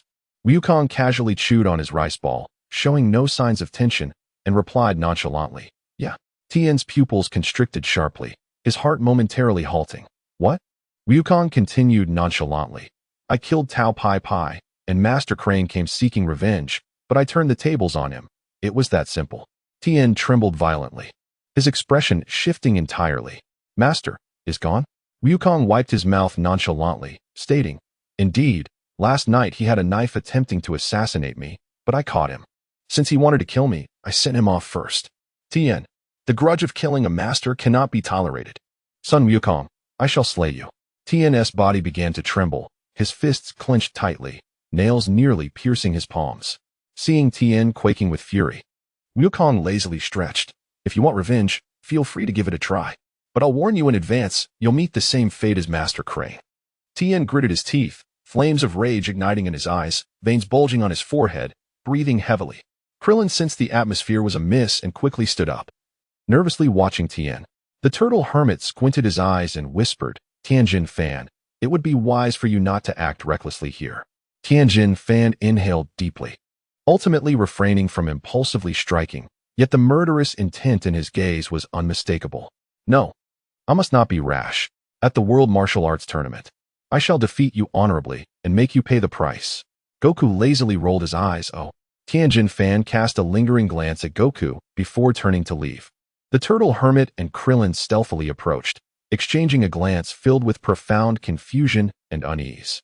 The turtle hermit quietly inquired, "Goku, what you said earlier, is it true?" Krillin, furrowing his brow, added in a hushed tone, "Did you really kill Tao Pai Pai and Crane Hermit?" Goku scratched his head and responded nonchalantly, "Turtle Hermit Krillin. This kid shows no remorse whatsoever." Goku grinned. "Tao Pai Pai was an assassin hired by the Red Ribbon Army, specifically sent to kill me, but I turned the tables on him. As for Crane Hermit, he probably learned of this incident later and sought revenge. Unfortunately, he was not strong enough and I took him down." "Huh, it was quite simple." Turtle Hermit Krillin. "It sounds as if he crushed 2 ants." The turtle hermit stroked his beard, furrowing his brow. "Tao Pai Pai. Indeed. He was a villain. His death is not surprising. However, Crane Hermit, despite his wickedness, was still Tianjin Fan's master." Goku dismissively waved his hand. "Whose fault is it if he was weak?" The turtle hermit sighed, "Alas, you young man." Suddenly, a news story flickered in Krillin's mind. 3 years prior, major news channels worldwide had been fervently reporting that the headquarters and various bases of the Red Ribbon Army had been obliterated, transformed into bottomless giant craters. To this day, no evidence has surfaced to identify the perpetrator. Krillin's eyes widened in realization, and a chilling possibility struck him. He swallowed hard. Fixing his gaze on Goku, his voice trembling, "Goku, you couldn't possibly have destroyed the Red Ribbon Army as well, could you?" Goku paused for a moment, then laughed even more heartily. "Haha, indeed, as a righteous man, I cannot tolerate injustice, so I eradicated them all without a second thought." Krillin, Turtle Hermit. Chapter 38. The Heart of Martial Arts Shaken by Tianjin Rice. Ladies and gentlemen, the semifinals have officially commenced. The first match, Tianjin Rice versus Jackie Chan, a pseudonym for Master Roshi. The crowd erupts in cheers. The atmosphere is electric. Tianjin Rice strides toward Jackie Chan, his gaze cold, an aura of menace surrounding him, his heart ablaze with vengeful fury. He yearns to swiftly dispatch this old man and confront Son Wukong. "Humph, just an old man. Do not waste my time." Tianjin Rice coldly remarks, his tone laced with disdain. "Surrender quickly, so I do not have to inflict severe injuries upon you." "Hee, youngster, you are still too arrogant." Jackie Chan, Master Roshi, smiles faintly, leisurely stretching his neck and wrists, appearing utterly harmless. "I am no ordinary old man. Defeating me will not be as easy as you think." Tianjin Rice clenches his fists, his fighting spirit surging. "Enough talk. Let us begin." Boom. With a single step, Tianjin Rice shatters the ground beneath him, launching himself toward Jackie Chan like a cannonball. Jackie Chan slides slightly, adopting a Tai Chi-like combat stance. The clash of fists and feet ensues. A direct confrontation. Bang! Tianjin Rice delivers a punch, which Jackie Chan blocks with a swift maneuver. Bang! Jackie Chan strikes with an elbow toward Tianjin Rice's ribs, but Tianjin Rice deftly sidesteps. Boom! Tianjin Rice sweeps low with a kick, yet Jackie Chan gracefully leaps to evade the attack. The two exchange blows, their fists and feet intertwining, igniting sparks of fierce combat. Tianjin Rice grits his teeth and shouts, "Old man, your speed is commendable, but your strength cannot compare to mine." Bang! Suddenly, Tianjin Rice lands a heavy punch to Jackie Chan's abdomen. Jackie Chan grunts, sliding back several meters, but quickly regains his footing. Youngster, your punches are quite impressive. Yet, you still fall short. Jackie Chan retaliates fiercely, launching a punch straight at Tianjin Rice's chest. Tianjin Rice crosses his arms in defense, yet is still pushed back several steps. The audience gasps. Is this too intense? Krillin wipes sweat from his brow. Tianjin Rice's attacks are fearsome. Can Master Roshi withstand them? Yamcha frowns, having come to watch with a cane not necessarily. Master Roshi's techniques are subtle, utilizing softness to overcome hardness. Tianjin Rice launches himself onto the arena, instantly cracking the surface, his figure vanishing in a blink. Bang! Jackie Chan reacts instantly, disappearing in place, only for Tianjin Rice's fist to pierce through a mere afterimage, a mere illusion. The two dart across the stage at breakneck speed, their fists creating a blur of motion, turning into countless phantoms. In the audience, spectators can only glimpse a myriad of indistinct shadows on the arena, utterly unable to discern their true forms. Bang, bang, bang, bang, bang. Tianjin Rice's fists fly like lightning, delivering over 100 punches in a single second. Jackie Chan remains undeterred, skillfully countering with a series of palm strikes, redirecting the force back. Boom! Tianjin Rice unleashes a whip-like kick, yet Jackie Chan crosses his arms in defense, still being pushed back several meters. Jackie Chan steadies himself, a cold smile gracing his lips. Kid, your strength is commendable, but I will not lose to you. Enough with the talk. Prepare yourself. Tianjin Rice leaps into the air, both fists poised to strike with a terrifying shockwave, mercilessly aimed at Jackie Chan. Bang, bang, bang. After yet another fierce exchange, Tianjin Rice and Jackie Chan finally separate, retreating several meters. Both are panting heavily, with minor wounds adorning their faces. Tianjin Rice gasps, beads of sweat forming on his brow. Fists clenched tightly. Damn, who is this old man? How can he contend with me like this? Jackie Chan, Master Roshi, breathes lightly. This kid indeed possesses some skill.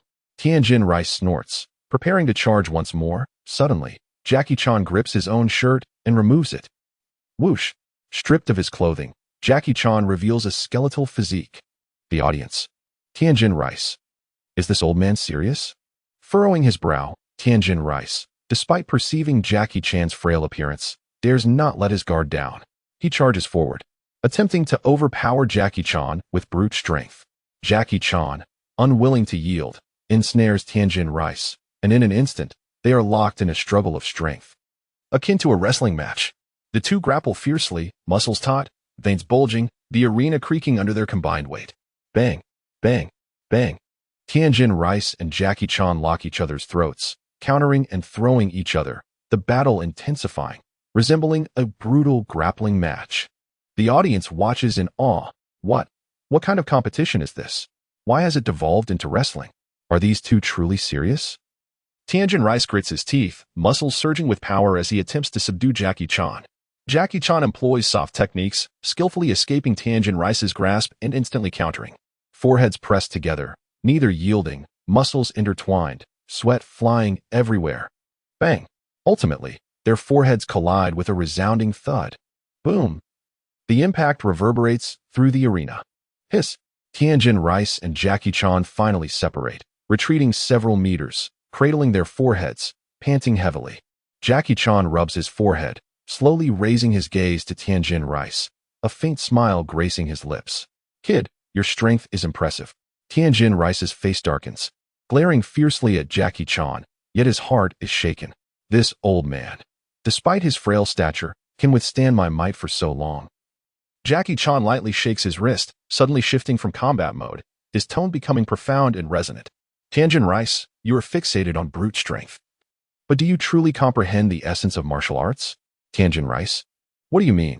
Jackie Chan stands tall, hands clasped behind his back, his voice booming and powerful. Martial arts is not merely about combat and victory. It is a path of transcendence beyond oneself. A true warrior does not fight out of hatred, but seeks to discover their own way. Tianjin Rice's forehead throbs, his expression darkening. Enough. Tianjin Rice grits his teeth, fists clenched tightly, rage burning within his chest. It is not your place, you old fool, to lecture me. Stop pretending to be a sage here. I will not be swayed by your preachings. Jackie Chan, calm and composed, strokes his beard, still wearing a hint of a smile. Oh? Is that so? Tianjin Rice's anger erupts completely, his aura surging dramatically, causing the arena to tremble slightly. Enough with the chatter. I will use my strength to silence you. Boom. Tianjin Rice roars as he charges at Jackie Chan, delivering a powerful punch. Bang. Jackie Chan is struck squarely by the punch, sent flying backward, crashing heavily onto the arena. Dust rises, the ground shakes. Jackie Chan lies motionless on the ground. The countdown begins. 1, 2, 3. Krillin clenches his fists, worry etched across his face. Oh no. Master Roshi has been knocked down by a single punch. Yamcha grits his teeth. Tianjin Rice's strength is indeed terrifying. Can Master Roshi get back up? 4. Tianjin Rice coldly regards Jackie Chan's fallen figure, a sneer forming on his lips. Humph. What was that about being a sage? Is this truly your strength? 5, 6, 7. Krillin suddenly cups his hands around his mouth, shouting loudly, Master Roshi. Please stand up. You are Master Roshi. Tianjin Rice. Master Roshi? 8. Tianjin Fan's eyes widened in shock as he gazed at the fallen Jackie Chan, his mind reverberating with disbelief. This old man. Is Master Wu Tian? Just when the audience thought the match was coming to an end, bam. Jackie Chan suddenly executed a perfect leap, rising to his feet. What a close call. He casually twisted his neck and shrugged his shoulders, wearing a carefree smile as if he had not been injured at all. The audience was left dumbfounded. Tianjin Fan exclaimed, Is this old man made of iron? Klin rejoiced. Wonderful. Master Wu Tian is back on his feet. Yamcha declared. I knew this old fellow wouldn't be so easily defeated. Tianjin Fan gritted his teeth and shouted, You bastard. You're pretending to be dead to fool me. Jackie Chan gently stroked his beard and replied, Young man, do you still not understand? Tianjin Fan was perplexed. You have relentlessly pursued immense power. Yet have you truly contemplated what you genuinely desire? Tianjin Fan furrowed his brow, confused. The path you are currently following is guided by Master Crane. But is it truly suited for you? Tianjin Fan's expression shifted subtly, a sense of unease creeping in. Of course it is. The martial arts my master taught me are meant to make me the strongest. Jackie Chan chuckled. Ha! Do not deceive yourself. Are you truly willing to become a cold-blooded warrior, living only for slaughter and vengeance? Tianjin Fan was taken aback, his heart trembling. Martial arts is not merely a contest of strength, it is a transcendence of spirit. If you remain immersed in hatred, your martial arts will never truly grow stronger. Tianjin Fan clenched his teeth, his voice low. Do not attempt to sway me with your words. Jackie Chan narrowed his eyes, a faint smile gracing his lips. Oh, your heart has already begun to waver, has it not? Enough. Tianjin Fan roared, forcefully suppressing his inner turmoil, his fists clenched tightly as his aura surged. Do not lecture me with your ideologies. It is not your place to dictate my path in martial arts. Jackie Chan sighed. Oh, you are indeed a stubborn young man. Tianjin Fan snorted coldly, his eyes brimming with killing intent. Enough talk. I will silence you with my strength. Old man, weren't you quite the talker? Show me your true prowess beyond mere words. Suddenly, Jackie Chan raised a hand slowly and waved it gently. I concede. What? You concede? The audience erupted in astonishment. Jackie Chan has conceded? Tianjin Fan's three eyes narrowed in disbelief. What? Are you fooling me? You actually concede? Jackie Chan calmly brushed off the dust from his clothes, exuding an air of nonchalance. Young man, you are indeed strong. I have no need to continue fighting. Veins bulged on Tianjin Fan's forehead as he shouted in anger. What nonsense are you spouting? You were just speaking of martial arts, and now you choose to surrender without a fight. Jackie Chan narrowed his eyes, gazing sharply at Tianjin Fan. My task has been accomplished. What task? Tianjin Fan demanded. Jackie Chan smiled faintly. You have begun to question your own martial arts, have you not? Tianjin Fan's expression faltered, his pupils quivering. Your heart no longer unwaveringly believes in Master Crane's martial arts. You are not a bad person. You are merely treading down a misguided path. And now, you have begun to doubt this path. Tianjin Fan suddenly lifted his head, his face a tapestry of complex emotions. Nonsense. Jackie Chan laughed heartily. Do not rush. After the martial arts assembly concludes, take your time to ponder. Chapter 39. Various Methods to Defeat Tien. Ladies and gentlemen, let us welcome the second semi-final. The reigning champion of the last martial arts tournament, Son Goku, facing off against his old rival, Krillin. Bulma, seated in the audience, took out her power level detector and aimed it at Krillin on the arena. The screen rapidly displayed the numbers. Beep, beep, beep. Power level, 120. Bulma blinked and chuckled lightly. Oh my, Krillin actually has a power level of 120, significantly stronger than an ordinary person. The match began. Krillin suddenly stomped the ground, his form darting toward Goku in an instant. Hiya! His speed was so swift that it left an afterimage. Bang, bang, bang. Krillin unleashed a flurry of punches, fiercely attacking Goku. Bang, bang, bang. Goku merely swayed his body, moving with a speed that seemed to predict Krillin's every strike. Damn it, let us try this. Krillin leapt high, gathering immense energy in his palms. Kamehameha. Boom. A massive blue energy wave surged toward Goku. All the spectators widened their eyes, holding their breath. Crack. Goku effortlessly blocked Krillin's Kamehameha with just one hand. The entire arena. Krillin, WH. What? Goku smirked slightly, giving a gentle push with his palm. Boom. Krillin's Kamehameha was ricocheted back. Krillin, in a panic, dodged as the arena was instantly blasted into a large crater. The audience gasped. Good heavens! Just how powerful is Son Goku? Krillin, having just rolled out from the smoke, was disheveled and gasping for air. Goku stretched leisurely, yawned, and calmly said, Krillin, it's over. Whoosh! In an instant, Goku vanished, too fast for anyone to see. WH. Krillin hadn't even reacted when Goku appeared behind him. Bang! Goku lightly slapped Krillin's back, sending him soaring off the arena. Krillin is out of bounds. The victor, Son Goku. The audience was left speechless, enveloped in an eerie silence. Krillin lay on the ground, his gaze vacant. I lost? Just how powerful is Goku? Tien stared intently at Goku, veins throbbing on his forehead, a chill running through him. This guy is even more terrifying than I imagined. Master Roshi stroked his beard, sighing. This kid has already surpassed human limits. Due to the severe damage inflicted upon the arena during the intense battle, the Martial Arts Tournament Committee decided the finals will take place tomorrow.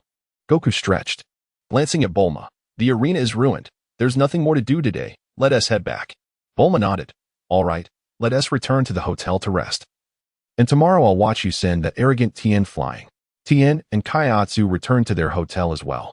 As soon as Kaiatsu entered the room, he flopped onto the bed, lazily saying, Tien, you must defeat Son Goku tomorrow. You have to give it your all. Tien ignored Kaiatsu and slowly floated into the air. Sitting cross-legged, with his eyes tightly shut, a grim expression crossed his face, his mind replaying countless chaotic images. Boom!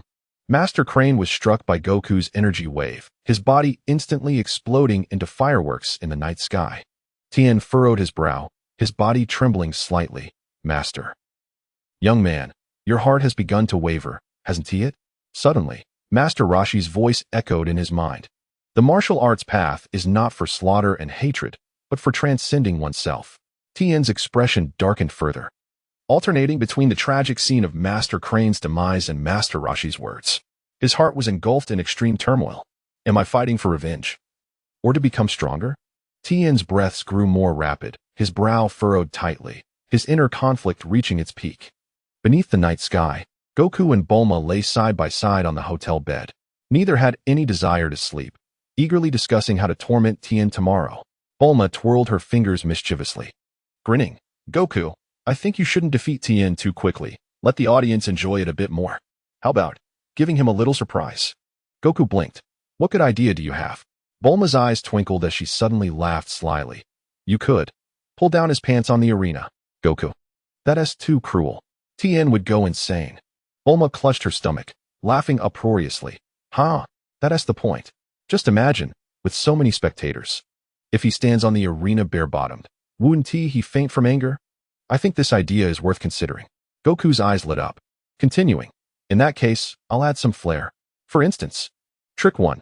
While Tien is fighting seriously, I suddenly pretend to be knocked away. Then flip over and hide behind him, pulling down his pants while he is caught off guard. Trick 2. Pretending to be serious in battle, I suddenly shout, "Look! Master Crane has resurrected." The moment Tien turns around, bam! A punch sends him out of the arena. Trick 3. Before the match starts, I walk solemnly up to Tien, take a deep breath, blow hard on his bald head, and dramatically exclaim, "Wow, so smooth. Even shinier than Master Roshi's head." Trick 4. Wait. Your shoelaces are untied. As Tien looks down, bang. A kick sends him flying. Bulma laughed so hard she pounded the bed. "Ha! Goku, you're definitely the world's greatest prankster." Goku, hands on his hips, laughed proudly. "Hey, winning is a certainty. How I win depends on my mood." Bulma, gasping for breath, said, "I'm just looking forward to Tien's expression tomorrow. He will absolutely break down." Goku slapped the bed. "Ha! It settled then. Tomorrow's match is going to be a blast." The two continued to playfully tussle on the hotel bed, laughter echoing until they gradually fell asleep deep into the night. In the distant sky, a massive, pitch-black airship floated slowly, emblazoned with a gigantic character for demon, exuding an aura of unparalleled malevolence. Inside the airship, on the central throne sat an old man with parched skin and a tall stature, draped in a tattered cloak, his gaze dark and profound, coldly surveying the scene before him. The ancient demon King Piccolo. Beneath the throne stood two of his loyal subordinates, Drum and Piano. In front of them stood two seemingly mismatched characters, Pilaf and Mai. Pilaf, with an exuberant expression, laughed excitedly. "Wah! Demon King Piccolo, we rescued you from the deep sea. With your power, we can easily conquer the world. From now on, the world will belong to the Pilaf gang." Mai nodded vigorously beside him, brimming with enthusiasm. "Yes, yes. At that time, I will rule the southern continent. King Pilaf can rule the north. Demon King Piccolo. You can choose any place you like." You too, dare to be so impudent before me?" Pilaf abruptly halted his laughter. Sensing an immediate chill in the air, he instinctively recoiled, forcing a dry chuckle. "Your Majesty, you must have misunderstood. We were merely a tad, incoherent with excitement." The sinister gaze of King Piccolo fixated upon Pilaf and Xiaowu. "So you too have come to beseech me to assist in your quest for world domination?" Pilaf hastily waved his hands, a broad grin plastered on his face. "Your Majesty, we undoubtedly have faith in your power. However, we must share with you the most exhilarating news." King Piccolo narrowed his eyes, his tone laced with impatience. "Oh, what news? Have you heard of the Dragon Balls?" A subtle shift occurred in King Piccolo's expression, his brow furrowing. "The Dragon Balls? Of course, I am aware. Those 7 orbs can summon the eternal dragon and grant any wish." Pilaf nodded vigorously, his excitement palpable. "Exactly, Your Majesty. The Dragon Balls are currently in the possession of a little rascal known as Son Goku." King Piccolo's pupils constricted sharply, his voice turning icy. "What did you say?" Pilaf grew increasingly animated, gesticulating wildly. "This Son Goku is the champion of the last World Martial Arts Tournament, and he is participating in the competition right now." King Piccolo gently tapped the armrest of his throne, his laughter growing progressively darker and more menacing. Ha ha ha. The expressions of the Drum and Piano turned grave, as they realized that King Piccolo's true ambitions had finally been roused. The 7 Dragon Balls. Once gathered, they would enable him to regain his youth, reclaim his zenith, and dominate the entire world. This Son Goku appears to be quite a promising prey. King Piccolo slowly rose to his feet, his shadow stretching ominously across the wall, emanating an unparalleled aura of intimidation. "Let us proceed to confront this little imp. And by the way, reclaim what rightfully belongs to me, the Dragon Balls." Chapter 40. The defending champion. Ladies and gentlemen, the moment we have eagerly anticipated has finally arrived. Today, we shall witness the pinnacle confrontation of this prestigious martial arts tournament. The reigning champion, Sun Wukong. The challenger, Tianjin Fan. Around the arena, tens of thousands of spectators are ablaze with passion, fervently cheering. Yesterday, Tianjin Fan triumphed over Jackie Chan, demonstrating terrifying strength. This championship belongs to him, without a doubt. Yet, Sun Wukong is the previous champion. He effortlessly dispatched Krillin yesterday, showcasing immense power. I wager on Wukong's victory. Tianjin fans' three eyes certainly appear formidable. The audience is engaged in fervent discussions, none daring to ascertain who will emerge victorious. Master Roshi strokes his beard, stating, Tianjin fan possesses remarkable strength, but Wukong has transcended the boundaries of humanity. This battle will undoubtedly be a legendary clash. Yamcha grits his teeth. Humph. Tianjin fan severely injured me, so I naturally hope Wukong delivers a resounding defeat. However, Tianjin fan does indeed possess considerable skill. Krillin clenches his fists. Wukong can block my Kamehameha with a single hand. I bet on Wukong. In the contestant area, Tianjin fan meditates with a solemn demeanor. Jiaozi excitedly clutches Tianjin fan's arm. Tianjin fan, go for it. You must win. Tianjin fan slowly opens his eyes, filled with the spirit of battle. Wukong, I must defeat you. Both competitors, please ascend the stage. Wukong ambles toward the arena with a carefree attitude. Tianjin fan strides purposefully onto the stage, his gaze sharp and brimming with intent. At the World Martial Arts Tournament, the ultimate showdown, at ringside, Bulma retrieves a power level detector and points it at Tianjin fan. Beep, beep, beep. Power level, 180. Bulma rolls her eyes and shrugs. Oh dear. Tianjin fan's power level surpasses Krillin's slightly, but that's about it. She turns to Wukong, cheerfully exclaiming, Wukong, finish this quickly so we can go shopping. Krillin. Yamcha. Audience. Upon hearing this, Tianjin fan's expression darkens instantly, his fists crackling with tension, his eyes ablaze with fury. Humph. This woman is far too arrogant. I shall show you just how vulnerable Sun Wukong truly is. Wukong yawns lazily, stretching. Tianjin fan, I advise you to concede. Otherwise, you might embarrass yourself. How shameless. Do not underestimate me. Tianjin fan suddenly leaps, the arena trembling as he charges toward Wukong, his fist aimed directly at Wukong's face. Die. Wukong grins. It's about time.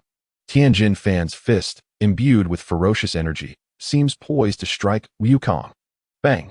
Wukong ducks swiftly. Tianjin fan's punch misses entirely. Tianjin fan. Tianjin fan. You were too careless. Swish. Wukong suddenly yanks down Tianjin fan's pants. Wow. Tianjin fan. The audience gasps in shock, and after a brief silence, the arena erupts in laughter. All spectators are in hysterics. Ha. Look at Tianjin fan's red underwear. My eyes are going blind. Laughter engulfs the venue. Is it possible to have such fun in a duel? This is incredible. Master Roshi clutches his stomach, tears streaming from laughter. Ha ha ha. This kid is too mischievous. Krillin laughs to the point of hiccups. Ha ha ha. I almost couldn't breathe. This scene is too explosive. Yamcha looks embarrassed, his mouth twitching. Wukong truly has no limits. Bulma collapses in laughter. Ha ha ha. Wukong. Absolutely brilliant. Par spins joyfully in the air. Ha ha ha ha ha. Launch, blue-haired, looks bewildered. Is this the way martial artists battle? Jiaozi stares at Tianjin fan on stage, mouth agape, speechless. Tianjin fan. Wukong places one hand on his hip, raising Tianjin fan's pants triumphantly, grinning mischievously. Tianjin fan. Do you need your pants back? Tianjin fan's face turns beet red, trembling with rage, smoke rising from his body. Sun Wukong, return my pants. Tianjin fan, face flushed, wearing the bright red underwear, charges at Wukong. Wukong easily sidesteps, and Tianjin fan crashes to the ground. The audience erupts in uncontrollable laughter, the sound echoing throughout the venue. Ha ha! Tianjin fan is chasing after his pants. What a sight! Is this truly the World Martial Arts Tournament? The host, gripping the microphone, trembles uncontrollably, his face turning crimson. Ahem! Ladies and gentlemen, the progression of this match, has exceeded our expectations. Krillin collapses in laughter. Ha ha ha. Tianjin fan's current state will likely become the most infamous moment in tournament history. Furious, Tianjin fan rushes toward Wukong, reaching for his pants. Wukong deftly tosses the pants to the other side. Tianjin fan pivots and lunges for the pants. Just as Wukong swats them into the air, Tianjin fan's three eyes fixate on the pants, and he leaps to catch them mid-air. Smack! Wukong appears above the pants, effortlessly snatching them. Tianjin fan. How infuriating. Wukong sighs in exasperation. All right, seeing you so pitiful, I'll return them. With that, Wukong tosses the pants back to Tianjin fan. Tianjin fan hurriedly catches them, fearing another snatch, and swiftly puts them on. The entire audience gasps. Oh no. What a pity. If only they could play a little longer. Ha ha ha. This is undoubtedly the most humorous moment in the history of the World Martial Arts Tournament. Having donned his pants, Tianjin Fan's eyes bulge with fury, radiating an aura of vengeance. Sun Wukong, you will pay for your earlier antics. Wukong, hands on his hips, grinning with pride, finally dressed? Hurry and attack. I can hardly wait to pummel you. Oh. Tianjin Fan unleashes his full power, sprinting toward Wukong, his fist carrying ferocious winds, aimed squarely at Wukong's face. The audience holds their breath, tension mounting. Master Roshi remarks gravely. Tianjin Fan's energy has intensified. Krillin anxiously clenches his fists. Can Wukong withstand this? Smack. Wukong casually extends a hand, effortlessly striking a punch. Boom. Tianjin Fan is sent flying like a cannonball. Ah. Boom. Tianjin Fan crashes against the edge of the arena, tumbling out and landing heavily on the ground. The audience.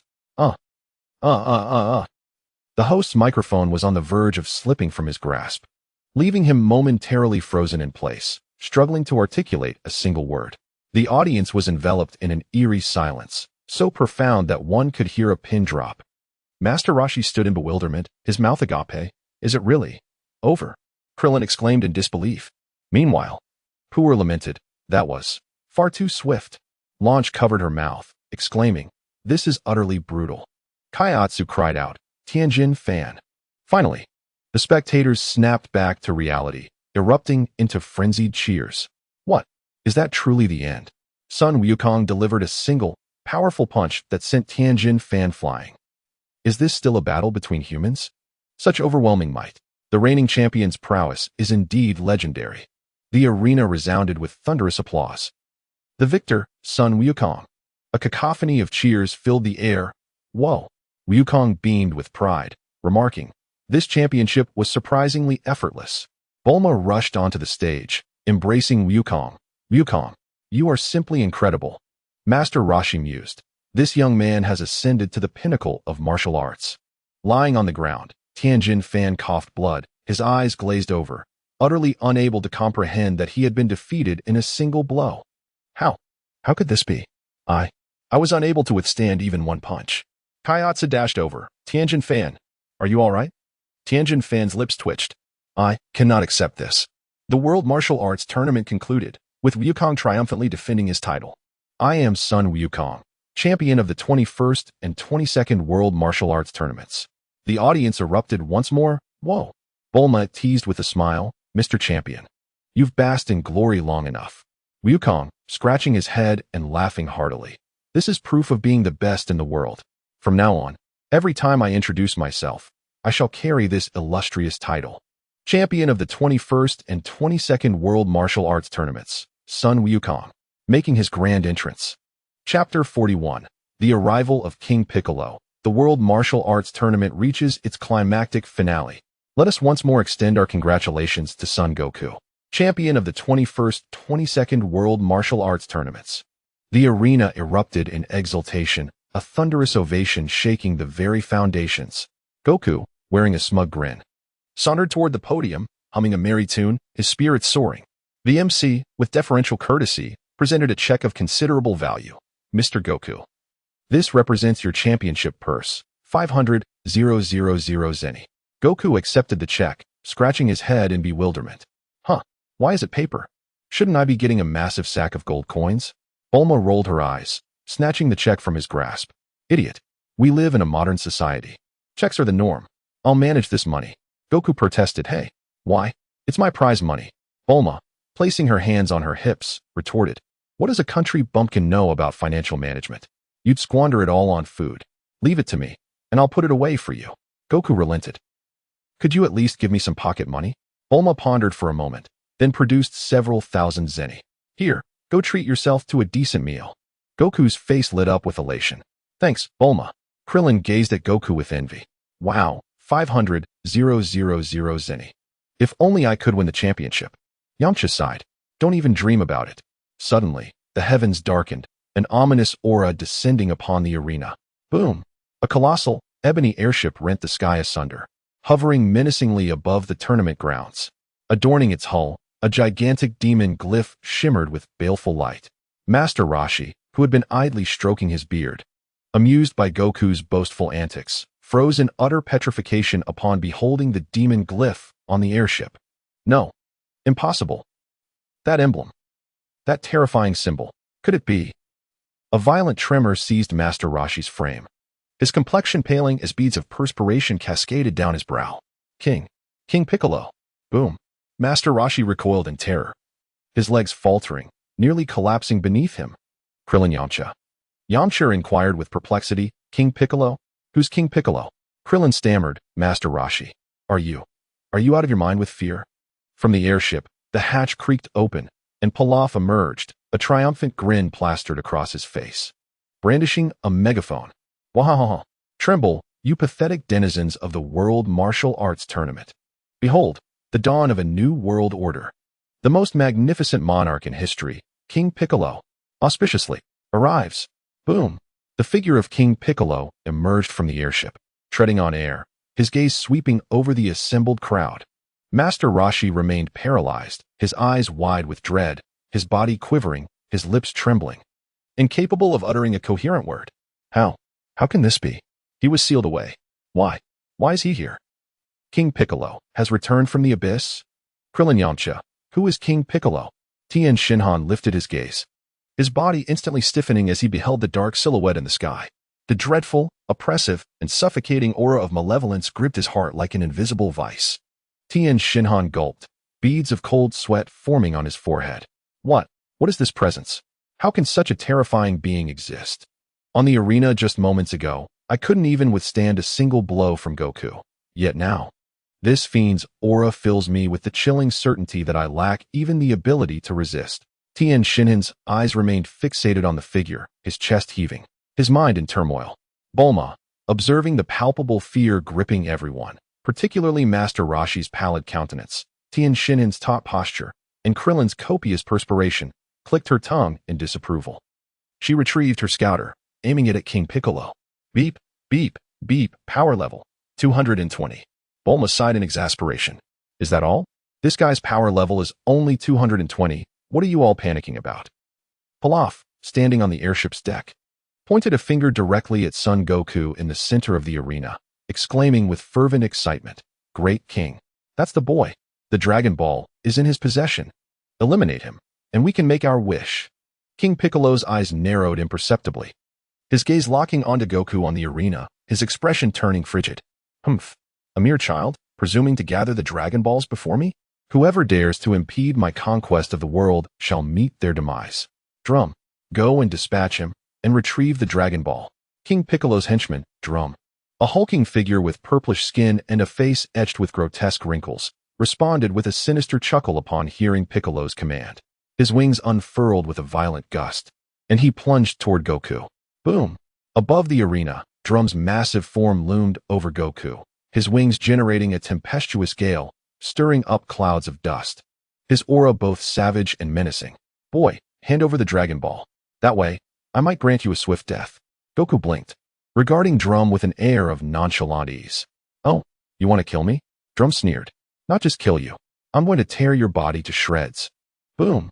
Drum's fist clenched, imbued with the force of a hurricane, and slammed toward Goku's face. Bang! Drum's fist connected with Goku's face, the air reverberating, causing a fissure to instantly rupture the arena floor. Everyone's eyes widened, holding their breath. Krillin's heart leaped with alarm. No way. Did Goku let his guard down? He took that punch head on. The air hung in a deathly silence. The wind whistled, the dust slowly settling. The crowd's eyes darted to the center of the arena, Drum's fist still pressed against Goku's face. However, Goku was unscathed, Drum's countenance twisted in disbelief, his eyes nearly bulging from their sockets, cold sweat pouring from his brow. What? Impossible. Goku tilted his head slightly, casting a languid glance at Drum, his voice chillingly calm. Is that all you've got? Is that it? Drum? Goku extended a single finger, gently flicking Drum's fist. Bang! Drum's fist shattered instantly, his entire arm exploding in a shower of gore. Awaweya. Drum emitted a blood-curdling shriek as he was hurled backward, crashing heavily outside the arena, tumbling over a dozen times, spewing blood, his eyes filled with abject terror. After a brief moment of stunned silence, the World Martial Arts Tournament erupted in a deafening roar of jubilation. WH. What just happened? Son Goku just sent that monster flying with a single move. Incredible! Even more spectacular than the finals. Ha ha ha ha. I thought King Piccolo's henchmen were supposed to be powerful. He got one shot. Even faster than Goku's fight with Tien Shinhan. This is what a true World Martial Arts Tournament champion looks like. Now this is what I call an electrifying battle. Goku just flicked that monster away. Even more thrilling than Tien Shinhan getting one shot.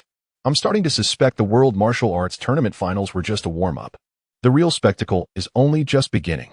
Drum lay writhing on the ground, his arms severed, blood gushing forth, his face contorted in agony. Curse you! Drum staggered to his feet, glaring at Goku with unbridled fury, his muscles bulging, his killing intent palpable. I'll tear you apart. Boom! Drum unleashed a surge of power, a tempest of air erupting around him, his demonic energy swirling, and charged toward Goku with unbridled rage. The remaining arm crackled with thick, swirling black energy, as if to rend Goku asunder. Son Goku, prepare to die. Boom! The gigantic fist of the drum, enveloped in a tempest of malevolent energy, struck fiercely towards Goku's head. Bang! Here it comes again. You truly fail to grasp the situation. Goku gently extended his hand, meeting the assault with a punch of his own.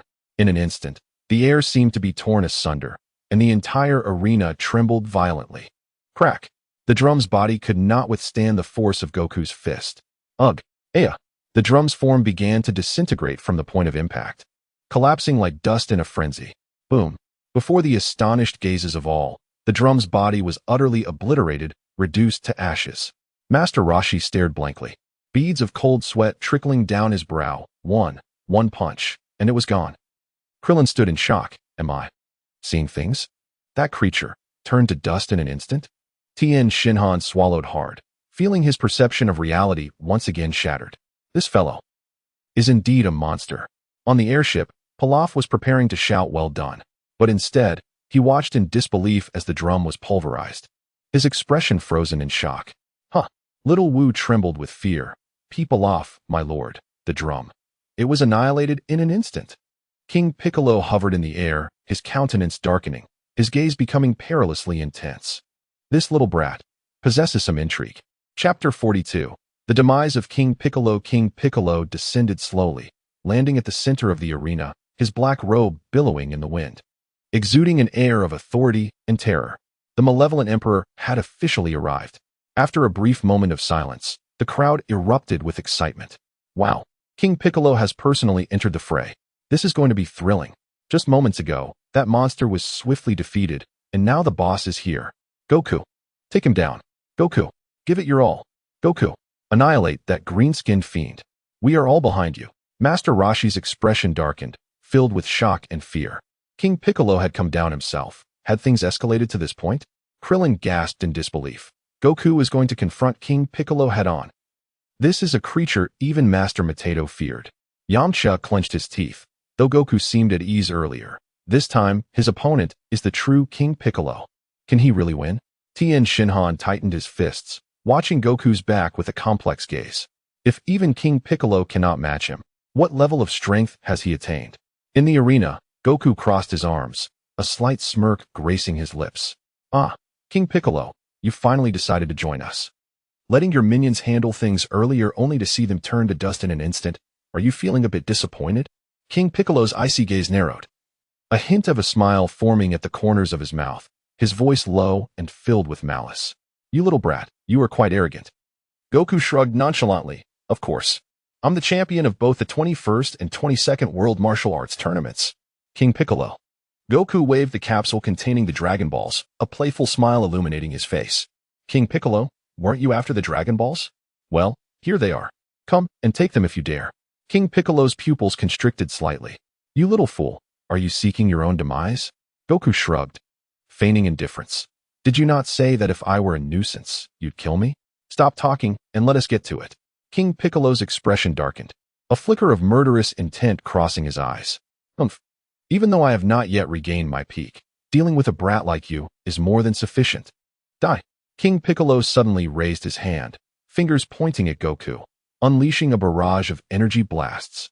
Bang, bang, bang, bang, bang. Countless energy orbs surged toward Goku. The arena instantly engulfed in a cloud of dust and chaos. As the smoke cleared, all were left astounded. Goku stood unharmed, not a scratch on him. Ah, a little ticklish. Ha ha. King Piccolo, your attacks are rather gentle. Put a little more force into it. King Piccolo. What?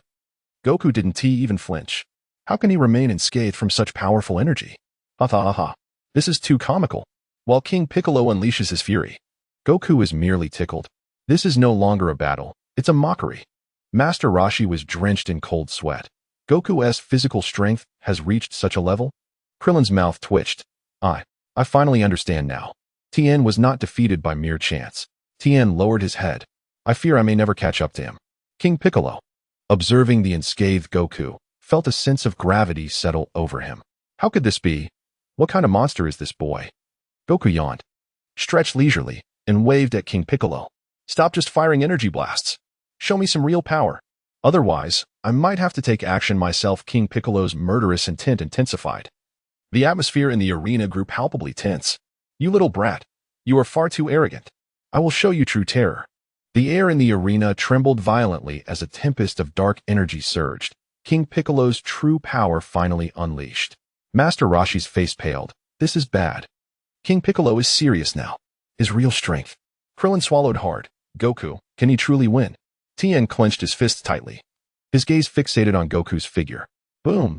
King Piccolo vanished, transforming into a shadow, hurtling toward Goku at blinding speed. Die! Goku slowly extended a hand. Snap! Everyone was left in stunned silence. King Piccolo's attack was effortlessly caught between Goku's two fingers. King Piccolo. Is this it? Where's the true terror? I don't even have the chance to stretch my limbs. King Piccolo, what? With a sudden release, Goku struck King Piccolo's abdomen with a light punch. Boom. The arena shook violently. King Piccolo was sent flying like a cannonball, crashing through multiple walls, blood gushing forth. Aya! King Piccolo lay amidst the rubble, gasping for breath, blood trickling from his mouth, barely clinging to life. Cough. Cough. How can this be? I lost. Just like this. Goku approached slowly, a look of disdain on his face. Nothing is impossible. Your era has come to an end. King Piccolo realized he was on the brink of death. But there was one last glimmer of hope. With wide eyes, King Piccolo summoned his remaining strength, opening his mouth to expel an egg with great force. Tui!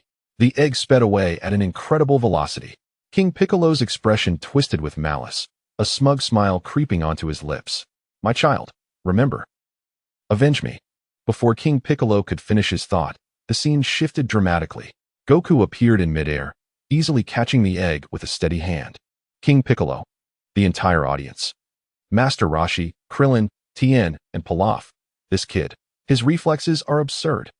Goku inspected the egg in his hand, shrugged casually, and smiled. King Piccolo, what is this? A souvenir for me? King Piccolo. No. It can't be. With wide eyes, King Piccolo succumbed to his injuries, lifeless. King Piccolo was dead.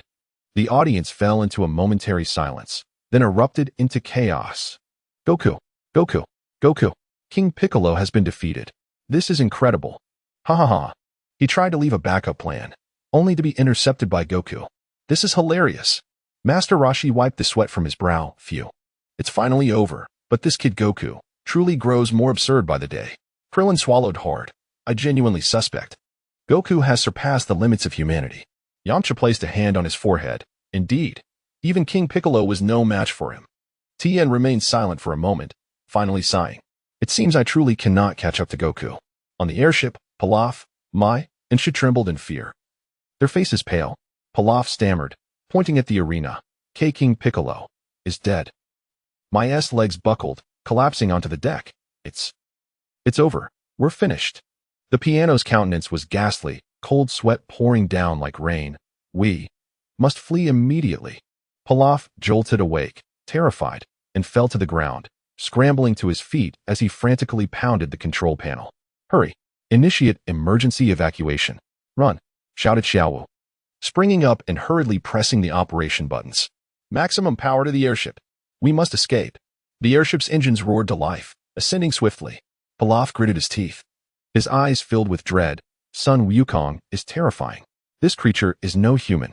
Wukong slowly raised his head, gazing at the fleeing airship, a cold smile curling at the corners of his mouth.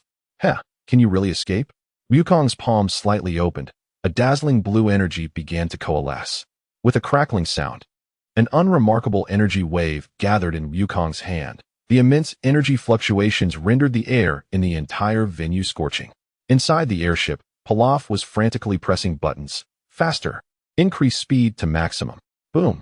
A blinding blue beam shot into the sky, hurtling towards the airship with terrifying velocity.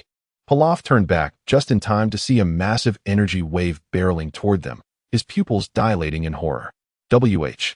What? Boom. The energy wave struck the airship in an instant. The vessel was engulfed by the terrifying energy, erupting violently into a sky filled with flames and debris. Pilaf, Xiaowu, and the piano. The Pilaf army was utterly annihilated. The audience fell into a profound silence once more. Krillin swallowed hard. Wukong. Did he just obliterate the airship? Yamcha's lips twitched. Could he truly be a god? Tianjin Fan wore a complex expression. This guy has become unfathomably powerful. Master Roshi gazed up at the sky in speechless disbelief, sighing as he rubbed his forehead. Alas, this kid Wukong shows no mercy whatsoever. Chapter 43. The birth of the Sun families made with a swift motion. Wukong cradled Bulma in his arms and leapt into the sky, instantly transforming into a fleeting shadow that vanished into the horizon. The onlookers were left utterly bewildered. Krillin? Tianjin, Master Roshi? Yamcha? The audience. In midair, Wukong held Bulma tightly, his speed remarkable. Bulma, wrapped around his neck, wore a perplexed expression. Wukong, what on earth did you pick up? Wukong replied earnestly, it's an egg laid by the Demon King Piccolo. Bulma raised an eyebrow. What do you plan to do with it? Fry it or bake it? Perhaps pickle it into a salted egg? With utmost seriousness, Wukong stated, this egg cannot be consumed. It must be incubated. Bulma rolled her eyes in disbelief. Do you really think of yourself as a hen? Wukong carried Bulma to a secluded cliff. Floating in the air and gazing down at a massive bird's nest, he gently placed the egg inside and nodded. There, it will hatch soon. Bulma grimaced. You're putting a demon's egg in a bird's nest? Aren't you afraid it will hatch into something bizarre? Wukong shrugged. We'll see what happens once it hatches. Bulma sighed and rolled her eyes again. You really are something else. Wukong chuckled, lifting Bulma once more as they soared towards West City, leaving behind a tranquil cliff, where only a gentle breeze caressed the nest. Suddenly, a gigantic, bizarre bird flapped its wings and returned to its lair.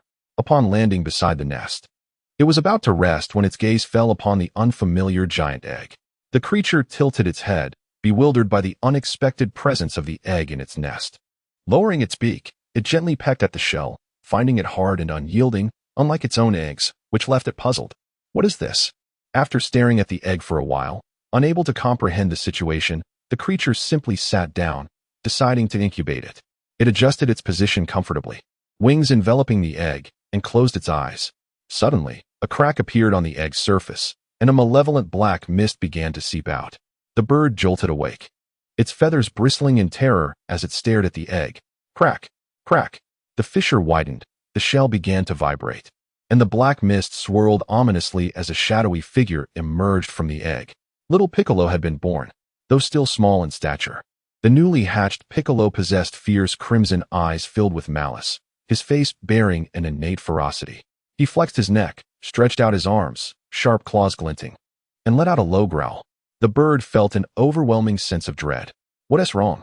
This creature is not my offspring.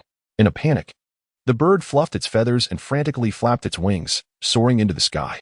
Little Piccolo looked up at the fleeing creature, a faint, bloodthirsty smirk curling at the corners of his mouth. How dare you treat me as your egg? You shall perish. He raised his hand, dark energy flickering at his fingertips, and shot it at the bird. Boom! Before the creature could even scream, it was struck by the dark energy, erupting into flames in midair, leaving no trace behind. Humph! Is this truly my power? Intriguing. Little Piccolo gazed into the distance, his crimson eyes reflecting the sinister aura of the Demon King Piccolo. Son Goku, one day, I will personally kill you.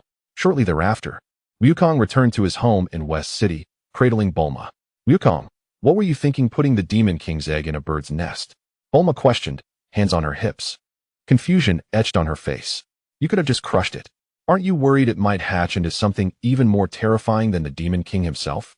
Wukong lazily sank into the sofa, munching on a snack and chuckling. No need for that. Bulma frowned. No need. Do you even realize you've left behind a demon? Wukong casually swung his legs, a mysterious smile playing on his lips. Not all demons are inherently evil. Bulma? What do you mean? Wukong stretched, a playful grin on his face.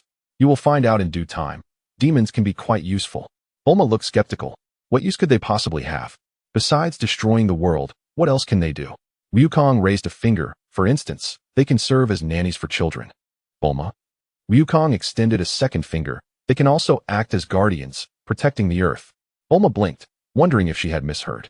Wukong, are you feeling all right? You want to keep a demon to help raise your kids? And protect the earth? Wukong blinked innocently, a mysterious smile on his face. Don't ask so many questions. You'll understand in a few years.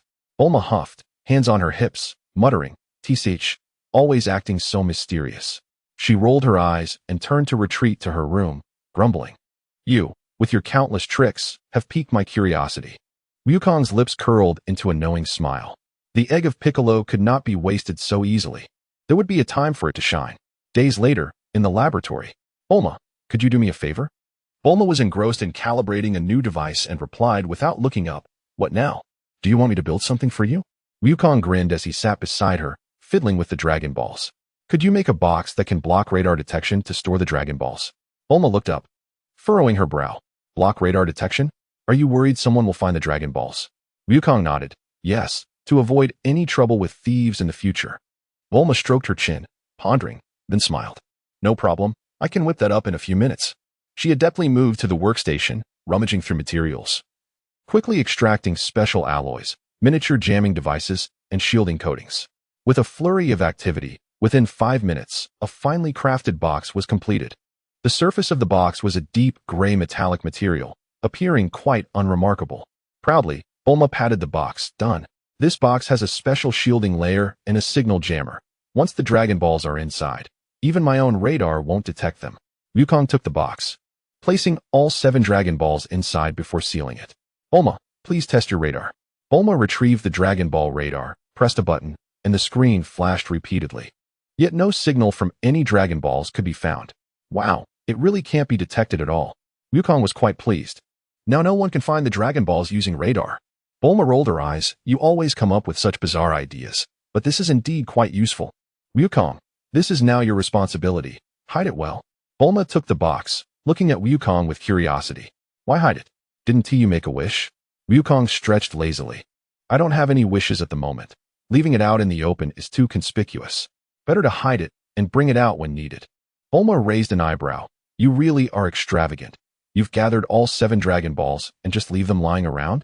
With a chuckle, Wukong scratched his head and said, There's no rush. The dragon can be summoned at any time. Since I don't have anything particularly desired at the moment, why squander an opportunity? Bulma rolled her eyes in exasperation and replied, Fine, I'll find a good hiding spot to ensure no one can find it. Wukong nodded in agreement. Make sure it's well hidden. Bulma scrutinized Wukong with suspicion. You wouldn't be concocting some grand scheme by hiding the Dragon Balls, would you? Wukong smiled mysteriously. Who knows? Bulma sighed. You always leave people guessing.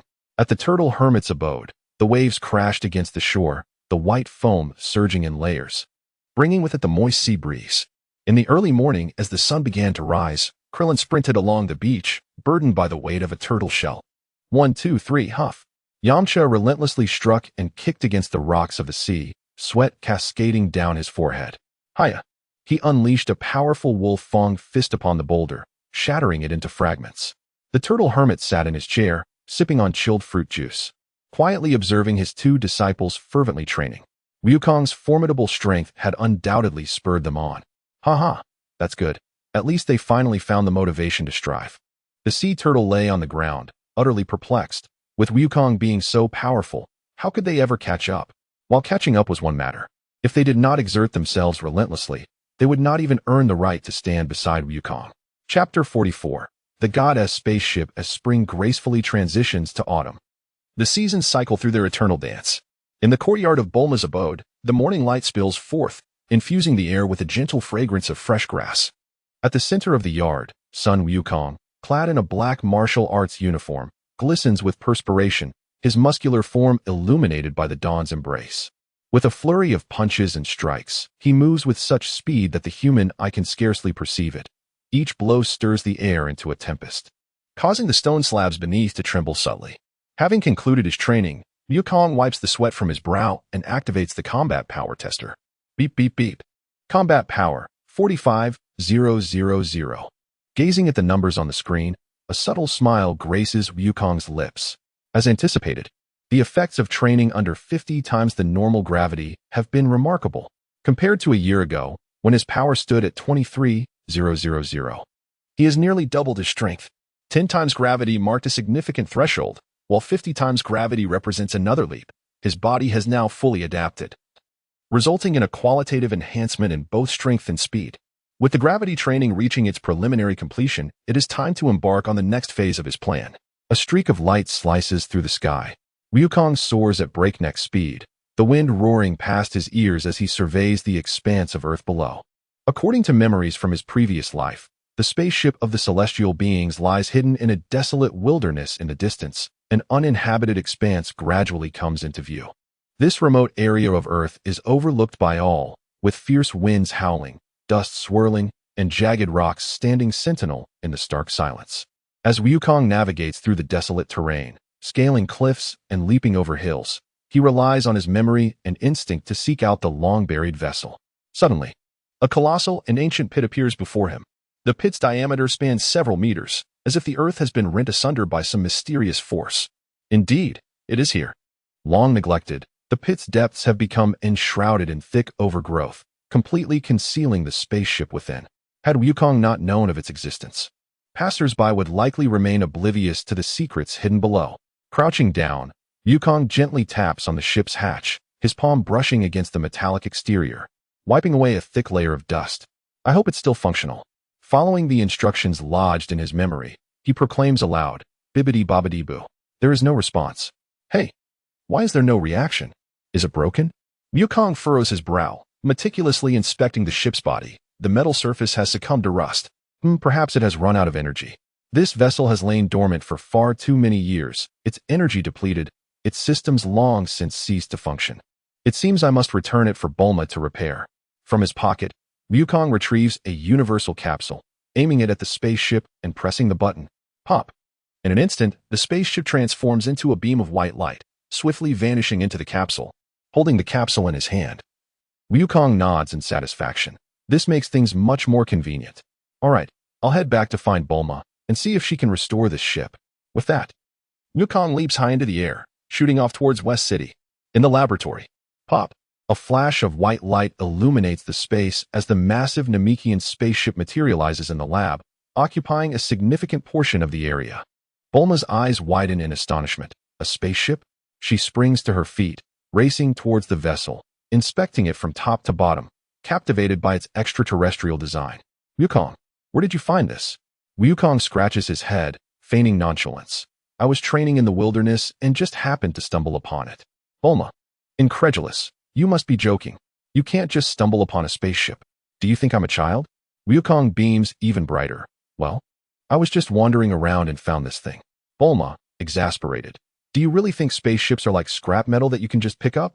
She inspects the ship's exterior closely, quickly realizing that this is not Earth technology, but a product of some advanced extraterrestrial civilization.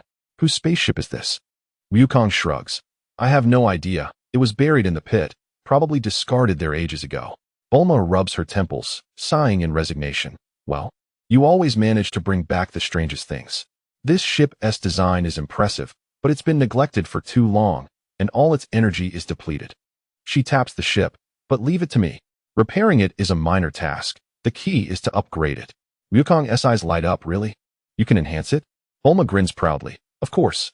With me on the job, not only will it be repaired, but I can also boost its speed, making its travel capabilities several times faster than before. Indeed, Bulma is remarkable. Then I'm counting on you. Bulma huffs, hands on her hips. Naturally. You're part of my family. Fixing a spaceship is nothing, but it'll take some time, so don't rush me. No problem. I'll use this time to train more. Once you're done, I'll head straight into space. Bulma, while examining the ship's structure, ponders. Wukong, if you're going to space, take me with you. Wukong pauses. What? You want to go too? Bulma, hands on her hips, replies matter-of-factly. Of course. Outer space is so cool. I'm a scientist. Exploring the universe is my dream. Plus, wouldn't you be bored flying out there alone? Wukong scratches his head, his expression turning serious. No, that's not the issue of ability. It's a matter of safety. Do you know how many formidable beings exist in the universe? Some can obliterate a planet with a mere energy blast. Upon hearing the phrase obliterate a planet, Bulma's expression shifts, her earlier excitement tempered by concern. Is it really that dangerous? If so, why do you want to go? The training environment on Earth is quite good. Don't you have the gravity training device? If you continue training, your combat power will increase rapidly, right? While Earth indeed offers a conducive environment for enhancing my strength, I yearn to venture into space in search of greater opportunities for growth. Rest assured, I will return before the next World Martial Arts Tournament. After all, I aim to achieve a three-peat. Haha. Bulma, hearing this, is left speechless. This guy, even cosmic travel must be linked to the martial arts tournament. With the universe being so perilous, can you truly guarantee your safe return? Wukong pats his chest, grinning widely. I am the strongest in the world. Don't underestimate me. Bulma rolls her eyes. All right, you'd better promise to keep in touch regularly via the communication device. Don't just disappear without a trace. Wukong nods. No problem. Bulma confirms once more. How long will you be gone? Wukong ponders, stroking his chin. Perhaps a few months, maybe a year, perhaps even 2. In any case, I will definitely return to Earth to claim victory before the World Martial Arts Tournament. Bulma gazes at Wukong's triumphant demeanor, unable to suppress a laugh. You really haven't changed a bit. Well then, good luck. But remember, don't die out there in space. I don't want to be a widow. Wukong bursts into laughter. Fear not. I want to perish. In the laboratory, sparks fly as mechanical arms operate tirelessly, and engineering robots bustle about. Bulma, adorned with protective goggles, was undertaking a comprehensive renovation of the spaceship from Namek. The foundational design of the vessel was commendable, yet its propulsion system was antiquated and required modification. Bulma aimed not only to repair the spacecraft, but also to enhance its navigational speed and energy systems, while incorporating a cutting-edge artificial intelligence assistance system to ensure Goku's cosmic journey would be seamless. In the courtyard, Son Goku was drenched in sweat from his rigorous training. The gravity wristbands were set to 55 times Earth's gravity, and under such extreme pressure, every breath and each punch became a formidable test for his body. Bang, bang, bang. Goku's figure flickered in the yard, moving with remarkable speed. With a powerful punch, a terrifying shockwave tore through the air, causing the ground to crack beneath him. Goku's velocity increased, creating afterimages in the air. Beep, beep, beep. The combat power detector emitted alerts, revealing the latest data. Combat power, 50,000. After days of meticulous research and refurbishments, Bulma removed her goggles and stretched, gazing at the newly upgraded spaceship before her, a satisfied smile gracing her lips. Finally accomplished, Bulma picked up her communication device to contact Goku, who was diligently training. Hey, Son Goku, hurry over here. The spaceship renovation is complete. Upon hearing Bulma's call, Goku paused, his face lighting up with excitement. That's fantastic. In an instant, he transformed into a blur, rushing toward the laboratory. Bang! The laboratory door swung open violently as Goku leaped inside, his eyes gleaming with anticipation as he stared at the massive spaceship in the center. Wow, this ship looks so much cooler than before. Bulma chuckled proudly. Of course. After all, it's my upgraded version. It's undeniably superior to the original. Goku circled the spaceship, exhilarated, as he ran his hands along its sleek surface. Bulma, you're incredible. This ship looks brand new. Bulma rolled her eyes. Did you expect anything less from me? Now, let me introduce you to the new features. Superluminal propulsion system. The outdated propulsion system has been revamped, increasing the flight speed by at least 5 times, allowing for swifter travel to destinations. Built-in artificial intelligence system. I specifically programmed an intelligent assistance system that provides navigational support, crisis alerts, and can even self-repair some damage. Stealth detection function. The exterior of the spaceship is coated with a specialized energy shielding layer, rendering it undetectable by radar. This way, Goku can maneuver through the cosmos without being easily targeted by enemies. Supply system upgrade. Food storage has been expanded, and energy supply is abundant, enabling prolonged voyages even in the far reaches of space. Chapter 45. Namek the spaceship rested silently in the center of the courtyard, its metallic exterior glinting softly in the morning light. A faint aura of farewell lingered in the air. Bulma gazed at the young Goku before her, her expression a tapestry of emotions. Although Goku had grown a few inches taller, he still stood shorter than her, remaining that familiar mischievous boy. Bulma bit her lip, stepped forward, and enveloped Goku in a tight embrace. Goku was momentarily taken aback, then grinned widely. Bulma, why are you hugging me all of a sudden? Are you going to miss me? Bulma lightly punched Goku's shoulder, her voice slightly strained. Who would miss a big fool like you? I'm just worried you'll get into trouble out there, and whether you'll return alive. Goku scratched his head and replied with a smile, Don't worry. I promised you that I would return to claim the championship at the next World Martial Arts Tournament. You battle maniac, always thinking about fighting. Bulma released him, taking a step back as she watched him approach the spaceship. Goku climbed the ladder, glanced back at Bulma, and waved cheerfully. Bulma, I'm off. Wait for my return. Bulma raised her hand, giving a slight wave. Get lost. Just don't get lost on your way. Goku turned and entered the spaceship, the hatch closing slowly behind him. As the system's alert sounded, the ship began to ascend gently, its thrusters emanating brilliant blue light, powerful gusts of wind tousling Bulma's hair. Standing in the courtyard, she gazed at the trajectory of the ascending vessel. Boom! The spaceship accelerated abruptly, piercing the sky like a streak of light, disappearing into the horizon with a swift motion. Bulma remained in place, staring at the vast emptiness of the sky, letting out a soft sigh. That big fool. You must return safely. In the boundless cosmos, the spaceship traveled at superluminal speeds, weaving through the infinite stars. Inside, Goku sat before the control panel, fixated on the star map. He reached out to manipulate the holographic display, inputting his destination, Namek. Estimated travel time, 10 days. Just 10 days until arrival. Goku leaned back in his seat, clasping his hands behind his head, unable to suppress his admiration. Bulma's technological prowess is truly remarkable. If she had a bit more time, she might even invent a spaceship capable of instantaneous travel. Despite his combat power of 50,000 in this vast universe, such strength was hardly significant. He needed to become stronger quickly, otherwise he would inevitably be overpowered by alien masters. Goku rose, moving to the viewport, peering into the dark yet radiant cosmos. Countless stars twinkled in the distance, their brilliance decorating the endless void. In my previous life, I might have been the first human to leave the solar system, right? Despite humanity's advanced technology, it still could not truly escape the solar system.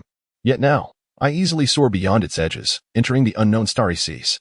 In the training room of the spaceship, the gravity ring's parameters steadily increased. 56 times gravity, high-speed movement, enhancing evasion reflexes. 58 times gravity.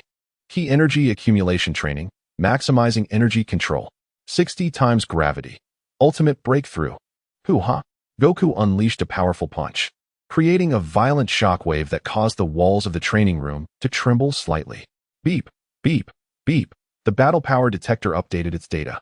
Battle power, 56,000. Finally acclimatized to 60 times gravity, his battle power had reached 56,000. Goku leaned against the wall, reminiscing about memories from his previous life. The strongest warrior on Namek had a battle power around 40,000. I can easily crush him now. I'm safe. Goku flexed his muscles, exited the training room, and entered the cockpit. Sitting in his seat, he gazed into the starry expanse ahead. In the distance, a green planet became faintly visible. Namek, I have finally arrived. Destination, Namek, estimated landing time, 2 minutes. Automated landing procedure initiated.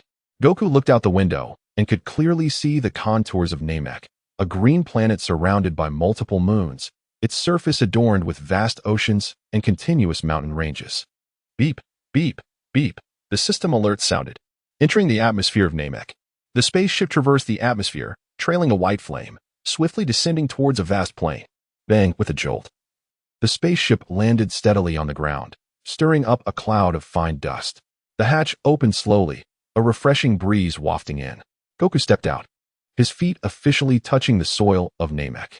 Surveying his surroundings, he found himself amidst a vast green prairie, with glimmering lakes in the distance. Peculiar mushroom-shaped mountains scattered across the landscape, and the sky bathed in a pale green hue, the air crisp and filled with an energy distinct from Earth. Wow, this place is even fresher than Earth. It feels like the air is infused with energy. Goku pressed a hidden button on the exterior of the spaceship. Bang! The spaceship instantly shrank, enveloped in a cloud of white smoke, transforming into a small, multifunctional capsule. This feature is incredibly convenient. Bulma is indeed impressive. Goku tucked the capsule into his pocket, dusted off his hands, and raised his gaze towards the horizon, a smile of anticipation gracing his face. He sensed the energy around him and quickly detected the presence of formidable life forms on this planet.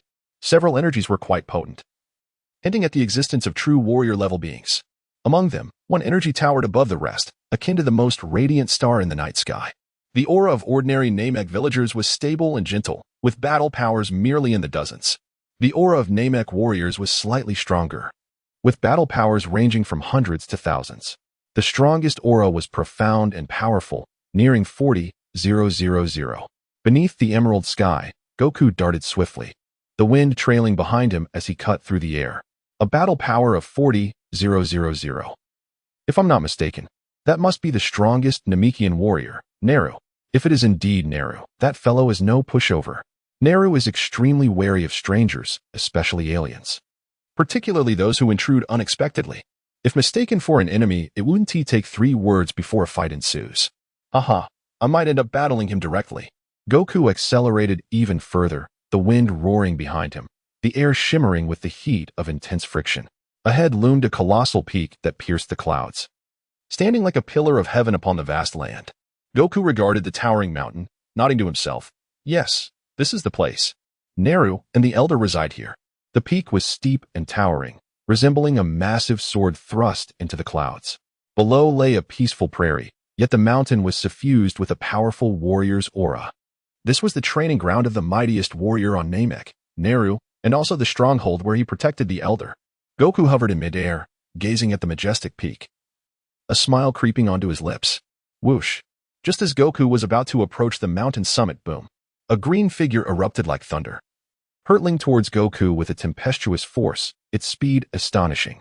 Goku widened his eyes slightly. Whoa, that's fast. Bang! The two came to an abrupt halt in midair, facing each other. Blocking Goku was none other than the strongest warrior of Namek, Naru. Clad in a white warrior's outfit, his muscular physique was sharply defined, arms crossed, his gaze piercing as it locked onto Goku, exuding an overwhelming aura of battle. Who are you? Why have you intruded here? Wukong tilted his head, a playful smile gracing his face as he waved his hand. I am Sun Wukong, champion of the martial arts competitions in both the 21st and 22nd editions. Hailing from the distant Earth, the greatest martial arts competition? Naru furrowed his brow, utterly unfamiliar with this title. Earth? I have never heard of such a planet. What is your purpose for coming here? Wukong momentarily froze, his smile faltering as he feigned an expression of utter shock, dramatically stepping back. What? You've never heard of the greatest martial arts competition? It is the pinnacle of martial arts in the entire universe. I am a 2-time champion. In truth, this competition is merely an event on Earth, with no connection to the universe at large. Naru's expression hardened. Enough with the nonsense. Leave this place at once. Wukong shrugged, undeterred by Naru's warning, and pointed towards a distant building atop a mountain. I wish to meet the person inside that house. Naru's demeanor shifted abruptly, his gaze sharpening with intensity. The air thickened with tension, and a fierce wind surged, seemingly closing the distance between them, the pressure escalating. You wish to meet the Grand Elder? Naru's voice was low, laced with a palpable sense of caution. Wukong grinned broadly, nodding with ease. Indeed, that is precisely my intention. Naru's aura surged ominously, his cold stare fixed upon Wukong. You seek an audience with the Grand Elder? You are not worthy. If you do not depart, I shall have no choice but to take action. Wukong scratched his head, a smirk playing on his lips, and clenched his fists. So, what you're saying is that a fight is inevitable. The wind howled, and the atmosphere crackled with the imminent clash. Chapter 46. Toying with Naru. Are you certain you wish to challenge the youthful champion of 2 consecutive world martial arts tournaments? The wind howled, and the atmosphere turned palpably tense. Goku, while casually stretching his neck and twisting his wrist to loosen his muscles, remarked nonchalantly, You know, the last person who fought me was that Piccolo Daimao. He resembled you quite a bit, green-skinned and all. Well, the outcome was, I dispatched him with ease. If you believe yourself to be stronger than Piccolo, then feel free to challenge me. I shall show no mercy. Boom. Naru's aura suddenly surged, and the wind howled violently around him as he clenched his fist, producing a cracking sound. Enough. You are far too arrogant. Bang. Nairu erupted first, his figure transforming into a streak of green light, instantaneously appearing before Goku, delivering a ferocious punch aimed at Goku's face. Hiya. Bang. Goku raised his arm, effortlessly blocking Nairu's powerful strike. The tremendous force shattered the air, sending shockwaves rippling outward. Goku felt a slight tingling in his arm and couldn't help but chuckle. Not bad. Much stronger than the previous Piccolo. Nairu's expression was grim, silent as he swiftly lifted his knee, targeting Goku's abdomen. Bang! Goku swiftly sidestepped, executing a sweeping kick aimed at Nairu's waist. Nairu reacted with remarkable speed, crossing his arms to absorb Goku's strike, his body retreating slightly. Goku was taken aback, but then grinned with excitement. Oh, you can actually block that? Impressive. What comes next? In an instant, both figures vanished, their speed too swift for the naked eye to perceive. Whoosh, whoosh, whoosh. The sky was filled with deafening sonic booms as Goku and Nairu transformed into phantoms, battling fiercely in midair. Bang, bang, bang. Goku unleashed a rapid hook, which Nairu deftly evaded. Nairu retaliated with a heavy punch, but Goku nimbly sidestepped, countering with a knee strike. Nairu teleported behind Goku, attempting a sneak attack, but Goku quickly turned to block. The very sky trembled from the residual force of their combat. Bang! A deep thud resounded as Goku and Nairu's fists collided, a terrifying shockwave sweeping outward, tearing apart the clouds. Nairu's gaze turned icy as he suddenly shifted tactics, unleashing a barrage of energy blasts. Bang! Bang! Bang! Countless energy blasts rained down upon Goku like a torrential storm, overwhelming him. Goku laughed heartily, gracefully dodging in midair, each energy blast whizzing by him. His movements were fluid, akin to an elegant dance. As he evaded, Goku exaggeratedly posed in midair, chuckling, "Is this all you've got? Your shots are so slow, you can't even graze my pant legs." Nairu's expression darkened, his eyes narrowing slightly. "Let us see how you handle this." Nairu suddenly clapped his hands together, conjuring a massive energy wave that surged towards Goku. Goku gazed at the colossal beam, blowing on his fingers with a mischievous grin. Finally, something substantial. Bang! The energy wave struck Goku directly, the explosion illuminating the entire sky. Nairu's eyes narrowed, fixated on the center of the blast suddenly. Goku's relaxed voice emerged from the explosion. "Oh dear, that tickled. Nairu, that move you just executed was commendable. Unfortunately, the force was just a tad lacking." Goku pinched his thumb and forefinger to illustrate a minuscule gap, teasingly stating, "Just that little bit." Nairu's expression turned ashen. "You insufferable fool." Nairu roared, charging at Goku with a furious speed, the air splitting apart with his force. Goku ignored the oncoming Nairu, floating casually in the air, his hands clasped behind his back, humming a cheerful tune. Bang! Nairu's fist crashed into Goku's face, but at the last moment, Goku merely tilted his head slightly. Nairu's fist brushed against Goku's cheek, missing entirely. Nairu was furious, unleashing a flurry of punches. Bang! Bang! Bang! Goku swayed at exaggerated angles, effortlessly dodging each blow, even striking ridiculous poses midair. With his hands clasped behind his head, his body swayed as though dancing. With his hands behind his back, he sidestepped, yawning as he evaded, poking Nairu's forehead with a finger. Smack! Nairu! Damn it! Nairu's face turned an even deeper shade of green, though he was already green, roaring as he gathered energy into a colossal sphere. "I will silence you once and for all." Goku eyed the energy sphere, feigning surprise with his mouth agape. "Wow, that looks quite formidable." The next moment, Goku sat cross-legged in midair, resting his chin on one hand, gazing at Nairu with feigned boredom. "How much longer will you take to charge? I'm nearly asleep waiting." Nairu was furious, the pressure mounting as he hurled the massive energy sphere at Goku. Boom! The energy sphere exploded, a cloud of dust enveloping the area. When the light subsided, Goku was found standing at the center of the explosion, nonchalantly brushing off the dust from his attire. "Oh dear, this new outfit was specially made for me by Bulma. You've covered it in dust." Goku tugged at his black martial arts uniform, feigning annoyance. "I say, can you aim a bit better? At least inflict some damage on me. At this rate, I'm losing interest in continuing." Nairu stood frozen, his expression utterly shattered. What manner of monster is this? Goku stretched lazily, a playful smile gracing his lips. "How about this? I will remain here without retaliating, and if you can manage to make me move, Consider it a victory for you. How does that sound? You insufferable fool. Nairu was seething, his expression stormy, his aura surging as he unleashed an astounding burst of speed, transforming into a green streak aimed at Goku. Bang!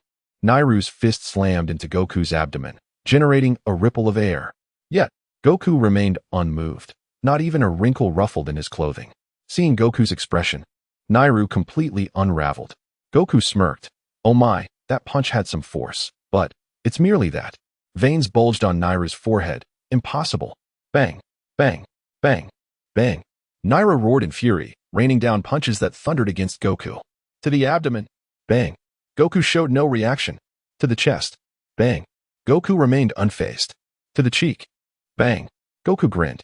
Nairu unleashed his full power, each punch infused with wild energy. Yet striking Goku felt akin to pounding against an indestructible metal. The more Nairu hit, the more frantic he became, beads of sweat forming on his brow, his fists beginning to ache. Goku observed the scene, unable to suppress a yawn. Oh dear. Are you really that incapable? I'm standing still, and yet you still can't move me? Bang. Nairu gritted his teeth, delivering another heavy punch aimed at Goku's abdomen. However, Did you just touch me? No, wait. It felt a bit ticklish? Nairu's expression shattered completely. You. Goku feigned innocence, scratching his belly while cheerfully stating, You're not tired, are you? Surely the mightiest warrior of Namek has more strength than this. Nairu's pupils dilated, rage coursing through his body. Son Goku, silence yourself. Boom. Nairu unleashed his energy ball with full force once more, engulfing the entire sky in a blinding white light. The explosion of the energy ball sent clouds of dust swirling, shaking the very foundations of the earth. As the brilliance faded, Goku gently patted his chest, letting out a resigned sigh. Ah, did you perhaps cut corners? This move feels lighter than your previous punch. Nairu's expression twisted in disbelief. This is impossible. How could you remain unscathed? Goku grinned, tilting his head to gaze at Nairu. Shouldn't you consider finding a different opponent? I fear that if you continue, you might end up injuring yourself. You. So enraged he is nearly speechless. Nairu's chest heaved violently, his face turning a deep shade of anger, fists clenched tightly, veins bulging on his forehead. What kind of monster is this? Suddenly, a profound and gentle voice resonated within Nairu's mind. Nairu, cease your efforts. Nairu's pupils constricted sharply, his body trembling, as he instantly regained his composure. The Grand Elder? You. This extraterrestrial harbors no malice. His presence conveys a sense of an extraordinary future. Bring him to me. Nairu's fury was promptly quelled, and after a brief silence, he gritted his teeth and suppressed his energy. Observing this, Goku couldn't help but tilt his head, a smirk playing at the corners of his mouth. Oh? Stopping the fight? Nairu shot a furious glare at Goku, his expression filled with displeasure. Humph. You are fortunate. The Grand Elder wishes to see you. Humph. Do not assume you are truly formidable. I was merely not taking this seriously. With a huff, Nairu turned and soared towards the structure atop the mountain, coldly declaring, Follow me. Goku burst into laughter, hands clasped behind his head, leisurely trailing after him. Why do I get the feeling you're making excuses? Claiming you weren't serious? You look like you're about to cry from anger. Be quiet. Nairu's roar echoed from ahead, his speed of flight abruptly increasing, eager to distance himself from Goku. Goku continued to follow with a mischievous grin, thinking to himself, Finally, we are to meet the Grand Elder. This journey on Namek is becoming ever more intriguing. Chapter 47. Unleashing Potential. A tenfold surge. Nairu's expression darkened, his lips twitching slightly. Although he had retracted his fighting aura, his displeasure simmered within. Goku could not resist teasing. Weren't you fierce just a moment ago? Why the sudden shift to docility? Nairu gritted his teeth, wishing he could flatten Goku's face. Yet, recalling the Elder's instructions, he could only suppress his anger and coldly retort, Silence. Once we arrive, you may address the Elder yourself. The two ascended to the mountaintop, where an ancient and enigmatic structure appeared before them. Unlike the other villages on Namek, this building exuded a more sacred essence, surrounded by a peaceful aura. A few young Namekians stood outside, their curious gazes fixed upon Goku as he approached. Let us proceed, Nairu muttered, leading Goku into the interior. The Elder sat majestically upon a colossal throne, exuding a tranquil demeanor. His face was lined with wrinkles, and his eyes were half closed, as if he had reached the pinnacle of wisdom. Goku crossed his arms and scrutinized the mysterious Elder. The Elder slowly opened his eyes, his gaze softening as it fell upon Goku. a warrior from afar. Your aura carries a unique energy. You are no ordinary human. Indeed, Goku replied. I am a scion. But rest assured, I am a good scion, not here to stir trouble. Naru scoffed beside him, still irked but silent. The elder nodded slightly. You have sought me out. What is your request? Goku narrowed his eyes and raised 2 fingers. I have 2 requests. First, I desire your assistance in unlocking my potential. Second, I wish to make a wish upon the Dragon Balls. The air suddenly thickened for a moment. Naru's expression shifted dramatically. What nonsense is this? The Dragon Balls are the most sacred treasures of Namek. There is no way we would entrust them to an outsider.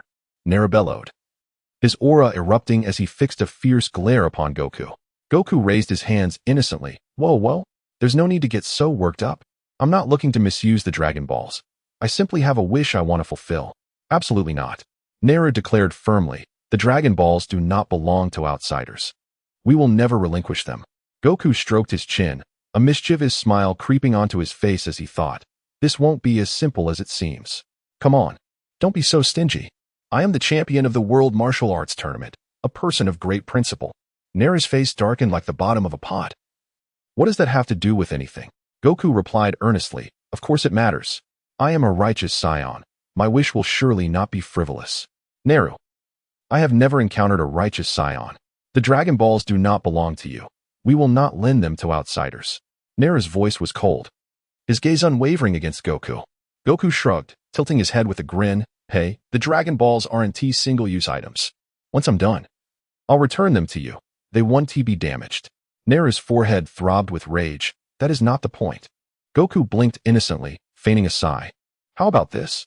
I'll use the Dragon Balls to wish for you to grow a bit taller. Naru's face turned an even darker shade. You short stack, get lost. The elder suddenly chuckled. You truly are an amusing individual. Goku beamed with pride, crossing his arms. Of course. Though you are cheeky, your heart is devoid of malice. I can assist you in unlocking your potential. As for the Dragon Balls, we shall reconsider. Naru's pupils dilated in shock. Elder, are you really going to assist this fellow? The elder chuckled softly. His future may be intricately tied to the fate of our people. Goku's lips curled into a sly smile, a triumphant glint in his eyes as he regarded Naru. Naru, sensing Goku's gaze, felt his face flush with anger. His aura momentarily disrupted. Umph. Naru clenched his teeth, his body tense with fury. This fellow, who was just being bombarded by my attacks, now dares to flaunt himself before the elder. Goku shrugged, appearing self-satisfied, crossing his arms as he squinted at Naru. Well, didn't you say I was unworthy of meeting the elder? Now, the elder himself is aiding me in unlocking my potential. Doesn't this indicate that I am indeed quite exceptional? Naru's fists cracked ominously, his glare fixed on Goku. Noticing Naru's frustration, Goku continued to taunt. Oh, you're not really jealous of me, are you? You've been with the elder for so many years, yet I arrive and can unlock my potential, while you have nothing to show for it. I see, you must lack the potential to develop. Ha. Shut up. Naru finally erupted, his face flushed, glaring daggers at Goku, wishing he could pin Goku to the ground and beat him into submission. Goku burst into laughter, waving his hand dismissively. All right. I won't tease you anymore. Let us get started. The elder smiled gently, a glimmer of appreciation in his eyes for Goku's spirited nature. Come closer. The elder slowly extended his aged hand, gently placing it upon Goku's head. A mysterious and gentle energy surged into Goku's body. As time passed, Goku felt his inner potential being gradually unearthed, accompanied by a strange sensation that began to spread. The elder's ability was not solely to unlock potential. He could also glimpse fragments of Goku's memories. The elder beheld Goku's various experiences on Earth. Young Goku training in the mountains, the first encounter with Bulma, the exhilarating battles of the martial arts tournament, Goku defeating formidable foes and claiming victory, the magnificent sight of the Red Ribbon Army's destruction. He even witnessed Goku standing on the arena, dropping his pants to reveal his red underwear. And he saw Piccolo, the Demon King, the familiar Namekian, Kata's son. The elder's expression momentarily froze, nearly retracting his hand. This boy truly is a peculiar character. Just as the elder delved deeper, his consciousness seemed to encounter an invisible barrier. What is happening? The elder's brow furrowed slightly as he withdrew his hand, regarding Goku with a complex expression. Goku, unfazed, scratched his head. So, did you find my experiences fascinating? You are a unique existence. Perhaps your future will influence the fate of the entire universe. Goku waved his hand dismissively. Don't make it sound so mystical. Elder, have you helped me unlock my potential yet? The elder smiled gently, nodding. Your potential has been fully released. Experience it for yourself. Under the skies of Namek, a dark figure suddenly shot into the heavens, moving so swiftly that it nearly created a vacuum. Goku unleashed his full aura with a roar. Ha! In an instant, a terrifying surge of energy erupted. The air boiled, resonating with the heavens. The atmospheric currents of Namek were thrown into disarray, fierce winds swirling in all directions. Goku's black martial arts uniform billowed in the tempest, the powerful energy radiating outward from him like a wild storm. 56W. A staggering tenfold increase from the previous 5. 6W. The Elder truly is formidable. He has unlocked the potential of this scion. Nara stood at the entrance, utterly stunned. How has this fellow's aura become so terrifying? Just moments ago, Goku's aura was powerful yet manageable. But now, the oppressive force exceeds comprehension. This little brat possesses such horrifying potential? Nara's expression changed wildly, his teeth grinding, a tempest of emotion surging within. How infuriating. This guy is so young, yet has reached this level. Wukong's gaze fixated on Nero, a mischievous grin curling at the corners of his mouth.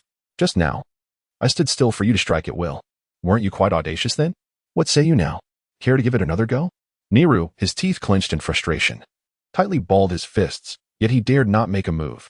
The current Wukong could easily send him crashing into the earth with a mere swipe. Damn it. Nero seethed inwardly, suppressing his rage, and silently vowed to intensify his training. Wukong, retracting his aura, gracefully descended from the heavens to stand before the Grand Elder. Nero, accompany Wukong to the village to collect the Dragon Balls. The air suddenly thickened with tension for a fleeting moment. Nero whipped around, his face a canvas of shock as he gazed at the Grand Elder. Hand over the Dragon Balls to this fellow. Grand Elder, you must reconsider. Nero was taken aback by the Grand Elder's prompt acquiescence to Wukong's request. Wukong blinked, momentarily taken aback, then broke into a wide grin. I thought I would have to plead extensively, yet the Grand Elder has agreed with such alacrity. Is it possible that something in my past has earned your favor? The Grand Elder did not respond directly, but instead closed his eyes slowly, his voice gentle yet profound. Your heart harbors no malevolence, and your future may indeed bring unforeseen changes to the cosmos. I trust you will not misuse the Dragon Balls. Nero remained unconvinced, preparing to persuade the Grand Elder further. However, the Grand Elder subtly waved his hand, indicating his fatigue and need for rest. Nero, gritting his teeth, ultimately refrained from speaking further, turning away in indignation and casting a scowl at Wukong. Wukong shrugged, a nonchalant smile adorning his face. Oh, come now, Nero. You wouldn't want to engage in another skirmish on our way to the village, would you? I wouldn't mind letting you try again, you know? Nero snapped. Silence. Let us go. His fury threatening to erupt. With that, Nero soared into the sky towards the village, Wukong following closely behind, still wearing that mischievous smile. At last, the Dragon Balls were within reach. This journey to Namek was proving to be increasingly fortuitous. Chapter 48. 3 Wishes. Nero's expression was grim, his eyes twitching, and his heart seethed with rage. What on earth was the Grand Elder thinking? How could he entrust the Dragon Balls to this individual? And to make matters worse, he was supposed to accompany him to collect them. Such humiliation. Goku soared through the air, adjusting his gravity bracelet while casting a glance at Nero, who wore a face as dark as a pot's bottom. Come on, Nero. It's just borrowing a Dragon Ball, not stealing it. Nero scoffed. The Dragon Balls are the most sacred treasures of Namek. We never use them lightly, nor do we lend them to outsiders. Goku laughed heartily. Not use them? Then what are they for? Nero. His fists crackled with tension, suppressing his fury. Nero spoke in a low voice. There are 7 Dragon Balls on Namek, each guarded by one of the 7 elders. Each Dragon Ball is in the custody of an elder who has the authority to decide whether to relinquish it. Goku nodded. So it's not solely your call, is it? That's simple enough. If an elder refuses, I'll just have a little chat with them. Nero's expression darkened further. What wish do you intend to make with the Dragon Balls? Goku tilted his head, pondering for a moment before smiling. That's a secret for now, but rest assured, it's nothing nefarious. Nero narrowed his eyes, skepticism etched on his face. It better be. Lord Nero, why have you brought an outsider here? Nero's demeanor turned icy as he stated plainly. The Grand Elder has commanded that he collect the Dragon Balls. What? The villagers gazed at Goku in astonishment. Goku surveyed the crowd, noticing their unfriendly expressions. He realized that persuading them might require some effort, so he donned his brightest smile and began his charm offensive. Greetings, friends of Namek. I am Son Goku, champion of the 21st and 22nd World Martial Arts Tournaments, hailing from the distant Earth. Your planet is simply magnificent. The air is fresh, the scenery delightful, far surpassing our Earth. The village chief was momentarily taken aback, flustered by Goku's exuberance. You're here to borrow the Dragon Balls. Goku nodded eagerly indeed. I have long admired Namek and have heard of your kindness and benevolence. Surely, you would not refuse a polite guest like me, would you? The village chief thought. This lad, how sweet of tongue. Seeing the chief's expression soften, Goku pressed on. Moreover, I've heard that the elders of Namek are exceptionally wise individuals. Upon meeting the Grand Elder, I was deeply moved by his kindness and wisdom. As the elder of this village, you must be equally sagacious, correct? The village chief stroked his chin, his expression gradually shifting from suspicion to a hint of flattery. Cough, cough. Well, that is not entirely incorrect. The chief feigned seriousness, though his lips betrayed a slight smile. Goku seized the opportunity. Indeed, Elder, your grace is extraordinary. Your wisdom and kindness surely mean I won't leave empty-handed, right? The village chief chuckled, waving his hand. Since it is the Grand Elder's command, we have no reason to refuse. He then produced an orange Dragon Ball. Goku gratefully accepted it. Thank you, Elder. You truly are the wisest, most generous, and kindest of village chiefs. The chief couldn't help but laugh. Heh, you certainly have a way with words, young man. Nara watched, nearly on the verge of collapse. How could this guy be such a flatterer? Just a few words, and he secured a Dragon Ball. As Goku stored the Dragon Ball in his capsule, he turned to Naru with a triumphant smile. See, Naru? No need for fighting. Problems can be solved with words. Naru, gritting his teeth, humph. How on earth did you manage that? Goku shrugged innocently. You wouldn't understand. It's the art of communication. Let us go for the next Dragon Ball. Naru huffed, rolling his eyes as he flew towards the next village. Goku followed closely behind. In the second village, Goku continued with his sweet talk and successfully obtained the Dragon Ball. In the third village, Goku displayed his terrifying combat power of 560,000, and the chief willingly handed over the Dragon Ball. In the fourth village, the chief hesitated momentarily, but Goku concocted a tale of saving the universe, securing the Dragon Ball with ease. In the fifth village, no words were necessary. The chief saw Goku's arrival and immediately offered the Dragon Ball, along with a basket of fruit. In the sixth village, the chief was absent. Goku sensed his energy in an instant, flew over to request it, and effortlessly acquired the Dragon Ball. In the seventh village, the chief thought to himself, since you are almost complete, he might as well give it to him directly. This is far too smooth. I expected a fierce battle. Goku wore a proud smile. Naru stood by, his expression dark and silent. Goku arrived at a vast plain, pouring all 7 Dragon Balls onto the ground. Finally, he was ready to make a wish. Come forth, Shenron. Arise to grant my wish. Silence. Still silence. The Dragon Balls lay quietly on the ground, showing no response. Hey? Why isn't anything happening? Goku tried again, striking a more commanding pose. Shenron. Come forth. Still no response. Then it dawned on him. The Dragon Balls of Namek had to be summoned in the Namekian language. Goku turned to Naru. Naru, do you know how to summon it? Naru crossed his arms, snorted disdainfully, and turned his head away, feigning indifference. Hey, don't pretend you don't know me. Naru coldly replied. The Dragon Balls are sacred to Namek. Only we Namekians know how to summon them. Aren't you the champion of the World Martial Arts Tournament? Figure it out yourself. This guy really holds a grudge. Goku was drenched in sweat, having painstakingly gathered the Dragon Balls, only to find himself clueless about the summoning method. Quite the embarrassing predicament. What should I do now? Hey, Naru, are you really not going to help? Naru huffed coldly, continuing to act aloof, turning his head away, clearly ignoring Goku. I want to help you summon Shenron. Stingy. If you want to help, I'll find a way myself. Goku scanned the surroundings, suddenly spotting a Namekian child squatting on the ground playing with pebbles. There's my translator. Goku flew over, smiling cheerfully. Hey there, little one. Have you ever had candy? The child looked confused and shook his head. Candy? What is that? Goku smiled mysteriously, pulling out a piece of earth candy from his pocket and offering it to the child. Here, give it a try. The child cautiously accepted the candy, popping it into his mouth, his eyes lighting up. Wow, It's sweet. So delicious. Isn't it tasty? Do you know how to summon Shinron? Of course. You just need to recite the summoning incantation. Fantastic. Quickly come help me recite it. Goku led the child back to the Dragon Balls, and upon witnessing this scene, Nera's expression completely shattered. This guy actually bribed a child. Can't he use some proper methods? Goku beamed with pride. Well, if reasoning doesn't work, then change the approach. The child approached the Dragon Balls and began chanting the incantation to summon Shinron in the Namekian language. Takaraputala Paparu Popo. In an instant, the sky darkened and a fierce wind howled. The 7 Dragon Balls gleamed with dazzling golden light, soaring into the sky.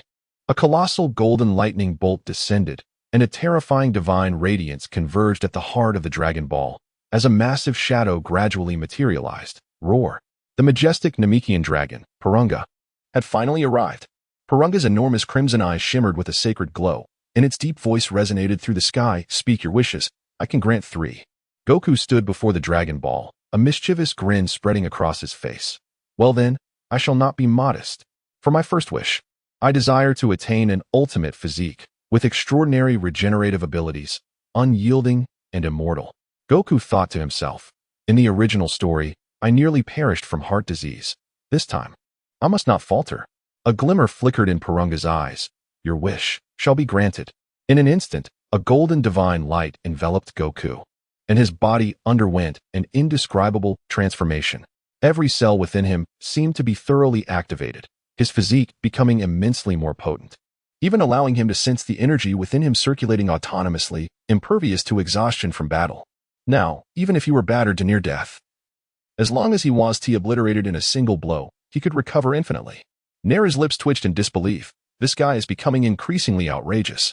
For his second wish, Goku declared, I want a master instant transmission. Not the pathetic version from Yardrat, but a true, instantaneous teleportation. Porunga's eyes sparkled once more. Your wish shall be granted. A surge of wondrous information flooded Goku's mind, and his body quivered slightly as he suddenly acquired perfect knowledge of instant transmission. Haha, this is real instant transmission. From now on, I can go anywhere with a mere thought, and even evade attacks during battle. Nera's expression darkened further. This guy can go anywhere he pleases now. This is going to be even harder to deal with. For his third wish, Goku proclaimed, I desire the ability to traverse dimensional space freely. When faced with insurmountable odds, I can simply retreat into another dimension. This is the ultimate strategy. Porunga's eyes glimmered for the last time. Your wish shall be granted. Goku felt a delightful power manifest within him. With a slight focus, he could perceive certain fissures leading to different dimensions. Ha ha ha, now I can go wherever I please. Nero, utterly speechless, could only facepalm. This guy is completely unmanageable. Porunga's deep voice reverberated. The 3 wishes have been granted. Now, I take my leave. The 7 Dragon Balls transformed into radiant lights, soaring into the sky, dispersing across Namek. This wish was truly worth it. Immortal and unyielding with supreme regeneration. Coupled with the Scion's ability to surge in power near death, his combat prowess would skyrocket. True instant transmission, going wherever he wished. Freedom to traverse dimensions, retreating whenever necessary. With this, I can stride through the entire universe with confidence. Nera gazed at Goku, who was brimming with pride, his complexion turning pale, silently screaming, Elder, are you certain this fellow isn't here to dominate the universe? Though you've maintained a sour expression throughout, I still thank you for guiding me to the Dragon Balls and the various villages. Goku said cheerfully. Nera scoffed, crossing his arms defiantly. Humph. I merely followed the Elder's orders. I wouldn't voluntarily assist you. Goku shrugged. Say what you will. I must return to see the Elder. With that, he executed instant transmission and vanished in the blink of an eye. Nero, curse him. The Elder sat in quiet contemplation, as if already aware of Goku's arrival. Suddenly, a presence materialized, and Goku appeared. Elder, I'm here to express my gratitude. The Elder opened his eyes, a gentle smile gracing his face. Goku, I have sensed the power you have acquired. This is indeed a tremendous gain. However, I am not one to accept benefits without reciprocating. Goku stood tall, his right fist resting solemnly against his heart, declaring, From this day forth, I owe a debt of gratitude to the Namekians. Should you encounter an insurmountable crisis, I shall traverse the cosmos to assist you. The Elder paused momentarily, nodding appreciatively. This promise shall be etched in our hearts. At that moment, Naru flew in. Overhearing Goku's vow, his expression shifting to one of complexity. Who asked you to protect us? We Namekians can solve our own problems. Oh, don't be so prideful. What if you encounter an opponent you cannot defeat? Your planet has few warriors. Having external support would be much safer. Goku replied with a grin. Naru gritted his teeth. Humph, suit yourself. Totally flustered. Goku laughed heartily, nodding solemnly to the elder. All right, I must take my leave. Until we meet again. Chapter 49, Mental Amplification Technique and Shadow Doppelganger aboard the spaceship. Goku sat in the cockpit, legs crossed, contemplating his next training regimen. He had mastered instant transmission, surpassing the gradual energy sensing required for teleportation on Yardrat. However, their mental amplification technique and Shadow Doppelganger were formidable combat skills. If I can learn them, my fighting prowess will reach new heights. Off to Yardrat. Estimated travel time, 30 days. 30 days. This journey takes longer than traveling from Earth to Namek, providing the perfect opportunity for training. As the spaceship traversed the vast cosmos, 30 days swiftly passed. Battle power, 560,000,990,000. The spaceship's system announced, destination approaching, countdown. 10, 9, 8. Goku gazed through the window, catching sight of the enigmatic planet, Yardrat. The sky was a soft lavender, adorned with countless floating rocks and luminous crystals, resembling a dreamlike realm rather than Earth. Finally, I have arrived. Mental amplification technique and Shadow Doppelganger. Here I come. The spaceship's automatic landing system engaged, smoothly descending onto a plane on Yardrat. Soon, a group of Yardrat people, clad in purple robes, floated toward him. The elder among them spoke softly. Outsider, who are you? What brings you to Yardrat? Goku grinned widely, introducing himself. I am Sun Wukong, from Earth, champion of the 21st and 22nd World Martial Arts Tournaments. The Yardrat people exchanged puzzled glances. One inquired softly, World Martial Arts Tournament. What is that? Goku scratched his head. It's a prestigious fighting competition, and I won it 2 years in a row. The elder smiled faintly. I see. Sensing your aura, your strength is indeed remarkable. Goku continued cheerfully.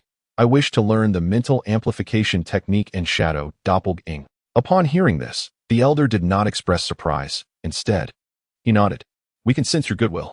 We Yardrat people are known for our hospitality. Your request can be considered. Goku's eyes sparkled. Wonderful. The elder regarded him with a smile. However, do you understand that these techniques require exceptional mental control? Your battle power is formidable, but your mental strength needs further cultivation. Training is my forte. In a city on Yardrat, the architecture was strikingly futuristic, with floating structures and glowing pathways, radiating a sci-fi ambience. Goku was led into a grand hall, where the elder personally attended to him, arranging a sumptuous feast for the distant guest. Thank you so much. I am quite the voracious eater. Without hesitation, Goku began devouring the food. The Yardrat people watched in astonishment at his astounding appetite, exchanging whispers. Is he eating far too much? Once satiated, Goku rubbed his belly and burped, turning to the elder. All right, time to train. The elder nodded, speaking calmly. In that case, let us commence. Time flew by, and in the blink of an eye, Goku had been training on Yardrat for half a year. During this period, he fully mastered the mental amplification technique and Shadow Doppelganger, greatly enhancing his mental prowess. High above, Goku concentrated, instantly creating multiple doppelgangers, and with a swift motion, merged them back into his original form. The sensation was exhilarating. Suddenly, he recalled an anime from his past, Naruto, and smirked. Isn't this akin to the multiple shadow clone technique? Imagine if I appeared with hundreds of myself in the World Martial Arts Tournament. Wouldn't that dazzle the audience? Haha, how entertaining. Perfect for showmanship. Curious about the extent of his mental power, Goku unleashed a tremendous mental force, a tempest sweeping across Yardrat. In an instant, every detail of the planet materialized in his mind, the flowing magma deep underground, its heat palpable, the howling winds in the distant mountains. He could accurately perceive every breath of air. In a nearby village, a child played with a stone, and he could distinctly sense the texture of its surface. This feeling was akin to being a psychic master devouring the cosmos. With a flick of his hand, boom, the ground trembled, and countless rocks, buildings, trees, even the rivers flowed twisted in accordance with Goku's will. While a psychic master could manipulate metal, I can command metal, rock, water, storms, any material, any energy. With a gentle motion of his finger, a towering mountain rose into the air, suspended like a toy. With a sudden fist clench, the immense peak shattered, turning to a cloud of dust, then rapidly coalesced into a perfect sphere, spinning at Goku's command. Goku's mental strength had grown so potent that he could control his emotions, whether calm, angry, excited, or even fearful. He could adjust them at will. What would happen if I ignited extreme anger? Goku's emotions flared, his gaze turning feral, the energy within him boiling. Half a minute passed, his hair remained jet black, showing no signs of change. What is happening? Goku furrowed his brow, veins bulging, attempting to release an even stronger surge of rage, but no matter how furious he became, there were no signs of Super Saiyan transformation. Could it be my battle power is still insufficient? Though most of my time was spent honing my mental strength. My current battle power stands at 1,500,000. Goku calmed himself and reflected. In the original story, during his time on Namek, his battle power was over 3,000,000, and extreme anger was the catalyst for transformation.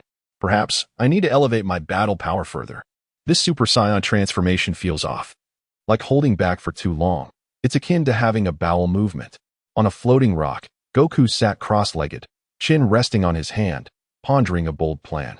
With a battle power of 1,500,000, while I may not yet transform into a Super Saiyan, I could undoubtedly overpower Frieza. Should I ambush Frieza now? Goku's thoughts raced, and a comprehensive ambush plan formed in his mind. Frieza usually remained in his weak first form, with a power level of only 530,000. Less than half of mine. I can use instant transmission to appear behind Frieza. He wouldn't have time to react. One colossal energy wave. Boom. The universe's mightiest tyrant would be reduced to cosmic dust. Wouldn't that resolve future troubles entirely? The more Goku considered it, the more feasible it seemed. And he couldn't help but chuckle, haha. This maneuver is simply a classic sneak attack. Goku gestured in the air. I could teleport onto Frieza's mothership to see what he's up to. If he truly remains in his feeble form, I won't hold back. The universe's strongest emperor? In the face of absolute tactical domination, you are afforded no opportunity for transformation. At the sacred temple of Adralat, the elders and several Adralat warriors had long awaited his arrival. Goku clasped his hands together, revealing a sincere smile. I am immensely grateful for your guidance over the past 6 months, which has enabled me to master the mental amplification technique in Phantom Clone. These skills have proven invaluable to me. The Adralat elder smiled gently and nodded, saying, Son Goku, your talent is beyond imagination. Throughout the history of our planet, no one has ever acquired such formidable mental techniques in such a brief span of time. In the future, your path will undoubtedly surpass our wildest expectations. Another Adralat warrior spoke up. You possess not only extraordinary combat prowess, but your mental strength has reached an astonishing realm. Remember, power is merely a means. The mind is the essence. Goku, upon hearing this, scratched his head and replied, I will remember that. If you ever encounter an insurmountable crisis, feel free to summon me, and I shall teleport to your aid. The Adralat elder nodded gently, smiling, You are our most esteemed friend. The gates of Adralat will forever remain open to you. Goku turned, waved farewell, and exclaimed, Well then, I shall take my leave. I am off to seek some amusement. With that, Goku's form flickered and he vanished in an instant. Deep within the cosmos, a colossal trade vessel traversed the inky expanse, its hull emblazoned with the insignia of the Frieza Force. This vessel, dedicated to the transport of resources, minerals, and even thralls, was en route to one of the Frieza Force's outposts. Within the ship's confines, a raucous bacchanal was in full swing. A motley assortment of extraterrestrials indulged in libations, gambled, and harassed the exotic dancers, the entertainment district echoing with lewd laughter and boisterous clamor. I've been fleeced this time, lamented a verdant-skinned alien with a visage marred by scars, hoisting his goblet. I should have held on to those slaves from Planet A. They would have made far better playthings. Upon the central dais, several alluring alien dancers writhed sensuously, eliciting whistles and lascivious shouts from the surrounding warriors. Shake those hips. Huh, that's the kind I like. That dancer's tentacles look promising. Perhaps I'll take her back to my quarters for a trial run. Haha, I'm on a winning streak tonight. I'll buy you all. Cheers. Drink up, loser. Down your drink. At a nearby table, a group of cosmic warriors engaged in a drinking contest.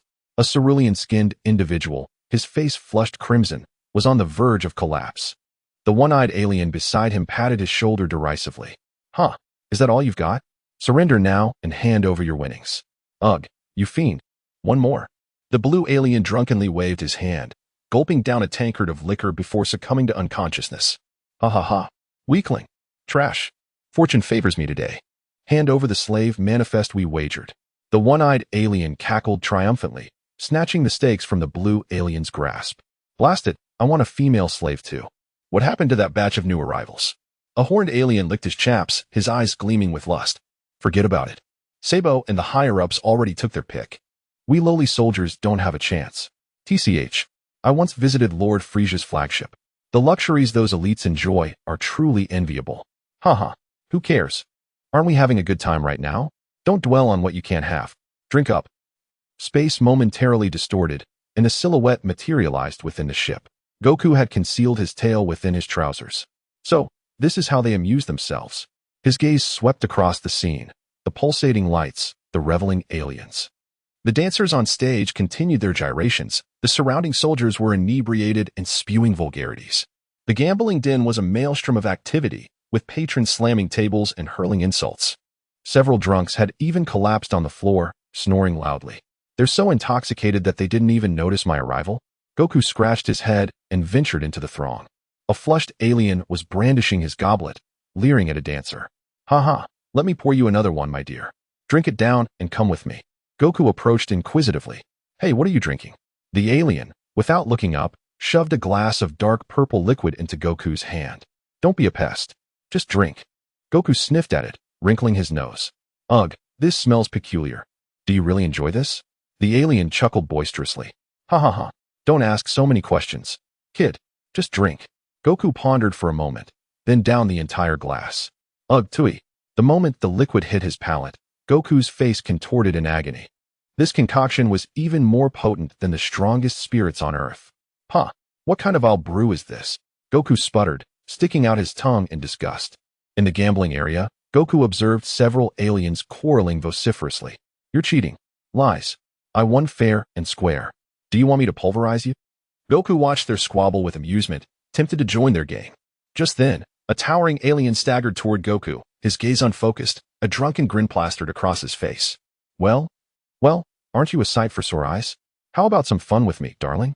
Goku was taken aback, his expression quizzical. Huh, clearly. The alien was thoroughly intoxicated and had mistaken Goku for an alien beauty. Goku's lips curled into a subtle smile. Very well. In a flash, Goku's palm struck the alien's face with tremendous force. Smack. The alien was sent hurtling backward, crashing into a table and scattering debris across the gambling den. The entire ship fell silent, the alien staring in bewilderment. What just happened? Goku dusted off his hands, his eyes wide with feigned innocence. That's what you get for mistaking me for someone else. The denizens of the gambling den were momentarily stunned. Then, one of them exclaimed, Wait, who is this guy? The atmosphere within the ship began to shift ominously. Hey, who are you, kid? A one-eyed alien demanded suspiciously. I'm new here. You may not have heard of me. But my name carries weight. Goku paused for dramatic effect, lowering his voice. I am the great demon King Piccolo. The surrounding aliens exchanged glances, their faces etched with confusion. The great demon King Piccolo? Never heard of him. Really? This kid looks like a runt. How could he be a great demon king? Who cares who he is? He's causing trouble on our ship. Let's take him out. Goku, sensing their uncertainty, continued his charade with a straight face. You're woefully ignorant. I just annexed an entire space fleet. Lord Frisia personally recruited me. Goku's story grew increasingly outlandish, but he maintained his composure, radiating an aura of self-importance. Is that true? Some of the warriors began to waver. Goku pressed his advantage. Humph, you think you're the only ones who know Lord Frisia? Let me tell you. I'm on intimate terms with him. He even said, Piccolo, you are destined to be my right-hand man. The onlookers gasped. Lord Frisia actually said that. Could it be true? Cripes, have we offended someone important? Goku sighed theatrically, pacing back and forth with his hands clasped behind his back. Alas, it seems you lowly beings have not been informed of my existence. Very well, now that you know, treat me with respect. Goku casually patted an alien soldier on the shoulder, as if bestowing a blessing upon a subordinate. The soldier, bewildered, instinctively lowered his head in deference. The surrounding soldiers were completely duped. After all, in the Frisia Force, the rise of new powerhouses was not uncommon, and they were not privy to the movements of the higher echelons. The warriors who had been poised to strike now lowered their arms, their faces plastered with awkward smiles. "Ah-ha-ha, so you're the great Demon King Piccolo. My apologies. It was all a misunderstanding. Have a drink." Goku chuckled, accepting a glass of liquor and downing it in one gulp. He surveyed the aliens, a smile playing on his lips. "Not bad, since you're being so accommodating. I won't hold it against you." At that moment, every soldier on the ship was completely convinced. The guise of King Piccolo.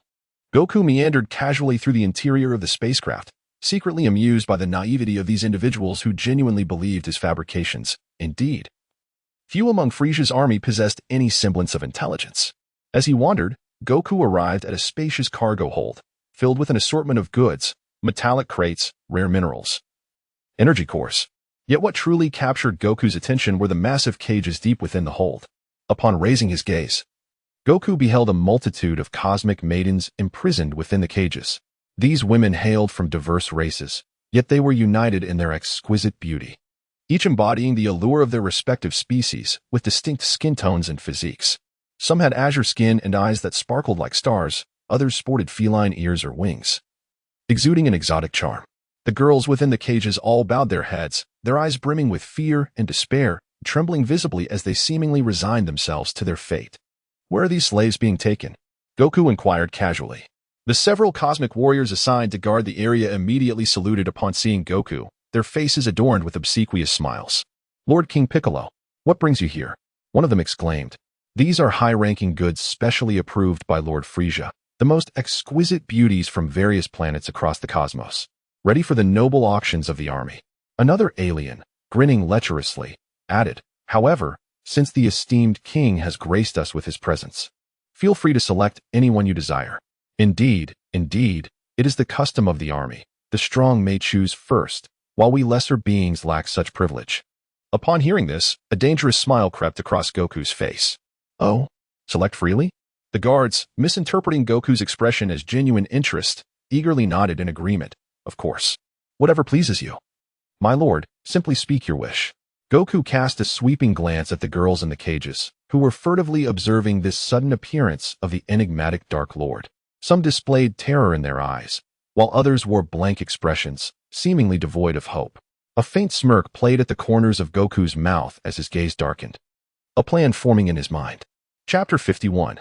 Rescuing the female slaves. These wretches are deserving of their demise. With a nonchalant gesture, Goku indicated the assembly of enslaved women confined within the cages. "I shall take possession of them all." The guards were momentarily stunned, then erupted in boisterous laughter. A cerulean-skinned alien thumped his chest, proclaiming, "The great Demon King lives up to his formidable reputation. But alas, protocol dictates that such a valuable consignment cannot be relinquished without due." Before he could complete his sentence, Goku's gaze hardened, and an immense psychic force engulfed the entire cargo hold. Bang! The alien's corporeal form detonated instantaneously, leaving him no time for a final lament before dissolving into a cloud of ash. An eerie silence descended upon the cargo hold. Every alien warrior widened their eyes in disbelief, a frigid sweat beading on their foreheads. The previously lewdly grinning faces were now ashen, their throats constricted, rendering them speechless. "Why you?" Goku advanced towards the cages, his eyes sweeping across the room with arctic indifference.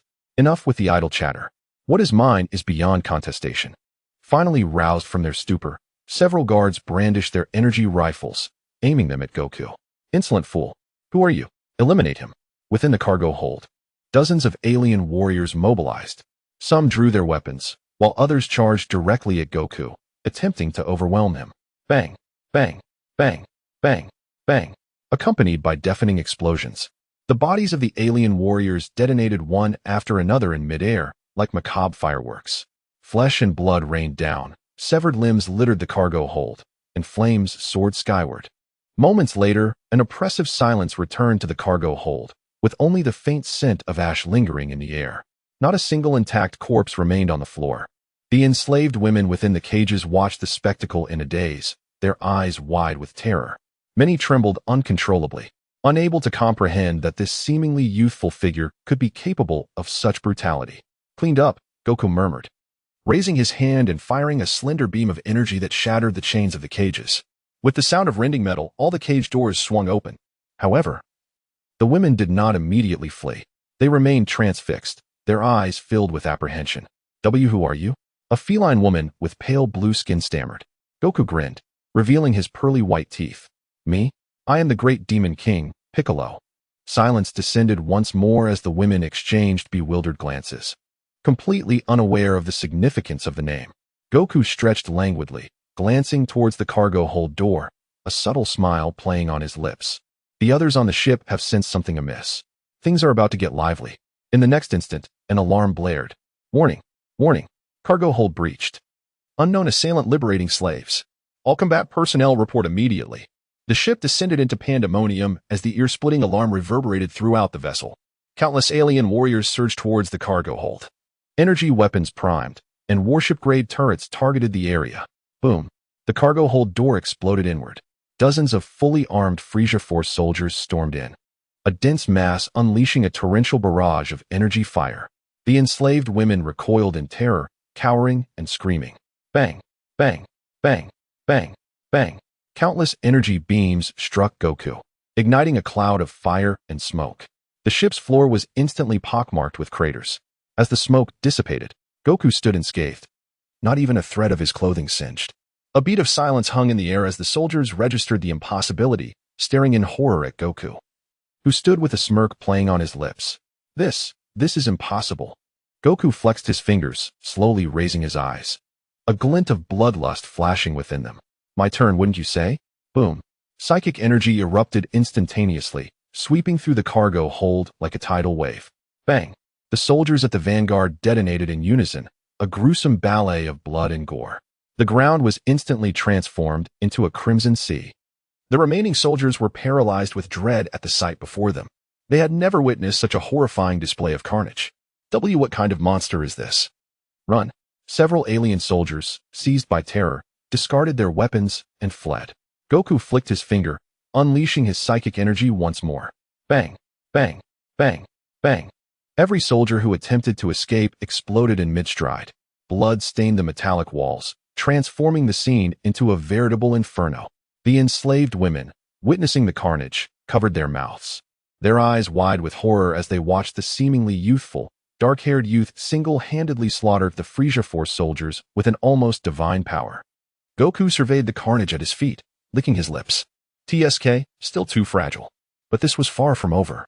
The ship's defense systems had been activated. High-level combat unit detected.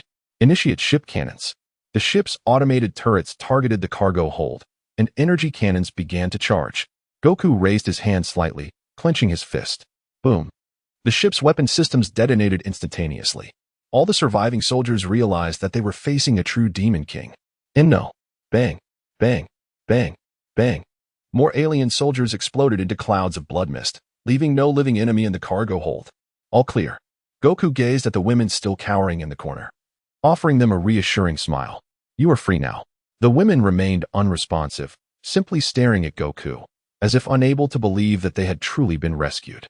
Without further ado, Goku unleashed his psychic energy, forming an invisible barrier that gently lifted all the women into the air. We need to leave this wretched place quickly, Goku said with a smile, vanishing in a flash. With a ripple of distorted space, Goku teleported himself and the women into the void of space outside the ship. The silvery white Frieza Force warship remained suspended in the inky blackness, its alarms still blaring and red lights flashing across its hull. Goku regarded the ship with cold disdain, his eyes hardening.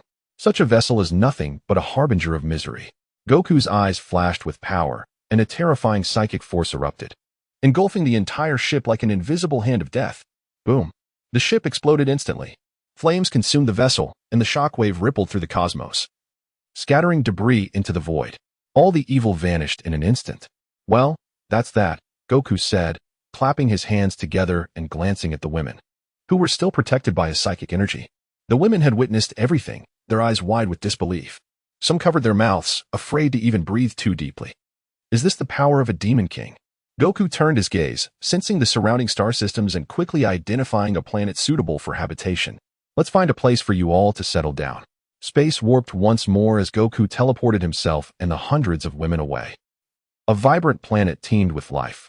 A cerulean sky, pristine lakes, verdant forests, and an atmosphere thick with the essence of life. Gently, the girls, levitated by psychic energy, descended to the ground, their apprehensive gazes slowly giving way to expressions of delight as they surveyed their surroundings. At long last, the girls experienced the long-missed sensation of freedom. No more frigid cells, no more repulsive cosmic warriors, no more ever-present threat of death. It all felt surreal, like a dream. However, the girls were not content with merely being liberated. Their attention was collectively drawn to the raven-haired youth standing at the forefront. This esteemed person. Alive. Azure-skinned girl stepped forward, her eyes twinkling like distant stars, her voice tinged with trepidation and supplication. Please, would you take us in? Upon hearing this, all the girls prostrated themselves, collectively pleading, Master, we beg you to take us in. At that moment, they sought nothing more than a sanctuary. Goku furrowed his brow slightly, arms crossed, as he regarded the assembly of cosmic beauties before him, finding himself in a quandary. Regardless of their race, these girls were virtually the most exquisite specimens of their respective peoples, exuding a rich exoticism, with delicate complexions and unique allure. It was akin to a living compendium of pangalactic pulchritude. The mere sight of it would make any man's blood boil. Wow, this is a bit much, isn't it? Goku muttered to himself, inwardly lamenting. He was currently in the throes of scion adolescence, a time of heightened passions. Any ordinary man would have undoubtedly lost control in such a situation. No, Son Goku must become the mightiest warrior. He could not succumb to the temptations of beauty. Just as Goku was about to decline, a seductive, violet-haired cosmic girl gently nibbled her lip and alluringly stated, Master, we are willing to do anything for you. If only you would take us in. Indeed, Master, we are capable of anything. Serving you, caring for you, pleasing you. We are willing to accept any request. Upon hearing these words, Goku's composure nearly shattered. Damn, this is too forward. Goku gazed at the girls, who, despite having just escaped a nightmarish captivity, were unreservedly offering themselves, which stirred a maelstrom of emotions within him.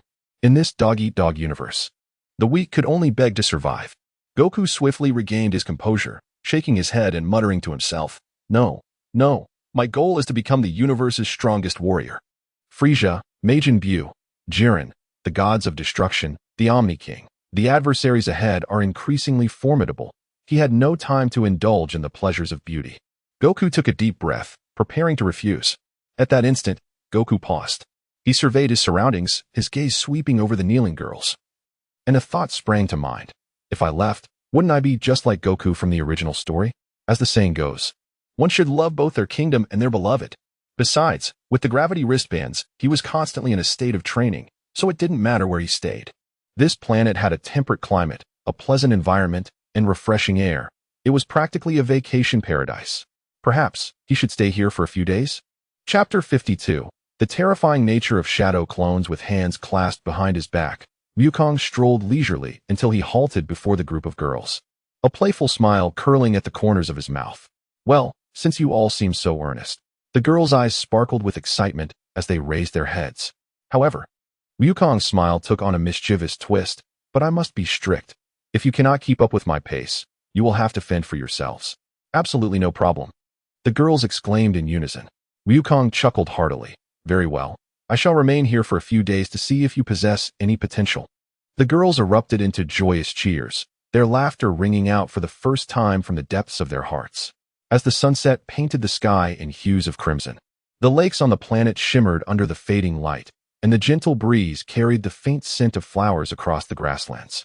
Standing atop a massive rock, Wukong surveyed the landscape, pondering, this place is indeed splendid. The universe still holds its treasures. Not far off, the girls busied themselves establishing a camp, gathering food and water, striving to carve out a new life. Days passed, and the girls erected a vast habitat, thanks to the wisdom and abilities of the diverse groups of girls. They swiftly constructed simple homes, food storage facilities, and even set up a hydroelectric power system using the natural resources available. With prey in the forests and fresh water in the rivers, coupled with the agricultural skills of some of the girls, their living conditions stabilized rapidly. Yet, more astonishing than this beautiful habitation was the fervent worship the girls displayed towards Wukong. The great Demon King is our benefactor, they proclaimed. His might surpasses all reason. He is the true ruler of the universe. I shall follow the great Demon King forever. The girl's admiration for Wukong had reached near religious fervor, with volunteers daily tidying his quarters, preparing meals, and even suggesting the construction of a temple dedicated to him. Wukong? While being adored was rather pleasant, this was an exaggeration, wasn't it? Surrounded by countless alien beauties who gazed at him with fervent eyes and offered meticulous care, Wukong felt overwhelmed, with some even daring to sneak into his bed. No, I cannot endure this, Wukong lamented. After all, he aspired to be the strongest warrior. How could he spend his days as a king on this planet? How could I have forgotten? I can simply create clones. Wukong's spiritual energy surged, and a powerful aura emanated like a tidal wave. Boom. In an instant, a clone of Wukong appeared out of thin air, possessing a combat power of approximately 150,000. The strength of Wukong's clone is roughly 1/10 of his original self, with no limits on the number of clones, and their power can rise in tandem with the original. However, clones cannot train to enhance their strength independently.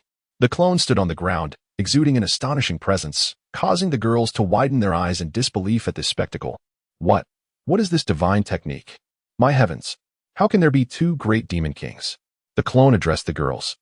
From this day forth, we shall live together here. The girls erupted into joyous cheers, completely taken aback by Wukong's ability to remain in such a manner. Wukong's original self ambled up a hillside, surveying the now thriving habitat below.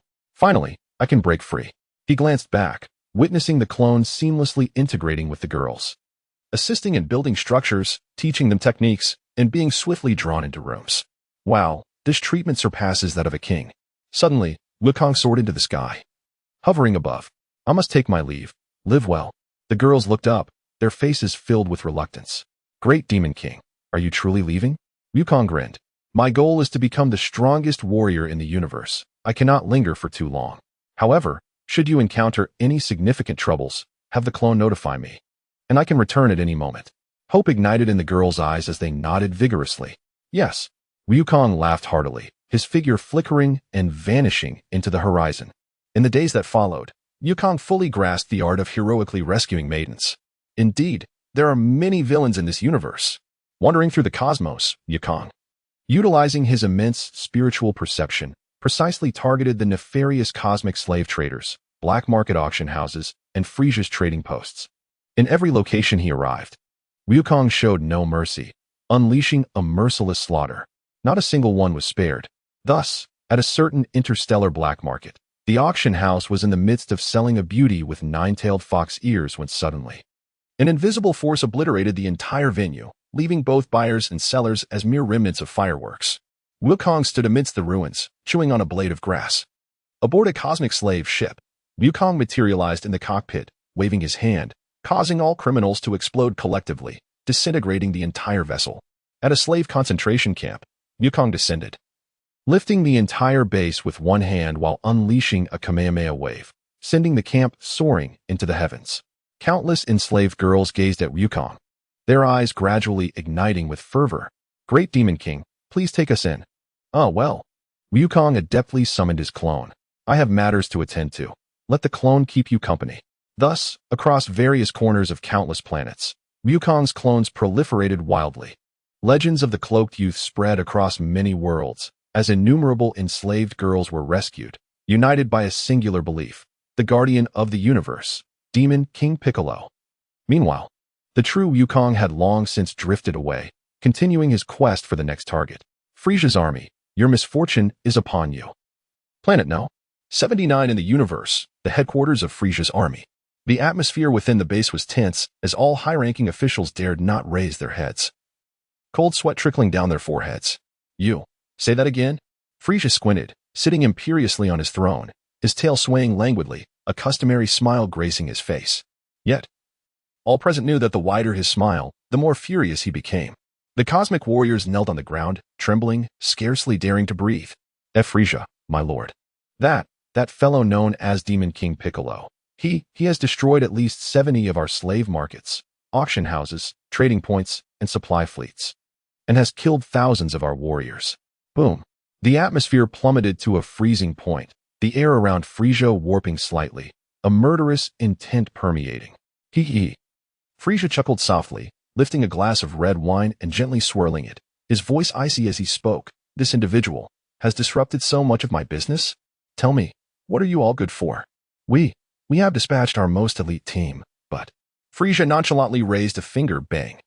The reporting officer exploded instantly, not even a scream escaping his lips before he was reduced to a cloud of blood, leaving behind only a charred pit on the floor. The other kneeling cosmic warriors turned pale, cold sweat pouring down as their bodies trembled uncontrollably. Doria swallowed hard, mustering the courage to speak. My lord, the strength of this mage imbue is exceedingly peculiar. Our forces stand utterly powerless before him. Perhaps we should. Enough. Frisia rose slowly, his tail whipping violently, causing the floor to tremble. The smile that once adorned his face faded, replaced by a chilling aura. Send in the Jinyu force. A collective gasp filled the air. Could it be that the king had become this enraged? Frisia licked his lips, his gaze brimming with murderous intent. Since he enjoys ruining my enterprises, I shall personally engage in a conversation with this mage imbue. An oppressive silence enveloped the entire base. All understood that the cosmos would soon be engulfed in a tempest of bloodshed. In the vast emptiness of space, Goku sat serenely upon a meteorite, eyes closed in meditation, his mental energy gradually expanding as he sensed the transformative power within himself. With a deep breath, Goku's combat power surged from 1.5 million to 1.8 million. The most immediate consequence of this was the formidable nature of the clone technique. As my true self grows stronger, so too do my clones, without any diminishment. At that moment, Goku's clones scattered across various planets felt the surge of power within them, their fists clenched, eyes glittering with intensity. Humph, the original has grown stronger. And we too have broken our limits. The combat prowess of the clones instantaneously soared from 150,000 to 180,000. Girls on different planets gazed in astonishment at the overwhelming aura emanating from the clones, marveling at the spectacle. Has the Dark Lord's power increased once more? Deep within the cosmos, a colossal warship belonging to Frisia's forces surged forward at breakneck speed. Within the command center, the Jinyu force, Captain Jinyu, Rikum, Berter, Jis, and Guldo assembled around a galactic map. Captain, Jis exclaimed, slamming his fist on the table. This marks our 5th fruitless expedition. Each time we receive intelligence and hasten to the scene, we discover nothing but carnage and smoldering ruins. What manner of fiend is this Piccolo? At a former nexus of clandestine trade within Frisia's empire, now a wasteland. The planet's surface was a scorched tableau. Debris of shattered spacecraft littered the void. Craters scarred the ground, and skeletal structures stood as grim monuments amidst the lingering stench of blood. Damn it, Berter muttered, surveying the desolation from a ruined spire. The entire outpost has been annihilated. A garrison of at least 20,000 troops, and not a single survivor? Guldo swallowed hard. What sort of monster is this? Jinyu's gaze swept over the devastation, his expression severe. Regardless of his identity, he has incurred the wrath of Lord Frisia. On a desolate planet, the landscape bore the marks of devastation. Craters marred the surface, and the air reeked of charred remains. Every member of Frisia's army, warriors, slavers, and merchants had been exterminated. Uncharacteristically, Goku remained, seated upon a promontory, eyes closed, a peculiar smile playing on his lips. I shall await them here and assess the mettle of Frisia's elite squad. Goku's eyes flickered open, his gaze piercing the heavens, his smile hardening. They are here. A colossal vessel tore through space, descending with imposing presence. Boom. The ship's hatch opened, and 5 figures plummeted to the ravaged terrain. The Jinyu force had arrived. Jinyu, at the vanguard, surveyed the carnage with a grim countenance. We are too late. Rikum cracked his neck, his muscles contorting. Captain, with this place reduced to ashes, would Piccolo linger? G scowled. I grow weary of cleaning up messes. Berter's eyes narrowed, fixating on a distant point. Someone is there. Upon a distant crag, Goku rose, arms crossed, his attire billowing gently. His crimson boots crunched upon the rubble. Jinyu's gaze locked onto Goku, his pupils contracting as he scrutinized the slender figure. Are you Piccolo? Goku grinned, his eyes gleaming with a predatory light. Indeed. Rikum scoffed. I imagined a more formidable figure, not a mere child. G sneered. No need for words. Let's eliminate him. Jinyu raised a hand, his expression grave. Jinyu force, prepare for formation. Yes, sir. The quintet leaped into action, adopting their signature poses. Rikum assumed a bent stance. His left hand raised, his right resting on his knee, a savage grin plastered on his face.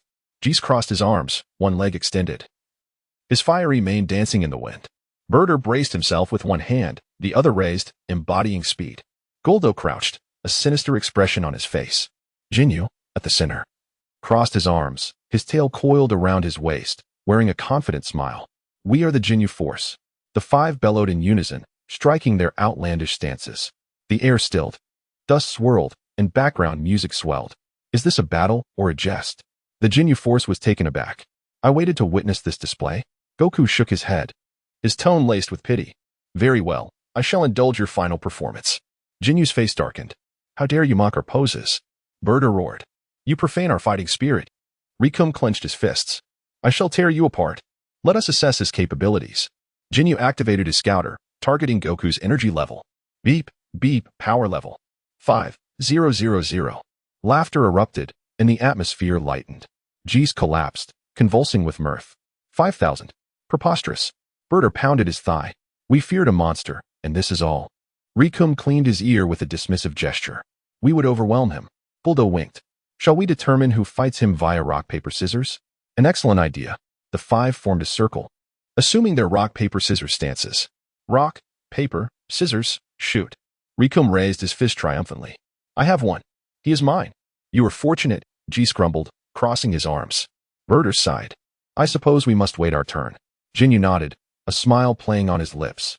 Rikum, do not dispatch him too quickly. We wish to warm up. Rikum grinned, flexing his wrists. I shall savor his demise. Goku's lips curled into a dangerous smile. Fools, you are privileged to fall by my hand. Rikum slammed his foot down, transforming into a projectile, hurtling toward Goku. Perish. Rikum swung his fist, aiming for Goku's face. As the fist neared, Goku evaded the blow with uncanny speed. What? Rikum's pupils contracted. Bang. Goku's fist shot out, piercing Rikum's chest. The blow was so swift that it created no sonic boom, only a blur accompanied by the sound of flesh tearing. Rikum's body was suspended in midair, his gaze fixated on the gaping hole in his chest. His mouth slightly agape, as if he wished to utter something. Suddenly, bang. Goku's fist unleashed a terrifying shockwave. Rikum's form abruptly expanded. The next moment, Rikum's entire being detonated from within, blood, shredded flesh, and bone scattering like a gruesome explosion, transforming into a crimson mist in the air. The powerful shockwave fractured the ground, prompting the remaining four members of the Jinyu Force to hastily raise their energy barriers to shield themselves from the visceral fallout. When the smoke cleared, the area lay utterly desolate. Rikum had left not a trace behind. Guldo's expression froze in disbelief, his eyes nearly popping from their sockets. Drenched in cold sweat, Rikum, obliterated in an instant? Birder's fist trembled uncontrollably. He could not possibly be a mere 5,000 power level warrior. Guldo's face turned ashen, repeating frantically, this must be a joke. What kind of nonsense is this? Rikum is the ace powerhouse of the Jinyu Force. Jinyu's demeanor darkened entirely, beads of sweat forming on his brow, his lips twitching involuntarily.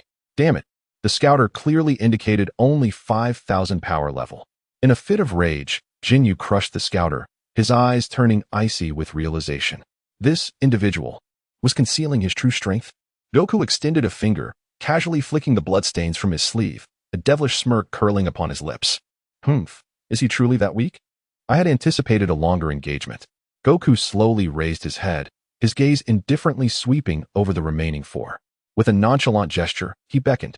Next.